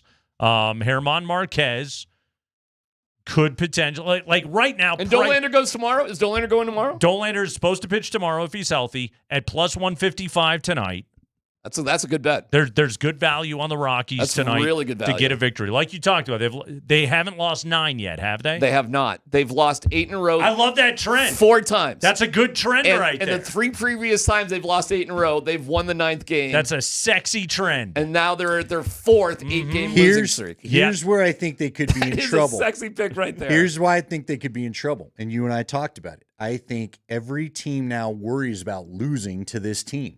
I think you take the Rockies more seriously because you do not want to lose to them. I think the teams are just taking them totally for granted. I don't think so. I don't see the eye of the tiger with the Phillies or the Cubs or whoever they're playing. Well, both those teams swept the Rockies, so they showed up with whatever eyes they needed to that night. Yankees got some things right pretty quick after they had to deal with the loss. They did in the second game, but in the third game of that series, it was tight. It was really tight. It came down to the wire. And then what happened? They lost. Yes, they did. But they haven't won a damn series since since last last season. Well, I know that. What are we up to? Didn't you say it was 9 or some consecutive series? 22. The other thing about this, 22 series in a row losses. Real quick, go back to last year. They're messing up the competitive balance of Major League Baseball. Yeah, this is why baseball ought to start to care. Think about this: if you're chasing a wild card in the National League, you're St. Louis or whomever, okay, and you're chasing a wild card in the National League. Those NL West teams, It's like the fantasy guy that forgets to fill out his lineup at the end of the year. Point. Seriously, there's kind of a crazy advantage for the Diamondbacks, Giants, Dodgers and Padres. Well, remember, there's no balanced schedule anymore. That is kind of crazy. Yeah. Or unbalanced, I guess it was. But you'll still play those clubs more. Yeah, inevitably those 4 teams have an advantage over every other NL team because they will play the Rockies more. Now, the good That's a news is point. they're whooping people, too, though. I mean, the Dodgers. They're good clubs. Nobody's psyched to face yes, the they're, Dodgers. they're good clubs to be sure. Now, but the also Diamondbacks, I'll give you. Like it always comes down to a game or two at the very end of the season. Yeah. And if you're the Cardinals and your last place team is, yes, it's the Pirates and they suck, but they don't suck like that. There's a whole other level to this thing. We got to the point where it's the Pirates, and then there's the Rockies. It really is. It really is. You do realize, just to remind everybody, that the team that set the modern-day record for losses is the White Sox a year ago, and they got their 10th win on May 8th. Forget about that. It's about the 1899 Spiders and 134 losses. They, by the way, White Sox come in 4th of July weekend. If you want to circle your calendar, that's the series the Rocks can win. How many runs could be scored there? What if they have to put off fireworks for eons because everyone just can't quit? What if they go to extras and they all just keep scoring the ghost runner? What are you talking about? Neither team can score. That's the problem. Until they get against each other. Yeah, right. Then we're gonna have offensive eruptions all over the place. Ball be flying. Fire up the fountains, kids. Wow, Jenny. By the way, speaking of Jenny, did you happen to see yesterday George Springer? He went first to third, and then he was jumping on the bag, and he got tagged out. He had a tag right on his butt, and because he was jumping up and down on the bag like an idiot, he was out. They had to go to replay review. I heard Jenny's call of it. That's why I bring her up. And they had to go to replay review, and George Springer was out because he was jumping up and down on the bag. Rockies had a trade for that guy. Baseball is just loaded with things you'll just never see before, like a 9-50 club. Guys, check out DMac. He'll be there tonight for East Coast 650 Rockies and Fish. Send me a text if you want to jump on. Yeah, if they're down, if they're up by a run, I'll get on. If it's not a close game, there really is no purpose to join. So I don't know if your kids are young enough, but DMac's on the close game train. My daughter likes to call it 14-7 on the close game train. My daughter likes to call it hopium. The Rockies give you hopium. They really don't. All right. Now you think they're going to win a game, and I always walk in. I go, honey, don't do this to yourself. They're not going to win. Tonight's the night. It's only a run. Hey, will you get shirtless on the pod if they win? I will definitely not. I want to loot from Littleton. No. He did this before the Who came in one time. That. Thank God there was no Twitch then. Shirt off, whipping it around. And I was like, sweater in the pool guy, please. Robe yourself back up. You know what's funny is Roger Daltrey does that move, so I get why he would have done that. Yeah, but when you Roger Daltrey though is like on tons of HGH. He's like all ripped and everything. When you look like the old Italian guy with the tank on. Sorry if I'm insulting your people, Vic, but you know I'm right. It's Kreckman and Lindahl. Jeff Legwold coming up at 4 o'clock. We got OTAs this week we will dive into. We got a Pacers Thunder NBA Finals that is all set. What should be derived from these two teams getting to this spot? What can the Nuggets learn from Indiana and Oklahoma City? We'll dive into that today here on the show. Andy wants to talk Mitch Marner today on the show, which I would certainly enjoy. We'll do some of that. And plus the Rockies continue to march toward history. Ignominious as it may be. It's Kreckman and Lindahl.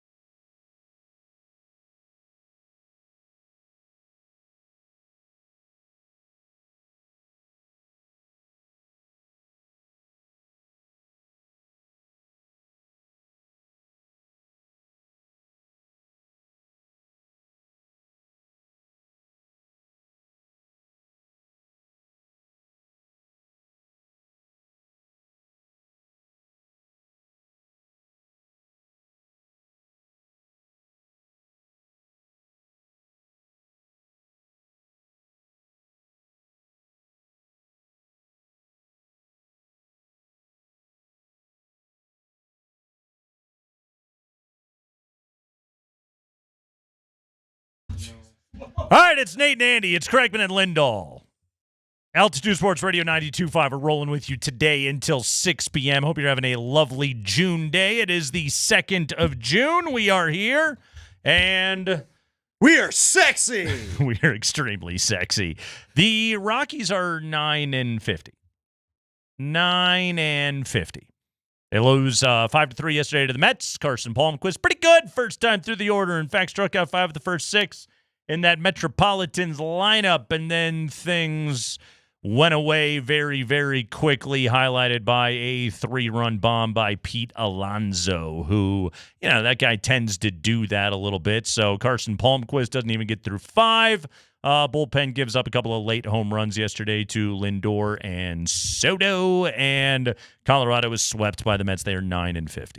Can you give me, when you say Alonso, can I get a good pukey baseball guy out of you? Pete Alonso. You used to have your McCarr. Who was your guy, Cuthbert? That was Chris so Cuthbert. Much of that. Do you have a baseball guy that you go to that's pukey? It's very Corrigan, let's be honest. All right. That's mostly who I'm doing, if we can be totally honest right there. Let's see. The Rockies now, this is their 4th 8-game losing streak. Yeah, pretty good.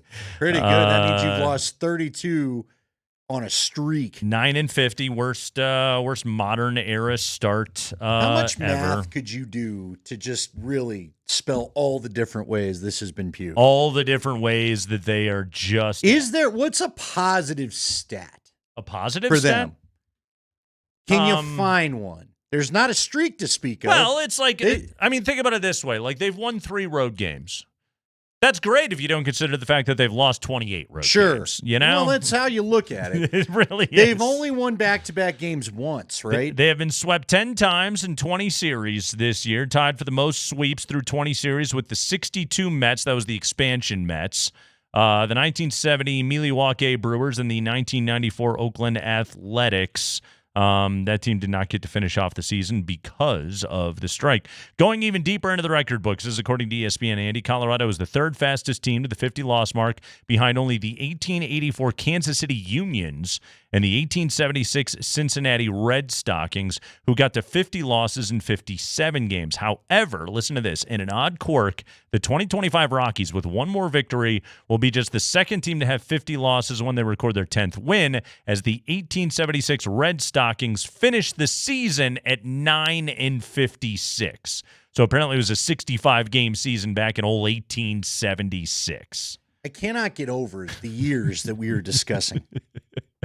1876, that was 11 years after the end of the Civil War. Yes. Like, news traveled so slowly back then, there were probably people in the country that didn't even know the war was over yet. Yeah. Much less a baseball game. And meanwhile, the Red Stockings are losing games. We're losing games all over the place. Were there even any Western teams at this point? Probably not, no. They probably wouldn't have gone much further west than, like, Chicago by then. I wouldn't have thought. I mean, it's ridiculous the years you keep saying to me. This is what we're talking about right now. This is what we're dealing with. Let's see. I'm gonna look it up. Oh, the 1924 White Sox lost 121 Hey, at least games. in the 1900s. They were 15-44. They were 6 games up on the Rocks at this time last year. All right, Andy, how did this happen? How did this happen? By the way, real quick. Yep. Just to hear your teams. Okay. The Boston Red Stockings, later the Red Caps. This is 1876? Yep. Okay. From AI, here's the breakdown. You got the Chicago White Stockings, there's no the way Cincinnati Red Stockings, Hartford Dark Blues, Louisville Grays, New York Mutuals, and I think that became an insurance company, the Philadelphia Athletics, and the St. Louis Brown Stockings. So apparently we're just going off colors of the socks that we wear. White Stockings, Brown Stockings, Dark Blues. Red Stockings. Yes, Reds, Grays. Then you had the Athletics from Philadelphia. And the Mutuals. What are the Mutuals? Of Omaha? Great question. I mean, what? Great question. They went 21-35-1 that year. Yeah. 6th in the National League. And all these teams. So the Red Stockings became Atlanta. The White Stockings became the Cubs. The Red Stockings, a different team from the modern-day Reds, but has a significant impact on baseball history. The Dark Blues folded in 77. The Grays folded in 77. Okay. The Brown Stockings folded in 77. I love Brown Stockings. And the Mutuals and the Athletics were expelled after the 76 season. Well, the Philadelphia Athletics would then later exist. Sure. All right, well. Okay. But they were expelled. I mean, I guess we once They had didn't fold. They just were kicked out. We had a hockey team called the Colorado Rockies. Now we got a baseball team called the Colorado Rockies. Didn't really go well for either of them. Let's be honest. No. Okay. So there you go. Andy, how did this happen? How did they get to a place where they could be 9-50? Okay, 9-50. All right, they're 41 games under 500 on June 2nd. 9-50. It blows your mind when you look at the record. It doesn't compute. It's June 2nd and they have 50 losses. How did this happen? All right. This is the biggest explainer that I can come up with, okay? Because it's like I can find a lot of individual reasons why the club is this bad. You know, the regression of Ryan McMahon, let's be honest, the regression of Germán Marquez and Kyle Freeland and Antonio Senzatella basically being, not even being usable major leaguers. Brenton Doyle having a terrible season. The lack of prospects coming up, all of those things, okay? This is the biggest thing that I can come up with. The failure of Chris Bryant. They didn't participate in the business of Major League Baseball for like a decade. And explain a little bit of what you mean by Here's what I mean by this, okay? Like they have like they haven't signed free agents. They haven't really. They open the gates and they let people in. Sure. And they take their money for beer and Dippin' Dots, but like they stopped operating as though they were participating in the entire exercise of Major League Baseball. And like the biggest just failures that stare you in the face were letting players' contracts expire and let them walk away for the club, and all you got was a measly supplemental draft pick in return. Like the failures, and we were doing the show the same year of John Gray and Trevor Story absolutely jump off the page. The extension of Daniel Bard, and it was like thumbing their nose at the rest of baseball of like, well, we didn't move anybody at the deadline. We weren't selling anything, but we extended somebody, which by the way, you weren't even the only team that extended anybody that year. Even though that's what you say. Even though they claim that. But it was just, how did we get here? Like they took a trade offer for Nolan Arenado that featured, by the way, we had heard rumors leading up to this trade. Again, you and I were doing the show together at this time. We had heard rumors leading up to the deal of like, oh, St. Louis and Colorado are having discussions, and Colorado wants Nolan Arenado out the door. They don't think he's a good soldier.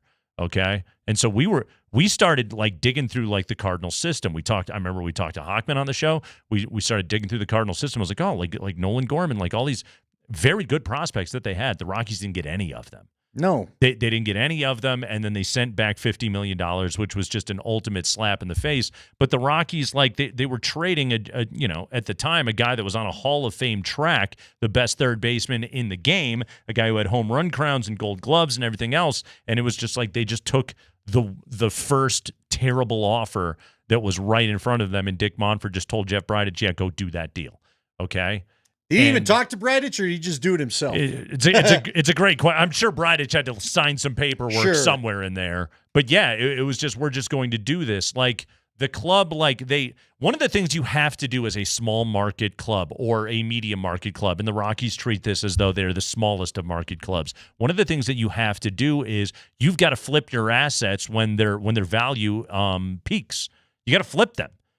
Look at what the Rays do. Look at what the Brewers do. Look at what the Twins do, okay? Like, look at how these clubs operate. You have to flip those assets when their value peaks, and then you got to get several pieces back in return. And that's just the game that you have to play. And guess what? It's going to be hard for you to be competitive in the National League West with the Dodgers every single year. But if you do that every couple of years, you can put a winning product out on the field, and you can make a charge, and you can do something fun, right? And that's the challenge that you have operating the way that the Rockies do for whatever reason, Andy, for the better part of a decade, they checked out. Well, they extend their guys. They always buy them out of the arbitration years, as you have pointed out. And they get them on team-friendly deals. Ryan McMahon and Tovar, a couple of the recent. They did it with Freeland. They did it with Marquez. They did it with Senza.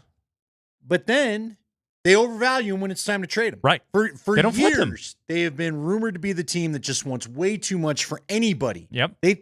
They think all their guys are all-stars, or at least they try to deal them that way. Seriously, like if Marquez goes 6 and gives up 2 earned or fewer tonight, like call every team in baseball tomorrow and be like, do you want this guy? Bidding war. Go. Like, this is a good major league starting pitcher with good stuff. He's not, again, he's not at the height of his powers anymore.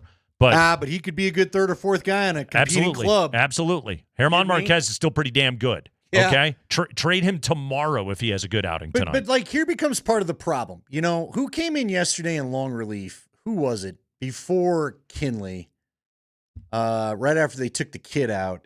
He's been pretty good. Was it Jake Bird? Jake Bird. Yeah, he's had a very good season. Like, he's going to be their all-star, by the way. Here's what I think is funny. So they probably won't trade him until at least he's made the all-star team, right? But you need to trade him now. Yeah. But in some ways, I feel bad for the guys that are trying to do the day-to-day, because if you trade the guys you should be trading, you're already not winning anything. And that's the only thing you've only got a handful of guys that resemble major league players. At but this you're point, not winning anyway. It should not matter. By the way, shout out to a texter. I didn't realize this. I didn't remember this. Remember what year Colorado became a state? We were the 38th state. Old number 38, where we hang out all the time. That's right. I do know that. I don't know. What year? 1876. Oh, no kidding. So the teams there battling, and it wasn't until August 1st, again, according to Google, we weren't even a state yet. August 1st, 1876. Wait, isn't that's right. That's why we're the Centennial State. Yeah. Okay. Now I remember that. Now it's all coming back together. It's all coming back to you. Yes. That's why we're hanging out here. So technically, in the year that they're now matching records of, or trying to. 1876. We weren't even here. No municipalities, no taxes, no nothing. Well, we probably were here. Again, I wonder, what did it look like? Couple buildings? We're calling it Colorado. I mean, what were we putting all the old stake markers in each corner of the state to make sure you knew what was ours? Get the 4 corners. Yeah. Put some string up. Yeah. Yes. Yeah. Just like this is ours. Yeah. Coming soon. Colorado. Before all that, weren't we just still a part of Mexico? I think. Colorado. Yeah. Colorado. Here we are. Why not? Yes. By the way, if there's any history teachers listening, I'll read the Wikipedia in the break. Yeah, we're okay? sorry. We'll this get is sports talk. We'll get up on all of this. Sports Illustrated was written for a 5th grade reading level, is what they used to teach in college. Calm down, professor. It's the Kreckman and Lindahl show. How did they get here? They just acted like they weren't even doing it. It's a painful month. They're 9-50. They're 9-50. Telling you. Yeah, keep it here.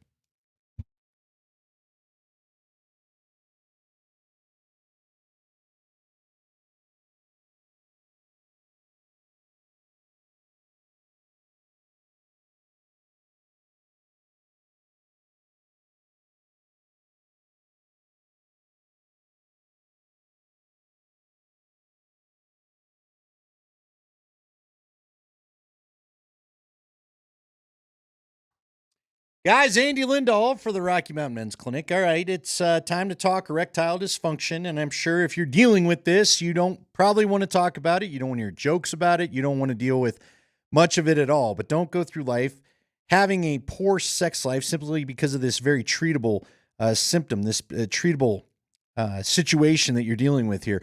ED can be an intimacy destroyer, and research shows that men can draw apart from their partners when ED affects their sex life. And the condition can cause stress, anxiety, and depression. If this is you, don't continue to suffer. Head on over to the Rocky Mountain Men's Clinic. Matter of fact, Jeff, who you hear on a lot of the ads throughout the day, heard him earlier. They can even combine treatments if they need to in some cases. They have options for you. That's the big thing here. It's not a one-size-fits-all sort of situation, and you've got to find the right treatment for you, and they'll help you do that. Jeff, by the way, is a real person. You go by that Colorado branch. There's one right off of Colorado Boulevard. You might even run into Jeff right there. They have success rates over at the Rocky Mountain Men's Clinics with well over 90%, and they've got treatments that work when pills and herbals fail. So schedule your consult today at the Rocky Mountain Men's Clinic. Real easy. You can go to RockyMountainMen'sClinic.com, or you'll give them a call.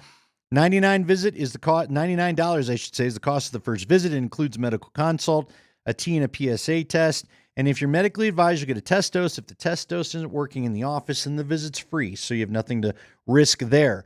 And if you feel like if you're like a lot of men, you could be back to your old self the very next day. So 5 locations throughout Colorado, including Fort Collins and the Springs. Call them 720-440-7900 or RockyMountainMen'sClinic.com.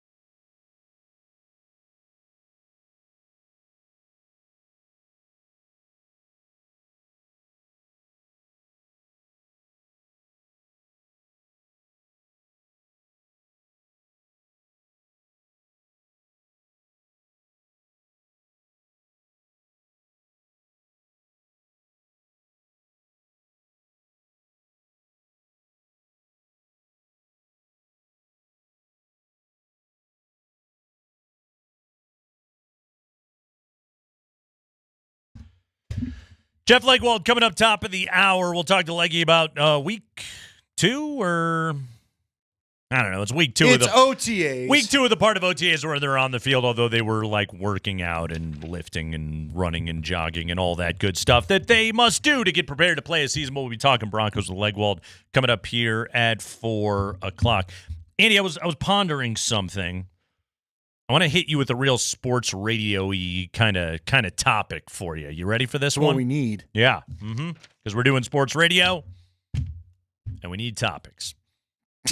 Right now, okay? I'm going to give you a little this or that. Yeah. All right? Yeah. Okay. And I want you to take all your notions out and just think about your chance at having happiness and winning a championship for the sake of this exercise. Which team would you rather be a fan of right now? The Minnesota Timberwolves or the Buffalo Bills? Okay. You see what I'm doing here, right? The team that can't quite get to that final round. The team that is just, they are right there, except they just can't get there. I would say the Bills. Okay. Because the Bills, mainly the problem has been the Chiefs. So yes, there is that one singular team you're focused on. They have lost to the Chiefs the last 2 years, and 4 of the last 5 they've lost to Kansas City. The other one in there was when they lost to Cincinnati. So with the Wolves, they finally get past Denver, and then they couldn't beat Dallas, and now they couldn't beat OKC. Right. They could knock off the Nuggets, who had defeated them the prior year, but they lose to Dallas in 5. I mean, back-to-back years of going to the Western Conference Finals and losing in 5. So it's like you can tell yourself, we're right there. But also, like, losing in 5, that's a hell of a ceiling. And getting smoked in most of the games. And kind of getting smashed a little bit. Like you're excellent matchup wise against one particular opponent, and then you can't get over that hump. I mean, you think of the Bills last year. They beat Baltimore in a classic game, and then they lose to the Chiefs in a classic game. Just absolute heartbreak. Minnesota, by the way, looking at the Timberwolves again, Dallas, and then the Thunder. And you look up at it, and it's like, I don't see you guys beating the Thunder anytime soon. No, not really. And, they are built to beat the Nuggets, sure which are. They proved the year prior. But I know a few people that still thought that it might be pretty interesting. I think you even had a little notion that it might be more interesting than the Nuggets were given credit for had that been the matchup in the Western Conference Finals. We'll never know. Yeah. I know Scotty thought that the Nuggets might give more of a series than people thought. But at the end of the day, Malone talked about it. Scotty's convinced of it. Whenever he watches those games up close, the Wolves they got this thing for the Nuggets that they just don't bring the same sauce to the party against anybody else. So they match up well with Denver, and yeah, it's that's the game they get up for. That's the rivalry game right there that they seem to be able to get up for. The Bills, I mean they have that juice with the Chiefs. They can beat those guys in the regular season. They can't beat them in the playoffs. And not either place. Mm-hmm. Not in KC. Yep. Not in Buffalo. Yep. Boy, what happens? Hawkeye technology. That change anything last year? One lousy tush push. I sure would have been interested. So, although the Bills don't like the tush push, remember? Even though they claim to be good at it, even though they're not. Yeah, do you think the Bills are more likely to get over the hump this upcoming season than the Timberwolves are? Well, that's a great question because I don't know what the psychological effects of just getting absolutely smacked around by the Thunder are going to have. Yeah. And look, this isn't just a Timberwolves problem. This is a Nuggets problem. Now, all of a sudden, we used to talk about it that when the Nuggets finally won a couple years ago, and you hear this a lot in hockey. Once you've done it, now you know you can do it, and then the team acts different. Well, I think the Thunder are on their way of knowing they can do it. So that's going to make them a problem. I was reading this article here on ESPN about should the Mavs accept offers for Cooper Flagg, and one of them could be Donovan Mitchell coming back in return, and all of a sudden that's kind of make fun of the Mavs all we want to. That could be a kind of intriguing roster. Now you won't have Kyrie next year, but First off, I don't think if I'm the Mavs, I'm just taking Cooper Flag, but unless it's maybe Giannis. I wouldn't mess with it. But just take the generational talent when he's staring you in the face. But the bottom line is the West just continues to get stronger, and now the Nuggets are going to have to deal with, whether you played them hard this year or not, you're dealing with a team that's probably going to know they can win a trophy. And how does that change their confidence? And how far off is Houston for being a problem? Right. And what about, let's assume that Wemby's health problems are behind him. Now all of a sudden San Antonio's back in the mix. Problem. And San Antonio wasn't even in this conversation a year ago. Yeah, Does Memphis ever get back to a spot? Sure. The Timberwolves, they got Julius Randle, they got a decision they got to make right there, but I assume they're going to pay him because they swung the deal. They got to make Naz Reid and Nickeil Alexander-Walker are up, but Tim Connolly spoke today. He seems to be confident that he's like, the market's going to do what the market's going to do, but, he's talking about getting everybody back and in place, which, if you're a team that's been to the Western Conference Finals in back-to-back years, yeah, you kind of run it back, right? It feels a little bit different than Denver, where it's like, oh, you guys have sort of maxed out. Like maybe there's another step, maybe another year of maturity with Anthony Edwards, and there's somewhere else for that team to be able to go. But I agree with you. I think the Bills are more likely to get over the hump. They've got the dude at quarterback. It's a well-built organization. They're right there on an annual basis. Of course, injuries are always a tricky thing in that sport, but it's just like eventually you guys are going to break through on this and actually win. Are the Bills actually closer to the Nuggets than the T-Wolves? And I say it because of what you just said right there. They've got the dude. Well, so do the Nuggets. Sure. They got the dude. Like the Nuggets, they've got a few guys that have played together, and they kind of know what they can do. But, man, how close is close sometimes? You know what I mean? Like, how close? I don't know. I feel like the Bills are right there because they keep finding a way to play the Chiefs, but they don't seem to get past the Chiefs. They don't beat them. Even though Cincinnati was able to get past the Chiefs. Right. You know what I mean? Right. Like, it's kind of unreal how much the Chiefs are just this huge stop. Like, when does it just become the mental block? And I saw it with John Elway once upon now. It swung the other direction far. He used to have the voodoo over the Chiefs all the time. Where he'd have these ridiculous comebacks no matter how much you thought they'd had it in hand. To me, the Bills have got to get better defensively, too. Boy, when you talk about it, when you talk about it being close. Right. How close was Minnesota? I thought Minnesota was right there. I was surprised that series went. I wasn't surprised that Oklahoma City won. I was surprised it wasn't more competitive. Right.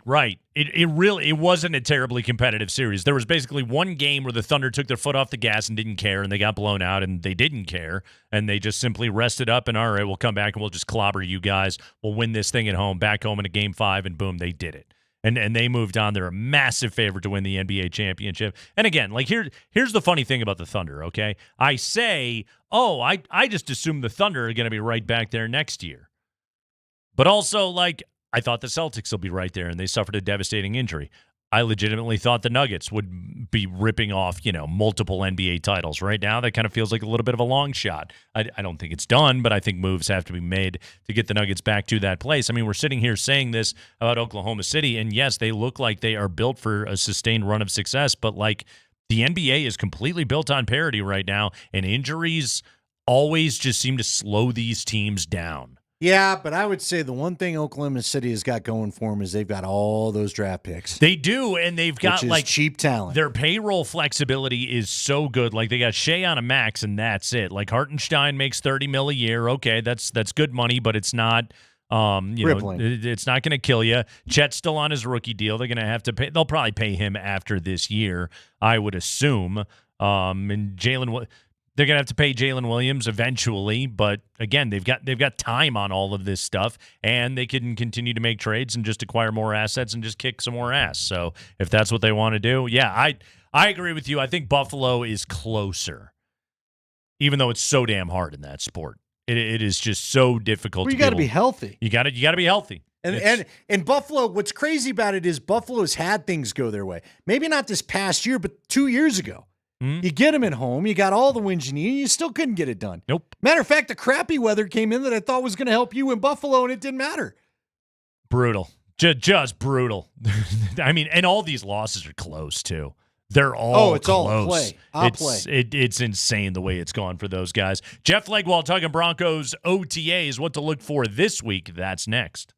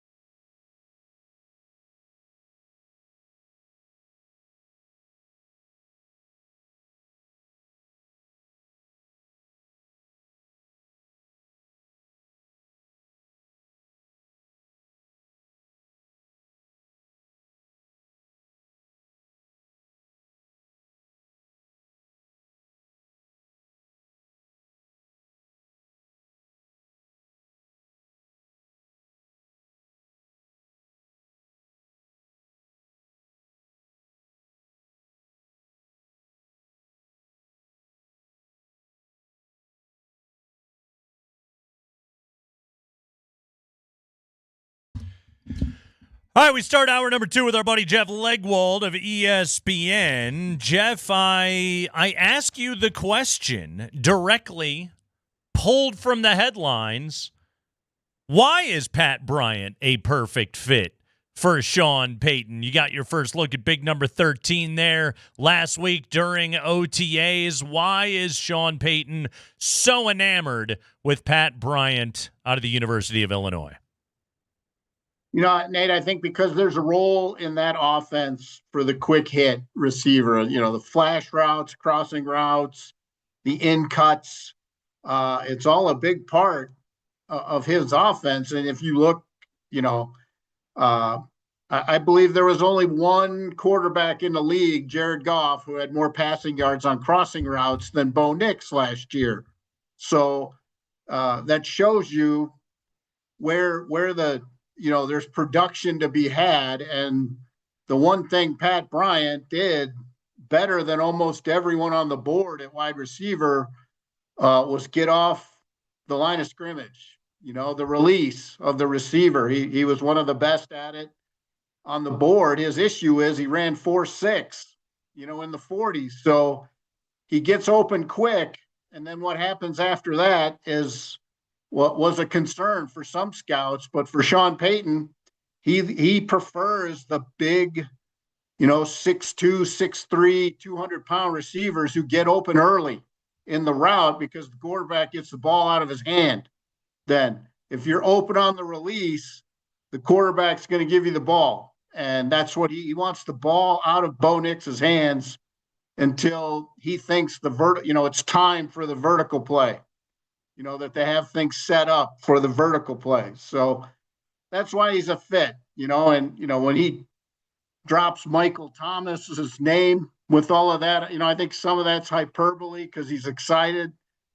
You know, they drafted a player he wanted. So, but, you know, he is really, really good off the release. And you could see that, you know, last week when we were out there just in the limited things they were doing. The decision to draft Bryant, and in particular to hone in on his skill set, read the tea leaves for us, Leggy. What does that tell us about how Sean Payton and George Payton, for that matter, how they feel about the rest of the receiving core here? Why did they want to add Pat Bryant? Because I think they have the, you know, everyone had them pointed toward the vertical explosive receivers, you know, Matthew Golden and some of those guys on the draft board, when in-house, they think Troy Franklin and Marvin Mims are already there. So I think this was a way of, you know, now, you know, Devon Vele is sort of this kind of receiver, but Bryant was far more accomplished in college than Vele was. So I think this is a way of adding more physicality and size. I mean, Sean Payton talks about big receivers all the time, that he prefers them. He thinks this is what the NFL is at wide receiver. And if you're going to be a smaller receiver, you're going to have to convince him why you should be on the field, you know, and Mims has done that. But by and large, he prefers the big guys at wide out, and all you got to do is look at their depth chart, and you can see that is the profile at the position. All right, I'm going to come at you with an unorthodox question a little bit, but you triggered this thought in my head talking about when it's time to go for the deep ball. There was an article in The Athletic talking to a bunch of coaches about their favorite plays and when they draw them up and when they pull them out and call them, and we got Sanford on Friday, and Sanford was chatting about what some of his favorite plays were, and he said sometimes he even waited too long to call a play. What, from your observations, what do you think Sean Payton's favorite play is? I think he likes those, you know, like all play callers, the big splash play down the field when you have fooled the defense or you have taken advantage of a little something they do. You throw into the blitz and you find the hole. I mean, all of those things I think are his favorite play. You know, he will always talk about, you know, we had a couple of those plays in the game plan and we didn't get to them. And I think that's what he's talking about. You don't get the you don't sort of jab enough to throw the haymaker. And that I think he likes to throw, the big play down the field, the one in the playoff game right away. I think that would be on the short list of his favorite things, is when you get exactly the look you expected at exactly the time you hoped it would come, and you have the right play called. Talking to Jeff Legwold here. It's a Monday afternoon. Leggy, let's talk about the defensive side of the ball. How is Denver's depth at inside linebacker right now, given the part where they're, missing their 2 starters out there? Yeah, I think they feel like depth in September will be good, which is kind of their goal, right now. But, if for some reason, Nate, they get halfway through August and Greenlaw and Alex Singleton aren't, up to full speed, then I think we're having a whole different conversation. But I think their medical staff has given them the green light that these guys are going to be ready for training camp. And I think if that's the case, they feel very good about it. And I think for good reason. They would have three guys that feel comfortable as sort of starter quality for 2 positions. And I think you go from there, and they've got some people who've been around, here last year too. So again, if Greenlaw and Singleton are both healthy, then they feel great about it. Where are you setting the expectations for Drew Sanders coming into this year? Because it's been such a stop and start to his NFL career. And you liked him outside, didn't you, Leggy? I like him in a pass rush role, no matter where you put him. Mm-hmm. If you want to, they really think he's got that inside athleticism, rush capability in the nickel. And, I'd like to see that more. I just know when I watched him before that draft, I saw a legit, edge rusher on the NFL level who had 100 tackle season in the SEC. And you don't come across those guys very often. But, I think a lot of the times, if you can do a lot of things, sometimes you don't really find the one thing that gets you on the field right away. And I think there's some of that. And I think that's why they've just left him at inside linebacker, because they just want him to find those, 1 or 2 things he can really do well, and just have him do that for a little while. But I think as a pass rusher on 3rd down or long passing downs, I think he can give them something right away. I am curious with and we talk about the preseason, or Nate and I were talking about the preseason the other day, and you think Bo Nix, will it look different this preseason? Will we not see him play as much? How do you think it kind of looks when we get to camp? Because, Leggy, there won't be the split of the snaps. He's just going to have the starters role. He'll get the starters reps with his guys. Will we not see him as much in the preseason? Like, will we not maybe even see him till September this year? How do you think that works?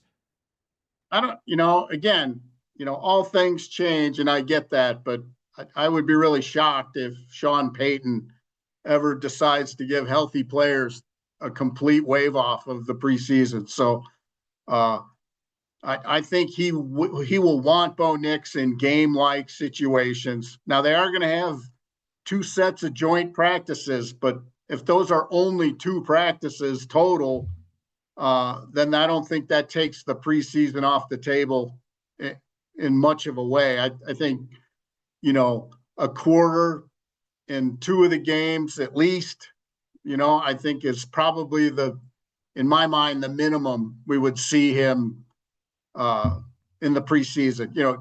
You don't see him in the 3rd preseason game. Obviously, I can see that. But I would guess right now, if you're asking me, we see Bo Nix at least a quarter of each of the first 2 preseason games. All right, you were telling us, and you'd even kind of brought it up, I think, on some other interviews as well. How healthy is Bo Nix? Does he look right? You'd asked him about what was going on with his throwing motion and all this stuff after the surgery, and how he felt and all that after one of the practices last week. How do you feel like he looked? What did your eyes tell you? I thought he looked well prepared. Like, he's done the work, and he looked healthy moving around, which was the other thing, that the arthroscopic surgery was an ankle surgery, I believe, a little slight cleanup in the ankle.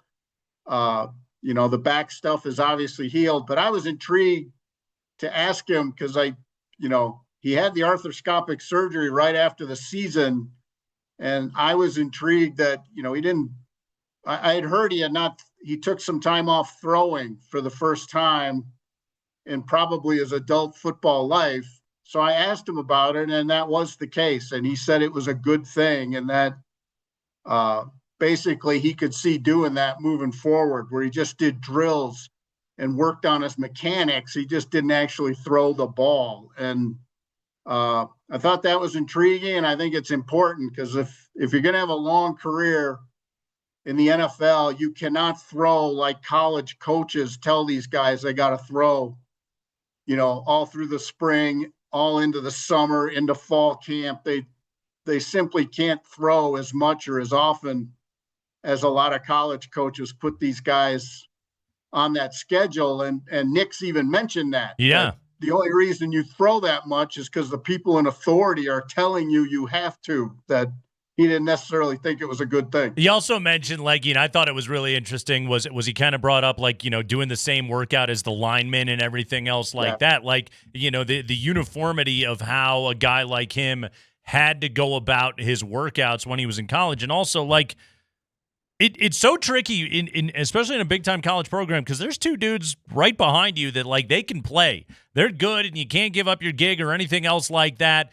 You've got to push so hard just to stay in your position. I thought it was really interesting to listen to Nick's talk about that stuff of just hey, now that I'm a pro, it's almost like I'm better off just pumping the brakes on all of this. Yeah, and I think some of that is college coaches, especially at quarterback, feel the need to line up the 4-star and the 5-star recruits at quarterback. And often the recruiting pitch is, you'll get a chance to play, at least some, whether that means they're rotating snaps or finding situational things. But I think there is some of that. And that's why those guys do throw some more. I've been to many pro days where you can tell the guys right at the end of the candle, as it were, on his arm, that they've thrown so much to get ready for the draft and pro day that they are right on the ragged edge of really, having an issue probably. Right. But I also just Leggy, I think Nix is such an interesting case because this is a guy that is, he's a starting quarterback in the NFL right now, but all through COVID, he's a transfer guy. He's an NIL guy. All of that stuff kind of happened, and now he's one of the few guys that's on the other side of it, that's standing in front of a podium every single day, who can kind of speak to what that experience is like. I mean, I know we joke all the time, hey, have you ever heard that Bo Nix had 61 collegiate starts? But seriously, he does have a bevy of insight on all of that I think could be useful for a lot of guys, especially when they enter the draft process. Yeah, and Nate, I will tell you, too, that even people who didn't like him as much as the Broncos did as a player thought he had exceptional self-awareness, the ability to look at what he does and why he does it. And I think the Broncos have seen that. He is willing to look at what he's doing and if it makes sense. And he's really willing to look at the things he doesn't do well to try and figure out why he doesn't do them well.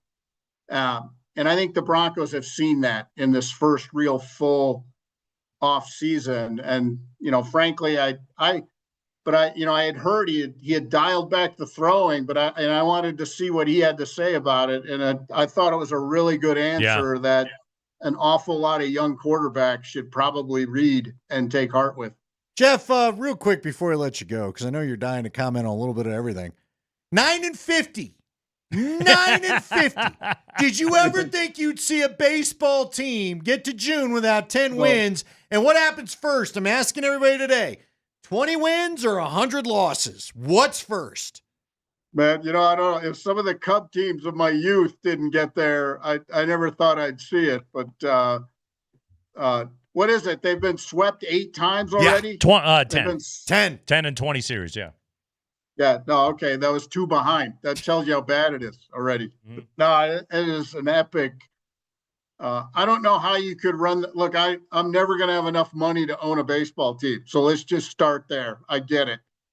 But I don't know how you can own something and watch this happen and not really take a step back and say, what are we doing? Because I'm not sure, many teams could even try to do this, what they're doing. Even if you were trying to tank, I'm not sure it would reach this level of what they're at. I mean, there are teams that are tanking this year. Like, there are other tanking clubs. Yeah. No, that's what I mean. And they're a lot better than Colorado. And you just look at, and the sad thing is, I love baseball. I love it, dear. I coached baseball for over 20 years. I love the game. I don't see a fast solution out of this at all. And I think that's what, as a baseball fan in this town, that's what I don't like the most is I don't see, you got to get to the point where you want a solution first, one. And two, once you've done that, had the honesty to do it, I don't know that there is really a quick, way out of this, even several years once you've even made the decision to try and get I don't think they can have a winning record in 5 years. Well, the solution won't be the number one overall pick. Danny tanking guarantees they're going to pick what, 11th or 10th is the highest they can pick this year? 10th is the highest they can pick. It's brutal, League. Yeah. It's brutal. Yeah. There's. That's what I mean. I just don't see, and that's even if they come to the conclusion, okay, what we're doing isn't working. Yeah, we should try. I'm not in the meetings. I don't cover them. I don't know, but I don't get a sense that nobody's in the meetings, Leggy. They've lost 50 games. And I don't get a sense where they think this is, okay, we have a systemic failure. We need to look at what we're doing. I don't get a sense they're ready to admit that in any fashion. No. And I feel bad for the players. I mean, they have to answer for it every day, right. And the owners never do. It's always the players that have to answer for all of this. Yeah, or Warren Schaefer, who's now 2-17, has to stand up there and answer questions every single day, which I guess that's what he gets the paycheck for. Jeff Legwold, everybody. ESPN, read his stuff. OTAs this week. Leggy's all over it. Jeff Legwold, thank you, sir. See you, fellas. All right, the great Jeff Legwold stopping by right there. Yes, it is the Kreckman and Lindahl show, and we do have first pitch, Rockies Fish, coming up here in about 20 minutes. Should you be opening up an app and taking a serious look at the Rockies? You want to make a little money. One very well-respected betting analyst, friend of the program, believes you should. You'll hear from him next.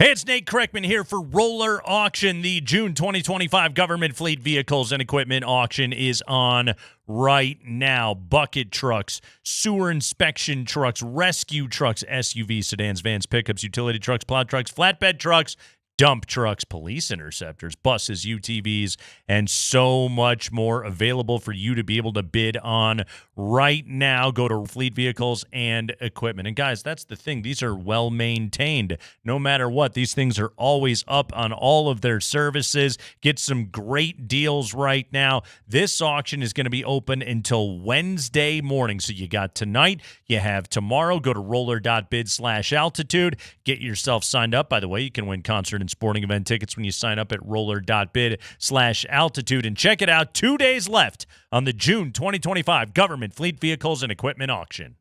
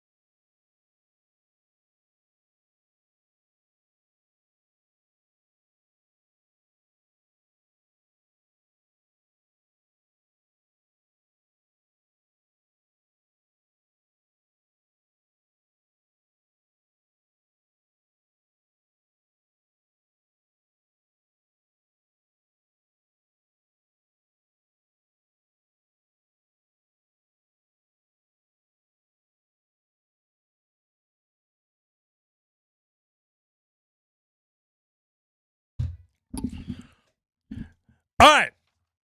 Rockies tonight. German Marquez v. Max Meyer is your pitching duel this evening down there in South Florida, all right? So, Andy, here's German. 3 of his last 4 outings, he has allowed 2 earned runs or fewer. Okay. He went for 7 innings against the Padres in a 9-3 Rockies victory. That was infamously Bud Black's last game. That was the day after losing 21-0. He then started the game in Arizona that they won 14-12. I think that was a Saturday nighter, I want to say. That was a wild one. But he only lasted 3 innings. He was not good that day, but he did not allow any home runs. His last 2 outings, 2-0 loss against the Phillies, giving up 1 earned over 7.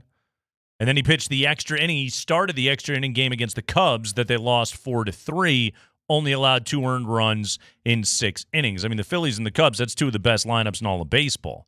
Really, I mean, factor in the Padres as well. He's doing quite well for himself. Of late, he has been good in 3 of his last 4 outings, one of which was on the road at Wrigley Field. Granted, the wind was blowing in and helping him out a little bit, but hey, everybody was pitching in the same circumstance. The Rockies are getting a pretty good price tonight as they take on the Miami Marlins, who are not particularly good. It's not as though Colorado's offense should be expected to explode or anything like that.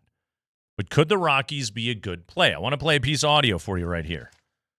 Our buddy Jonathan Von Tobel, JVT, goes on VSiN today. And sure, is he doing a little shtick? Is he having a little fun? Yes, but also he makes a compelling case why the Rockies on the money line might not be the worst idea tonight. Call me crazy, but we're going to do baseball a little bit later. I felt even crazy writing this down. Rockies might be live tonight against the Marlins, right? Like, are we doing a little too much here? This is wild. So the Rockies and the Marlins are opposing one another. German Marquez is going to get the start. Max Meyer's going to get the start here, too. Look, this is choices between bad and worse, right? Like, these guys aren't pitching very well. Having said that, there's, like, some things you could point to for Marquez. You're like, dude, my guy deserves a little bit better when you're talking about it. And, by the way, he comes in a pretty good form. His last 2 starts, Philadelphia and the Chicago Cubs, 13 innings pitched, 2.08 ERA. His walks are down, strikeouts are up, okay? If you look at the underlying numbers, 7.13 ERA, but a 4.16 fielding independent. Look at this. The Marlins are up to $2 favorites in some spots over the Rockies and German Marquez. Like, I understand that the Rockies stink. I understand that they have, what's the note? Like, they reached 50 losses faster than we've ever seen or whatever it is. They're awful. But the Marlins, $2 favorites here? It's not bad, right? Yeah, if you're going to bet them tonight, you kept saying tonight's the night. What were you telling us last week, that they were screwing up the money lines for bad teams or something? They have been so bad for the books. However, as they said, the day that when German pitched, when they beat the Padres 9-3, it was like an NFL style pull for the books because everybody just hammered the Padres so hard that day because that was the day after the 21-0. Okay. I want to get to another end because I got to be honest with you. I don't, for whatever reason, I thought let's just throw this in. Googled German Marquez trade value. Okay. Which it comes back with it's difficult to pinpoint exactly because he's highly likely a high range, high end of the. Basically, he's a starting pitcher that could be at the front of your rotation, but in most good teams, right? He's probably, like we said earlier, the 3rd or 4th guy. He's an unrestricted free agent at season's end. So right. he's pure rental. That's my big thing. I did not realize that he's already near the end of the contract. Yep. We've already watched them watch John Gray walk out the door. That is single return. Mm-hmm. He's only making $10 million, right? Which is nothing in baseball. I wish I had $10 million, sure. But folks, when you're talking baseball, that isn't squat. Nope. How are you not shopping? He should be the top. I think he's their most valuable trade piece. Yeah. I believe that he is right now. And like I said, Andy, like let's look at him as a pure rental, okay? He's already had arm surgery. So you don't have to battle any of that. If you're acquiring him, I say that there's always a chance that a guy could get banged up, but you could acquire him right now, and it's June 2nd. Like, now's the time to be shopping this dude. Don't wait until July. Right, because first off, he's playing in front of the worst defensive team in baseball. Yep. They're terrible. Don't let them jack his ERA up anymore because you can't play defense for the guy. Like JVT said, his FIP fielder independent pitching is pretty good. Okay, it's like the defense is not helping him, and they don't score runs. I'm not saying Herman has been great this year. Okay, he's got a 7.13 ERA. He had a very poor start to the season, but he has pitched better of late. They have to be shopping him right now. Yeah, because aggressively, by the way. With this being the last year of his deal, and I don't know how anybody wants to return to this thing. Not to be a jerk about it. If you're a Rockies player with options, come free agency, why would you want to return to this thing? Especially if you're a pitcher. You don't want to keep pitching at Coors Field. Like Jeff Legwall just talked about. These poor guys having to talk about this. Yeah. No, they need to be aggressively shopping him right now. But this, and again, I say that like, how did we get here? Take us back to the 320 segment. How did we get here? Yeah. They don't shop guys. Okay, but let's they don't get aggressive. Let's erase that for a minute for the sake of us being able to try to talk some real baseball. We have to. Because we have no other option, because most of what we talk about is really not going to be real. Mm-hmm.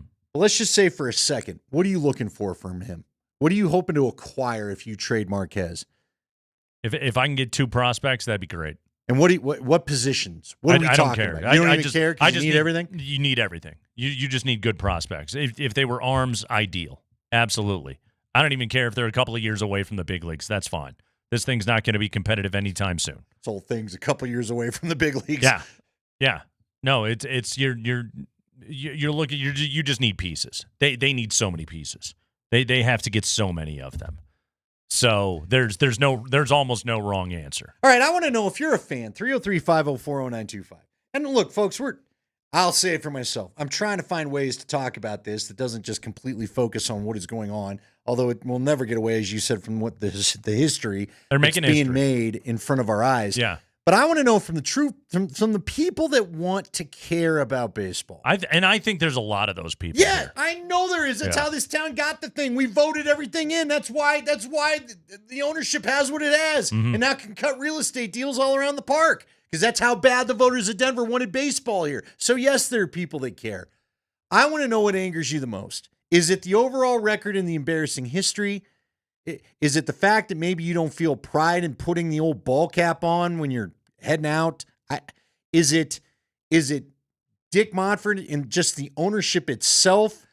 Is it this stuff like with Marquez that you've got this pitcher that they don't ever trade for anything. They don't ever seem to acquire anything exciting anymore. Mm-hmm. Like, what has you the most angry about the situation? When you watch, you know what I get a little frustrated with? I try to watch the games, and the commercials talking about the jerseys, and I get it. You know, you got a new jersey, you're gonna push it. What else are you gonna talk about? Move some merch, baby. Oh my God, it's like, why do you care about this? Again, I know it's the game, and it's hypocritical for me to say, but I'm just like, I don't want to see 30 seconds on your new jersey, man. This thing sucks. You know what I mean? I don't care about your jersey. Like, what has you the most angry Would about you rather this? they just ran a 30-second ad of Dick Montfort just holding a hat in front of his chest saying, "I'm sorry"? I know. That's why I'm telling you it's a stupid thing to say, because I know why we do it. Well, listen. But also, I would watch that commercial. We're going to pull the curtain back. You want to know why there's so many things about the damn team? Means you're not selling any advertising. Yeah. That's part of the problem. Yeah. Nobody's advertising during your games except for what Major League Baseball sells. Because I got to be honest with you, I don't see a lot of Jack in the Boxes around here.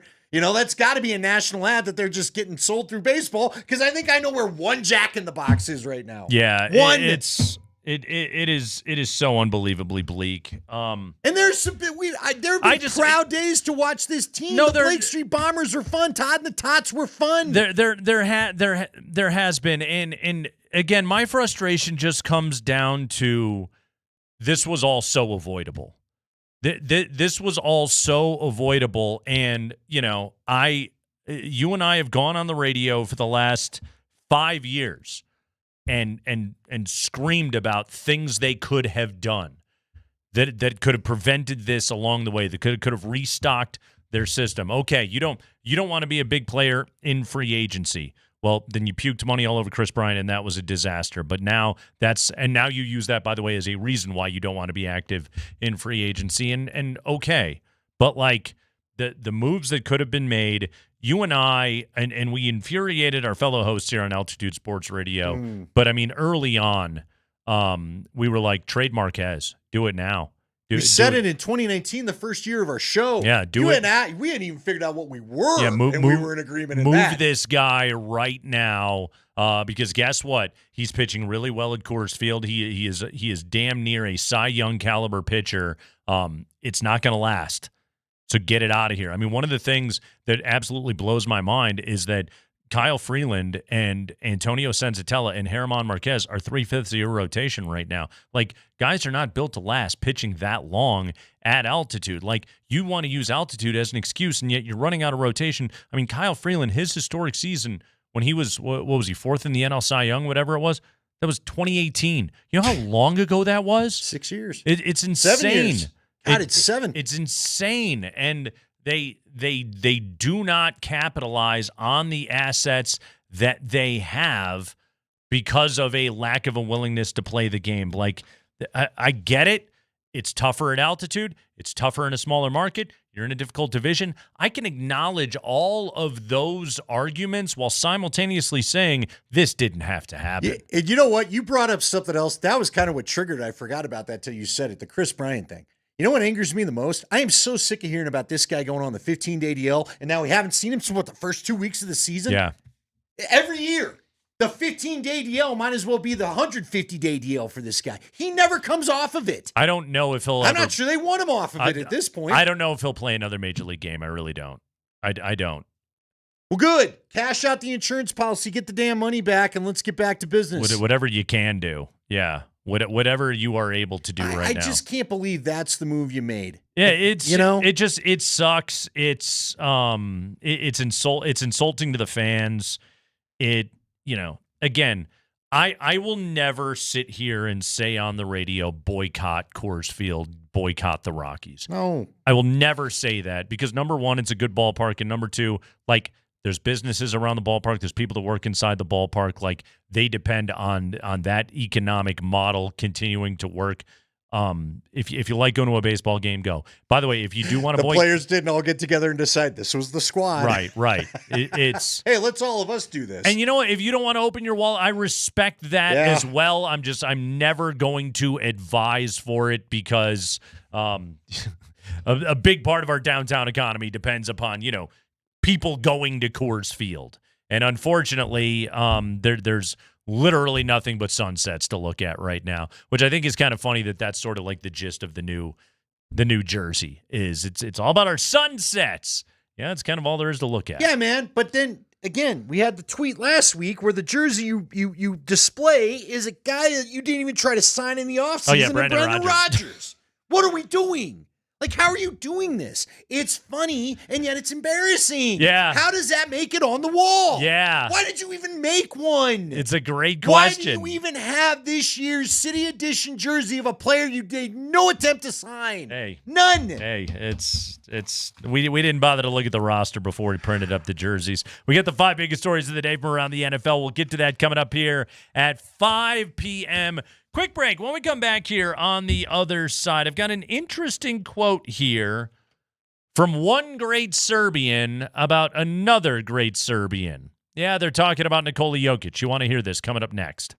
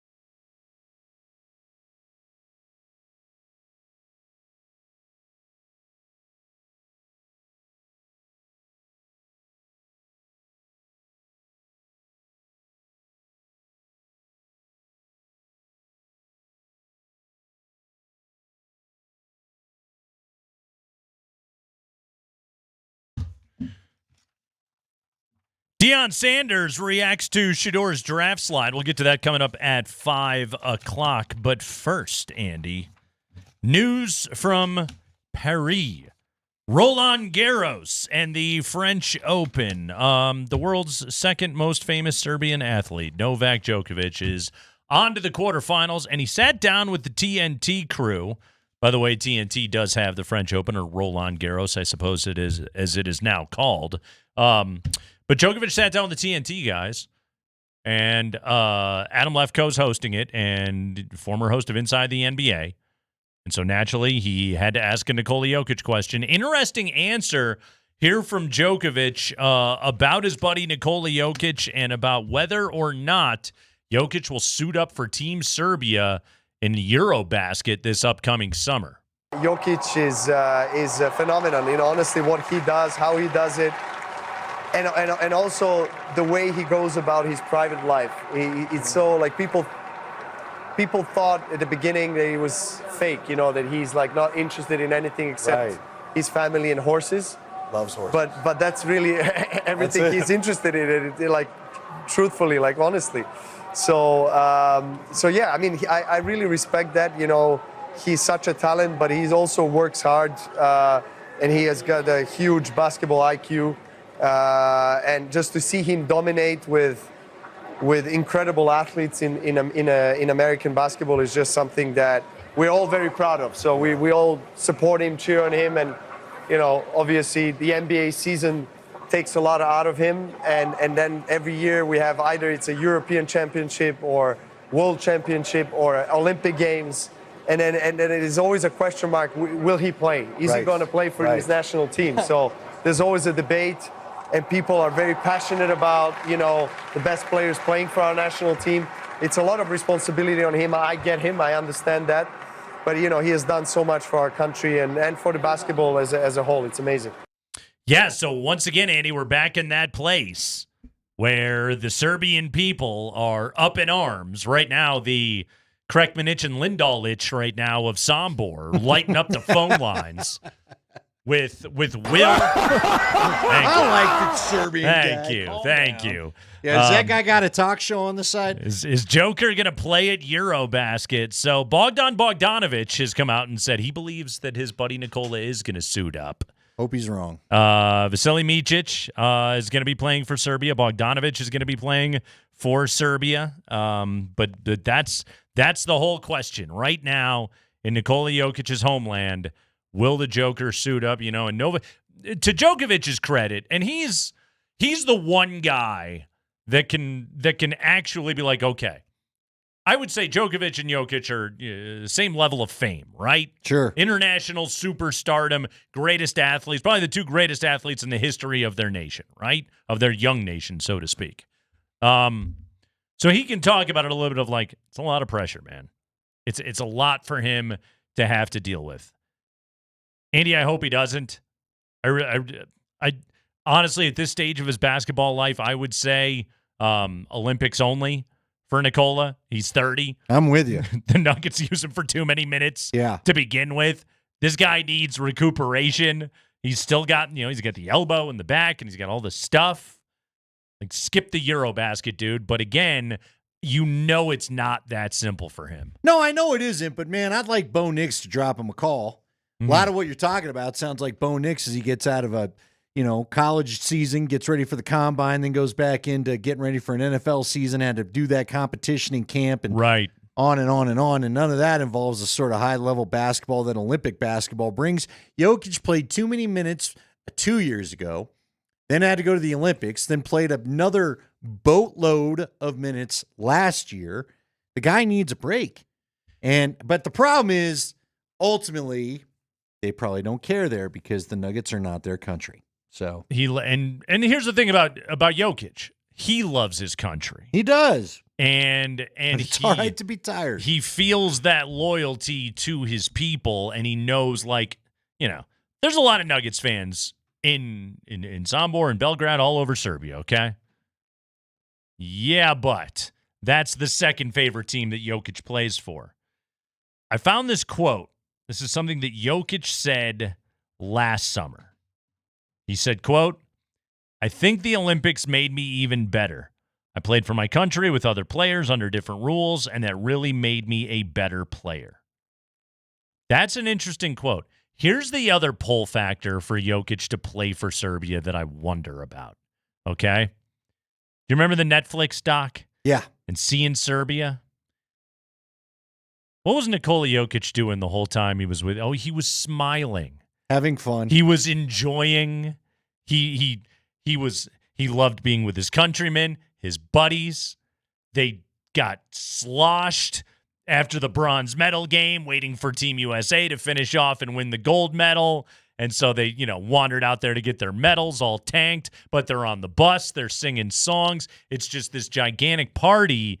And, if you're Nikola Jokic, you came off a season in which you averaged a 30-point triple-double, and you did not appear to be having that good of a time. You were carrying your team every single night, and it seemed to be weighing on you. The pressure of it all, I think, got to him. I think Jokic had a bad time. That's one thing I do wonder about is, number one, he likes the international game, and also number two, and again, I'm not advocating for him to play. I'm just thinking about what his decision process is. He may look at it and go, that sounds like kind of a fun way to spend my summer. Yeah, I don't doubt that you're right. You get all sorts of paranoia stirred up. Oh, for sure. When you talk to me about this stuff, not because of him playing, but it just leads you, Nikola could give us another 10 years if he wanted to. Mm-hmm. But does he get through another extension that he likely signs this summer and just says, I'll scratch my basketball itch internationally and go watch the horses? Exactly. I've made as much money as this country brings in national product. Right. You know what I mean? I hope not. But, yeah, because you're right. He had fun. He enjoyed it. Now, I do think there's probably a competitive side of the NBA that he enjoys. Without a doubt. But not probably – I bet you every NBA player, LeBron James would probably tell you, I don't need 82 games of it than a playoff run. Sure. You know what I mean? Yeah, I think this past season was really a slog for him. And, it's funny because he goes out and he plays every night. The durability is a part of his absolute brilliance. And if he's playing it's so funny because we always get up in arms of God, man, I can't believe you just ran Jokic the entire second half. Didn't even take him out of the game. Didn't just left him in the hole. We'll do that. And yet every time that has happened, that has come with the endorsement of Nikola Jokic. It has. That is him having told his coaches, I'm good. Let's go. He doesn't beg out of games. He begs back into games. And so he makes that push every single year, but also it's going to catch up with him, man. It is eventually going to catch up with him. And I bet in Jokic's mind, his take on it would probably be somewhere along the lines of my NBA career is not going to shorten because I had to go out and ball out against Latvia or whatever. It's going to be because I had to play 43 minutes so we could beat the Jazz on a random Tuesday night. Or I've played 3 or 4 playoff series where I've had 3 dudes my size coming at me or close to it and no help getting them off me. Yeah. So. Yeah. I hope he doesn't, man. I hope the guy spends his entire summer just drinking beer and dancing and watching horses. It's a headache? Come back to the cool house you've got. Exactly. Go sit at the pool. Right, exactly. Do all of that, and yet if he doesn't do it, it's going to be because of injury. I don't think he'll do it because of fatigue. But I think he would beg out of it if he simply said, my elbow is too jacked. I really need the time. My back is too hurt. I really need the time. But also, if he plays, I'm not going to be surprised. I'm really not, because I think he likes it. Well, if he said it made him better, then who are we to argue? Exactly. By the way, Serbia has drawn in Group A for the group phase the national teams of Czechia, Estonia, Latvia, Portugal, and Turkey. Okay. When are we playing this again? August 27th to September 14th. See, why couldn't we do this late July? I don't know. You know what I mean? Too close to Wimbledon? I Throw don't it know. together late July. Wimbledon's over the 4th. You got time. I don't know. What, the English tennis is going to somehow interfere with your international basketball? This is where I will admit my ignorance. I have not looked into the tournament planning of Eurobasket. Do us all a solid and bump that thing up a little bit. I mean, but if you play at that time of year, it's like a ramp up. That's the time of the year he's ramp it up anyway. So who knows? We'll see. We'll see if my guy Serbia will go or not. Even if Joker is playing or not, I'm gonna be jamming that anthem all summer long, man. I'm checked out. I don't care right now. Eurobasket for life. I'm only the Olympics. Jokic or only not. does that stir the passion. Jokic or not, those are my guys. Okay. It's all about the name on the front. Spring, get him the dang anthem. So he wants the anthem. I want the anthem. Things sound there it is. Yep. Darth Vader and a bunch of stormtroopers just walked in or something. I don't know. Not a happy culture. Vaderich. Yet I say that, and they're always in the dancing Euro club. They seem to be having a good time. I don't know. They know. The American players are like, God, those guys could drink beer. Every time I see those videos, it looks like he's having a pretty good time. That's true. Shirtless. Seems kind of cool. I don't know. Some say more than shirtless a few years ago. A simple people, but a fun people, nonetheless. All they need is nudity in a backyard. Look out, Group A. We're coming for you. A pump and beat. Eurobasket 2025. Kreckman and Lindahl.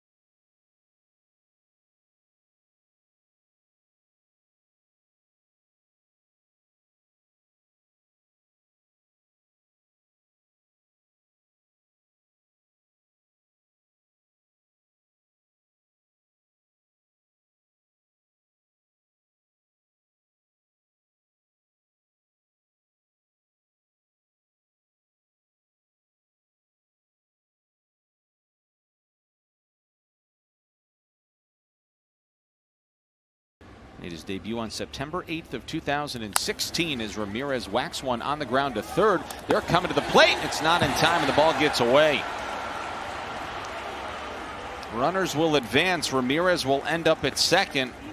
Arcia, who's making his first start of the season at third and just making his 7th career start at third base and his first since 2022, got a little gun shy there. He didn't know what to do.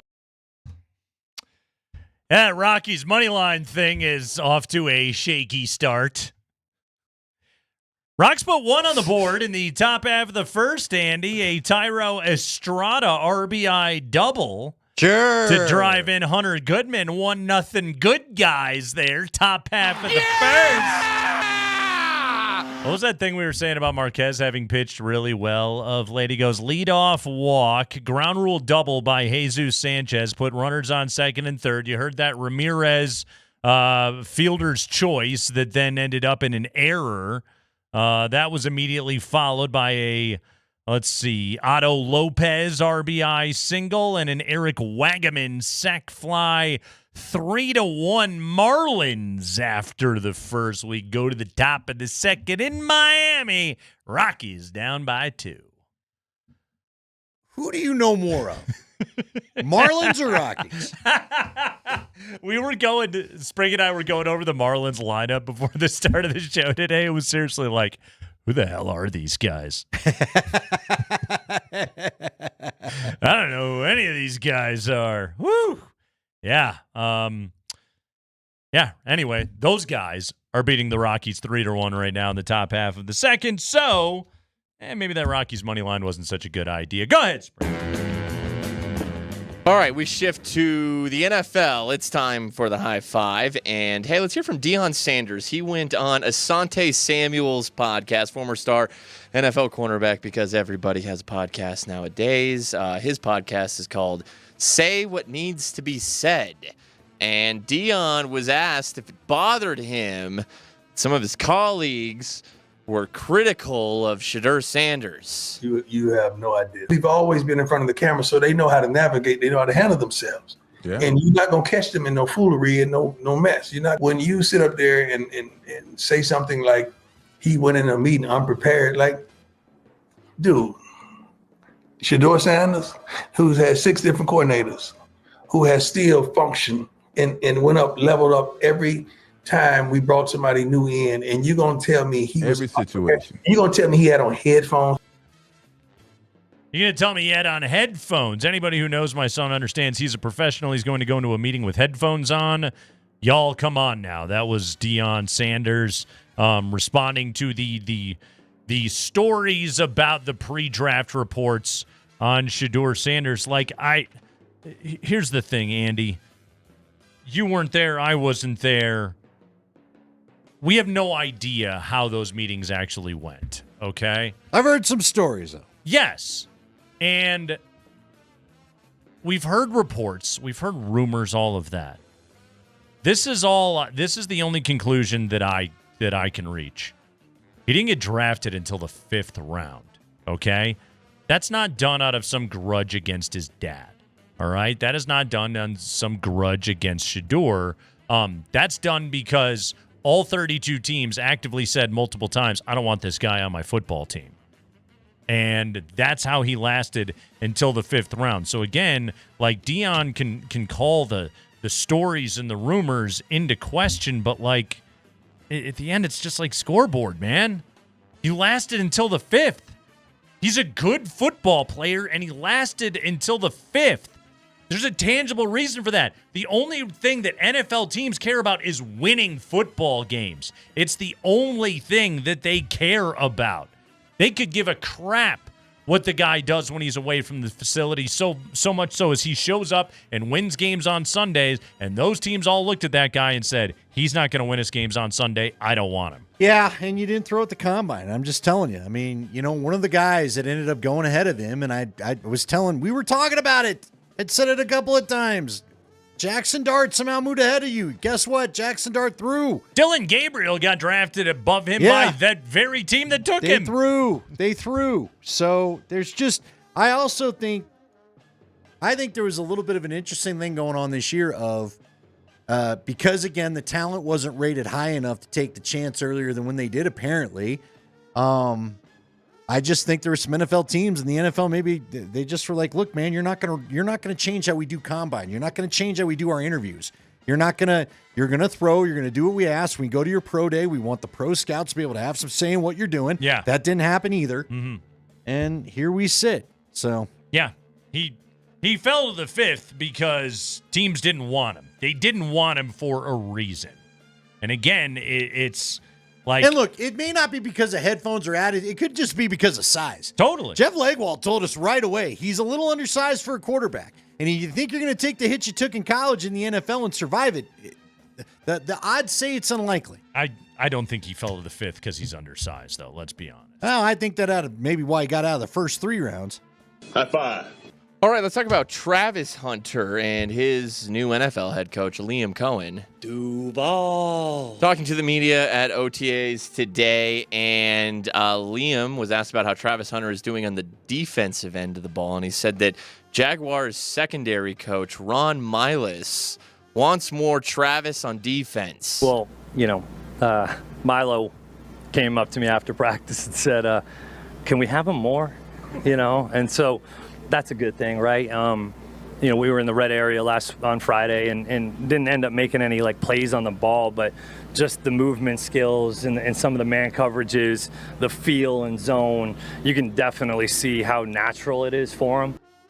Okay, so you know what? I'm okay with this because it's June 2nd.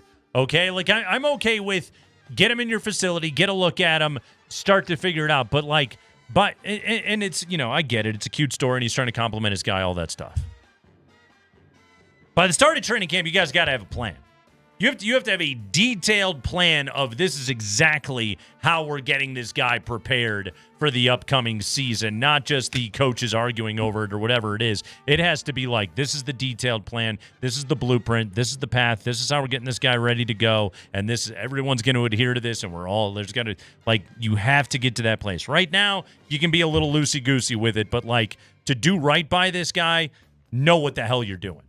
Yeah, but again, I don't think he's as polished a receiver as people want him to be. Now, do I think that means he can't be a threat on offense? No, I don't. Yeah. But I think right now what may be going on is, first off, I've been on record. I'll repeat it again. I think he's a better DB than he is receiver. And I think that's one of the reasons why his coach is asking for him. He's a phenomenal talent as a corner. And I do think some of what Liam Cohen told us there is not wrong. Mm-hmm. He does know the defensive side of things better. And so it is maybe more of a natural pickup for him. But I think they're trying to figure out what routes he does run and what he does well. I don't think he's as when I say polished, I'm not saying he can't run those routes. I'm not saying he can't learn those routes. But again, half the time he was just getting behind DBs and Shadur was throwing it to him because his speed is phenomenal. Yep. And DBs could not keep up with him. So in the NFL, you're probably not going to get that kind of breakaway the way he was getting in college as far as separation. I think right now Liam Cohen wants to know: Are you going to be precise with the routes and the end point of where it's supposed to be? High five. All right. Last year, that I really enjoyed playing Russell Wilson audio from his Steelers days. Now he's a New York Giant, and what's better right now?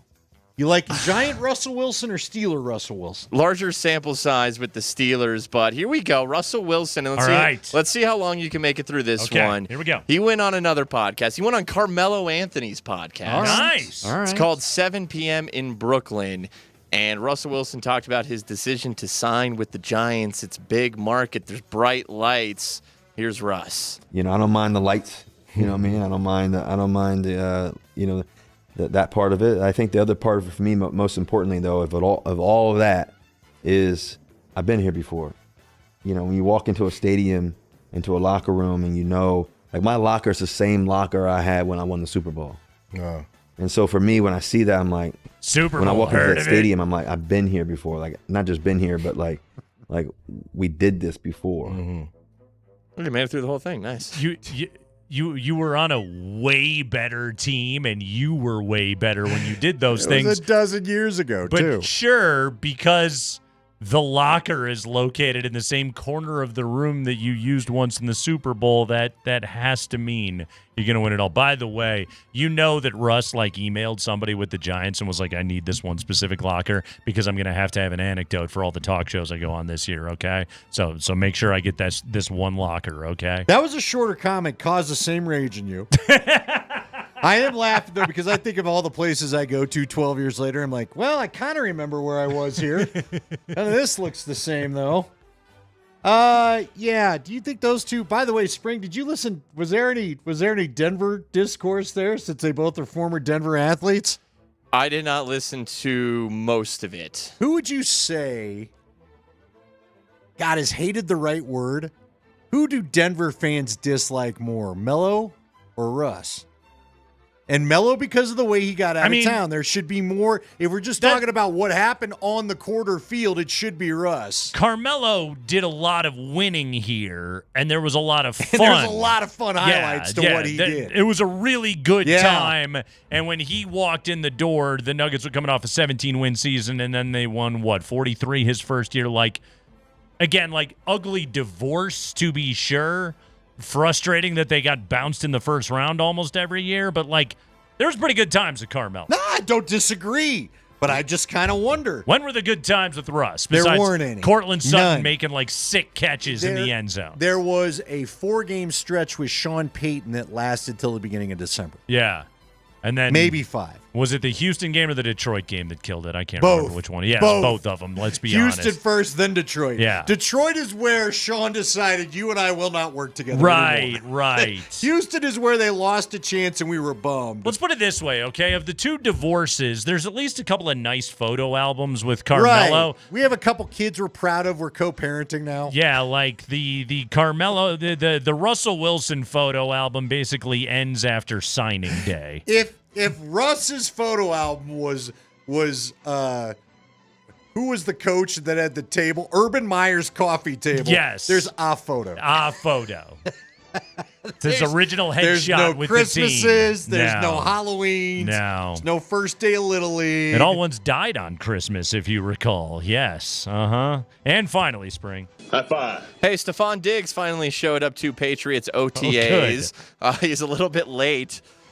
Probably because there was a video that surfaced of him partaking in a yellow substance with Cardi B. I believe it was a pink substance. Pink, yeah. I don't know why it's substance. pink. Yes. Pink, excuse me, yes. with Cardi B. Mm-hmm. And others. And others, yes. yeah. We can speculate as to what that substance was. Scott Zolak is a Boston sports radio host on 98.5 there, and he had this to say the other day. Do you think Diggs should be cut? Do I think he should be cut? Yeah, No, you. I don't. I do not. I came to the show yesterday with the not opinion, but the knowledge of that it is on the table, that it is being thought of. And it's not just the boat. It's not just the boat. There's some other things that I've heard. That's all. That puts some things in question. Are you all in? Are you all in here? Interesting because, it was 1 year in Houston and he got the boot. Yep. Now you got Vrabel in the door, and Vrabel's he wants to establish that capital C culture, Andy. Got to get that thing turned around. Okay, it was a bad year with Gerard Mayo. It's a once proud franchise. Got to get this thing fixed up. Stephon Diggs could be bad for business, could be bad for young players, particularly their young star quarterback Drake May. Could be bad. This just doesn't seem like the move right now. Cut him? No, cutting him is the move. Oh. Bringing him in to begin with, I don't fully understand. Yeah. Because he's been sort of volatile his last couple of stops, and you've got a rookie quarterback, well, a second-year player now, guy that is trying to seize control of the locker room. Now, granted, he had a good end of the last season, but that doesn't mean that he just walks in and, the Broncos didn't go pulling in some personality like this for Bo to try to control. The tough part is that if Stephon Diggs is not in the room, you're going to the likes of Mac Hollins and Kendrick Bourne. Okay. Are your top two wideouts. Yeah, but let's just say that's tough sledding right there. But again, if you're trying to reset the culture. Sure. and this stuff comes out. I think they were hoping to get one good year out of it. I think you're right. I think they were hoping but to I get think like it's already gone. The 1 year of Diggs making, tough contested catches and like being into it and all of that. Because when he's committed, he's a great friggin' player. Sure. It's just whew. But it's been a weird last 3 years. Sure for has him. been. I mean, Sure has been. Like he and Josh seemed like they were best friends, and all of a sudden they weren't. Yeah. Josh Allen. So that's the one. That's the one. By the way, you mentioned Carmelo Anthony right there. I did. Number 15. Shares a number with Nikola Jokic, number 15. I have a very intriguing similar story about a shared number retirement that another franchise has figured out. Is this a model for how the Nuggets could do it? We'll talk about this coming up on the other side.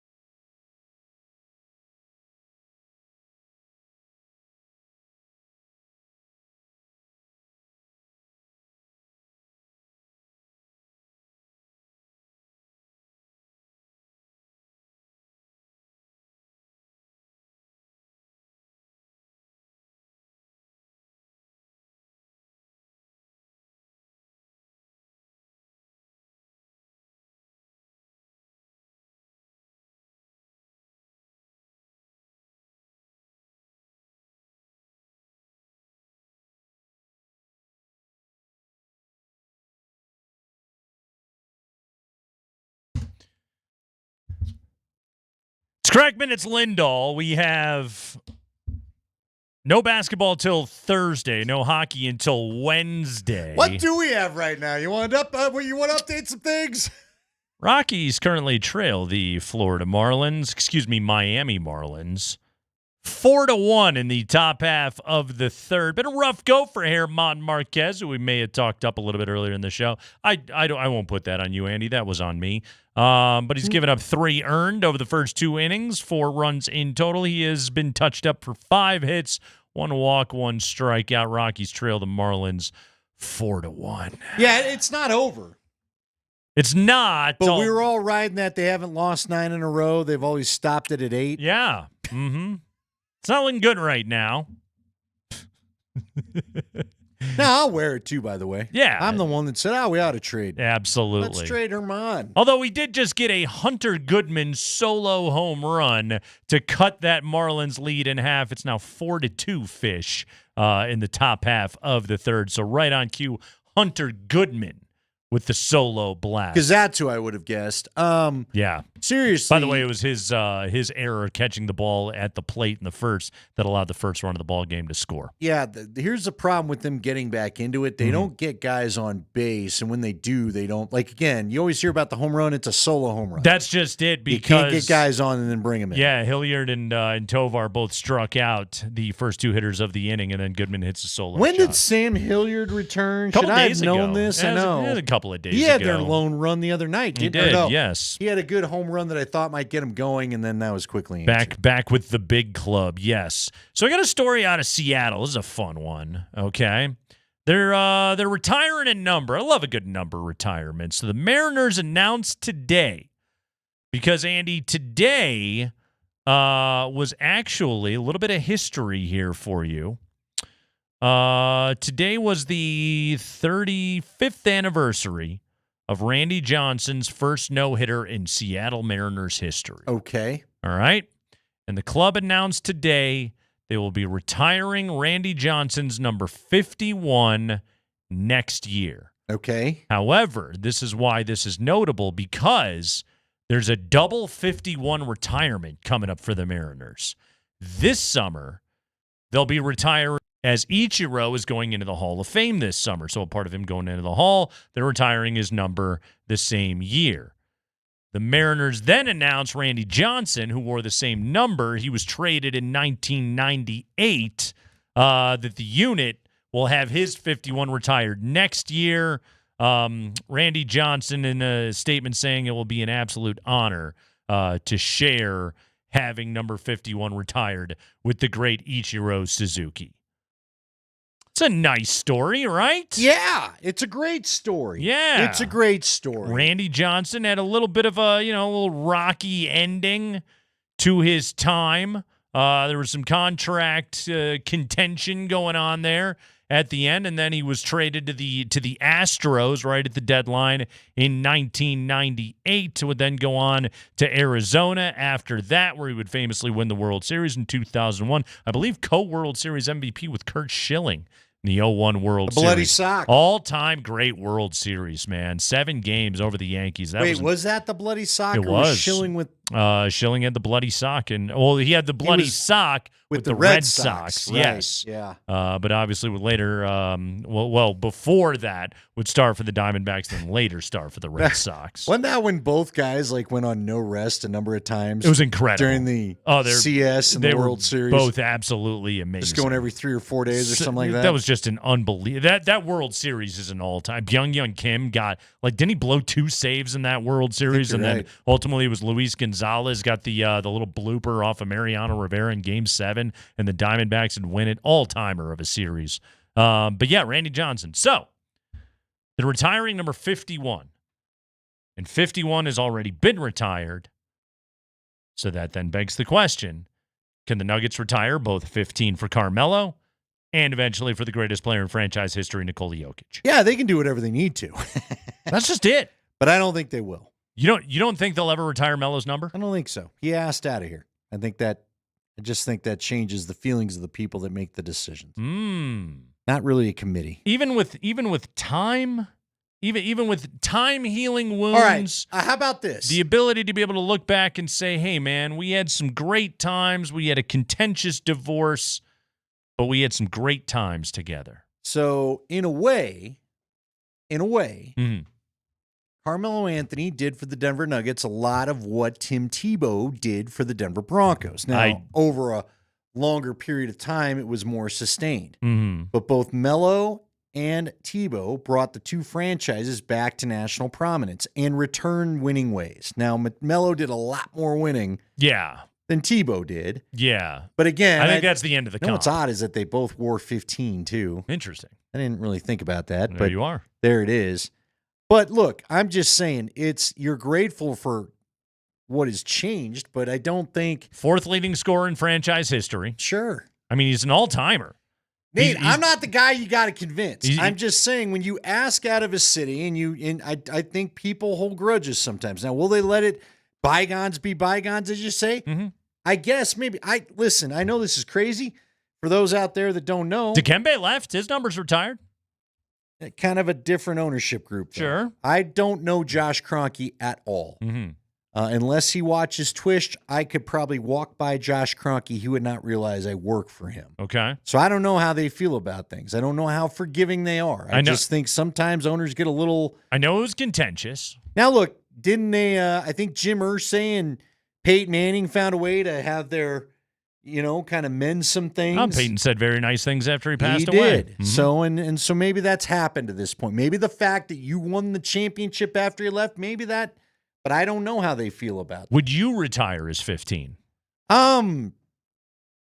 Yeah, but I'm not as passionate about it as you are.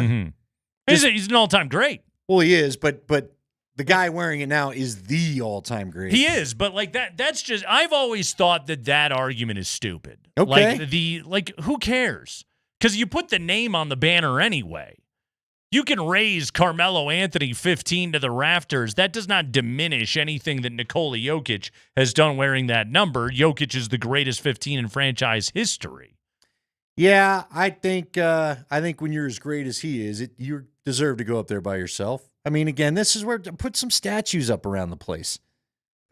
Get to that. Also, give Melo a statue. I'd give him I'm not saying the guy shouldn't be acknowledged. You statue worthy. That's higher though than number retirement. Well, then, dude, no, it is. Do the Well, there's no statues right now, so I can't say one way or the that's other. just it. But Like Elway's got the statue outside, but there's more numbers. did they do a retired. full statue of him finally? I've not been to that stadium since I worked at the other place. Mm-hmm. I know they've got the bus on the plaque. What do they call that? The Mall of Greatness or whatever? Right. Like, do that for him then. Statue's pretty expensive. Statues, though, statuing it is cheaper all time to put the banner up than to commission the statue. And then what happens if the person doesn't like the statue, a la Dwayne Wade? See, I don't think putting Melo up there diminishes anything with Jokic. And here's the other thing is I know if one person wouldn't care, it would be Nikola Jokic. There's no doubt about it. I mean, you're going to probably have to give him a horse to get him here for the retirement of the jersey. And it can't die just like Todd Helton's horse did. Matter of fact, you better Nicola's last game, just put the thing up. Because none of us is sure we're going to see him again once it's all done. Isn't that kind of like, we've seen that, though. Like, did the Lakers do that with Kobe? And maybe Dallas did it with Dirk, or it might have been like the night of. It might have been like the very first game of the following season was just like, boom, let's just do it that night. Jokic, it might be. You might have to do it for his seriously, last game. the night he's done. Put it up now for all I care. Yeah, seriously. I mean, just raise it to the rafters. Absolute It's all-timer. ready to go. I think Melo needs his flowers, but I just think there's something about asking out that may prevent it. If you want him honored, fine. I don't have as much attachment to that era. I don't know why. I did get worn out. And see, it's not a Melo thing. I kind of put it more on Carl. Well, okay. The whole bowing out in the first round every time you made it to the playoffs got a little annoying. Attachment thing be damned. Like, the numbers that are like the Alex Englishes and the Dan Issels and the David Thompsons that are up there. Carmelo Anthony is in that sentence. Like, he's he's a top 5 player in the history of the franchise in so many ways. And it's like the numbers are there, the wins are there, the longevity, like he's got all of that. Like he's an all-time great Nugget. Well, I can't say too much different for Nikola, sadly. It doesn't matter. There's only one good playoff run in there, though. Yeah. Everything else was a first-round exit. Mm-hmm. Yeah. That kind of bugs me. The 09 run was but pretty again, damn good. It's not, I don't know. Look, that's probably unfair to say. That wasn't necessarily his fault. It takes more than one guy to win a series. And I guess that's the cloud for me over the whole thing, is that when you got to the postseason, all this fun regular season basketball All disappeared ran out. except for 09. But sadly, look, man, I say that, and Nikola's had the one championship, and they've pretty much been out second round every other time. Yeah, we got one other run to the Western Conference Finals. There was the bubble Western Conference Finals, yeah. but the rest is a little bit. So maybe 3 MVPs make up for I'm some being things. hypocritical. Yeah, here. So go ahead, let's put it up. 3 MVPs definitely make up for some things. Peyton Manning shares a retired number. Yeah, that was. But see, here's my with the great Frank Tripucka. I'll get in trouble, but I feel like some of the early times, and listen, it's hard. Again, I get hesitant to say this because I didn't watch Frank Tripucka, and you and I have tried very hard not to comment on the eras that you and I had not seen. He's no longer with us. Passed away in 2013. But again, some of the early Broncos stuff, I was like, did you just want to honor some people for the good times? Like, to me, the retired number at some point, shouldn't that be the greatest of the great? Like, I do like how there's only 3 of them up there. And look, that's fine. Carmelo falls into that. But I just feel Avalanche retiring Ray Borg. Yeah, that not a fan. And I love Ray Borg. Yeah. I Didn't do. have the longevity. But that was basically 18 months of a career, if you will. Did you know this about Frank Tripucka? I just learned this. Of quarterbacks with a minimum 1,500 NFL passing attempts, he has the lowest career passer rating, 52.2. See, that doesn't help what we're talking about here. You know what I mean? You know what I'm saying? Like, let me put it in this vein. What used to bother me, because I did a lot of historical stuff with Larry Zimmer, an idol of mine, right? But I remember we were celebrating, I think it was when we were saying goodbye to Mile High. Okay. And we did something about the first time they tied the Raiders on Monday Night Football, and they're like, yeah! And I'm like, dude, it's a tie. What do you mean we're happy about a tie? Those 60s were a rough era for Bronco I think it was football. like early 70s or something. But I was like, seriously, we're getting all in our feels about a damn tie? Come on. You've got better history now. We don't have to get excited about It's a that. phenomenal tie, though, man. You should You have want to seen get happy that tie. about Floyd Little? Awesome. You want to get happy about the first Super Bowl thing? Fantastic. Whatever. It's like saying, the Broncos drafted did Butkus. Yeah, he didn't choose to play here. Listen to I'm Frank. glad you drafted him. Guess what? He was a Bear. This one was Frank Tripucka's best season as a Bronco. 1960, inaugural year of the franchise. Andy, you want some numbers? I'm not sure I do, but go ahead. Yes. He completed 51.9% of his passes. So just over half. Not good. It was a different time. 3,038 passing yards in 14 games played. For the era, that's pretty good. Sure. 24 touchdowns. 2. Hey. Okay. 34 picks. Yeah, that ain't great. Usually we're trying to go for efficiency. Yes. I'd like more TDs and less picks. His, let's see, his next season, 10 tutties, 21 picks, 62, 17 tutties, 25 picks. He played a couple of games in 63, no touchdowns, 5 interceptions. See what I'm saying? Did we just get a little, did we get to good old 1980 and we're like, man, we got to retire something. Apparently. So basically he's honored in part because he's the first quarterback of the franchise. Basically, Is that it? yes. That's pretty much it. He's also the father of NBA great Kelly Tripucka. Good. If you recall. I'm not knocking the family at all. I'm just simply saying that touchdown interception ratio. Yeah, that sometimes leaving something to be desired is all. Mm-hmm. Frank Tripucka. So anyway, I would argue Here's the take that I'll wrap the segment on. Yes, then I guess Melo should go up. if Carmelo that's what we're Anthony. basing it on. I have no defense now. Better Nugget than Frank Tripucka was a Bronco. That's what we'll wrap that discussion on. Justice for number 15. Rockies trail 4-2. It's Altitude Sports Radio.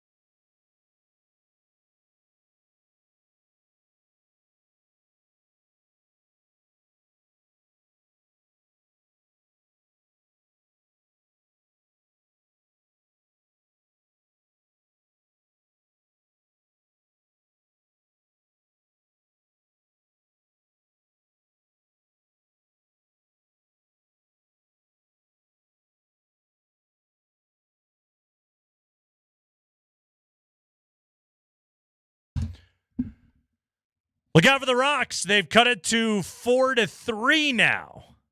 Who got that last RBI? So we go to the bottom half of the fourth inning. Tyler Freeman driving in Brenton Doyle on an RBI single. 4-3. Rockies have cut it to 1. Oh, we got a person on base and then manufactured a run. Colorado is in this ball game. Of course, German Marquez now has runners on second and third and nobody out in the bottom half of the fourth. That's your update right there. All right, Andy, got a little bit of NFL news here for you. Lions center Frank Ragnow, 4-time Pro Bowler, announced his retirement on social media today after 7 seasons in the NFL. Ragnow posting to Instagram, quote, "These past couple of months have been very trying as I've come to the realization that my football journey is ending. I'm officially retiring from the NFL. Tried to convince myself that I'm feeling good, but I'm not. And it's time to prioritize my health and my family's future. I've given this team everything I have, and I thought I had more to give, but the reality is I simply don't. Got to listen to my body. It's been one of the hardest decisions of my life." Ragnow has battled through multiple injuries throughout his career in 21, following a season which he played with a fractured throat.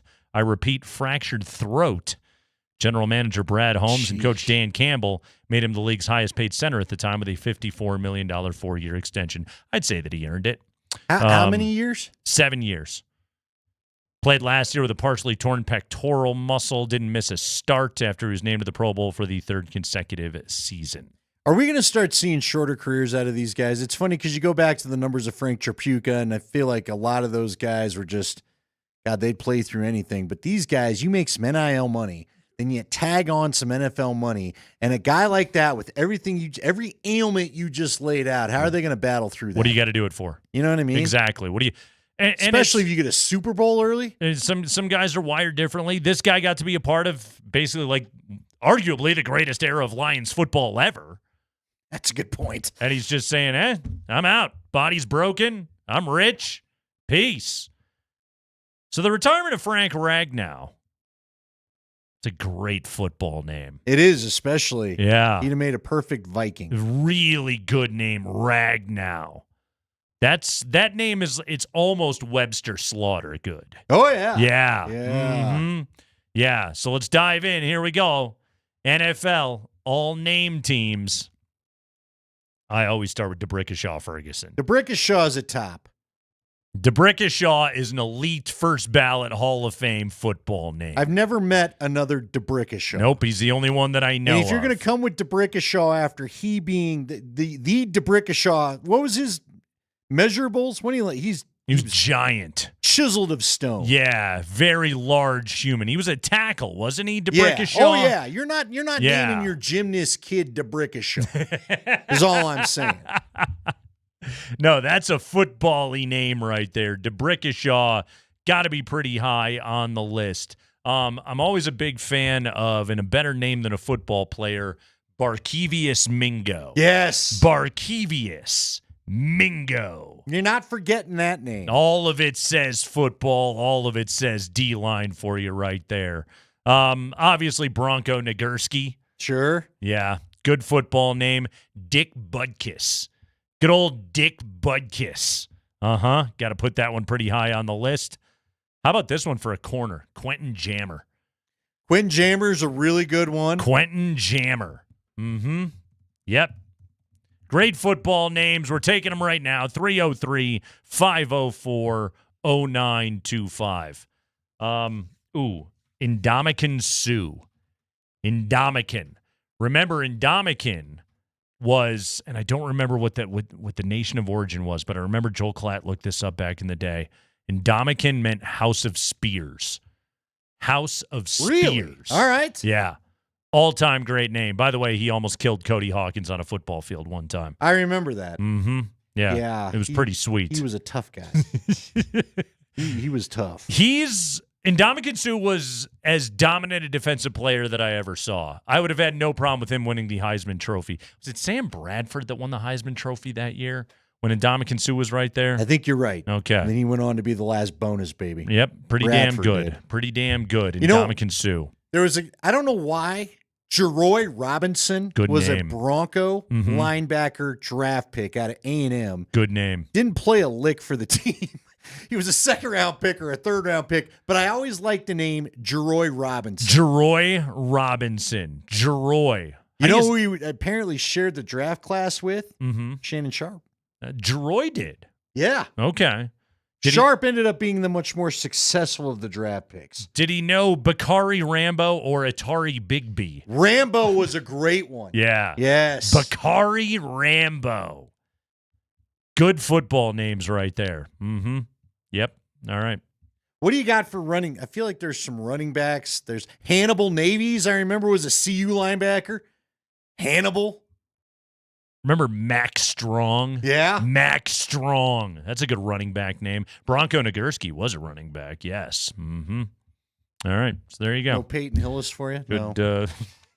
Nah, Mike Allstott, not getting you fired That's up. a good football name right there's there. something to it. Allstott. What makes it? Yeah. I don't know. It's as long as you can like hear the grumble in the voice when it's getting said Ditka. right there. See, I think Ditka's still a good one. Ditka's a good football name. If you can hear John Facenda saying the name out loud, like you would, like Frank Ragnow, very good football name.